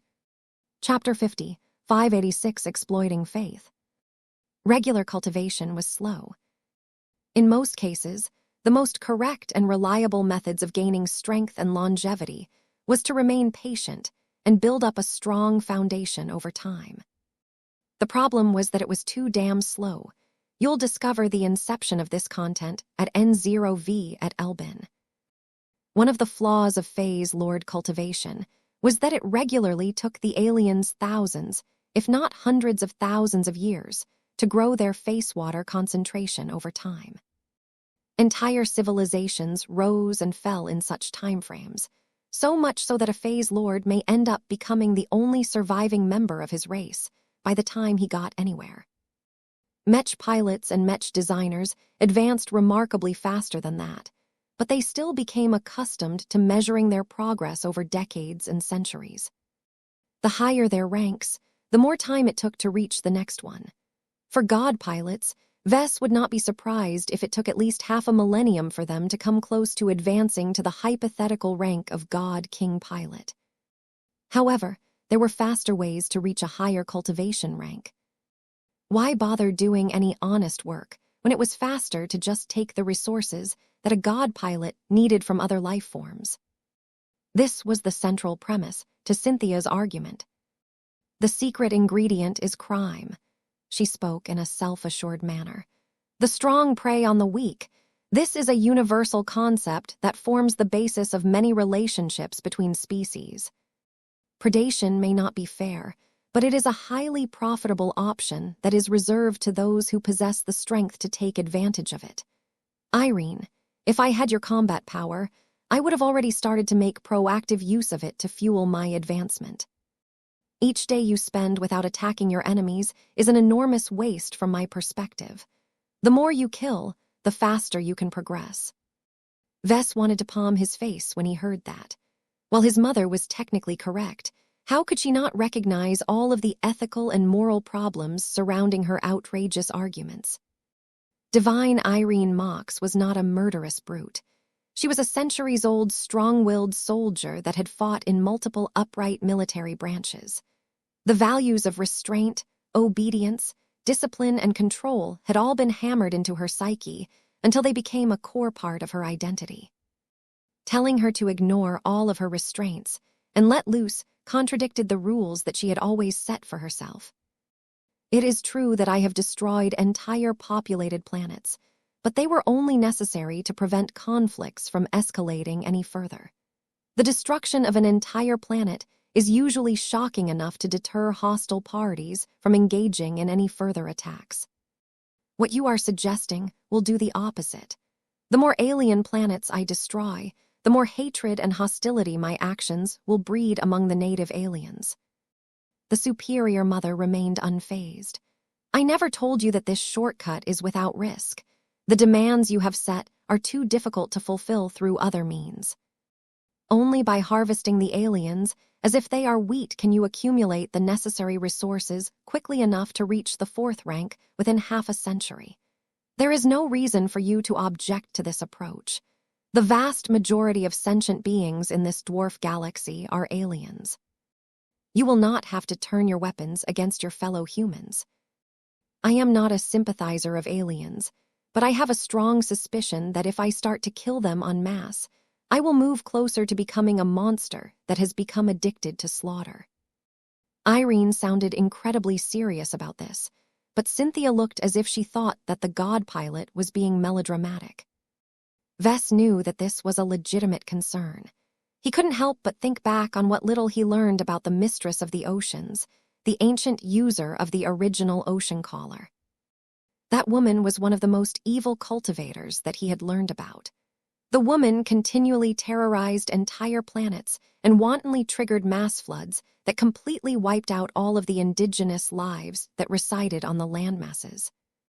Though the destroyer of worlds shared no resemblance to the mistress of the oceans, what if that could change? Cynthia did not necessarily see that as a bad transition. Your integrity is not as important as your mission, the superior mother plainly retorted. You must gain a large amount of strength in a minuscule time frame. There are not many ways to do so. You should understand quite well that mundane efforts and resources are no longer enough to meet your demands. You must absorb the power of faith to progress further as a true god. It is not for nothing that the word God is strongly associated with the 3rd major rank. Only by discarding your mortal rules and sensibilities will you be able to come into your power as a god pilot. Irene's expression turned frustrated. I have been cautiously furthering my growth by absorbing the faith produced by the humans of the Red Ocean, as well as many humans who still look up to me in the Milky Way. However, it is not enough, Cynthia finished for the god pilot. The humans of the Red Ocean are not numerous enough to produce the quantities of faith that you need.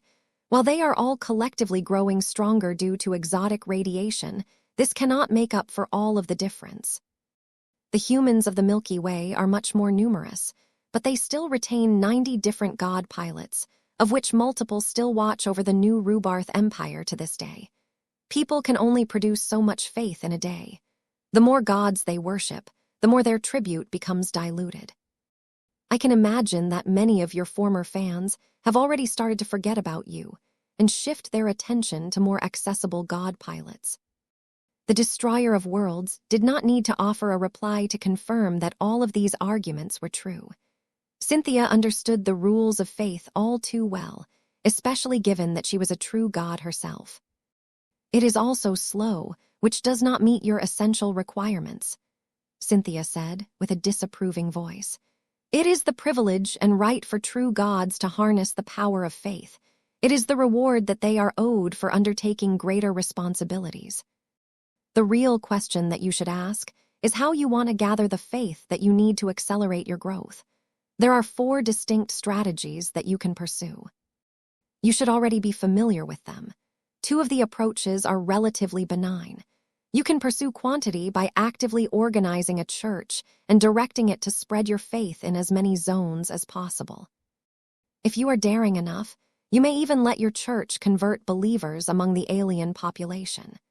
This is the only solution that I can think of that can help you succeed in this approach, though your church must sweep across much of the dwarf galaxy in order to reach the minimum scale required. Faith is faith. Whether it is produced by your enemies is immaterial. However, if you do not want to accept the worship of aliens, then you can attempt to impress a smaller quantity of high-ranking Mech pilots and Mech designers. Each of them are far stronger than the mortal masses. The faith they can produce is of such higher quality that they can substitute for the worship of millions, if not billions, of ordinary mortals. However, the only way for this approach to be effective is to convert enough ace pilots and master Mech designers into deep believers. This is an uphill battle, as cultivators of the second major rank are hopeful of becoming gods themselves. This was not an acceptable option for Irene either. She shook her head yet again. I refuse to deny them the greater futures that they deserve in order to further my own growth. If your concerns about future threats are justified, then all of the god pilots and other true gods of our civilization will not be able to make a difference. Only you can resolve the greatest individual threat. Very well. Cynthia grew tired of Irene's obstinance. That leaves us with the remaining two strategies, which are based around two different forms of predation. Similar to the last two, you can put an emphasis on quantity or quality. Killing enemy sentients can actually produce a large amount of faith energy at once.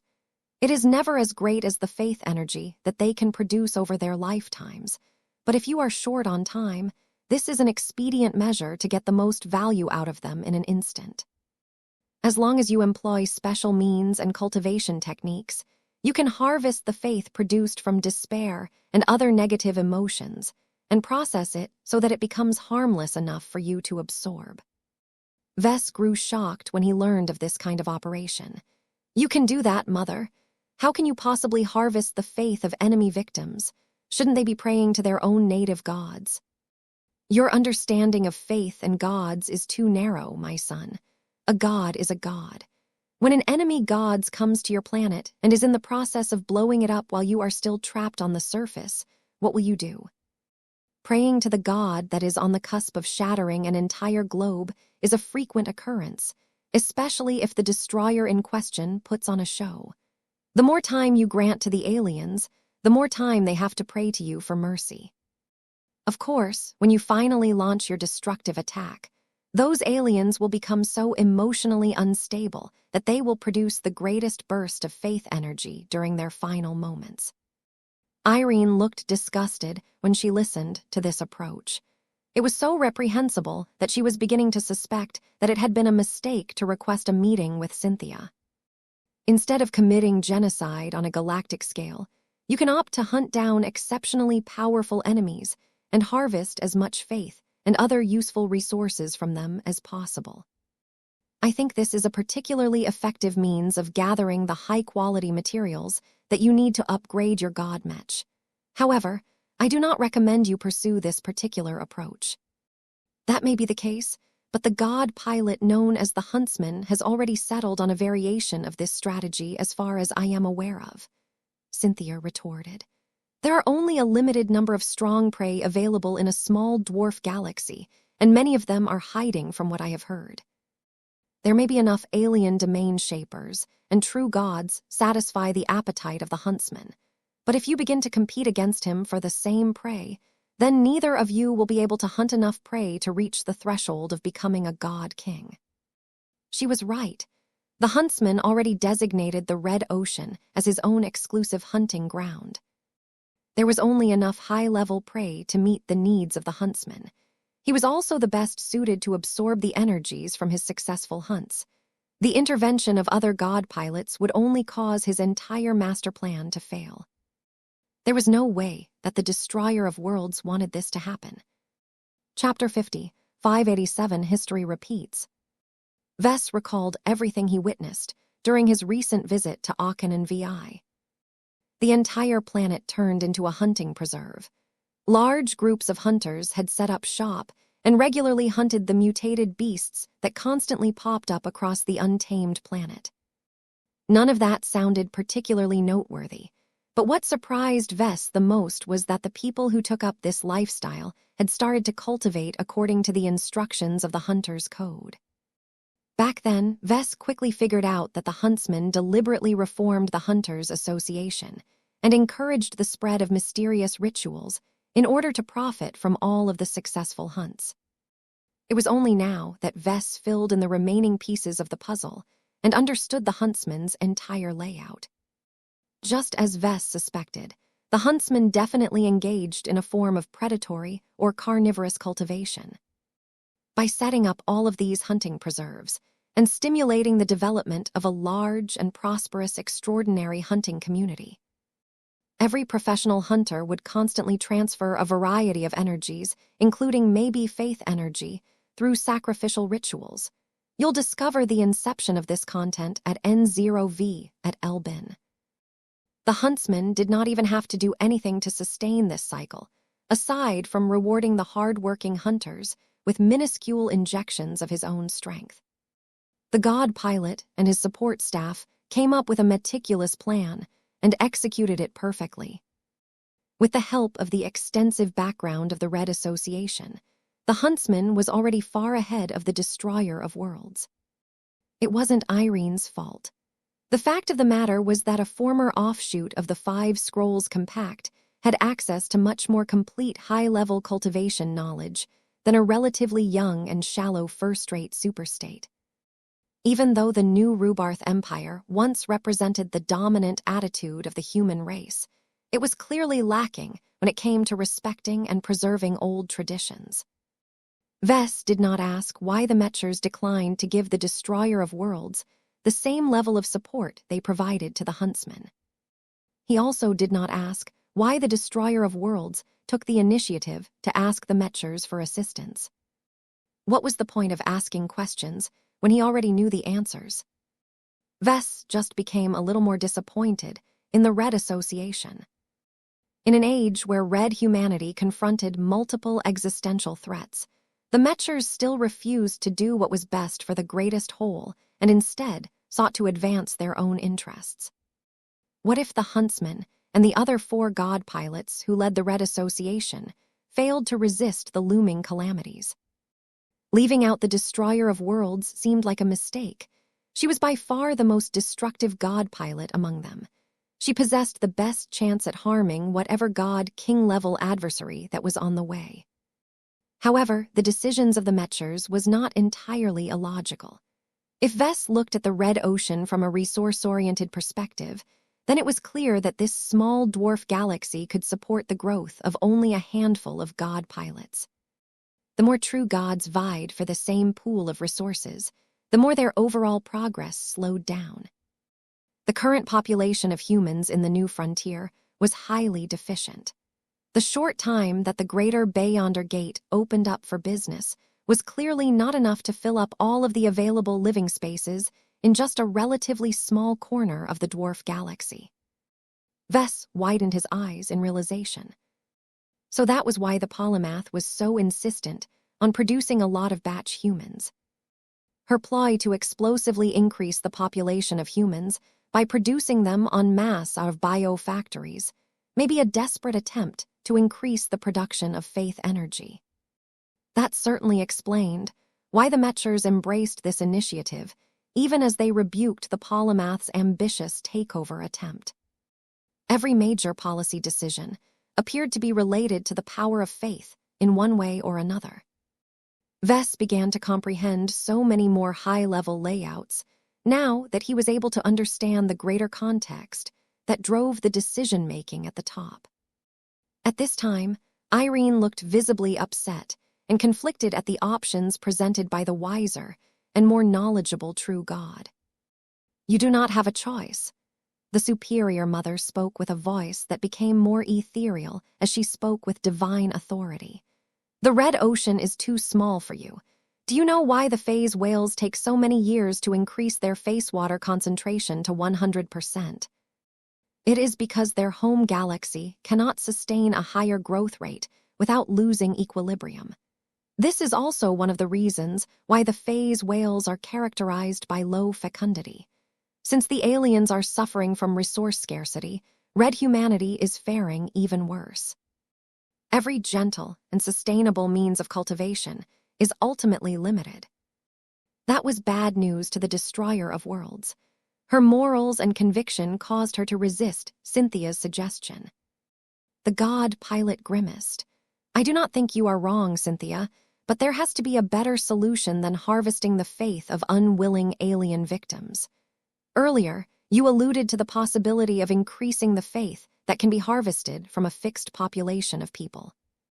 Humans are weak, but possess limitless potential. If you can create a church and spread your faith among the masses, you may be able to derive more faith from them. However, the population of the Rubarthan Pact is not sufficient enough. You will need to increase their devotion and fanaticism to a drastic height in order to gain the most out of them, but that may still not be enough to meet your needs. Not enough, Cynthia shook her head. You are vastly underestimating the scale needed to reach the 4th rank. A small pond cannot breed a large fish. The cost of becoming a god king is too great. This is why I suggest you change your target and harvest the faith of aliens instead.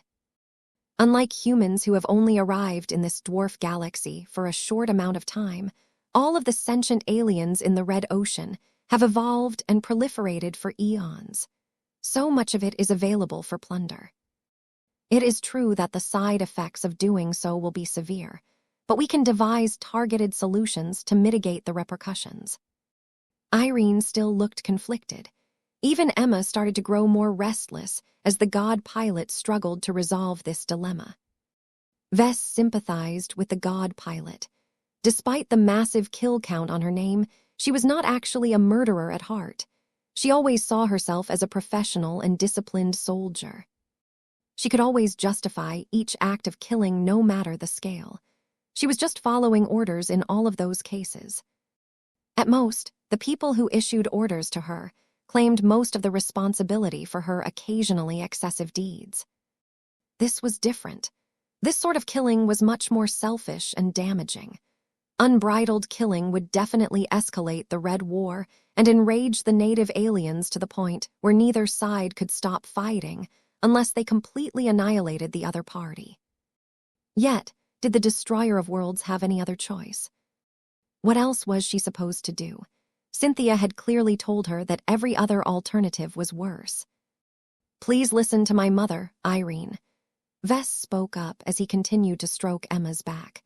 As she has mentioned before, the demands you have issued are so difficult to meet that you will have to make compromises that you are not comfortable with. From my perspective, your greatest mission is to protect and guarantee the continued survival of Red humanity.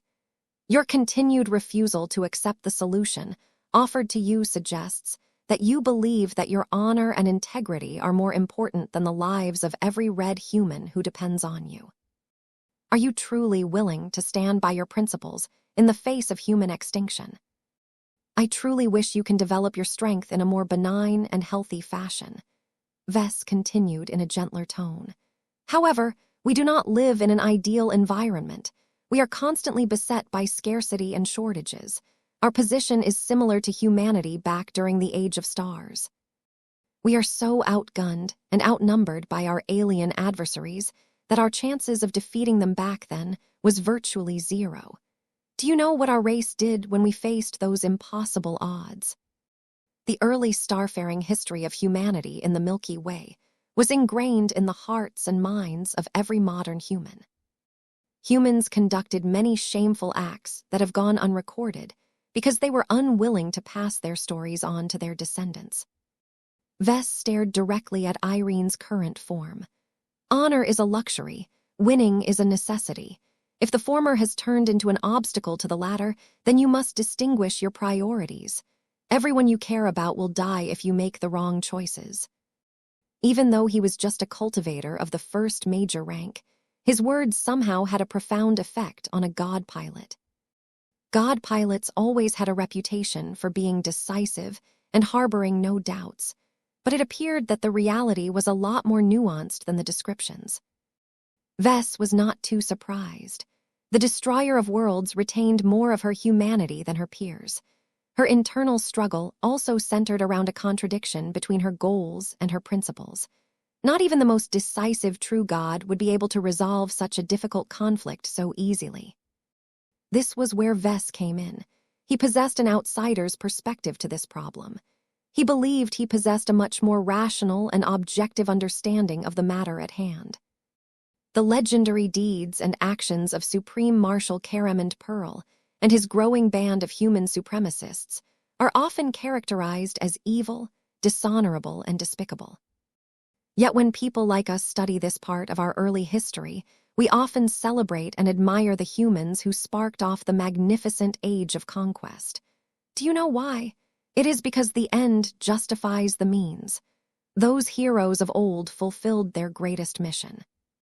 They saved the human race from extinction, enslavement, or total assimilation.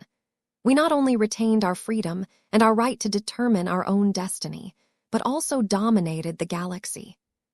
How could latecomers such as us possibly blame or recriminate the early human supremacists for getting their hands dirty? The superior mother backed up her son. History is cyclical. It has a tendency to repeat. It would do you well to study the wisdom of our predecessors. Back then, they rejected the hypocritical values of the cosmopolitan movement and decided that the aliens did not deserve to be treated as equals. When the future of humanity is at stake, respect and care towards the enemy has become a luxury that you can dispense with. Do not put the interests of hostile aliens above the interests of the humans that you should actually care about. Under the double persuasion of two Larkinsons, the God pilot finally crumbled. If your strategy is not viable enough, then I would rather stay true to my principles and fight to the death with my honor and dignity intact. You do not have to be concerned about that. The Supreme Mother grinned like a Cheshire cat. I have already made good use of this time to compose a preliminary blueprint that should fulfill your essential needs. We shall make an excellent demonic cultivator out of you, Irene. Chapter 5588, How to Maximize Yields. Even Vess had to pause when he heard the term demonic cultivator. It did not evoke any pleasant associations in his mind. A lot of cultivators tended to be crazy and extreme due to practicing weird methods. The more outlandish and subversive the cultivation approach, the more they distorted its practitioners. Even cultivators had their limits. Anything that crossed the line and offended a lot of other beings probably got stuck with this undesirable label. What are demonic cultivators exactly? Vess asked his mother. The definition of demonic cultivation is not absolute, Cynthia calmly responded. It has changed frequently over the ages as cultures and environmental circumstances undergo major shifts. It is often associated with evil, but I personally do not agree with this sentiment. Is it evil for wolves to prey after sheep? Does the cat bear any guilt when it catches a mouse? Meow. Naturally, Lucky strongly disagreed with that last sentiment. Irene crossed her arms. The examples you have mentioned are part of the natural cycle of life. I presume that demonic cultivation goes beyond that. You are talking about disrupting and destroying entire ecosystems for selfish gains. Such deeds will not go unpunished. So what, Irene? Cynthia sneered at the god pilot. You are aspiring to become the greater god king of destruction. It is impossible for an innocent soul to occupy this throne. You should know as well as I do that the best way to progress your cultivation is to give in to your true nature. Your domain is centered around the concept of destruction. Even if you do not employ special cultivation techniques, I can promise you that you can speed up your growth and deepen your understanding of destruction by shattering a large amount of planets. The more lives you destroy, the more you will resonate with this universal rule. Vess found it rather perplexing that a destructive god pilot, like Irene, was so reluctant to employ her greatest power. Then again, all of the battles and scuffles that she fought in the past were relatively small in scale. Humanity during the age of Mech had paused the massive conquests of the past in order to rebuild and consolidate all of its gains. Now, red humans needed to go back to the more aggressive and ruthless approach that their predecessors had embraced in the past. The destroyer of worlds needed to adapt to a different set of rules. Cynthia nodded. People shall fear you. The aliens will hate you beyond measure. Perhaps one day, much of red humanity shall turn against you, fearing that you have become so corrupted that you may eventually turn your god, Mech's powerful weapons against your own people. No matter how much you try to defend yourself, your frightening record will render any persuasion ineffective. This is the fate of a true demonic cultivator. Are you willing to bear this injustice in order to fulfill your ultimate goal? At this point, it would be stupid for Irene to remain obstinate. The mission comes first. I am capable of setting aside my personal concerns in order to advance the greater good. Tell me what I must do in order to gain the strength to dominate the Red Ocean. That was exactly what Cynthia was waiting for. She gestured towards the image of the dwarf galaxy, past the illusionary window of the starship compartment. A view shifted as the large proportion of space occupied by the native alien races lit up. This was the base of faith that the destroyer of worlds must target. Faith is the power that separates true gods from foundation builders and domain shapers. Any true god that aspires to become a god king must practice a form of cultivation that maximizes their intake of faith energy. You can make a good start by destroying planets occupied by millions, if not billions of nuncers, Orvans, and other intelligent aliens. Many of these beings are weak. Killing trillions of them is far from enough. You need to keep destroying more and more planets, to the point where you have depopulated entire zones. The alien territories started to darken and dim. The amount of stars that had lost all life grew to such a frightening scale that Vess could not imagine how many souls would have perished at Irene's hands. It is acceptable for me to destroy a modest number of highly fortified alien strongholds, but once I go too far, I will interfere with too many plans. Cynthia did not look too surprised. Then you must go deeper and be more selective with your targets. The risks are greater, but you will be able to make every alien fear for their lives. The image of the Red Ocean changed.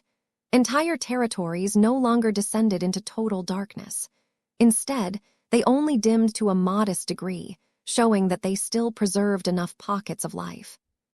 The difference now was that the spread of darkness became more pervasive.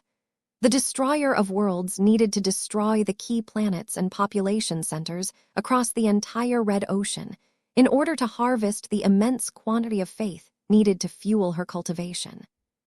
No, Cynthia admitted. You need to warm up your subjects before you harvest their lives. It is best not to blow up the planets in an instant without warning. You need to put on a performance. The more your impending victims become aware of you and your threat towards them, the more they shall pray for your mercy and forgiveness. Denying their requests will evoke such strong emotions that their faith will be more intense and rewarding to you. The greater the suffering, the sweeter the rewards. Vess couldn't help but shudder when he heard that. How come he had the feeling that his mother was speaking from personal experience when she explained her plan? Cynthia grew confident enough to create a small image of a generic alien planet. It looked like a typical military and industrial hub of the Orvan race. Let us say that this planet can produce 2 units of faith energy if you blow it up right away. The planet promptly got struck by an explosive shell blessed by Emma before blowing up in a ruinous fashion. This is an enormous waste, the more traditional true god said in clear disapproval. You have not only given the aliens too little time to say their prayers, but also prevented them from directing their faith to you. If you want to increase your yield, you must let them know who is responsible for dooming their lives. The image changed to depict an Orvan city that had become gripped by despair. The tall humanoid aliens somehow learned of what was coming. Many of them panicked and lashed out against their own kind. Others went back to their homes and embraced their family for a final time before they met their end. The complete and total helplessness of the Orvans produced remarkably strong reactions, all of which caused the planet's output of faith energy to spike. Do you see, Irene? How many planets have you blown up where the alien residents knew what was coming? Even if you did not take the initiative to absorb their faith, you should be able to tell the difference. If the base income is 2 units of faith energy, then announcing your arrival and letting the aliens stew for an hour may increase your yield by as much as 500 or 1,000 units of faith energy. Irene found the sight of all of this chaos and suffering to be distasteful. Lamb not finished yet, Irene. If you truly want to amplify the gains you can obtain from a single planet, then you must be more proactive in spreading your faith. It is best to form a new church based on a religion of destruction. Cultivate alien priests through whatever means necessary and dispatch them to all of the densely populated planets that you deem as eligible targets. The more your church captures the population, the more faith you will gain from harvesting their lives. You can claim the sweetest rewards when they willingly devote all of their faith to you at the moment your power deprived them of their lives. The image changed to show an example of this shocking layout. It showed snapshots of captured aliens getting brainwashed and indoctrinated by the subordinates of the Destroyer of Worlds. Once these Orvans and Nuncers had completed their training, they secretly got shipped back to alien space, where they promptly returned to their native societies. Once they took root on different planets, the returnees began to form various local cults. Through the well-established manipulation methods taught by the human race, many of these cult leaders started to build up a larger and larger following. No matter if the alien rulers attempted to suppress the subversive religion that claimed that their doomsday was coming, the beliefs could never be entirely eradicated. It did not matter if the alien believers were sincere about their faith or not. They just needed to be familiar enough with the supposed goddess of destruction that would ostensibly come and annihilate them all one day. All of this was preparation work for the real deal. Once the alien heralds had done their jobs, all the Destroyer of Worlds needed to do was come and reap an extremely ripe and abundant harvest. The image showed how that would look. The skies darkened as the Ragnarok arrived in high orbit of the planet. Irene's god kingdom spread out to such a powerful extent that it blocked out the light of the local star and engulfed the lit side of the planet in an eclipse. This was the signal that the cult of destruction had warned about. When all of the weak and defenseless aliens realized that the doomsday prophecy spread by the new cult was coming true, all of them would go completely mad. Millions of Orvans destroyed the idols that represented their own native gods and fell to their knees in order to beg for forgiveness from the cruel foreign goddess. Cultists who had prayed to the goddess of destruction for months and years would celebrate her arrival by egging on the masses and spreading their self-destructive gospel even further. Once the Ragnarok fired the ultimate shell that destroyed the planet and every alien that resided on the surface, the cultists as well as the other aliens that had become influenced by the new beliefs all dedicated an enormous amount of faith to the true God that had reaped their lives. How much faith energy can Irene harvest in this scenario? Vess asked. His mother smirked back at him. The upper limit is high. There is a large amount of room for expansion depending on how extensively the cult has penetrated the planet and how many converts have turned into fanatical believers. A good operation should easily increase the expected yield by as much as 100,000 units of faith energy. Both Vess and Irene looked shocked when they heard this response. That was a massive increase compared to a base income of just 100 faith energy. Vess never knew that prepping the target by causing them to convert to a religion that foretold their own doom could make such a massive difference. His mother was a genius. Chapter 5589, Corrupting Influence. Demonic cultivation was not an empty term. Once Cynthia Larkinson explained the broad strokes of the cultivation method that she had designed for the Destroyer of Worlds, the God pilot became completely speechless. This method was positively diabolical. There was nothing benign about this method. It perverted the meaning of religion and hijacked its form to fatten up the sheep intended for slaughter. Although the layout sounded like it could work brilliantly for the Destroyer of Worlds, the mode of operation was so outrageously excessive that it should be forbidden. Vess looked back out of the window and gazed at the image of the red ocean that became subjected to a reign of terror, unlike anything the native aliens ever experienced. The spread of darkness was unstoppable. Territory after territory grew darker and darker as the Destroyer of Worlds blew up more planets and evoked even greater terror among all of the aliens that had escaped total doom. Once the entire dwarf galaxy became engulfed in a cloud of darkness, the dominion of the Destroyer of Worlds became a lot more substantial than before. So long as Irene made up for the remaining shortfall, she could complete her march towards the 4th major rank and become the deadliest and most destructive god-king of the Red Ocean. Cynthia sounded remarkably proud of her layout. She continued to explain the principles and the finer points of her scheme. What separates true gods from domain shapers is the fact that our domains have already reached a stage of maturity. His mother spoke. The time for shaping it is over. We must make active use of it and exercise our responsibilities as deities. Our scope should no longer be limited by mortal rules and limitations.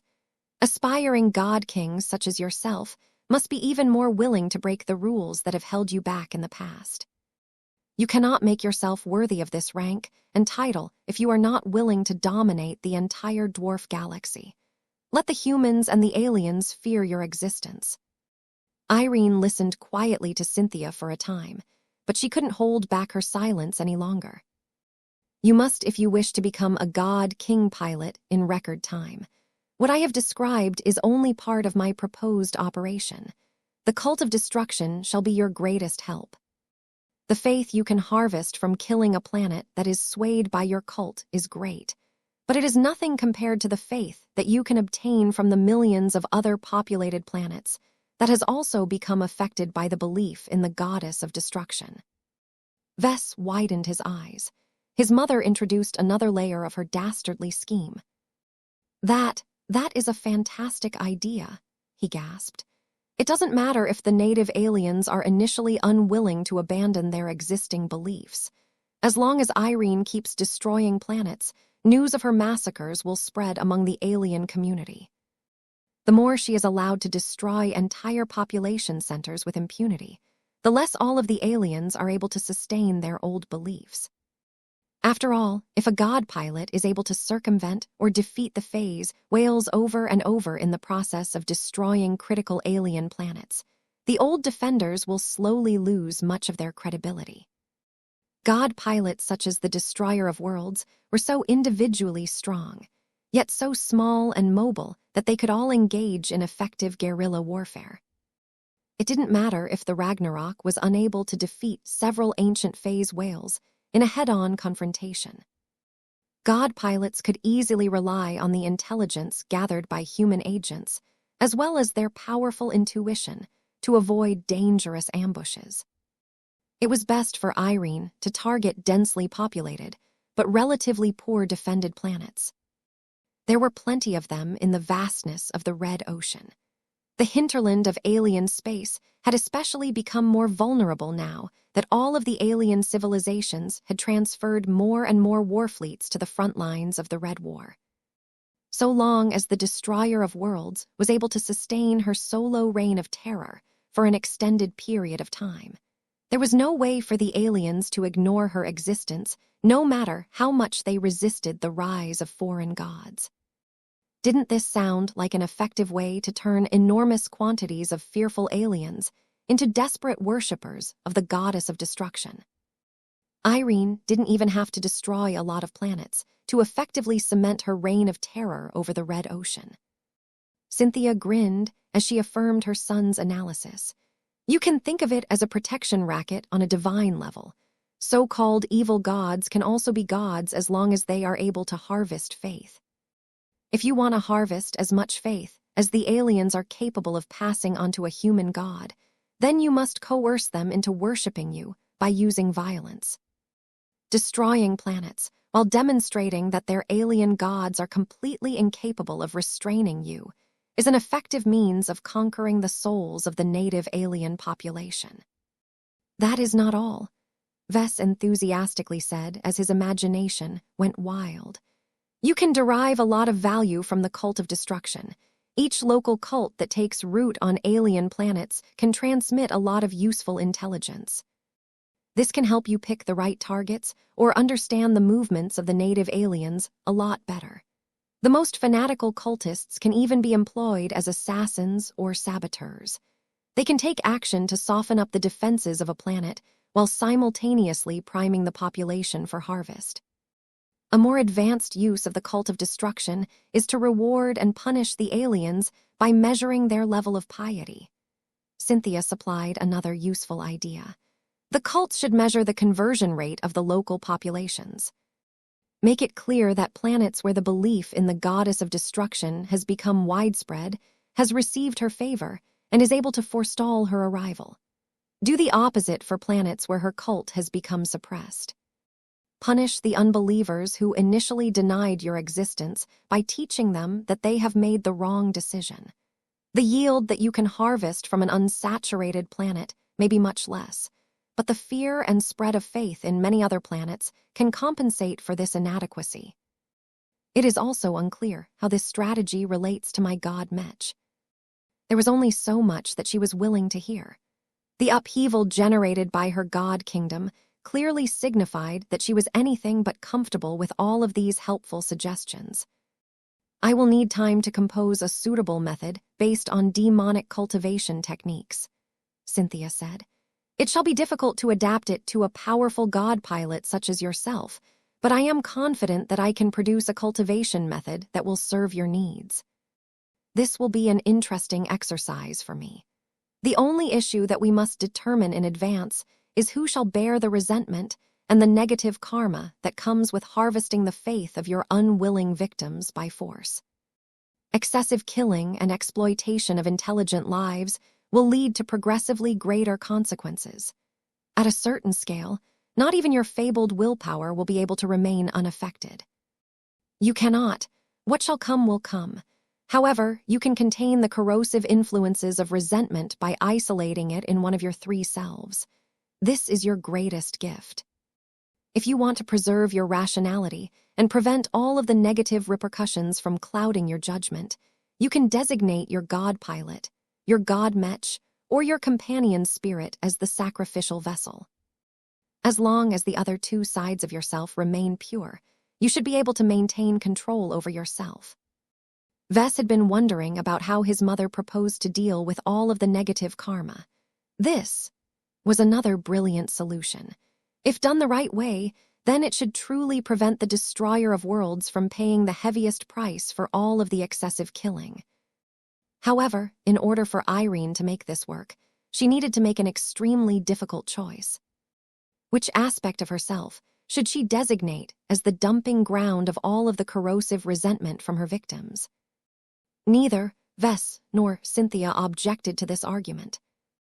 Vess gazed at the large and powerful companion spirit resting on his lap. I cannot bear the thought of corrupting a cute and lovely cat, but if you have to make a choice. Irene looked pained as she seriously contemplated this objection. However, Cynthia had a different suggestion in mind. No, that is not a good idea, Vess, the authoritative true god said. Both Irene and Emma possess the strongest ego and personality among the 3. Emma can serve as a good template for an evil goddess, but it will be difficult to prevent any negative influence from spilling over into Irene. The best possible candidate is the Ragnarok, the god Mech. Vess initially did not even consider it as a valid choice. It was the least lively and personable of the 3 components that made up divine Irene Mox. The mother knew what her son was thinking. The Ragnarok is the most inhuman and mechanical side of Irene. It possesses the least ability to think human thoughts and experience human feelings. Its sensitivity toward the negative impact of resentment is much lower. Its nature as a machine also makes it much easier for it to isolate the corrosive influences. At most, the god Mech will look and feel much more evil than before. Vess blinked as he tried to imagine such an evolution. The Ragnarok would probably gain a more ominous air. Clouds of darkness and the wailing of unwilling souls might start to surround the Mech frame. Sharp and malice-filled spikes might spontaneously grow out of the god Mech as its overall shape and contours gradually shifted into an edgier and more aggressive design. As a Mech designer, Vess considered such a transformation to be sacrilegious. The Ragnarok in its current form was a grand work and one of the most impressive mechs created by the mech industry. For such an exquisite mech to become subjected to so much corruption was like ruining a cultural treasure by splashing the contents of a septic tank onto the masterpiece. However, Vess could reluctantly accept this choice if the alternatives were worse. He looked down at Emma and could not bear the thought of the companion spirit growing dark and evil. "Don't change, okay?" Vess hugged the large spiritual cat. "You are too precious for us to lose." Irene, meanwhile, tried to understand the repercussions of letting the Ragnarok bear all of the resentment of killing so many weak and helpless aliens. The form and function of your god Mech must match the expectations of your worshippers, no matter whether they are willing to believe in you or not, Cynthia replied. Under normal circumstances, resentment and other negative influences will induce changes that will allow you to adapt to the new status quo. This process is not as efficient when it acts on a powerful material object, such as a god Mech. You will need to actively instruct and guide the star designers to apply the physical changes to your machine in order to control and optimize changes. Neglecting to do this will result in severe consequences. What will happen if you leave the god Mech alone? Vess couldn't help but ask. You do not want to know the answer. Chapter 55, 90 Last-Minute Request. An important decision had been made. After Cynthia Larkinson proposed a radical new demonic cultivation approach, the Destroyer of Worlds became swayed by the promise of gaining a massive amount of power in a relatively short time frame. Vess became incredibly impressed by his mother's proposal. Even though he had become a little more familiar with cultivation science, he knew he was still far from reaching her level of knowledge and wisdom. He would have never been able to come up with such a brilliant and effective cultivation approach if he had to work by himself. Just the requirement of having to work with faith energy already stumped him, as its properties were in a different league. From what he could surmise so far, the new cultivation method was primarily made up of 3 components. The deity cultivation component sought to convert all of the native aliens in the Red Ocean into worshippers of the so-called goddess of destruction. No matter whether they were willing or not, Irene's capacity for widespread destruction was so great that she could easily intimidate the entire dwarf galaxy. The demonic cultivation component was a new mode of harvesting energy that his mother had never explicitly explained to him in the past. It utilized special means to forcibly take energy from large amounts of subjects that may or may not be entirely willing to agree to these transactions. There was a fuzzy line between normal predation, which was part of the natural cycle, and demonic cultivation, which did not conform to the established rules.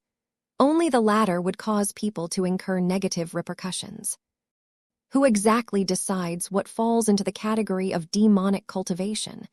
Vess asked his mother. The heavenly authorities, Cynthia responded. Each of them are different, and the rules they set can always change over time. However, a general rule of thumb is that the pattern set by the most powerful cultivators under the heavenly authorities generally sets the standard. Here in the Red Ocean, the ancient phase whales that have lurked in the dwarf galaxy for many ages are relatively passive and docile.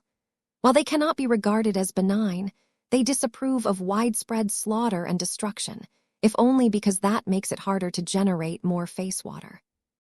This did not bode well for the Destroyer of Worlds. The dwarf galaxy itself would work against her every step of the way. There is always a price to be paid for defying the heavens, Cynthia seriously warned Irene. Once you start to take serious action, the Red Ocean will work against you, or more specifically the Ragnarok, which will become a machine that will become an icon of death and calamity. You will encounter unstable space pockets and other hazards during space travel. Your luck will drop. Powerful native aliens will develop increasingly effective ways to threaten you. These are the means that a galaxy can use to defend itself against any dangerous existence that endangers its overall health. Destroying a few planets here and there was nothing to a heavenly authority. Destroying 100 or so planets started to become worrisome. Destroying more than 1,000 planets, especially life-bearing ones, would definitely affect the balance of the Red Ocean. Nobody knew where the local heavenly authority crossed the line, but sooner or later, the destroyer of worlds would become a hated true god if she chose to commit to this strategy. Yet out of all of the aspects of Irene's new cultivation method, there was one component in particular that attracted the most attention from Vess. It was the artifact cultivation component. In order for Irene to preserve her full strength and advantages as a god pilot, her god Mech needed to be worked on by Mech designers, just like before.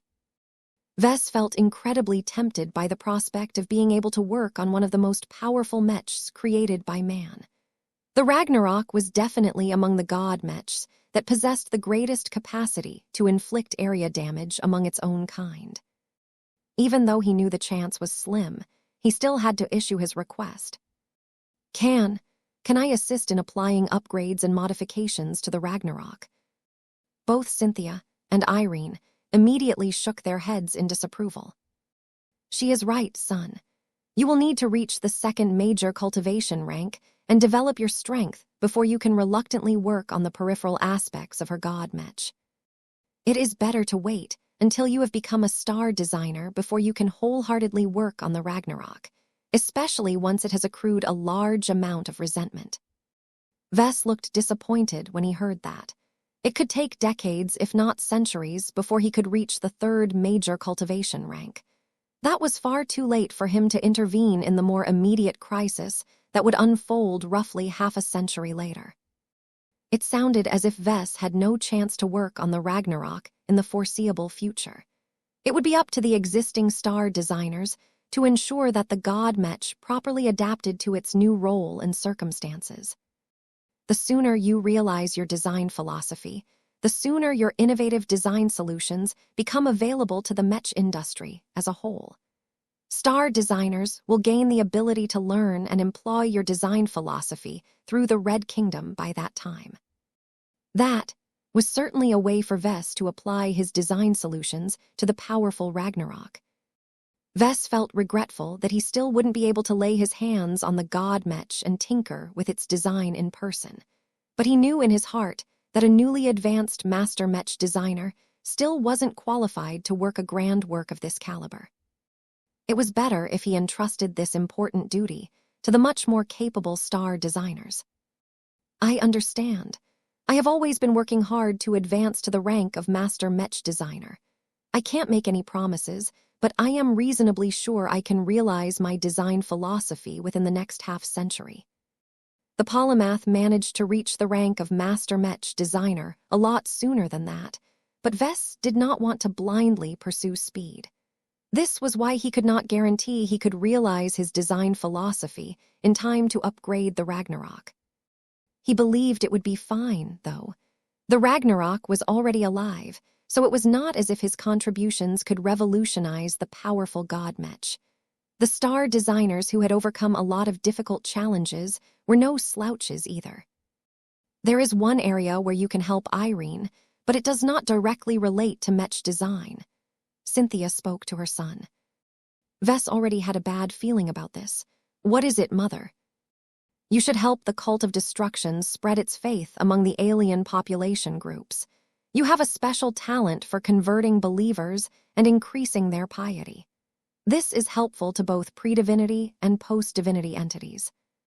The best way for you to facilitate the operations of the cult is to produce a large amount of totems that are related to Irene. If these totems can radiate a small proportion of her powerful aura, then that can multiply the spread of belief in the goddess of destruction by as much as 10 times. He knew it. Vess had already demonstrated similar capabilities in the past. While he found this entire business distasteful, He knew it was necessary for the cult of destruction to take root in native alien society as extensively as possible. "Okay, I will do it," he said. "I can't make a totem based on a god pilot or a god mech, though. I need to access Irene's power in order to produce a valid totem, but her power is far too strong for me to control. However..." Vess squeezed Emma that had been laying her half-substantial body on his lap. The big cat softly purred as she comfortably rested her head onto his chest. Both Cynthia and Irene understood his intention. "It should work," his mother thoughtfully said. "Irene, the Ragnarok and Emma are both separate and the same. Perhaps I should refine the demonic cultivation method further in order to produce a duality between the god Mech and the companion spirit. The former will become a vessel of negativity, while the latter can act as a beacon of salvation." She would have to study Irene in depth and perform a lot of mystical calculations in order to determine whether this idea was viable. No matter what, Vess should have a much easier chance of creating a suitable totem by working through Emma. After the Destroyer of Worlds advanced to God Pilot, her main self had become the sole wellspring of all of her godlike willpower. Emma had reverted to a pure living spiritual construct. The absence of strong willpower in her being meant that she no longer possessed a quality that was strongly exclusionary towards outside influences. Vess should be able to borrow her spiritual energy and use it for all kinds of purposes without incurring any obstruction or backlash. "Can I receive another spiritual fragment from Emma?" he asked Irene. "I used to harvest one from her during our first meeting. That has enabled you to come to my rescue during the Survivalist Conference. It is a pity that I have used it up, so I need a new one to do my work." Though the Destroyer of Worlds wanted to protect Vess, it was unreasonable for a key figure such as herself to remain away from her duties. She needed to return to the Rubarthan Pact and the front lines of the Red Wars as quickly as possible in order to keep the aggressive aliens at bay. Mew. Emma looked visibly pained, as Irene utilized her willpower to carve out a large and potent spiritual fragment from her flank. The willpower fluctuations had become so strong during this interval that Vess winced from the pain. The Superior Mother's energy manifestation almost disappeared as well, showing how difficult it was for the Destroyer of Worlds to hold back her destructive power for so long. When Irene presented the large and almost burning spiritual fragment to Vess, he became astonished by how much larger and powerful it was compared to any other fragment that he obtained in the past. This was by far the most powerful spiritual fragment that he had come across in his life so far. As the spiritual fragment of an actual true god, the quality and quantity of this exceedingly valuable ingredient were indescribable. Vess spontaneously had a thought when he came across this fragment. He thought about a couple of Mech designs that he had recently completed. He just needed to process them before they were ready to enter production. That still left a bit of room for him to make a couple of last-minute changes. "Irene, can I ask you a favor? Can I use Emma as a design spirit for a handful of my heavy artillery Mech designs?" There was no need for Vess to provide additional clarification, as Irene already studied his work well enough to know what a design spirit represented. The Superior Mother was a powerful example of one such entity. "You should be careful not to let the repercussions of my actions bleed into your products." "Thank you, Irene. I have always wanted to do this, but I never dared to make this request to you before we met in person." This was fantastic news. The Fae Fiona was already shaping up to be a commercial bestseller, but once Vess employed Emma as the design spirits of his next two completed Mech designs, the Transcendent Punisher Mark Roman III and the Supremo project may be able to surpass his drone Mech line.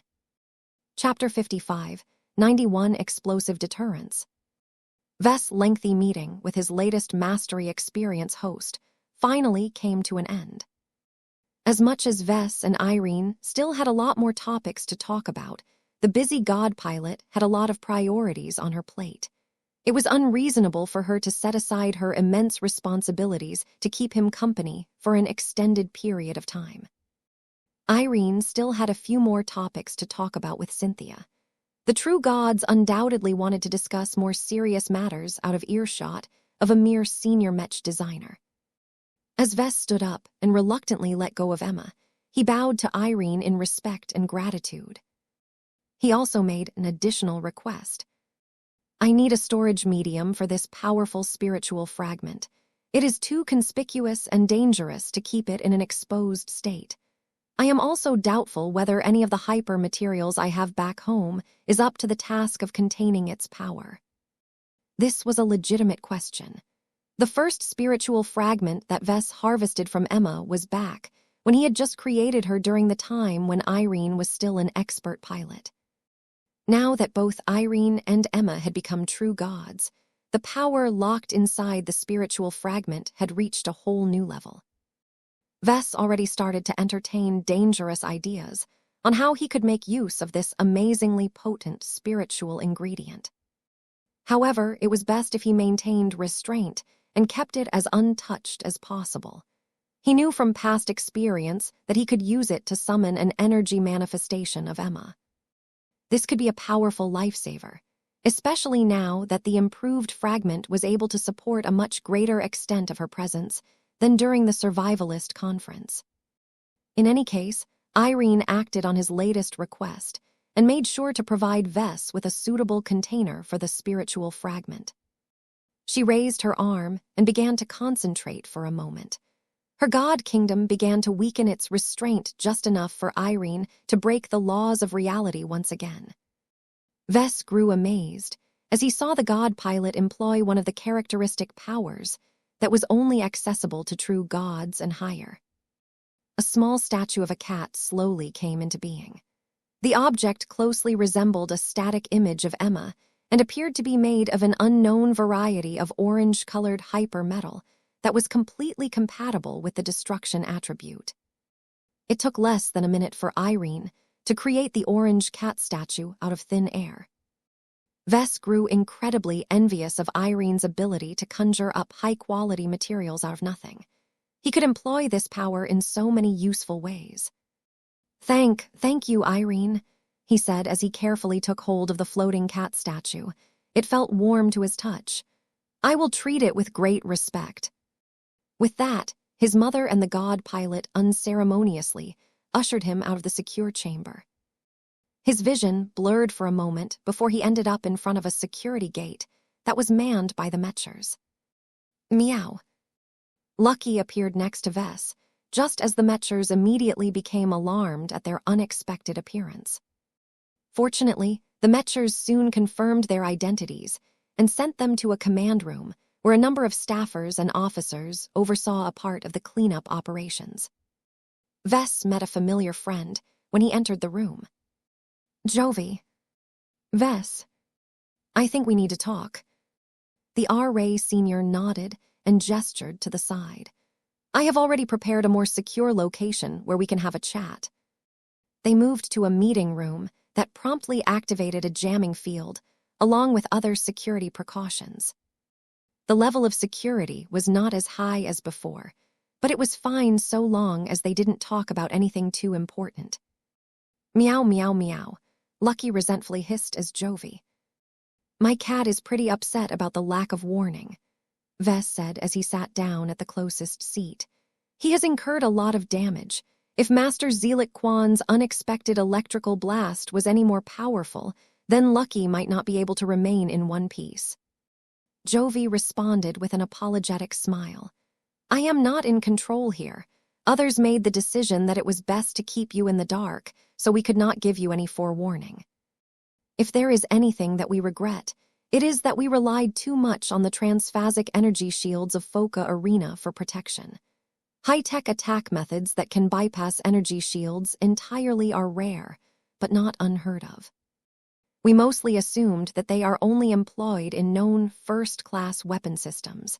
We sincerely did not expect that the Dustweaver had the ability to launch such an attack a single time." All of this sounded too easy to Vess. The Mechers probably did not feel any remorse at all for using Vess as bait. "Did you know or suspect that Master Kwan was a human traitor?" "No, Absolutely not. We are not that good, Vess. The Cosmopolitans have perfected the art of infiltrating our ranks and hiding their true allegiances from our most effective means of detection. Master Quan is one of the highest-ranking leaders of his cell, and most certainly upgraded his countermeasures to an excessive degree. Not even the Destroyer of Worlds should have been able to detect any malice from him until he took action. That is how challenging it is to root these hidden cosmopolitan leaders or sympathizers from our ranks. It was not entirely the Red Association's fault that Master Quan had been able to threaten Vess to this extent. Even if a more secure accident threatened to occur, the Mechers still weren't completely worried. From the moment the Destroyer of Worlds arrived from afar and volunteered her services for this secret operation, its success rate had increased to 99%. Not even the arrival of an ancient phase whale could threaten Vess anymore. This was also the reason why Vess did not feel so upset. Everything ultimately ended well. The various benefits that he received from his latest friend also did much to improve his mood. He did not miss the instances where Jovi directed wary and curious glances at the new orange cat statue. It was too bad that Vess was not in the mood to explain. There was no reason for him to inform the Mechers what he intended to do with Emma's spiritual fragment. This was strictly private business. As both Mech designers sat at the table, Jovi briefly summarized what happened after Master Quan had been taken into custody. Your final challenger may have been the only assassin who took action against your life today, but he is not the only person with hostile intentions. We have been monitoring the entire city and detected hundreds of suspicious individuals, though only a minority of them had designs for your life. The Destroyer of Worlds briefly utilized her God Kingdom to conduct her own sweep. Together, we managed to identify dozens of people who looked for opportunities to make their moves or provide support to facilitate the operations. That sounded incredibly concerning. Even if their chances of taking action were minimal due to the heavy security measures, the fact that they had been lurking in the neighborhood did not reassure Vess.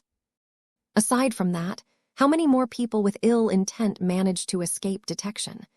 Vess was not naive to think that the R-Ray and the Destroyer of Worlds managed to catch every single threat. Did you manage to find any additional cosmopolitans among the captives? Vess asked. Not initially, Jovi admitted. As long as the cosmopolitans do not make any mistakes, it is fiendishly difficult to distinguish them from the crowd. The good news is that we have temporarily locked the city down. We have shut down all outbound traffic for half a day in order to buy time to root out any backup and support personnel. Our interrogators are working to obtain the names of his accomplices in his cell with the help of the Destroyer of Worlds God Kingdom. Vess narrowed his eyes. Before Master Quan tried to take my life, he briefly talked with me about the cosmopolitan movement. He claimed that he was a part of the Indigo Cell and actually tried to invite me to become a part of his crazy group. Jovi chuckled at that. He knew his friend well enough that such an invitation was doomed to fail. It is uncommon for cosmopolitans to invite outsiders to join their cells. Every new recruit introduces another security risk. It is much more common for the cosmopolitans to deliver fresh blood to their cells by raising them young. By indoctrinating the minds of children when they are still young, they can instill strong loyalty and prevent them from accepting the lessons taught by our association. This is one of the many means the cosmopolitans use to maintain their secrecy over the ages. That sounds really tricky, Vess remarked. How much of a problem are the cosmopolitans, exactly? From what it sounds like, many cells are embedded in our society. It is even possible that they had infiltrated the ranks of your association. We employ many invasive detection and monitoring methods to minimize that risk. We are not too worried that the cosmopolitans will be able to abuse their positions within our organization. Their capacity to do damage in other states and organizations is admittedly greater, but as far as we know, the vast majority of the cosmopolitans who are living among us never undertake radical actions. The cosmopolitans are not terrorists. They are activists. They seem extreme in the only times where it is known that they have taken action, but they are outliers rather than the majority. Most cosmopolitans contribute to their cause by using their positions in society to steal valuable intelligence and technological secrets. That actually made a lot of sense. Vess was not sure how much of that was true, but he grew a bit relieved after he learned that most cosmopolitans were content to stick to their roles as informers. Vess turned his thoughts to the future. Now that we have thwarted Master Quan's attempt at my life, what is the chance that I will suffer another attack? Much less than before, Jovi confidently replied. The Destroyer of Worlds has personally taken action to save your life. The Ragnarok even made a brief public appearance. That sends a strong message to the public. Her divinity has essentially signaled her support to you. Anyone who touches you will risk the chance that a god pilot will personally take action to track down the culprits and demolish them in person. Nobody wants to provoke an unreasonably powerful personality. High-ranking Mech pilots were incredibly willful. They placed great value on their promises and friendships. Anyone who tried to test these bonds would definitely make these god pilots furious. Even the cosmopolitans did not have the strength to confront a god pilot head-on. Nothing good would happen if they provoked a god pilot to the point where the powerhouse went on a personal crusade against the cosmopolitan movement. Vess felt relieved. I see. I can make use of that. Hopefully, no one will be stupid enough to take action in the coming years. I don't want to get dragged into any trouble. I just want to design my mechs and complete my promotion to a first-class mech designer. We would like to see that happen as well. Will the Blue Jay fleet receive any reinforcements? I think it is more than reasonable to give me protection that is normally afforded to a Tier 2 galactic citizen. After all, the bounty on my head has already reached this level. That is a difficult request to meet, Jovi frowned. Our core forces are stretched on too many fronts. One of the standards that we must meet in order to satisfy your request is to permanently assign an ace pilot as your principal bodyguard. That alone is problematic, as each and every ace pilot is a critical asset in the war. Vess sighed. I understand. I will have to raise my own ace pilots. Chapter 5592, Isthmus Manufacturing. Welcome back, boss.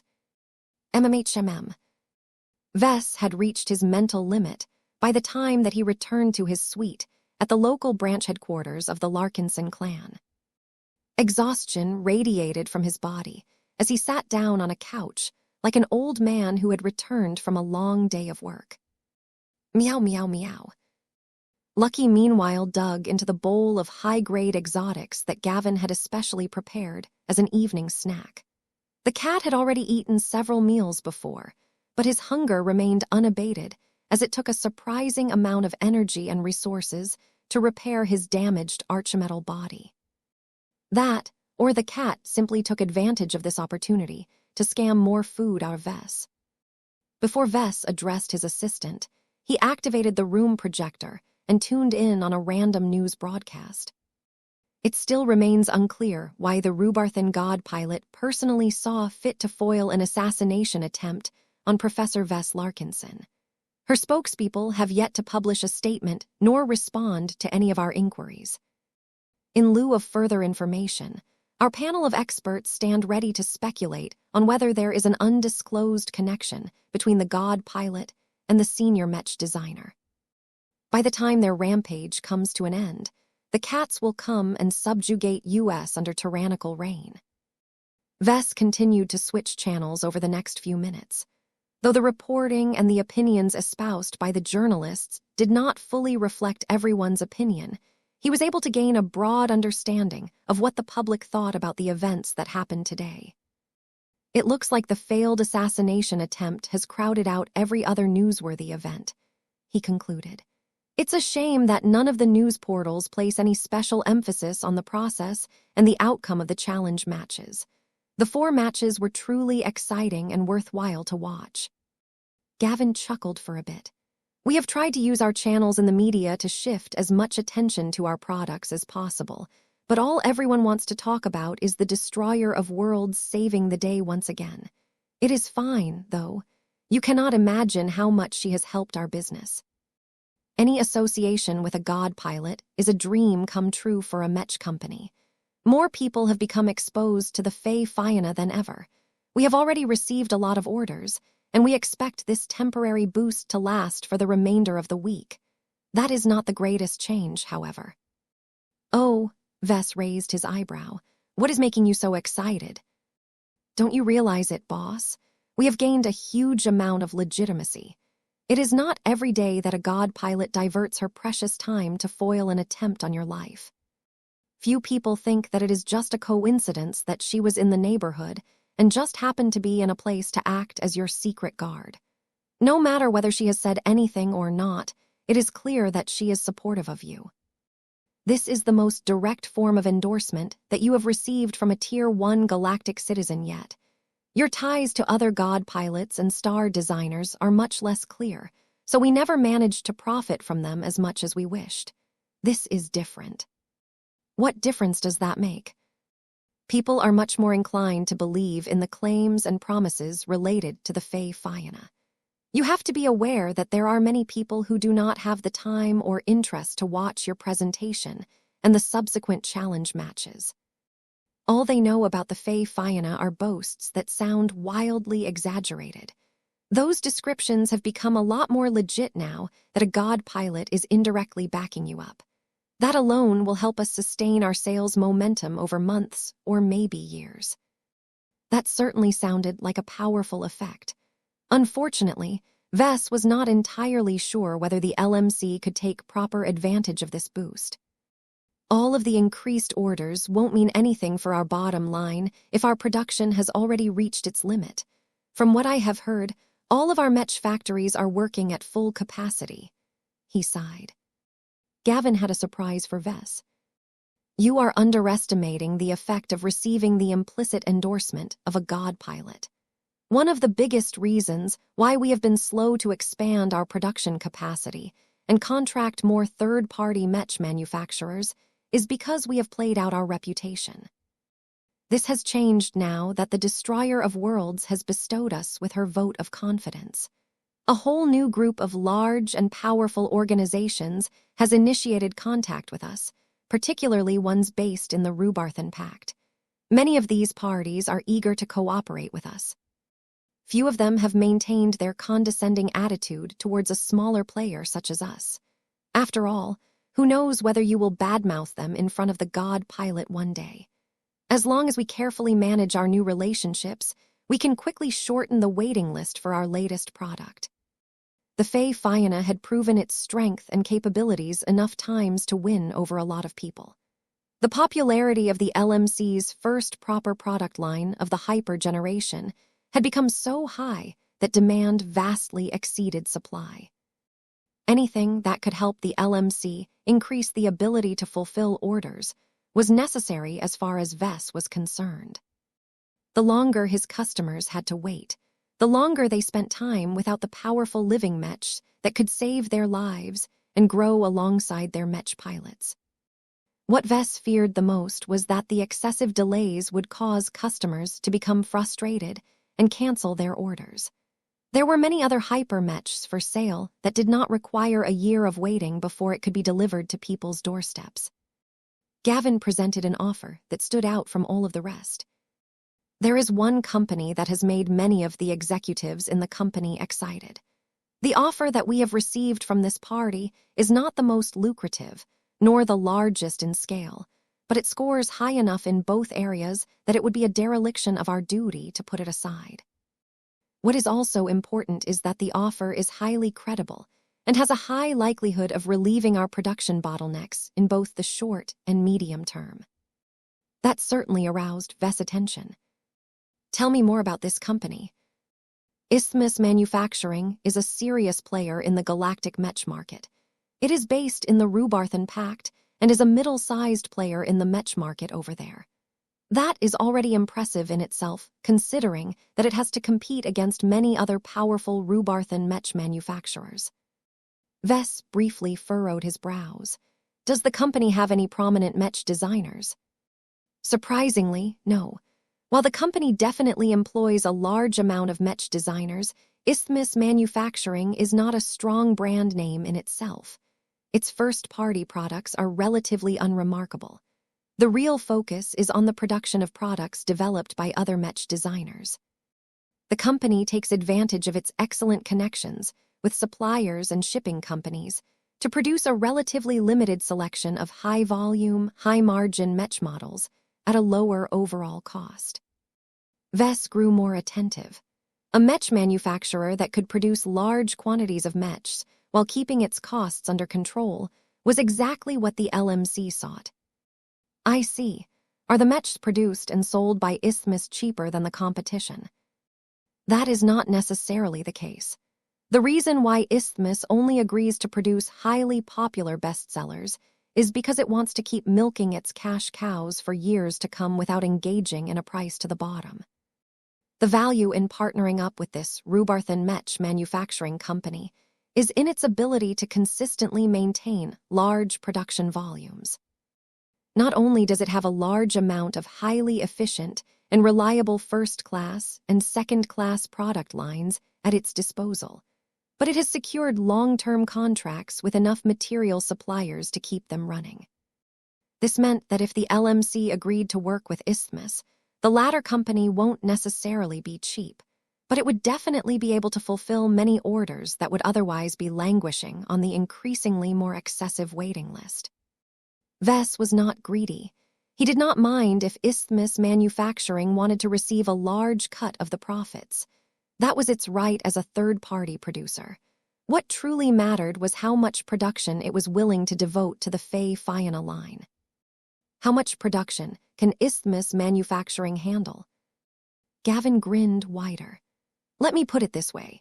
If we sign a contract by the end of the week, the representatives of Isthmus have promised that they can muster up enough production capacity to fulfill half of all standard Faye Fiona orders on our waiting list by the end of the month.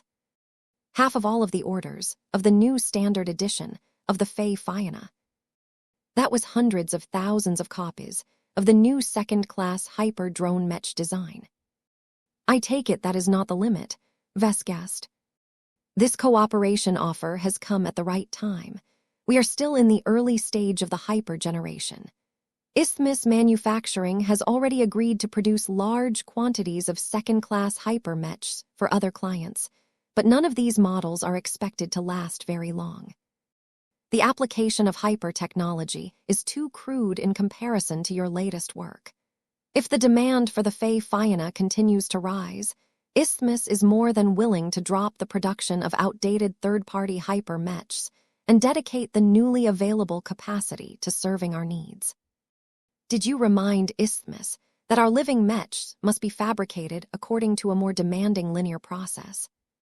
The Rubarthan Mech manufacturer is already aware of our requirements. It is not a secret. It is clear that Isthmus has done its due diligence before it has made contact with us. The company believes so much in your design ability that it has even made another promise. As long as your subsequent second-class Mech designs are able to match or exceed the sales potential of the Faye Fiona, Isthmus is more than willing to free up additional production capacity to meet the spike in demand. The Rubarthans in charge of the Mech manufacturer love nothing more than to keep as many of its production lines running in a stable manner for years on end. This is the foundation of their business model. Interesting. Everything he heard about Isthmus was positive. Vess saw little reason why he should deny this offer. Cooperating with Isthmus sounded a lot easier than trying to negotiate individual production agreements with dozens of smaller Mech manufacturers. Of course, he still needed to do more research before he was willing to get in bed with this larger player. I can schedule a virtual meeting with the CEO of Isthmus Manufacturing if you wish. Do so. By the way, where is Isthmus Manufacturing based in the Rubarthan Pact? Its headquarters is located in the Impresario Principality. Don't worry. The Impresario Prince has not taken side in the political struggle for the throne. He has been trying to maintain his neutrality. That name sounds familiar. Chapter 55, 93 Nova Stella. The product reveal had come to an end, but Vess was not ready to depart from Bordel Roman III. As a major military and industrial hub, the Bordel system attracted a lot of people, goods, groups, companies, and more. Lots of salvage from many different battlefields constantly trickled in from time to time. Even the latest incident related to Vess could not stop the local economy from booming. Vess could get a lot of stuff done on this planet. It would be a waste for him to depart too early. Alexis Strion had already begun the process of headhunting another batch of second-class journeyman Mech designers. Now that Vess received several reminders why it was important for him to remain active in the second-class Mech industry, he did not want to neglect this business at all. The profit levels might not be as great compared to running a successful first-class Mech business, but the quantity of units sold was much greater. Volume was quite important to many Mech designers. One of the reasons why first-class Mech designers occasionally designed second-class Mechs that were ordinarily beneath them was because it was a lot easier to sell millions of copies. The first-class Mech market was a lot smaller. Not only that, but the level of competition was a lot higher, making it so that the bigger players left much less room for independent businesses to thrive. Vess knew that he could not rely on the various reputation boosts to forcibly carve out a place in the first-class Mech market. The customers over there were much more demanding and discerning. No amount of hype could compensate for inferior performance. Seeing that it was way more challenging for a Mech designer to get started in the first-class Mech market, Vess needed to ensure that his LMC remained active and healthy in the second-class Mech market. This was rather challenging when many of the lead designers of the design department had gone off to undergo EdNet training. Several years must have passed from their perspective. Vess mused as his hands idly played with Emma's metal container. By the time they come out a few years later, they have already mentally aged by 20 years. The changes would be massive. Relatively young and vigorous journeymen such as Sarah Voikin and Cormont Hempkamp would lose a lot of the restlessness and spontaneity that characterized their age. In return, they would come out with all of the knowledge in advanced science and engineering that they managed to cram in their heads for 20 straight years. This was definitely a great trade-off to most second-class Mech designers. It was a surefire way for them to quickly gain the qualifications to design first-class Mech designs. It would have been unlikely for them to gain this precious opportunity through other means. Yet, Vess still did not forward to the prospect of using an EdNet quota himself. The main reason why he rejected it was because he did not want to isolate himself from reality during an important moment in history. However, Vess had to admit that he also feared the loss of the traits that would only stay with him for so long. The older he became, the harder it became for him to just set aside his rationality and give in to his emotional desires. Many people usually saw this as a character flaw, but Vess did not share the same opinion.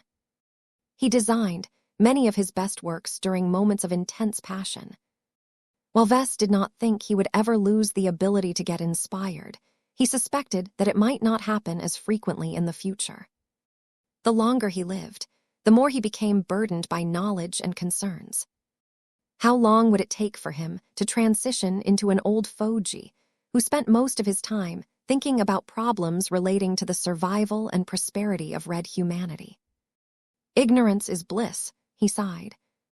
Vess looked down at the metal cat statue that the destroyer of worlds had gifted to him. The object radiated a clear sense of warmth and threat. The large spiritual fragment donated by Emma was so powerful that if he could blow it up somehow, the resulting spiritual blast would be powerful enough to kill his weaker design spirits. It was literally a weapon of mass destruction, packaged in a small metal ornament. He couldn't allow this fragment to fall into the wrong hands. At least I don't have to worry about using it up too quickly, he smirked. Perhaps Irene had become annoyed at the fact that Vess used up the initial spiritual fragment of Emma too quickly. If Vess no longer had a fragment at his side, then there was no way for the destroyer of worlds to pull him out of danger. The large spiritual fragment that contained a fraction of the essence of a true god neatly addressed this shortcoming. Compared to the more ordinary spiritual fragments that Vess handled in the past, he noticed that his latest one had many more useful traits that he appreciated. He also managed to figure out several powerful new uses for this remarkably valuable gift. "You're actually replenishing your energy level over time," he observed. Blinky could clearly observe the small energy vortex surrounding the container. It sucked in the destruction-attributed energy from the environment and gradually strengthened the fragment further. If this process took place long enough, then the large spiritual fragment might one day reach the stage where Emma could be reborn after death. Of course, the resurrection of a true god-level entity was anything but simple. The energy requirements were so large that the fragment would have to keep absorbing energy for millions of years. "The absorption rate is too low," Vess frowned. That meant that if he used up the energy contained in the fragment for various purposes, he would have to wait a long time for it to replenish its reserves. The main reason why its efficiency was so low was because there was not that much destruction energy floating around in the background. Perhaps that might change once the destroyer of worlds started to act like a demonic cultivator and left a trail of shattered planets in her wake. But for now, the local galactic environment was in a state of relative prosperity. In any case, as long as Vess made sparing use of the spiritual fragment, he did not have to worry about causing it to disappear. He just had to wait a few months or years to recharge and return to its former state. How can I improve the replenishment rate? A stronger attraction force and a higher concentration of destruction energy should do the job. The best way to make that happen was if he placed the fragment in an environment that was surrounded by high-grade hyper-materials of the right attribute. Vess developed a greater interest in the metal material that Irene had casually brought into existence by utilizing her powers as a true god. He did not recognize the material at all, but that shouldn't be too much of a problem. He whipped out his handheld multiscanner and proceeded to examine its properties. Once he collected a lot of measurements, he accessed the Red Association's internal database and used the parameters to find if there were any matches. Only small amounts of Novastella are captured by adjacent star systems and deposited into asteroid belts and natural satellites. Interesting. The origin of Novastella was absolutely remarkable. Supernova were not too uncommon on a galactic scale, but it was difficult to harvest all of the matter that got flung in every direction, especially if they were small and scarce in number. Yet it was exactly because of the remarkable history and formation of Novastella that made it so valuable and powerful. The destroyer of worlds selected this material to create a container for Emma's spiritual fragment for good reason. It matched her domain and inclinations far too well. Vess even came up with the idea of turning this cat statue into the basis of an extraordinarily powerful warhead.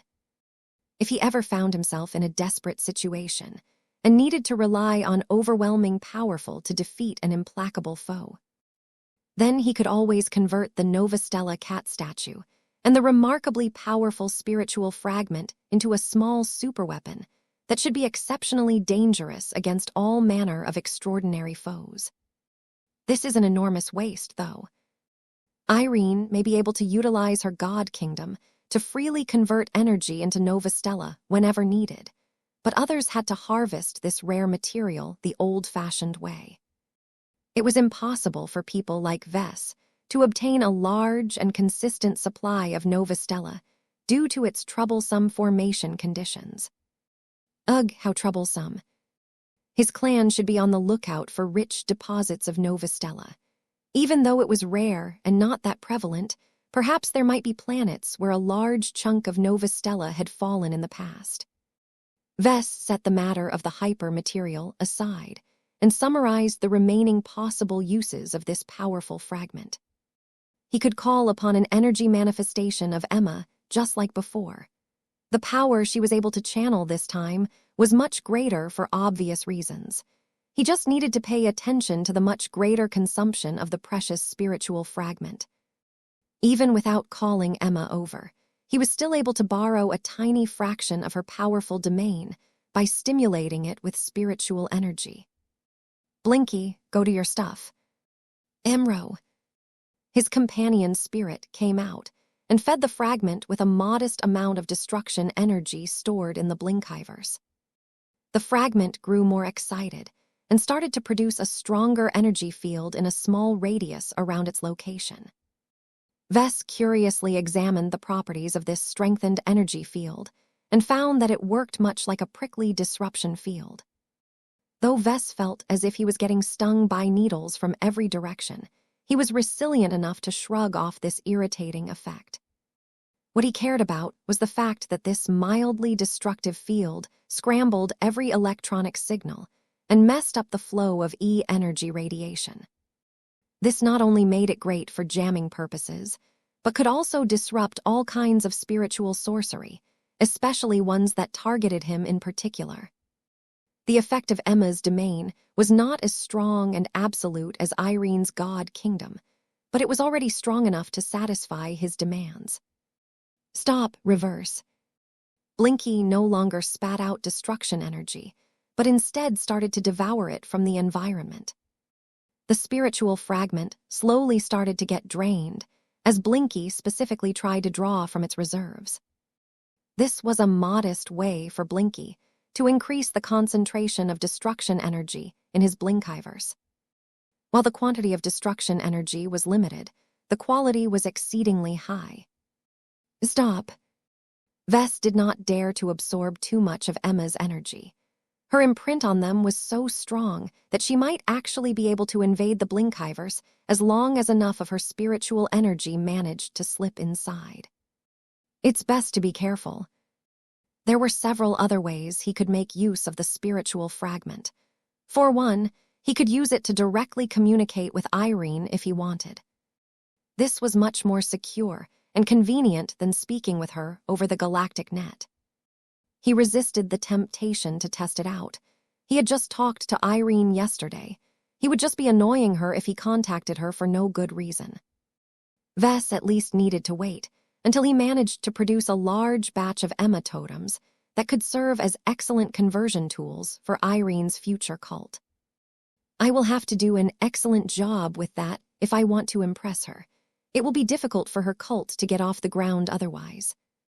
After all, what the Destroyer of Worlds needed to do was nothing less than force the alien masses to worship a hostile human god. Chapter 50, 594, Public Company.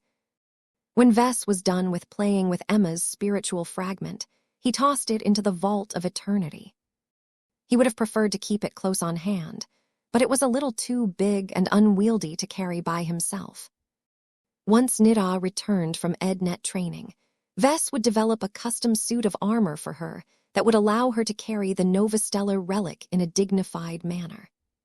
While it was fine for Vess to treat the cat statue like a toy in private, he needed to be much more careful about its treatment once he appeared in public. Many people literally treated god pilots like deities. They were worshipful towards god pilots that they would take any perceived insult as a personal affront. Vess turned his attention to other priorities after dealing with this little matter. Are you sure you want to cancel your trip to Port Salience? Gavin asked in confirmation. I am sure, Vess confirmed as he entered the penthouse office on the top floor of the branch headquarters. Master Quan's assassination attempt may have failed, but I am pretty sure that there are many opportunists lurking in the background. The Red Association already managed to capture dozens of other suspicious characters. This tells me that there are multiple ambitious people and organizations who are looking forward to claiming my bounty. I will just be tempted fate if I visit a rowdy place where the security arrangements are much weaker than on this planet. The Board L system had become heavily affected by the increased investment from the Red 2. No one was able to come and go without undergoing strict inspections. The use of mechs and the possession of weapons also became subject to increasingly stringent regulations. All of this was deemed necessary due to the large intermingling of mech forces looking to earn war merits at the front. Port salience was much less trafficked, but also much less regulated. It attracted an even less discipled crowd of people, so the rate of incidents was considerably higher. Vess would just be asking for trouble if he stepped foot on port salience during this sensitive period. He at least needed to comprehensively upgrade his security arrangements before he dared to show up in public in less secure spaces again. Gavin Newman did not object to his direct superior's decision. He quietly felt relieved as well, though he felt it was a pity that he would have to cancel all of the planned meetings and events. How are the negotiations with the Eternal Vulcan Empire proceeding? I would like to conclude this deal before I am scheduled to depart from the Bordel system. Don't worry. Talks are happening quickly now that the Iron Emperor has given his approval. We are just haggling over the details. At this moment, as long as you agree to allow a batch of 10 novice mech designers to learn from you and intern in the design department for a period of 3 years, the Eternal Vulcan Empire is willing to transfer ownership of a relatively modern first-class fleet carrier. The caveat is that she is one of the smaller ones in the Dwarven armed forces. The hull is only 1.9 kilometers long, and she can only fit 320 mechs. Vess frowned for a moment. The Vulcan fleet carrier did not fit as much as a typical second-class fleet carrier, but he knew that it was simply a lot more expensive to construct and maintain larger vessels. First-class combat was all about quality over quantity. Bringing in a large quantity of cheap mechs and cheap starships was a good way to get stomped by superior opponents. Mech capacity was not the only factor that made fleet carriers so valuable. As long as their hull plating, their power generators, their Azure shield generators, and so on were good enough, then he was willing to accept this deal. In any case, it hardly took any effort for him to teach the basics of living mech design to a bunch of Vulcanite mech designers. After Vess gave his assistant a few instructions regarding this upcoming deal, he soon addressed the next item on the agenda. How much progress has Alexa made in her attempt to recruit a batch of journeyman mech designers for our design department? Her progress was adequate before, but now that everyone believes that you have formed a connection with the Destroyer of Worlds, the amount of applications has skyrocketed. It has become much easier for her to sway the minds of freelancers who previously played hard to get. There is a definite sense that if they do not take this opportunity to get aboard our pirate ship, they might never be able to join us in the future based on their qualifications. Interesting. That sounds great. No matter what their motivations may be, as long as they pass all of our tests, their commitment to our clan shouldn't be too bad. It would take at least a few days for Alexa to sort out all of the applicants and get to know the candidates well enough to make a final selection. Vess did not want to rush this process. The design department would definitely depend a lot on their work in the foreseeable future. The LMC needed to refresh plenty of outdated product lines, and it could not afford to tarnish its reputation by releasing a mech that fell far below the standards set by the Fae Fianna. Hopefully, Alexa would be able to recruit a bunch of ranged weapons specialists this time. Vess was tired of shouldering most of the responsibility for designing a set of decent weapon systems for his ranged mechs. Master Zelik Quan may be a bastard and a human traitor, but that did not detract from his amazing technological applications. The power of his molecular disintegrators was amazing. Such weapons could be devastating in the right situations and made Vess look forward to what else mech designers were able to develop. When will I meet with the CEO of Isthmus Manufacturing? If nothing changes, you can initiate a virtual call in a couple of hours. It is still night at the planet where the mech manufacturer's headquarters are based. Do you have an updated intelligence packet on Isthmus Manufacturing? Here you go, boss. We do not have the ability to collect first-hand information in the Rubarthan Pact, but there are numerous investigation and market research bureaus that specialize in this kind of stuff. We have managed to develop a much greater understanding of the company. Vess already started to skim through all of the information. The ownership structure of the company was interesting. It turns out that Isthmus is a public company. That was not too unusual, but most Mech-related businesses tended to be privately owned due to being founded by high-ranking Mech designers. Many serious Mech companies had to offer increasingly larger proportions of stock to leading Mech designers in order to retain their services. Isthmus Manufacturing did not bother with this kind of business, as it never put a lot of emphasis on developing in-house Mechs. It was more than happy with catering to the large-scale production needs of other successful Mech designers. The strongest advantage of Isthmus is its extensive networks of contacts and business partners. Gavin spoke in an admiring tone. Ever since it started business over 300 years ago, it persistently scaled up its business activities while winning over increasingly larger and more capable business partners. It is a much bigger player in the old galaxy, but the branch in the Red Ocean has inherited the same business model as well as many long-standing contracts and business relationships.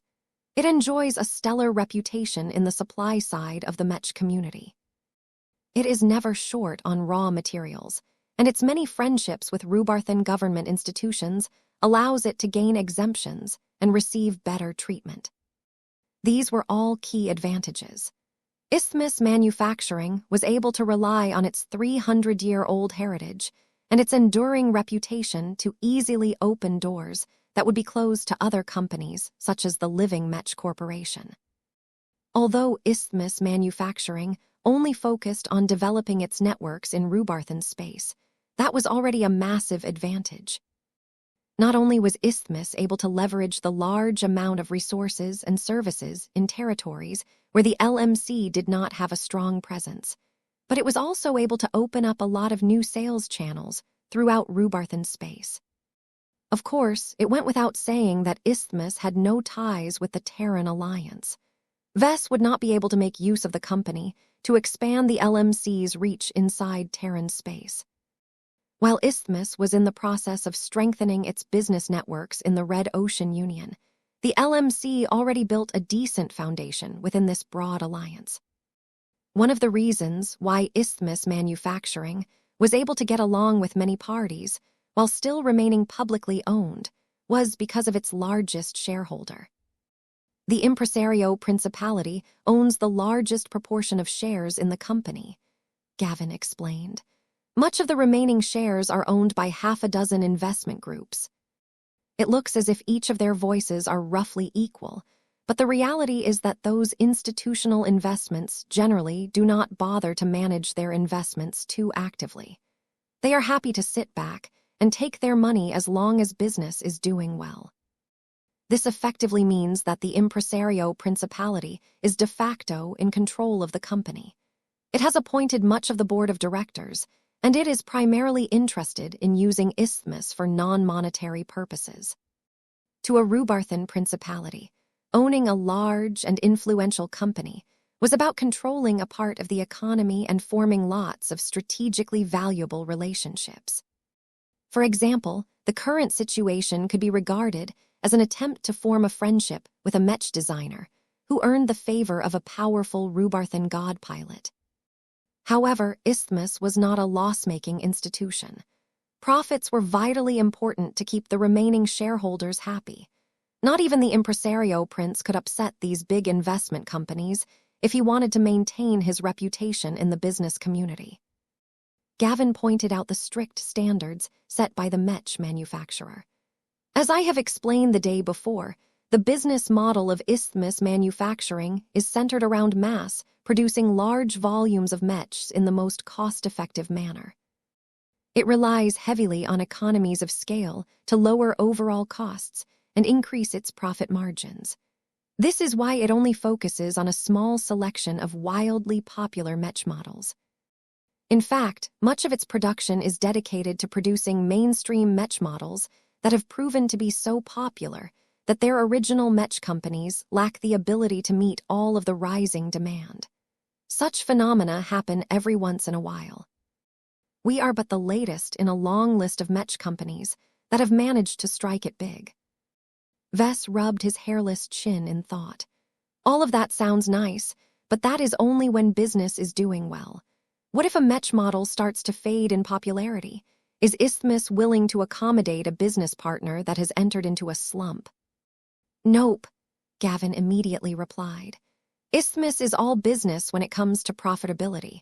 The moment a Mech model starts to lose momentum in the Mech market is the moment where the Mech manufacturer is ready to retool its production lines. Success is the main criteria that determines whether Isthmus is willing to fulfill our production needs. Anything that causes its production to fall below full capacity is wasted money as far as the Rubarthans are concerned. Unless you happen to be the destroyer of world's secret great-great-grandson, the executives of the Mech manufacturer won't wait long before they replace the LMC with more successful competitors. I see. Getting in bed with Isthmus was a commitment as well as an opportunity. The large Mech manufacturer could handle a lot of cumbersome but lucrative affairs in the Rubarthan Pact, but once the LMC started to falter, it would lose all of the borrowed production capacity and other business activities in an instant. Chapter 5595, Big Proposal. After several hours of handling numerous different affairs, the time had come for Vess to attend his first meeting with the CEO of Isthmus Manufacturing. This was a crucial event and could directly determine whether the LMC could solve its immediate shortcomings related to production and market access. Meow. Lucky yawned as he rested on the desk. The gem cat had just devoured another meal of high-grade exotics that was worth as much as 50,000 MTA credits. Vess would have balked at feeding his cat so much excessively overpriced materials in the past, but recent events had vastly improved the financial position of the Larkinson clan. Just the instant cash infusions from selling all of the licenses of the Fae Fiona models was enough to resolve all of his immediate money concerns. How are you doing, Lucky? How long will it take for you to repair all of your damage now that your stomach is a lot fuller than before? Meow, meow, meow, Lucky eloquently explained as he lazily rolled onto his back. That's not much of an improvement. Meow, tail flip. Vess shook his head and ignored his cat. He examined his appearance one more time. Though he did not want to put any special effort into dressing himself up, he did not want to present a sloppy appearance either. His assistant, meanwhile, had just completed a final briefing on all of the points that Vess needed to pay attention to if the talk started to turn to more substantive matters. Vess roughly understood what the LMC needed the most in the short and medium term. Increasing production was the main priority. Quickly opening up the Rubarthan market was a nice benefit, but not an essential one. At most, the Larkinsons would do the hard work of setting up retail channels themselves. The Larkinson clan should extend its tentacles in the Rubarthan Pact sooner or later. Gavin reminded his superior. The issue is that we are short on time. Our clan and our subsidiaries already have their hands full with setting up branches throughout the Red Ocean Union. Our presence in the Krakatoa Middle Zone is particularly strong, but our footprint in the Magyar Middle Zone is rapidly catching up. It will take at least a decade before we have established enough branches in the remaining middle zones of the Red Ocean Union. Although the Larkinson clan could already set up a few branches in the Terran Alliance and the Rubarthan Pact, it was impossible to maintain control over all of the branches if too many of them popped up in far-flung territories. This meant that relying on a third party to handle the Larkinson clan's business in Terran and Rubarthan space was a viable choice. The biggest issue was how many concessions the Larkinsons needed to make to get a foreign company to do business in its home turf. Gavin gave Vess a confident grin. Our potential is high. Ever since you managed to get promoted to a Tier 3 galactic citizen, you have started to form a high-level network with several notable human leaders.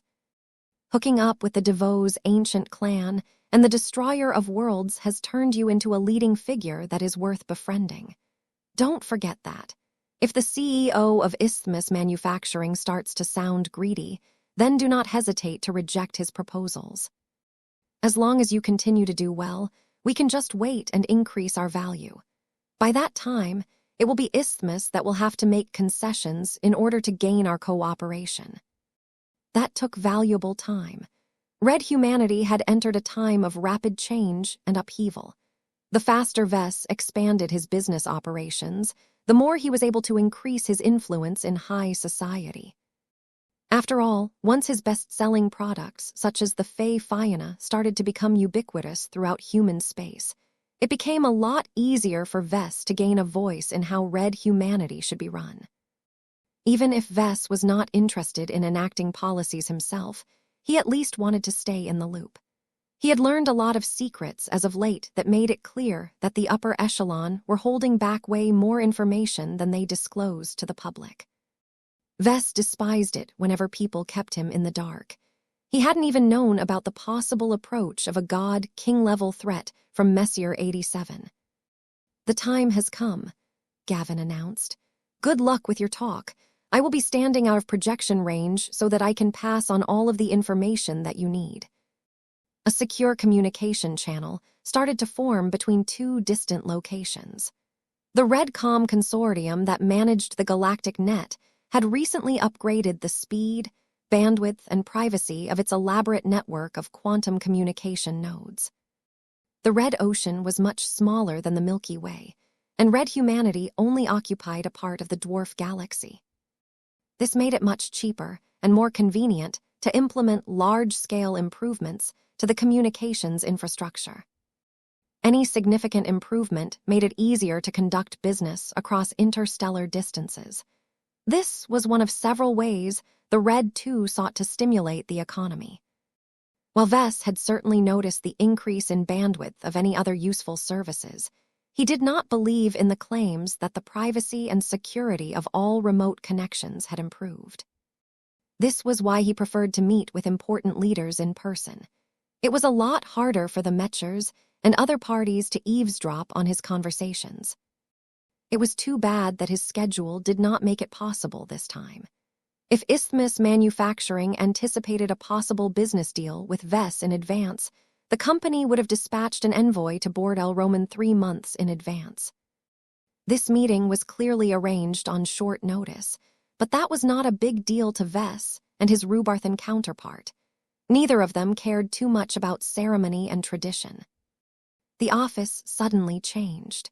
The physical projectors created a new illusionary environment that resembled a well-lit reception hall.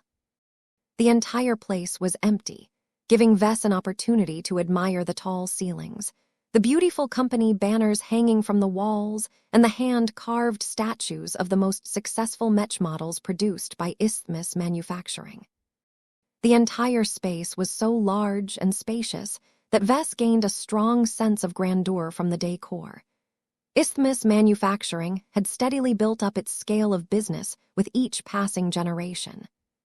The Great Severing may have cut its Red Ocean operations off from its parent organization in the Milky Way, but the foundation of the former was healthy enough to continue its business without any significant disruptions.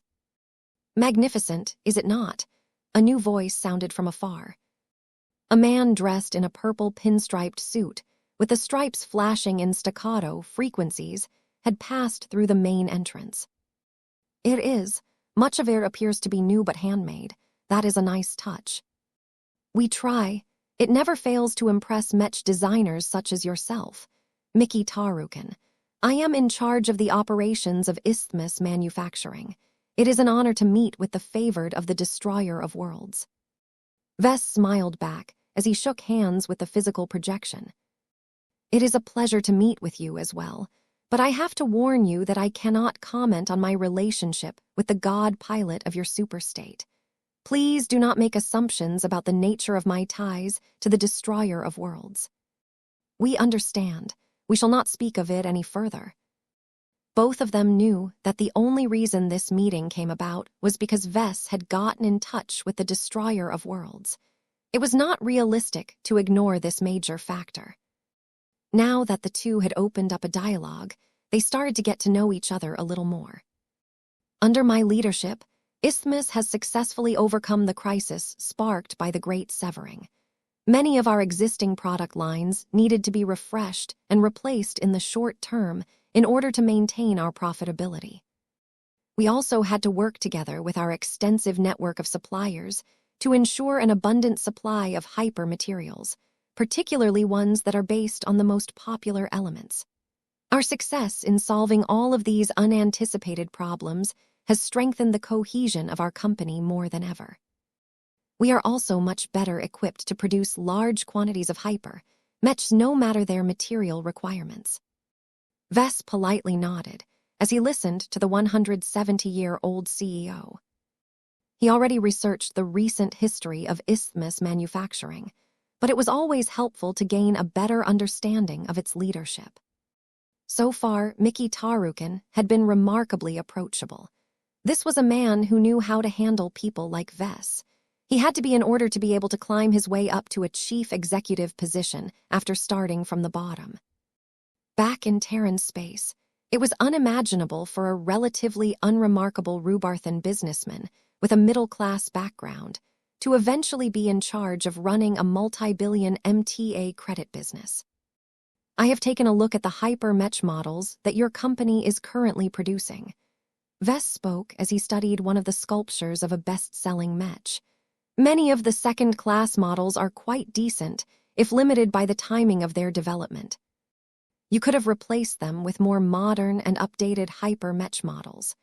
Aside from the obvious reason, why did you take the initiative to approach the LMC all of a sudden? This question was a test. Vess wanted to know what Isthmus Manufacturing truly wanted out of cooperating with him and his Mech company. Mr. Tarukin clearly anticipated this sort of question. He chose to be frank and direct. There are two reasons.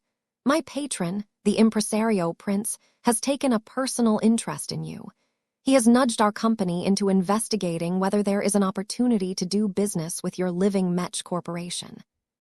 Let me assure you that we are not being forced or ordered to explore business opportunities with you.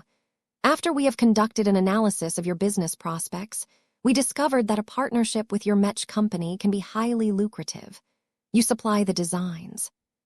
We will handle production and all other downstream business activities.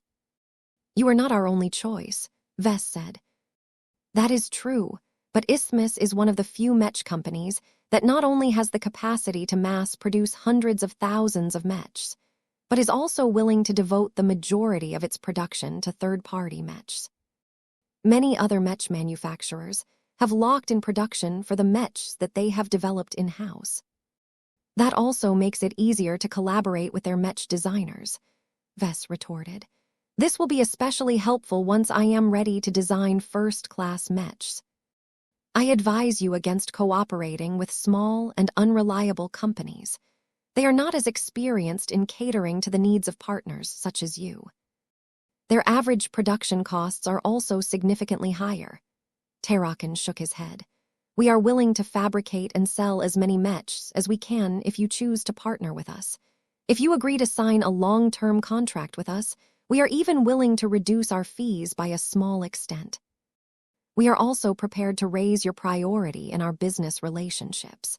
That means that if there is any available production capacity, the available production lines will be allocated to the production of your characteristic living Mechs first as long as demand is sufficient. That sounded incredibly attractive to Vess, but he tried his best to suppress his enthusiasm. That is a remarkably generous proposal. However, I expect that your company wants something in return. The CEO's expression turned serious. If you wish to obtain the highest level of treatment from our company, we would like to obtain exclusivity in this business. Allow us to be your sole authorized producer and seller of your products within the borders of the Rubarthan Pact. We have the contacts and the infrastructure to do this cheaper and on a larger scale than any other party. As long as your Mech company agrees to do business with us on a permanent basis, we will always have your back whenever you require anything within Rubarthan's space. This was definitely a big proposal. Chapter 5596, The Seven-Star Emperors. Vess continued to chat with Mickey Tarukin about various related topics as he mulled over the enormous offer he received. The only taste of a first-rate superstate that you have experienced in person is the Terran Alliance. The Riston territory, governed by the DeVoe's ancient clan, may look rich and impressive to a foreigner such as yourself, but you do not understand the dark side that sustains Terran society. Naturally, the Rubarthan CEO couldn't help but badmouth the Rubarthans. Vess had heard plenty of criticism about the Rubarthans in the past, when he lived and worked in New Constantinople Roman 8. As an outsider, Vess had no horse in this race. Back when he grew up in the Bright Republic, both the Terrans and the Rubarthans pretty much appeared like distant superhumans to him and his family. They were smarter, stronger, and better than third-raters in so many ways that it was difficult to maintain the idea that they belonged to the same species as space peasants. When Vess started going up in society, the distance between himself and the first-raters diminished at a rapid rate. Now that he had reached a stage where his galactic citizenship actually overpowered the vast majority of Mechers, Fleeters, Terrans, and Rubarthans, it should be all of these ordinary first-raters who should look up to him these days. Yet, far too little time had passed for Vess to adjust his mentality and get accustomed to his current reality. A part of him still retained the simple mindset of an ordinary citizen of the Bright Republic. Whenever he thought about the first-raters, he did not distinguish them by their individual differences, but tended to generalize them according to their many commonalities. This was why Vess never really put much emphasis on the differences between the Terrans and the Rubarthans. He never really cared all that much about their many divisions and conflicts, which put him out of lockstep with many other members of upper society. A man as clever and successful as Mr. Tarukin should have been able to deduce this laid-back attitude, but that did not stop him from propagandizing the superiority of the Rubarthans over the Terrans. After all, Vess had never actually lived long enough in Terran and Rubarthan space to truly appreciate the cultural differences between the two major groups. The new Rubarth Empire, which we stem from, has a strong tradition of leadership and competence, the vigorous man touted. We have adopted these tenets from the very beginning, when the man who became the first Star Emperor successfully led a rebellion against the tyrannical Terran Empire and founded a new star nation during the early years of the Age of Conquest. Our founding leader and the heroes he managed to gather around him all work together to ensure that the rot and abuses of the Terrans would never taint our great Rubarthan society. The fact that all 6 rulers that came after him managed to preserve these original values is a testament to our greatness. Vess' expression turned skeptical. No offense, but not all of the Star Emperors could equal the greatness of the Rebel Star. I'm pretty sure that the Restrained Star and the Disaster Star. We do not deny the failings and the shortcomings of the 5th Star Empress and the 6th Star Emperor, Mr. Tarukin replied in a more subdued tone. Criticism and reflection are key components of a functioning meritocracy. Not even our highest princes and star emperors can escape fault. Yet you Rubarthans still revere the 5th and 6th in the same way as the rest. I do not agree that the 2 aforementioned rulers have failed in their duties. They came into power during a time where the Age of Conquest had begun to show their cracks. They endeavored to keep the new Rubarth Empire together when internal and external sources of pressure threatened to tear apart our great nation.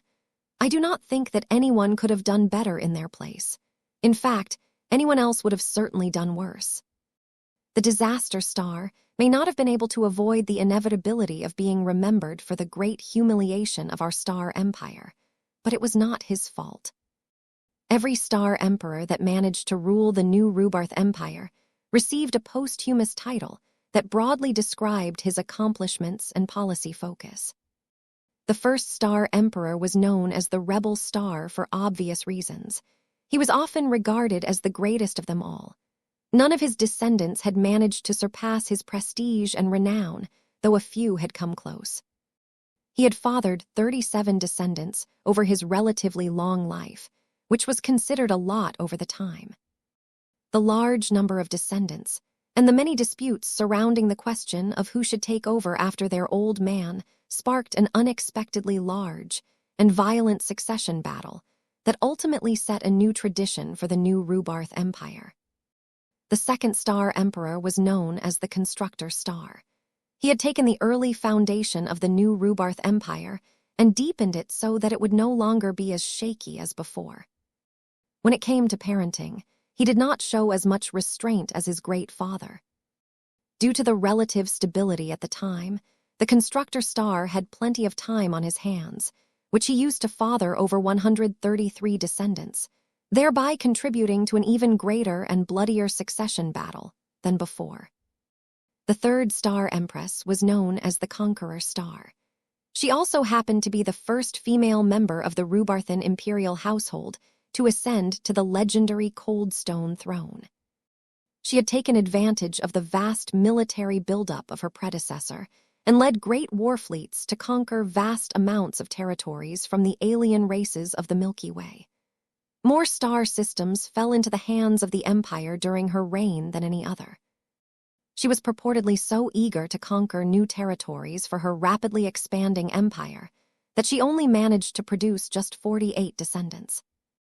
The fourth star emperor was known as the Proud Star.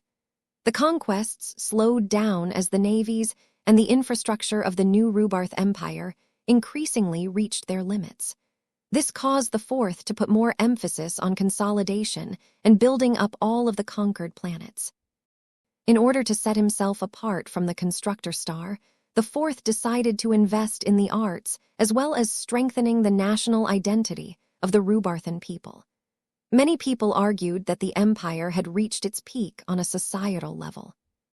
He had been so successful during his reign that he also managed to father 420 princes and princesses. The fifth star empress was known as the Restrained Star. She was the first ruler to gain a posthumous title that arguably held a negative connotation. The Age of Conquest was losing steam by that time, and the many flaws of unbridled conquest and reckless expansion of power became evident. She attempted to make her own mark by restarting a lot of conquests, but many of these invasions often experienced various setbacks and delays. It ultimately became too difficult for the increasingly bloated and decentralized fleets to meet their ambitious targets. Maybe all of the stress that she endured over her life caused her to produce just 19 descendants before she decided to call it quits. This was regarded as an especially pathetic effort at the time. Many Rubarthans even believed that the low number of descendants contributed to the calamity that happened afterwards. The sixth star emperor happened to be so controversial that he became known as the Disaster Star.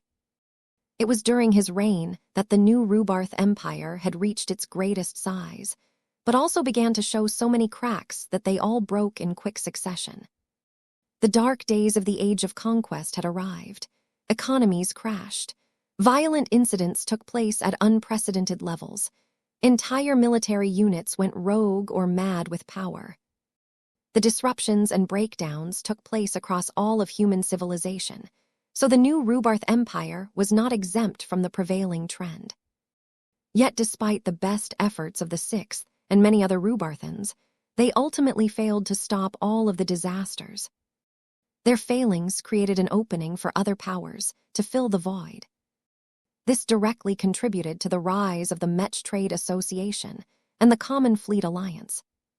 The big two seemingly came out of nowhere, but they rapidly gained so much power that they succeeded in subjugating the two dominant star empires at the time.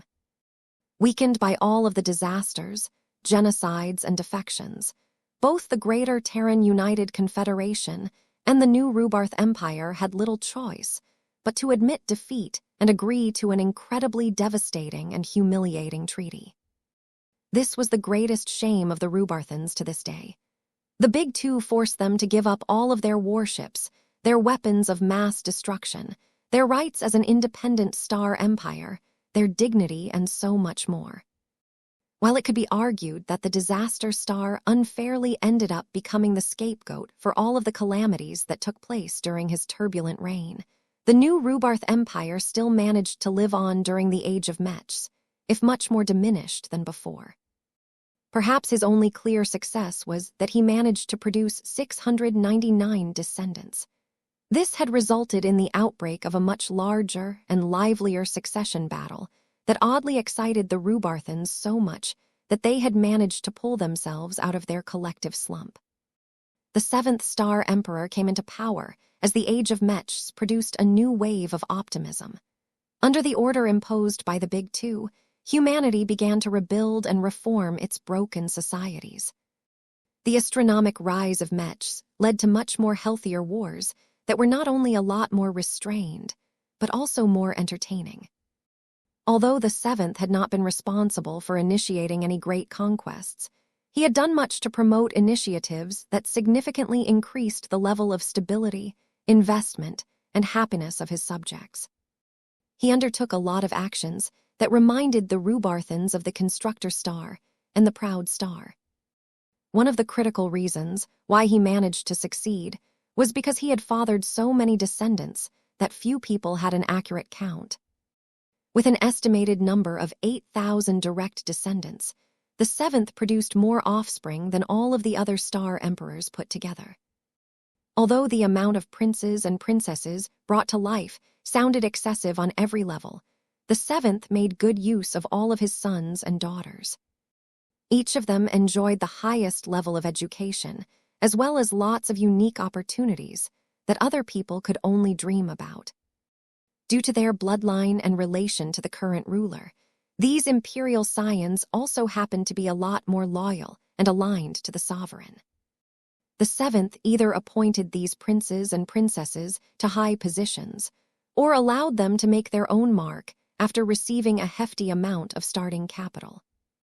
After thousands of direct descendants started to flood Rubarthan society, a huge quantity of private and public institutions of the first-rate superstate ultimately got caught in the grip of the currently reigning Star Emperor. By controlling the princes and princesses that took charge of all of so many large corporations and government institutions, the seventh had reached an unprecedented degree of control and centralization over his vast empire, thereby allowing him to improve the efficiency and governance of his own superstate. It was a rather unorthodox ruling strategy that happened to produce the right results, for the time being.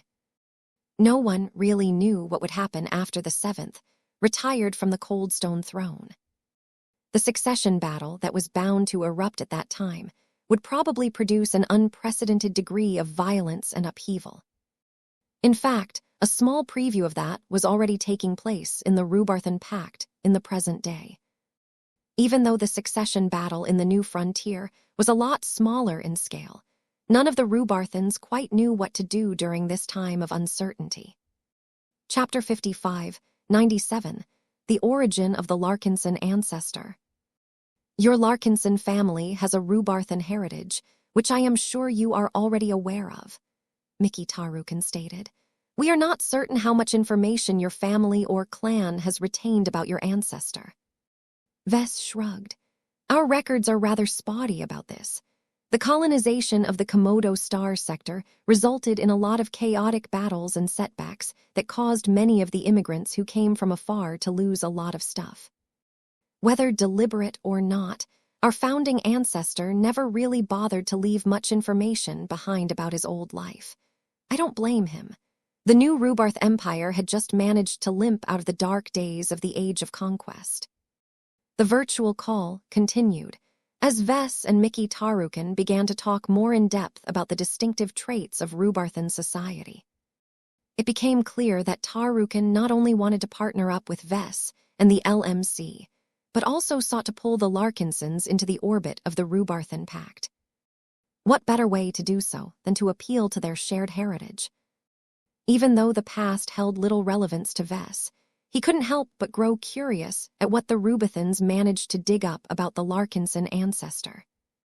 What do you know about his background and early life back when he lived in our superstate? There are multiple accounts, Vess replied as he dug up what he learned from various sources in the Larkinson family. The record written by his wife states that our ancestor grew up as an ordinary Rubarhan citizen who grew up in a peripheral territory of the empire. Due to all of the chaos and disasters that happened at the time, our ancestor could not escape the fate of being forcibly drafted into military service, especially when it became clear that he possessed a genetic aptitude which was much rarer at the time.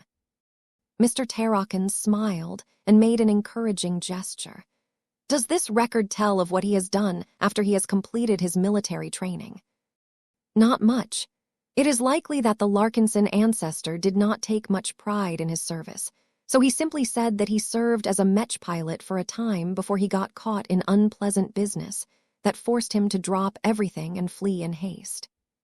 By the time he reached the galactic rim, he had spent all of his savings and urgently needed to find work, which was why he went on to fight for the former Rubarthan pacifists that ultimately founded the Bright Republic.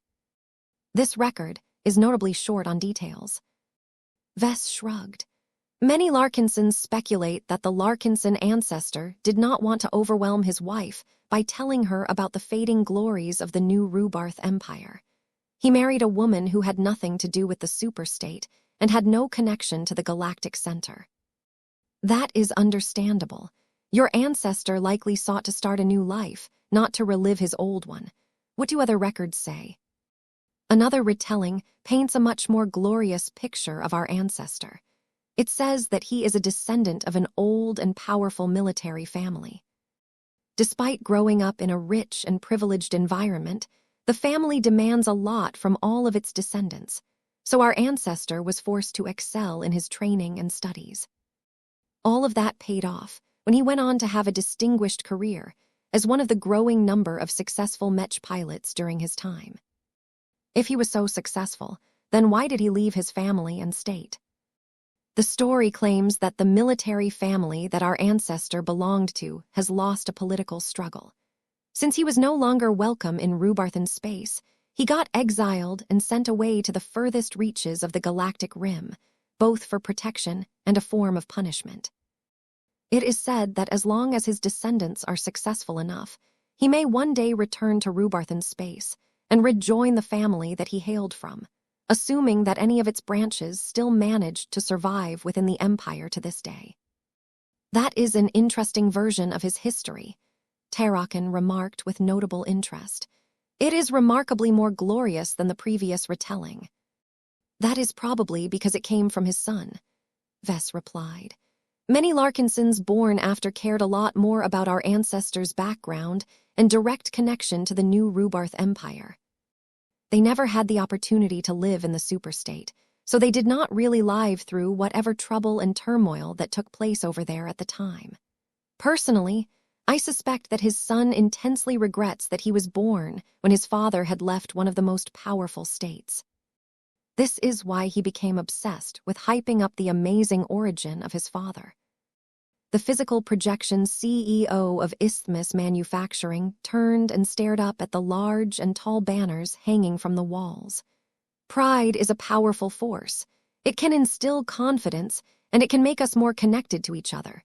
I sympathize with the son. It is truly a shame for children to suffer the consequences of the missteps and accidents that have befallen their Rubarthan parents. Our superstate is not very tolerant of mistakes. It is necessary to hold this attitude in order to ensure that the best and most qualified Rubarthans have a chance to occupy the right positions in our society. There was not much Vess could say to that. He agreed with the principle, but he was not quite certain whether the Rubarthan approach was the best possible outcome. A low tolerance towards failure brought its own fair share of troubles. Vess shrugged. There are more records within my family that present other versions of our ancestors' background. They are mostly variations of the first two stories, but they are also written by people who are even less directly related to him. Their reliability is a lot more suspect. In the end, None of the Larkinsons that came afterwards cared enough anymore. They were all born and raised in the Bright Republic and already considered it to be their true home. There was no point in retracing their history to the new Rubarth Empire, because it is not only prohibitively expensive to journey back to the galactic center, but they don't have the necessary skills or value to earn a living in the superstate. The Rubarthan CEO sighed. Exile is never honorable. We Rubarthans take great pride in any of our successes, but we also hold great scorn to those who have failed or proven themselves to be incompetent. Each of us fear the possibility that this punishment will fall on us as well one day. The threat of it forces us to keep working hard and remain relatively honest in our positions. The greater the responsibility, the greater the punishment for doing poorly. That was a much harsher social dynamic than in Terran space. Of course, that was mostly because many important positions had already been taken up by the wealthy and powerful descendants of the old clans. They were much harder to dismiss due to their notable backing. Whatever the Larkinson ancestor has done in the new Rubarth Empire is ultimately irrelevant. Vest summed up his own feelings. The Larkinsons have already moved on from the past. My clan has managed to build itself up by relying on their own efforts. Whatever illusionary ties to the new Rubarth Empire that we may have has played no role at all. I am fine with letting the history of the Larkinson ancestor fade into obscurity. Terrakin nodded in acknowledgement. You have indeed done remarkably well by relying on your own merits. It is difficult to imagine that anyone else could have done nearly as well if they had taken your place. However, the records of your ancestor are not as obscure and difficult to recover as you may think. We have managed to dig up a number of records that have survived to this day. They also include documents that used to be classified, but are now languishing in our many enormous data archives. Would you like to hear our version of the early history of your Larkinson ancestor? That was a big revelation. Even though Vess did not think that his ancestor had any bearing on his life, he could not hold his curiosity back. It would be nice if he could solve this particular mystery. I do wish to hear it so long as I do not have to pay anything. Have no fear. This is completely free, Professor Larkinson. We only wish to remind you that you are truly a descendant who can trade his lineage back to our great superstate. According to multiple sources, your ancestor was indeed born as a common citizen.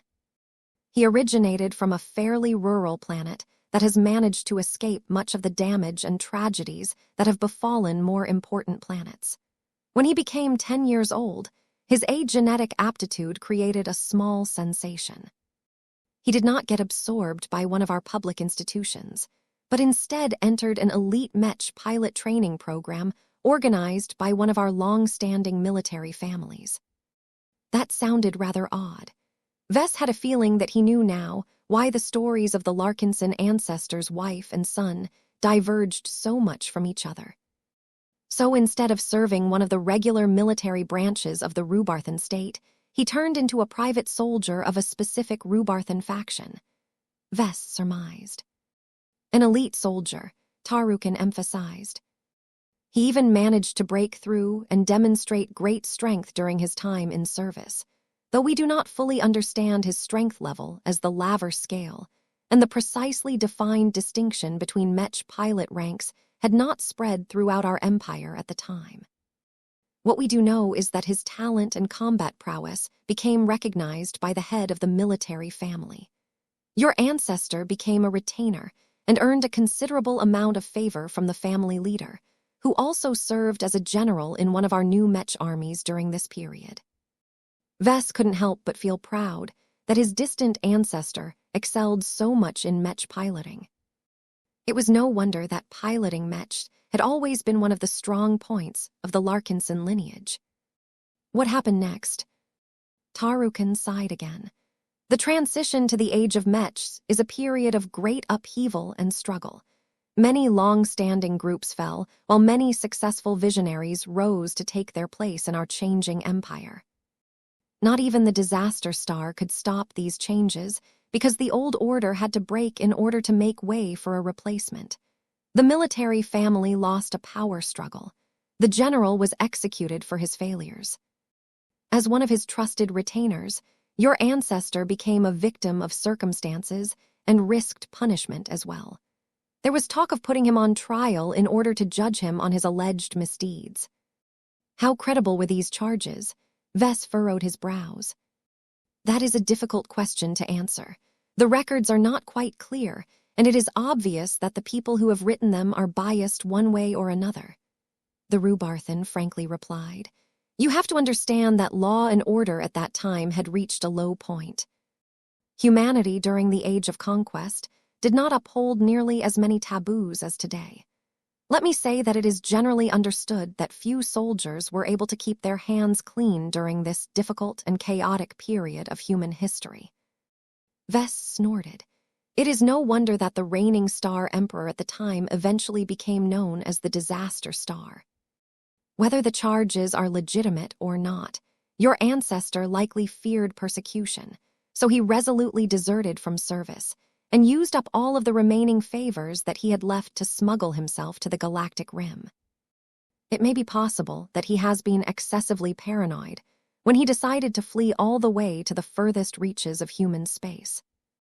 It is highly doubtful that the victorious faction would have bothered to invest resources to track him down once he put sufficient distance between himself and the galactic center. I don't agree with that. Vess shook his head. It's better to be safe than sorry. All has ended up well for him. I think he became happy again once he picked up his life in the Komodo Star sector. Chapter 5598, Vess the Big Mouth. Even though Vess knew that Mickey Tarukin deliberately sought to manipulate him by exposing the true origins of the Larkinson ancestor, it worked. Vess inexplicably developed a stronger connection with the Rhubarthans. There was little rational basis for this connection. The new Rhubarth Empire had produced a huge amount of exiles over the ages. Few, if any of them, ever managed to return to where they came from, so it was generally understood that they could no longer call themselves Rhubarthans from the moment they crossed the border. To Vess, whatever drama and controversy his distant ancestor got caught up in was completely irrelevant to the Larkinsons who lived in the present day. However, just knowing that his ancestor used to be a rather prominent and powerful Mech pilot in the new Rhubarth Empire caused him to be filled with a bit of pride. The Larkinsons came from good stock. Vess couldn't wonder what would have happened if the Larkinson ancestor did not become implicated in the power struggle that caused the death of his patron. Would the Larkinson family be able to thrive in the new Rhubarth Empire? Would the Larkinsons find a way to excel in a much more competitive environment and rise up the ranks? Would the family produce an oddball Mech designer like Vess one day? No one could say for sure. History took a very different turn at the time that completely closed off all of these possibilities. Though Vess was ready to move on from this topic, he still wanted to obtain one more answer. What is the name of the military family that my father served? The chief executive smiled. He already anticipated that Vess would ask this question. Your father used to be a proud retainer of the old and long-established Moses Sinclair family. It has a long tradition of serving in our Navy, but after the Big Two came to power and deprived our empire of the right to field starships, the military family hastily embraced Mechs. With that comes a need to find Mech pilots who possess the right qualifications and training to pilot all of the newfangled machines. Fielding automated battle bots in Rhubarthan space is an exceptionally poor idea, as we have many technologies that can subvert them in seconds. So that is why the Larkinson ancestor couldn't escape the fate of getting drafted. Correct, Professor. The scarcity of potentates with high genetic aptitudes has caused the Moses Sinclairs to cast a wide net and conscript large quantities of young talents of civilian origins. Many different Rhubarthan parties have done the same. Mech pilots used to be especially scarce in a time where many disarmed groups urgently needed to rebuild their armed forces in order to defend their interests during a time of transition. In my opinion, the Moses Sinclair family treated your father much better than many other employers at the time. I believe that it would have only been a matter of time before he married into their ranks due to his talent and contributions. You mean they are greedy to integrate his genes in the family bloodline? Vess made a clever guess.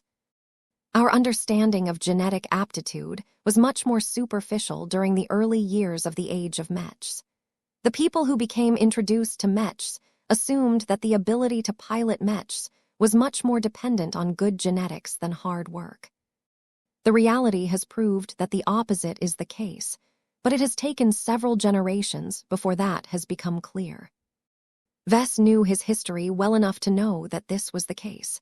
He felt a bit more mixed about the Rhubarthans when he thought that his distant ancestor had come close to integrating himself in a long-established Rhubarthan military lineage. Thinking about all of these what-ifs was fun and all, but that did not mean that Vess had suddenly reinvigorated his Rhubarthan heritage. He could play the same game with the Terrans. If he looked far enough back in history, the Larkinsons used to be citizens of the great Terran Empire. Every human could ultimately trace their heritage back to old Earth. No matter whether he traced his heritage back a few hundred years or a few thousand years, he no longer saw any meaningful distinction between the two. The Rhubarthans should be just as foreign to him as the Terrans. Let's get back to business. Vess spoke as he just received a quiet transmission from Gavin. My advisors have just mulled over the exclusivity deal that you have proposed. We are intrigued by the offer to take care of all of the Larkinson clan's business in the Rhubarthan Pact under the condition of exclusivity. But this is too heavy of a commitment for us to embrace right away.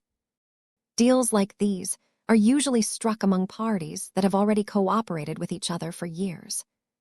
Tarukin did not look too surprised at this response. That is normally the case, but we are living under exceptional circumstances. The Age of Dawn has just begun, and the introduction of the Hyper generation has phased out many old Mech models. Change has become a necessity, and only those who can keep up with the rapid pace of progress can stand in the end.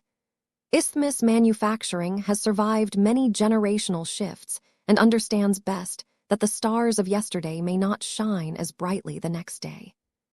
We are constantly paying attention to the rise of the next stars, and you are particularly promising for multiple reasons. It is entirely plausible for us to skip all of the unnecessary steps and cooperate earnestly as soon as possible. Both of us enjoy a high reputation in the business community, so there is little reason to mistrust each other. That was true. Vess constantly insisted on maintaining a squeaky clean reputation, and that had often allowed the Larkinson clan to receive special business opportunities. Nonetheless, that did not mean that Vess was willing to extend a lot of trust to Isthmus manufacturing. Reputation does not determine everything. Vess shook his head. While I am willing to believe that you hold a lot of goodwill towards us, the same cannot be said for everyone else in your company. Even if that is not the case, this can always change in the future. You should know as well as I do that there is an enormous potential for abuse once you have struck an exclusivity deal with the LMC. The absence of competition within the territories of the Rhubarthan Pact means that there is little pressure for Isthmus manufacturing to correct its actions. The Rhubarthan business leader turned around and gave Vess a reassuring smile. If trust is not enough to believe in our sincerity, then we can negotiate on adding additional clauses to the contract. We are not requesting an exclusivity agreement because we want to limit your options and lock you in. On the contrary, we want to support you to the greatest extent because we believe that your work has unlimited potential. Letting us be your exclusive agent within Rhubarthan space will give us the confidence as well as the proof that you shall entrust us to produce and sell your products across the Mech markets of our colonial superstate. We are more ready to start expanding our production capacity once your next Mech models have proven to be just as successful as your Fey Fiona. It became clear that Isthmus did not want Vess to switch to working with other large Rhubarthan Mech manufacturing companies. To the former, Vess was the equivalent of a cash cow. Even if the odds were still fairly low, Vess had already begun to show traits that corresponded to star designers. If there was even a 5% chance that Vess had the potential to advance to star designer one day, then it would have been more than worth it for Isthmus to make a lot of concessions just to partner up with such a powerful Mech designer. Of course, once Vess reached this exalted rank, he would gain more than enough clout and influence to break or renegotiate the original agreement. But why should he have to wait that long to change the terms of the contract? If Isthmus thought that Vess already held a lot of promise, then the company needed to show that through concrete actions. Gavin and the other advisors behind the scenes already told Vess that he could drive a far harder bargain in this situation. He just needed to be more assertive and stop Mickey Tarukin from controlling the rhythm of this virtual dialogue. "Let me give you a counteroffer," Vess bluntly said as he adopted a more aggressive demeanor. "From what I can see, there should be many Rubarthan business groups that would be more than happy to cooperate with the living Mech Corporation. You are just the fastest of the bunch. While I appreciate your sincerity and your willingness to make a large bet on me, there is still a shortage of trust, seeing as how we are both strangers with existing ties between each other. In order to ensure that your company handles our Mech business properly in the Rubarthan Pact, my clan demands a minority stake in Isthmus Manufacturing. 20% and the right to appoint a director on your board should be enough to satisfy our needs." Tarukin had too much control over himself to produce an outburst, but it was still very clear that he heavily disapproved of this counteroffer. "What you are asking for is too much, Professor. Isthmus Manufacturing is a publicly traded company, so there is nothing stopping you from buying stock from other traders. However, our company is so highly valued that you will have to raise at least trillions of MTA credits in capital to become a top 10 shareholder in our company. As promising as you may be, we have great doubts whether you are able to acquire so much capital. We can issue a more modest amount of stock to you pending the approval of our shareholders, but they should only be willing to give you a fraction of your previous quote." That was peanuts. Vess was not interested in holding 1 or 2% of an important Rubarthan Mech manufacturing company. He would only be able to passively earn dividends with such a tiny stake. Vess shook his head. "I will never enter into an exclusivity deal with a company if I cannot exercise enough control. I would rather wait for the LMC to enter the Rubarthan Pact the old-fashioned way. Look, a 20% ownership stake may sound disproportionate to you if you take my present circumstances into account, but it will be regarded as a bargain a few decades later. My potential is so great that I have already received the recognition of multiple god pilots and star designers. I am probably the only Tier 3 galactic citizen that is willing to do so much business with Isthmus.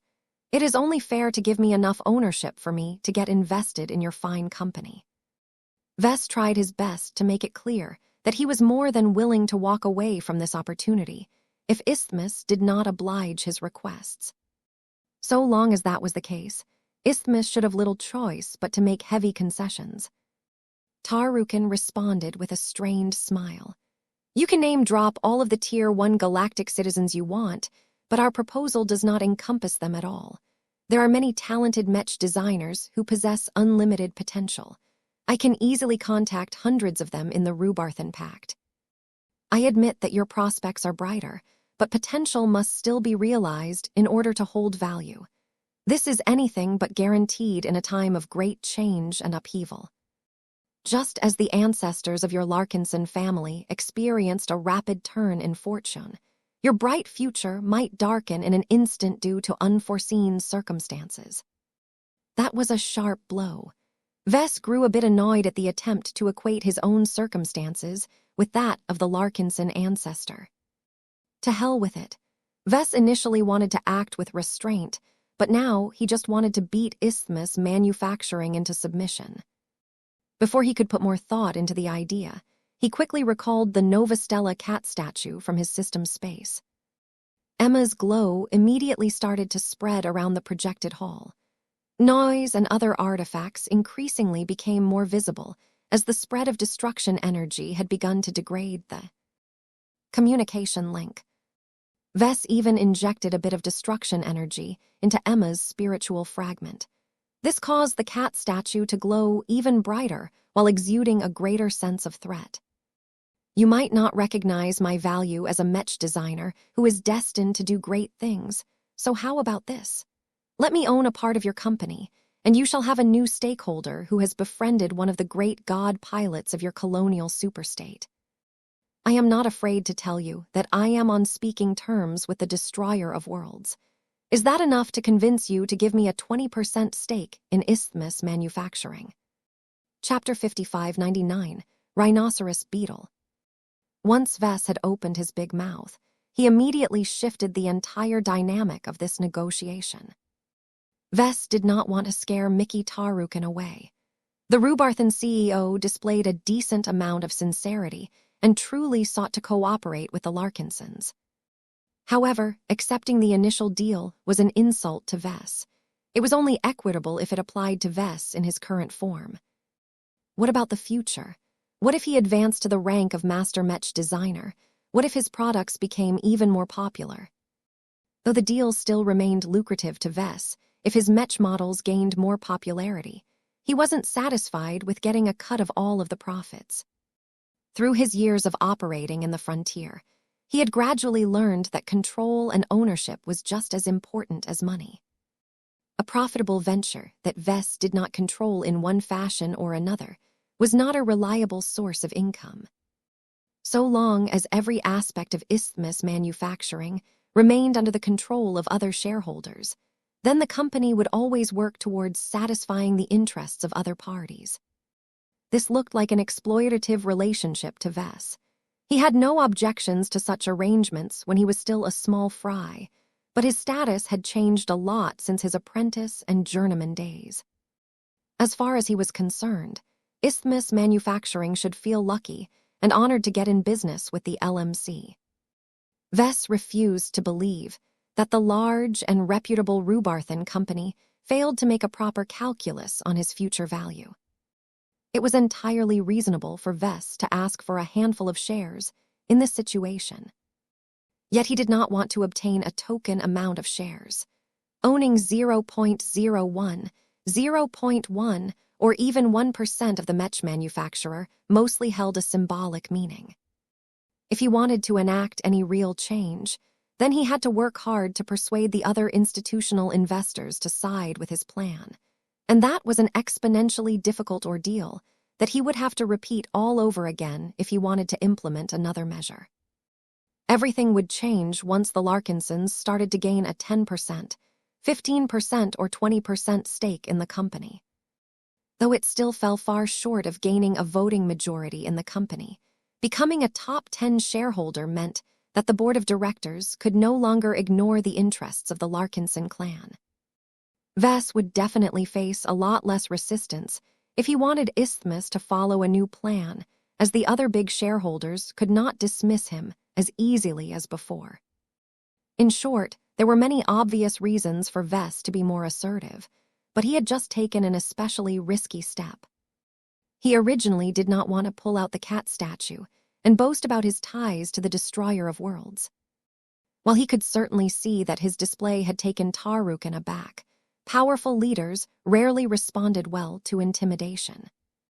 Even if Vess was able to coerce a much more lopsided agreement out of the chief executive, what would other people think? Mickey Tarukin may be in charge of all of the operations of the large Mech manufacturer, but he was ultimately just a lackey of the true owners and controllers of the company. The people that Vess actually needed to win over were all of the parties that stood behind Isthmus Manufacturing. He did not think that he could make this happen by showing off his totem. It was just a dormant object that only stored a lot of spiritual energy donated by Emma. That was hardly equivalent to a direct endorsement from the destroyer of worlds. Even if the god pilot made a personal appearance and vouched for Vess, that did not necessarily mean that the shareholders would be willing to dilute their shares and reduce their ownership in a highly profitable company. The new Rubarth Empire did not work like the Garland Empire. The Rubarthan Pact might transition into a superstate run by warlords one day, but it had a strong tradition of imposing strict limits on god pilots. It was unthinkable for a Rubarthan god pilot to swoop in and demand a company to issue trillions of MTA credits worth of stock, only to pass them over for free. Even if no one tried to stop such a massive transaction, Vess knew that as long as he resorted to this extreme measure, he would ruin most if not all of his good reputation and credibility in the business sector. From that point onwards, he would incur losses and opportunity costs that eventually exceeded the relatively small gains he made in an earlier period. If Vess wanted to make the deal more equitable and easier to stomach, he needed to offer Isthmus and its current shareholders a massive contribution that approximated the value of 20% ownership. He just came up with the right idea. He first stuffed the Nova Stella statue back into his system space, as if he just wanted to show off a silly toy. "Giving me a stake in your company will benefit us both," he said as he dialed back his aggressive tone. "This is because I am the best and only Mech designer that can bring my customers, and by extension yours, a lot closer to one of your two most powerful guardians. Let me show you what I mean by that. I happen to have a completed Mech design on hand that I was just using to fulfill a commission for another state. If you are able to buy out this commission, then I can easily adapt it to the extensive amount of second-class customers in your colonial alliance." Vess proceeded to call up the latest iteration of the design of the Supremo project. In the hours after he concluded his impactful face-to-face meeting with the Destroyer of Worlds, he had already applied a relatively quick and simple upgrade and addition to his heavy artillery Mech. Since Vess only had to affix a new design spirit, while making sure that her glow was put to good use in his commissioned Mech design, he did not have to make any complicated technical changes. He just had to refine the spiritual design a bit more while also adding new round types to the standard loadout. Compared to the previous set of kinetic and explosive projectiles, the updated ones contained a significant proportion of destruction hyper materials. Though Vess had not tested or simulated the effects of all of these changes, he was convinced that the Supremo project had become a lot more powerful and destructive than before. The heavy artillery Mech had been designed with ultimate firepower and devastation in mind. Vess just lacked an offensive design spirit to enhance its firepower further. That no longer became an issue now that he dragged Emma into the mix. Of course, Vess did not ditch its original design spirit. The fundamental premise of the Supremo project still centered around its key gimmick, which happened to be especially useful in land-bound combat. As the large projection of the proud, six-legged, beetle-shaped heavy artillery Mech filled up the enormous entrance hall, the CEO fell silent as he examined the latest sight. Mickey Tarukin was a businessman by nature, but he studied enough technical subjects, as well as the basics of Mech design, in order to earn the qualifications to run a major Mech manufacturing company. His eyesight was pretty good. He immediately estimated the size, mass, cost, performance, material composition, and market appeal of the new machine. This is a land-bound heavy artillery Mech that is primarily designed for field operations, Tarukin expertly noted with a discerning expression. The original commission that resulted in its development must have predated the Great Severing as it is most suitable for shelling hostile units and positions on land. After the Age of Dawn has begun, you have made adaptations that allow it to become more effective when employed against alien forces. It can serve as a bunker Mech, but its all-heavy armament is optimized for sieges. Its interception ability is poor due to the lack of energy or rapid-fire armaments. Mickey Tarukin did not dismiss the new Mech design just because it started out as a product of the previous generation. He started to circle around the design and stopped a small distance away from the front of the machine. Due to the large and imposing rhinoceros beetle-inspired design, the Supremo project boasted a large and heavy cannon that extended straight from the front of the Mech frame. It looked as if the entire heavy artillery Mech was built around an exaggeratingly large and powerful Gauss cannon. The machine had to be supported by 6 heavy legs that extended quite far from the torso in order to produce a stable firing platform. The 4 heavy artillery cannons that extended from the shell-like back of the Supremo project looked like afterthoughts in comparison. It was not because they were weak.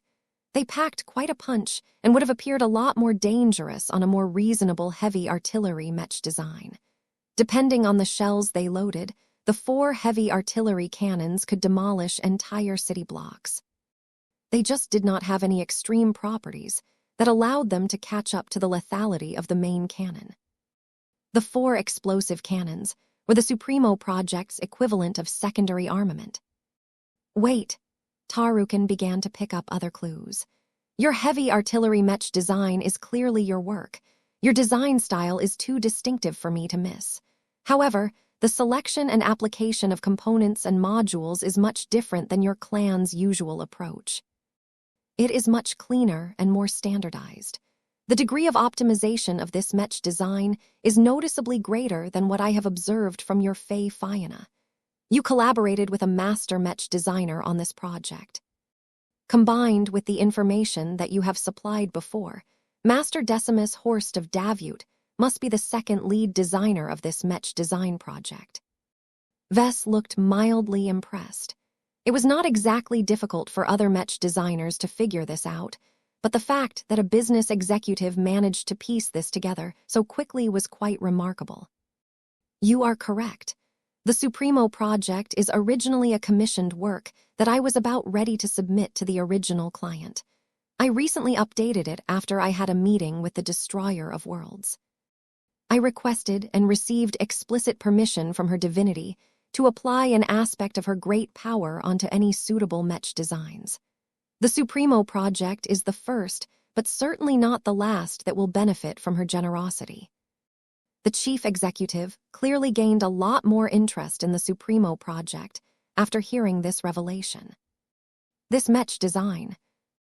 Vess manipulated the projection to create a better view on its imposing cannons. I can promise you that whenever the Supremo project opens fire with its armament, the Mech will unleash an attack that is magnified by a minute amount of power bestowed by the Destroyer of Worlds. Do not underestimate this minor contribution. Her involvement can substantially amplify the firepower of any attack, most particularly the explosive shells. Even though the Mech only had 4 heavy artillery cannons, they should easily be able to inflict as much damage as 6 cannons or more with the help of Emma. For what purpose did you present this Mech design to me? Tarukin asked. This is a private commission. You are likely breaching your contract by revealing it to an uninvolved party. Vess smirked, as he did not take this warning seriously in the slightest. Who says you will remain uninvolved? If I am being honest, the original set of commissions that I have agreed to fulfill with a certain state has become outdated. Too much has changed since I signed the original agreement. I have long been thinking about renegotiating this annoying contract, but now that you are here, I have a better idea. I want you to make a deal with Davut related to my commissions. If you can persuade Davut to transfer them to Isthmus Manufacturing with my permission, you will gain the right to fabricate and sell the Supremo project to many eager citizens of the Rubarthan Pact. Are you interested, Mr. Tarukin? Chapter 50, 600 Private Product Reveal. The Supremo project was unlike any other second-class heavy artillery Mech design that Mickey Tarukin had seen before. In fact, no Rubarthan had ever seen such a Mech before. On the surface, the Supremo project looked like a typical heavy artillery Mech that was based around the one huge gun Mech concept. These were Mech designs that attempted to skirt the line of the MTA-imposed rule that restricted the caliber of ranged weapons.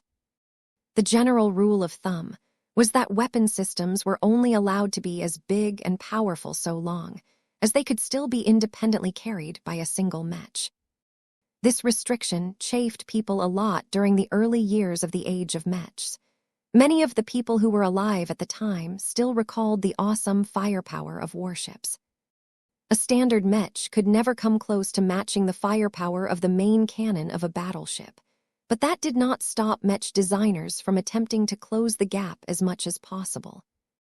All sorts of silly Mech designs emerged as a consequence that amounted to little more than a big cannon with a Mech body vaguely attached to them.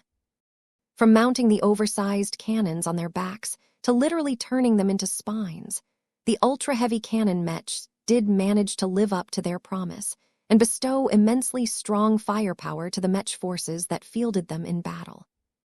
Unfortunately, restricted Mech combat abided by a completely different set of rules than traditional unrestricted warship combat.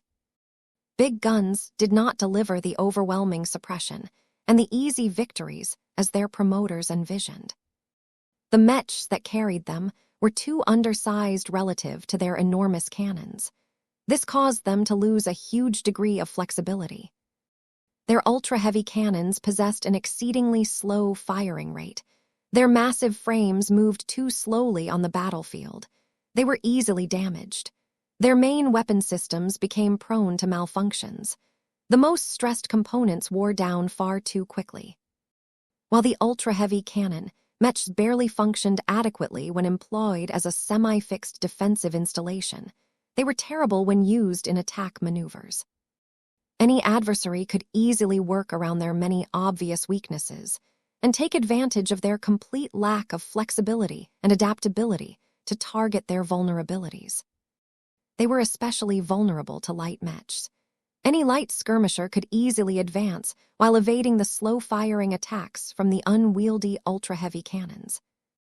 Once the light skirmishers came close, then they could easily avoid the firing arc of the single big weapon and dismantle the vulnerable heavy Mechs from the rear or any other unprotected sides. Of course, the forces that employed the ultra-heavy cannon Mechs always made sure to provide their expensive babies with adequate escorts, but that brought its own host of issues. When a hostile force fielded a more reasonable and flexible roster of heavy artillery Mechs, it became easy to eliminate the ultra-heavy cannon Mechs by relying on quantity as opposed to quantity. It was impossible for a small number of ultra-heavy cannon Mechs to eliminate a much larger quantity of regular heavy artillery Mechs. The latter had a lot more depth and redundancy. They could also reposition themselves much easier after they fired a salvo, allowing them to avoid counter-battery fire a lot easier. In short, there were many reasons why the prevailing pattern of heavy artillery Mechs ultimately ended up as a relatively balanced configuration, with multiple reasonably sized integrated cannon weapons. Any Mech designer that deliberately deviated from the market standard better had a good reason behind this risky decision. The demand for heavier siege weapons has increased by a large extent after the start of the Age of Dawn, Mickey Tarukin remarked. Isthmus manufacturing, along with many of our competitors, have observed that Mechs armed with weaker and lighter weapons are selling in much less quantities than before. The demand for heavier Mechs that are armed with larger weapons has increased, but the market has yet to demand Mechs as unbalanced as your Supremo project.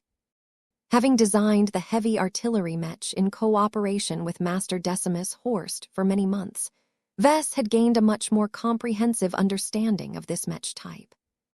That is because the customer base is lagging behind the rapid changes in circumstances. They are still stuck in their own mindsets. There is nothing wrong with more traditional heavy artillery Mechs. The latest iteration to my famous Transcendent Punisher model still adheres to this pattern. However, I think that there is a legitimate place for ultra-heavy cannon Mechs in many Mech forces, particularly the less well-equipped ones that cannot afford to employ transphasic Mechs on a wider scale. Is the Supremo project a transphasic Mech? The Rubarthan chief executive asked. Vess shook his head. Strictly speaking, it is not. I designed this machine with the economic conditions and resource endowments of the Colonial Federation of Davut in mind. The second-rate state used to enjoy the backing of a consortium of first-rate powers, but that relationship ended with the Great Severing. Master Horst and I took great effort to make it as affordable as possible while still preserving much of its key strengths. The estimated production cost comes at just 4 MTA credits. I have no idea how much Davute intends to charge for this product, but I imagine that it should hover between 4.7 to 6 MTA credits, depending on how much it wants to subsidize its own domestic Mech forces. The Supremo project was a bit more expensive than the standard Fey Fianna, but the new drone Mech was already expensive when compared to other medium Mechs. As far as heavy artillery Mechs were concerned, it was not unusual for them to be priced at 5 or even 6 MTA credits.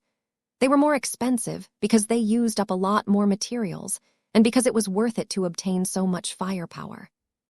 When Mickey Tarukin reminded himself of the unverified but highly consequential claim that the Supremo project was able to unleash greater destruction with the support, however slight, of the Destroyer of Worlds, then the heavy artillery Mech was definitely a bargain at this price range. Every second-class customer would instantly flock to every available retail channel and purchase at least a few units in order to experience the mighty god pilot's power for themselves.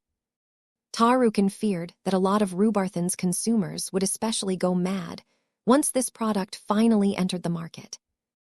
It did not matter if smaller or more restricted Mech forces could not accommodate such a large, heavy, and expensive artillery Mech. Just their ostensible connection to one of their most powerful guardians was enough to justify their purchases. As the head of Isthmus Manufacturing continued to examine the projected Mech design from every angle, he tried to pick out every detail that could increase or decrease the sales potential of this new Mech product. Many of the old objections still existed, but there were even more compelling reasons to buy this Mech. Tarukin took another look at the main cannon that was so large that nobody could possibly mistake the silhouette of the Supremo project from a distance. The dark brown coating and the absence of any clear markings caused the heavy artillery Mech to look a lot more frightening than it should. Its shapes and contours already conveyed so much threat that there was no need to dress it up with any further artistry. Such a Mech was exactly what Red humanity sought in their fight against the native aliens. The Supremo project was not suitable to be deployed by itself, but it would work wonders in a proper combined arms force where it could pummel enemy warships under the protection of many supporting Mech units. How is its estimated performance against alien warships? Tarukin asked directly. I can transfer you a bunch of reports that contain a lot of calculations and estimates, but they are already outdated due to my most recent changes. Vess responded. At longer ranges, the Supremo project's 4 heavy artillery cannons are unable to hit anything unless the target is big and stationary. However, that is not a big problem because the super-heavy high-velocity hyper-Gauss cannon is more than powerful enough to make up for this shortcoming.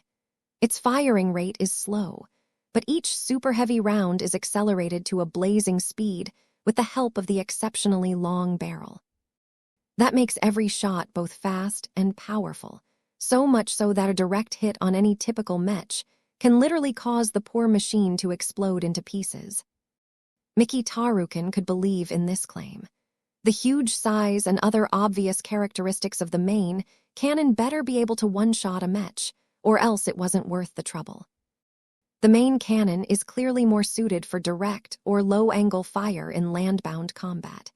It can function as a suitable long-range siege weapon in spaceborne combat. The heavy artillery cannons that can launch explosive shells should have much lower muzzle velocities. That should only make them suitable for mid-range combat in space battles. Vess nodded. That is true. The heavy artillery cannons can load all sorts of standard shells for its caliber, so every Mech force has a lot of choice on how to employ them. My favorite is to load them with space-burst shells that can produce wide-area explosions at set distances. That should be reasonably effective in destroying dense formations of small craft or hitting fast-moving targets. That sounded useful, but the premise was that the enemy, small craft and warships moved close enough to the human starships that carried the Supremo project in their bunkers.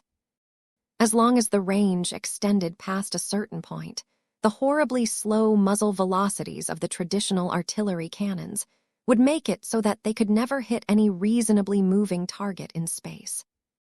Even so, this was an acceptable trade-off. The Supremo project was really all about the big fat gun that was mounted on its front.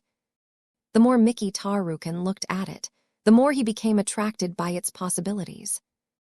How much damage could a Mech company comprised entirely of this exaggerated heavy artillery Mech inflict? Such a force might not excel at inflicting wide-area destruction, but it could accurately strike heavily fortified targets with the force of a hammer of God. Another idea came to mind. This cannon, is it capable of firing at orbital targets from the ground? Vess grinned. Yes, that is one of the new objectives that Master Horst and I tried to fulfill. All of the calculations bear this out. The early prototypes have also confirmed this capability.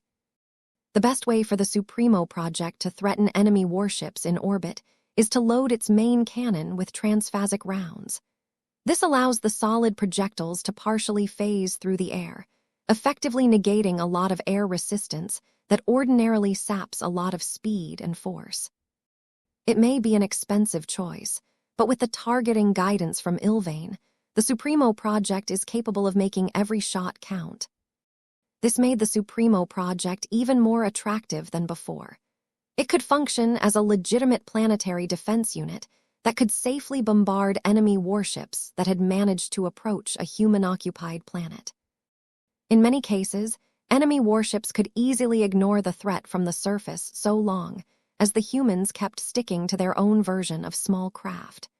Mech simply did not possess the punch needed to inflict significant damage onto shielded warships that leisurely hovered in orbit. That could change once a heavy artillery Mech like the Supremo project started to get stationed across many different planets.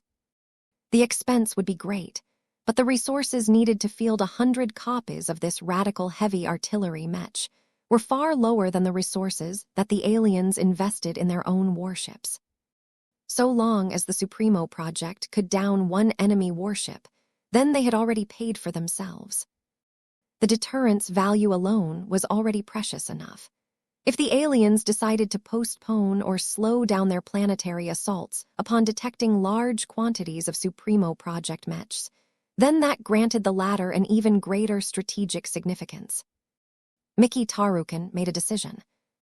Isthmus Manufacturing could not let this powerful new Mech design slip past its fingers.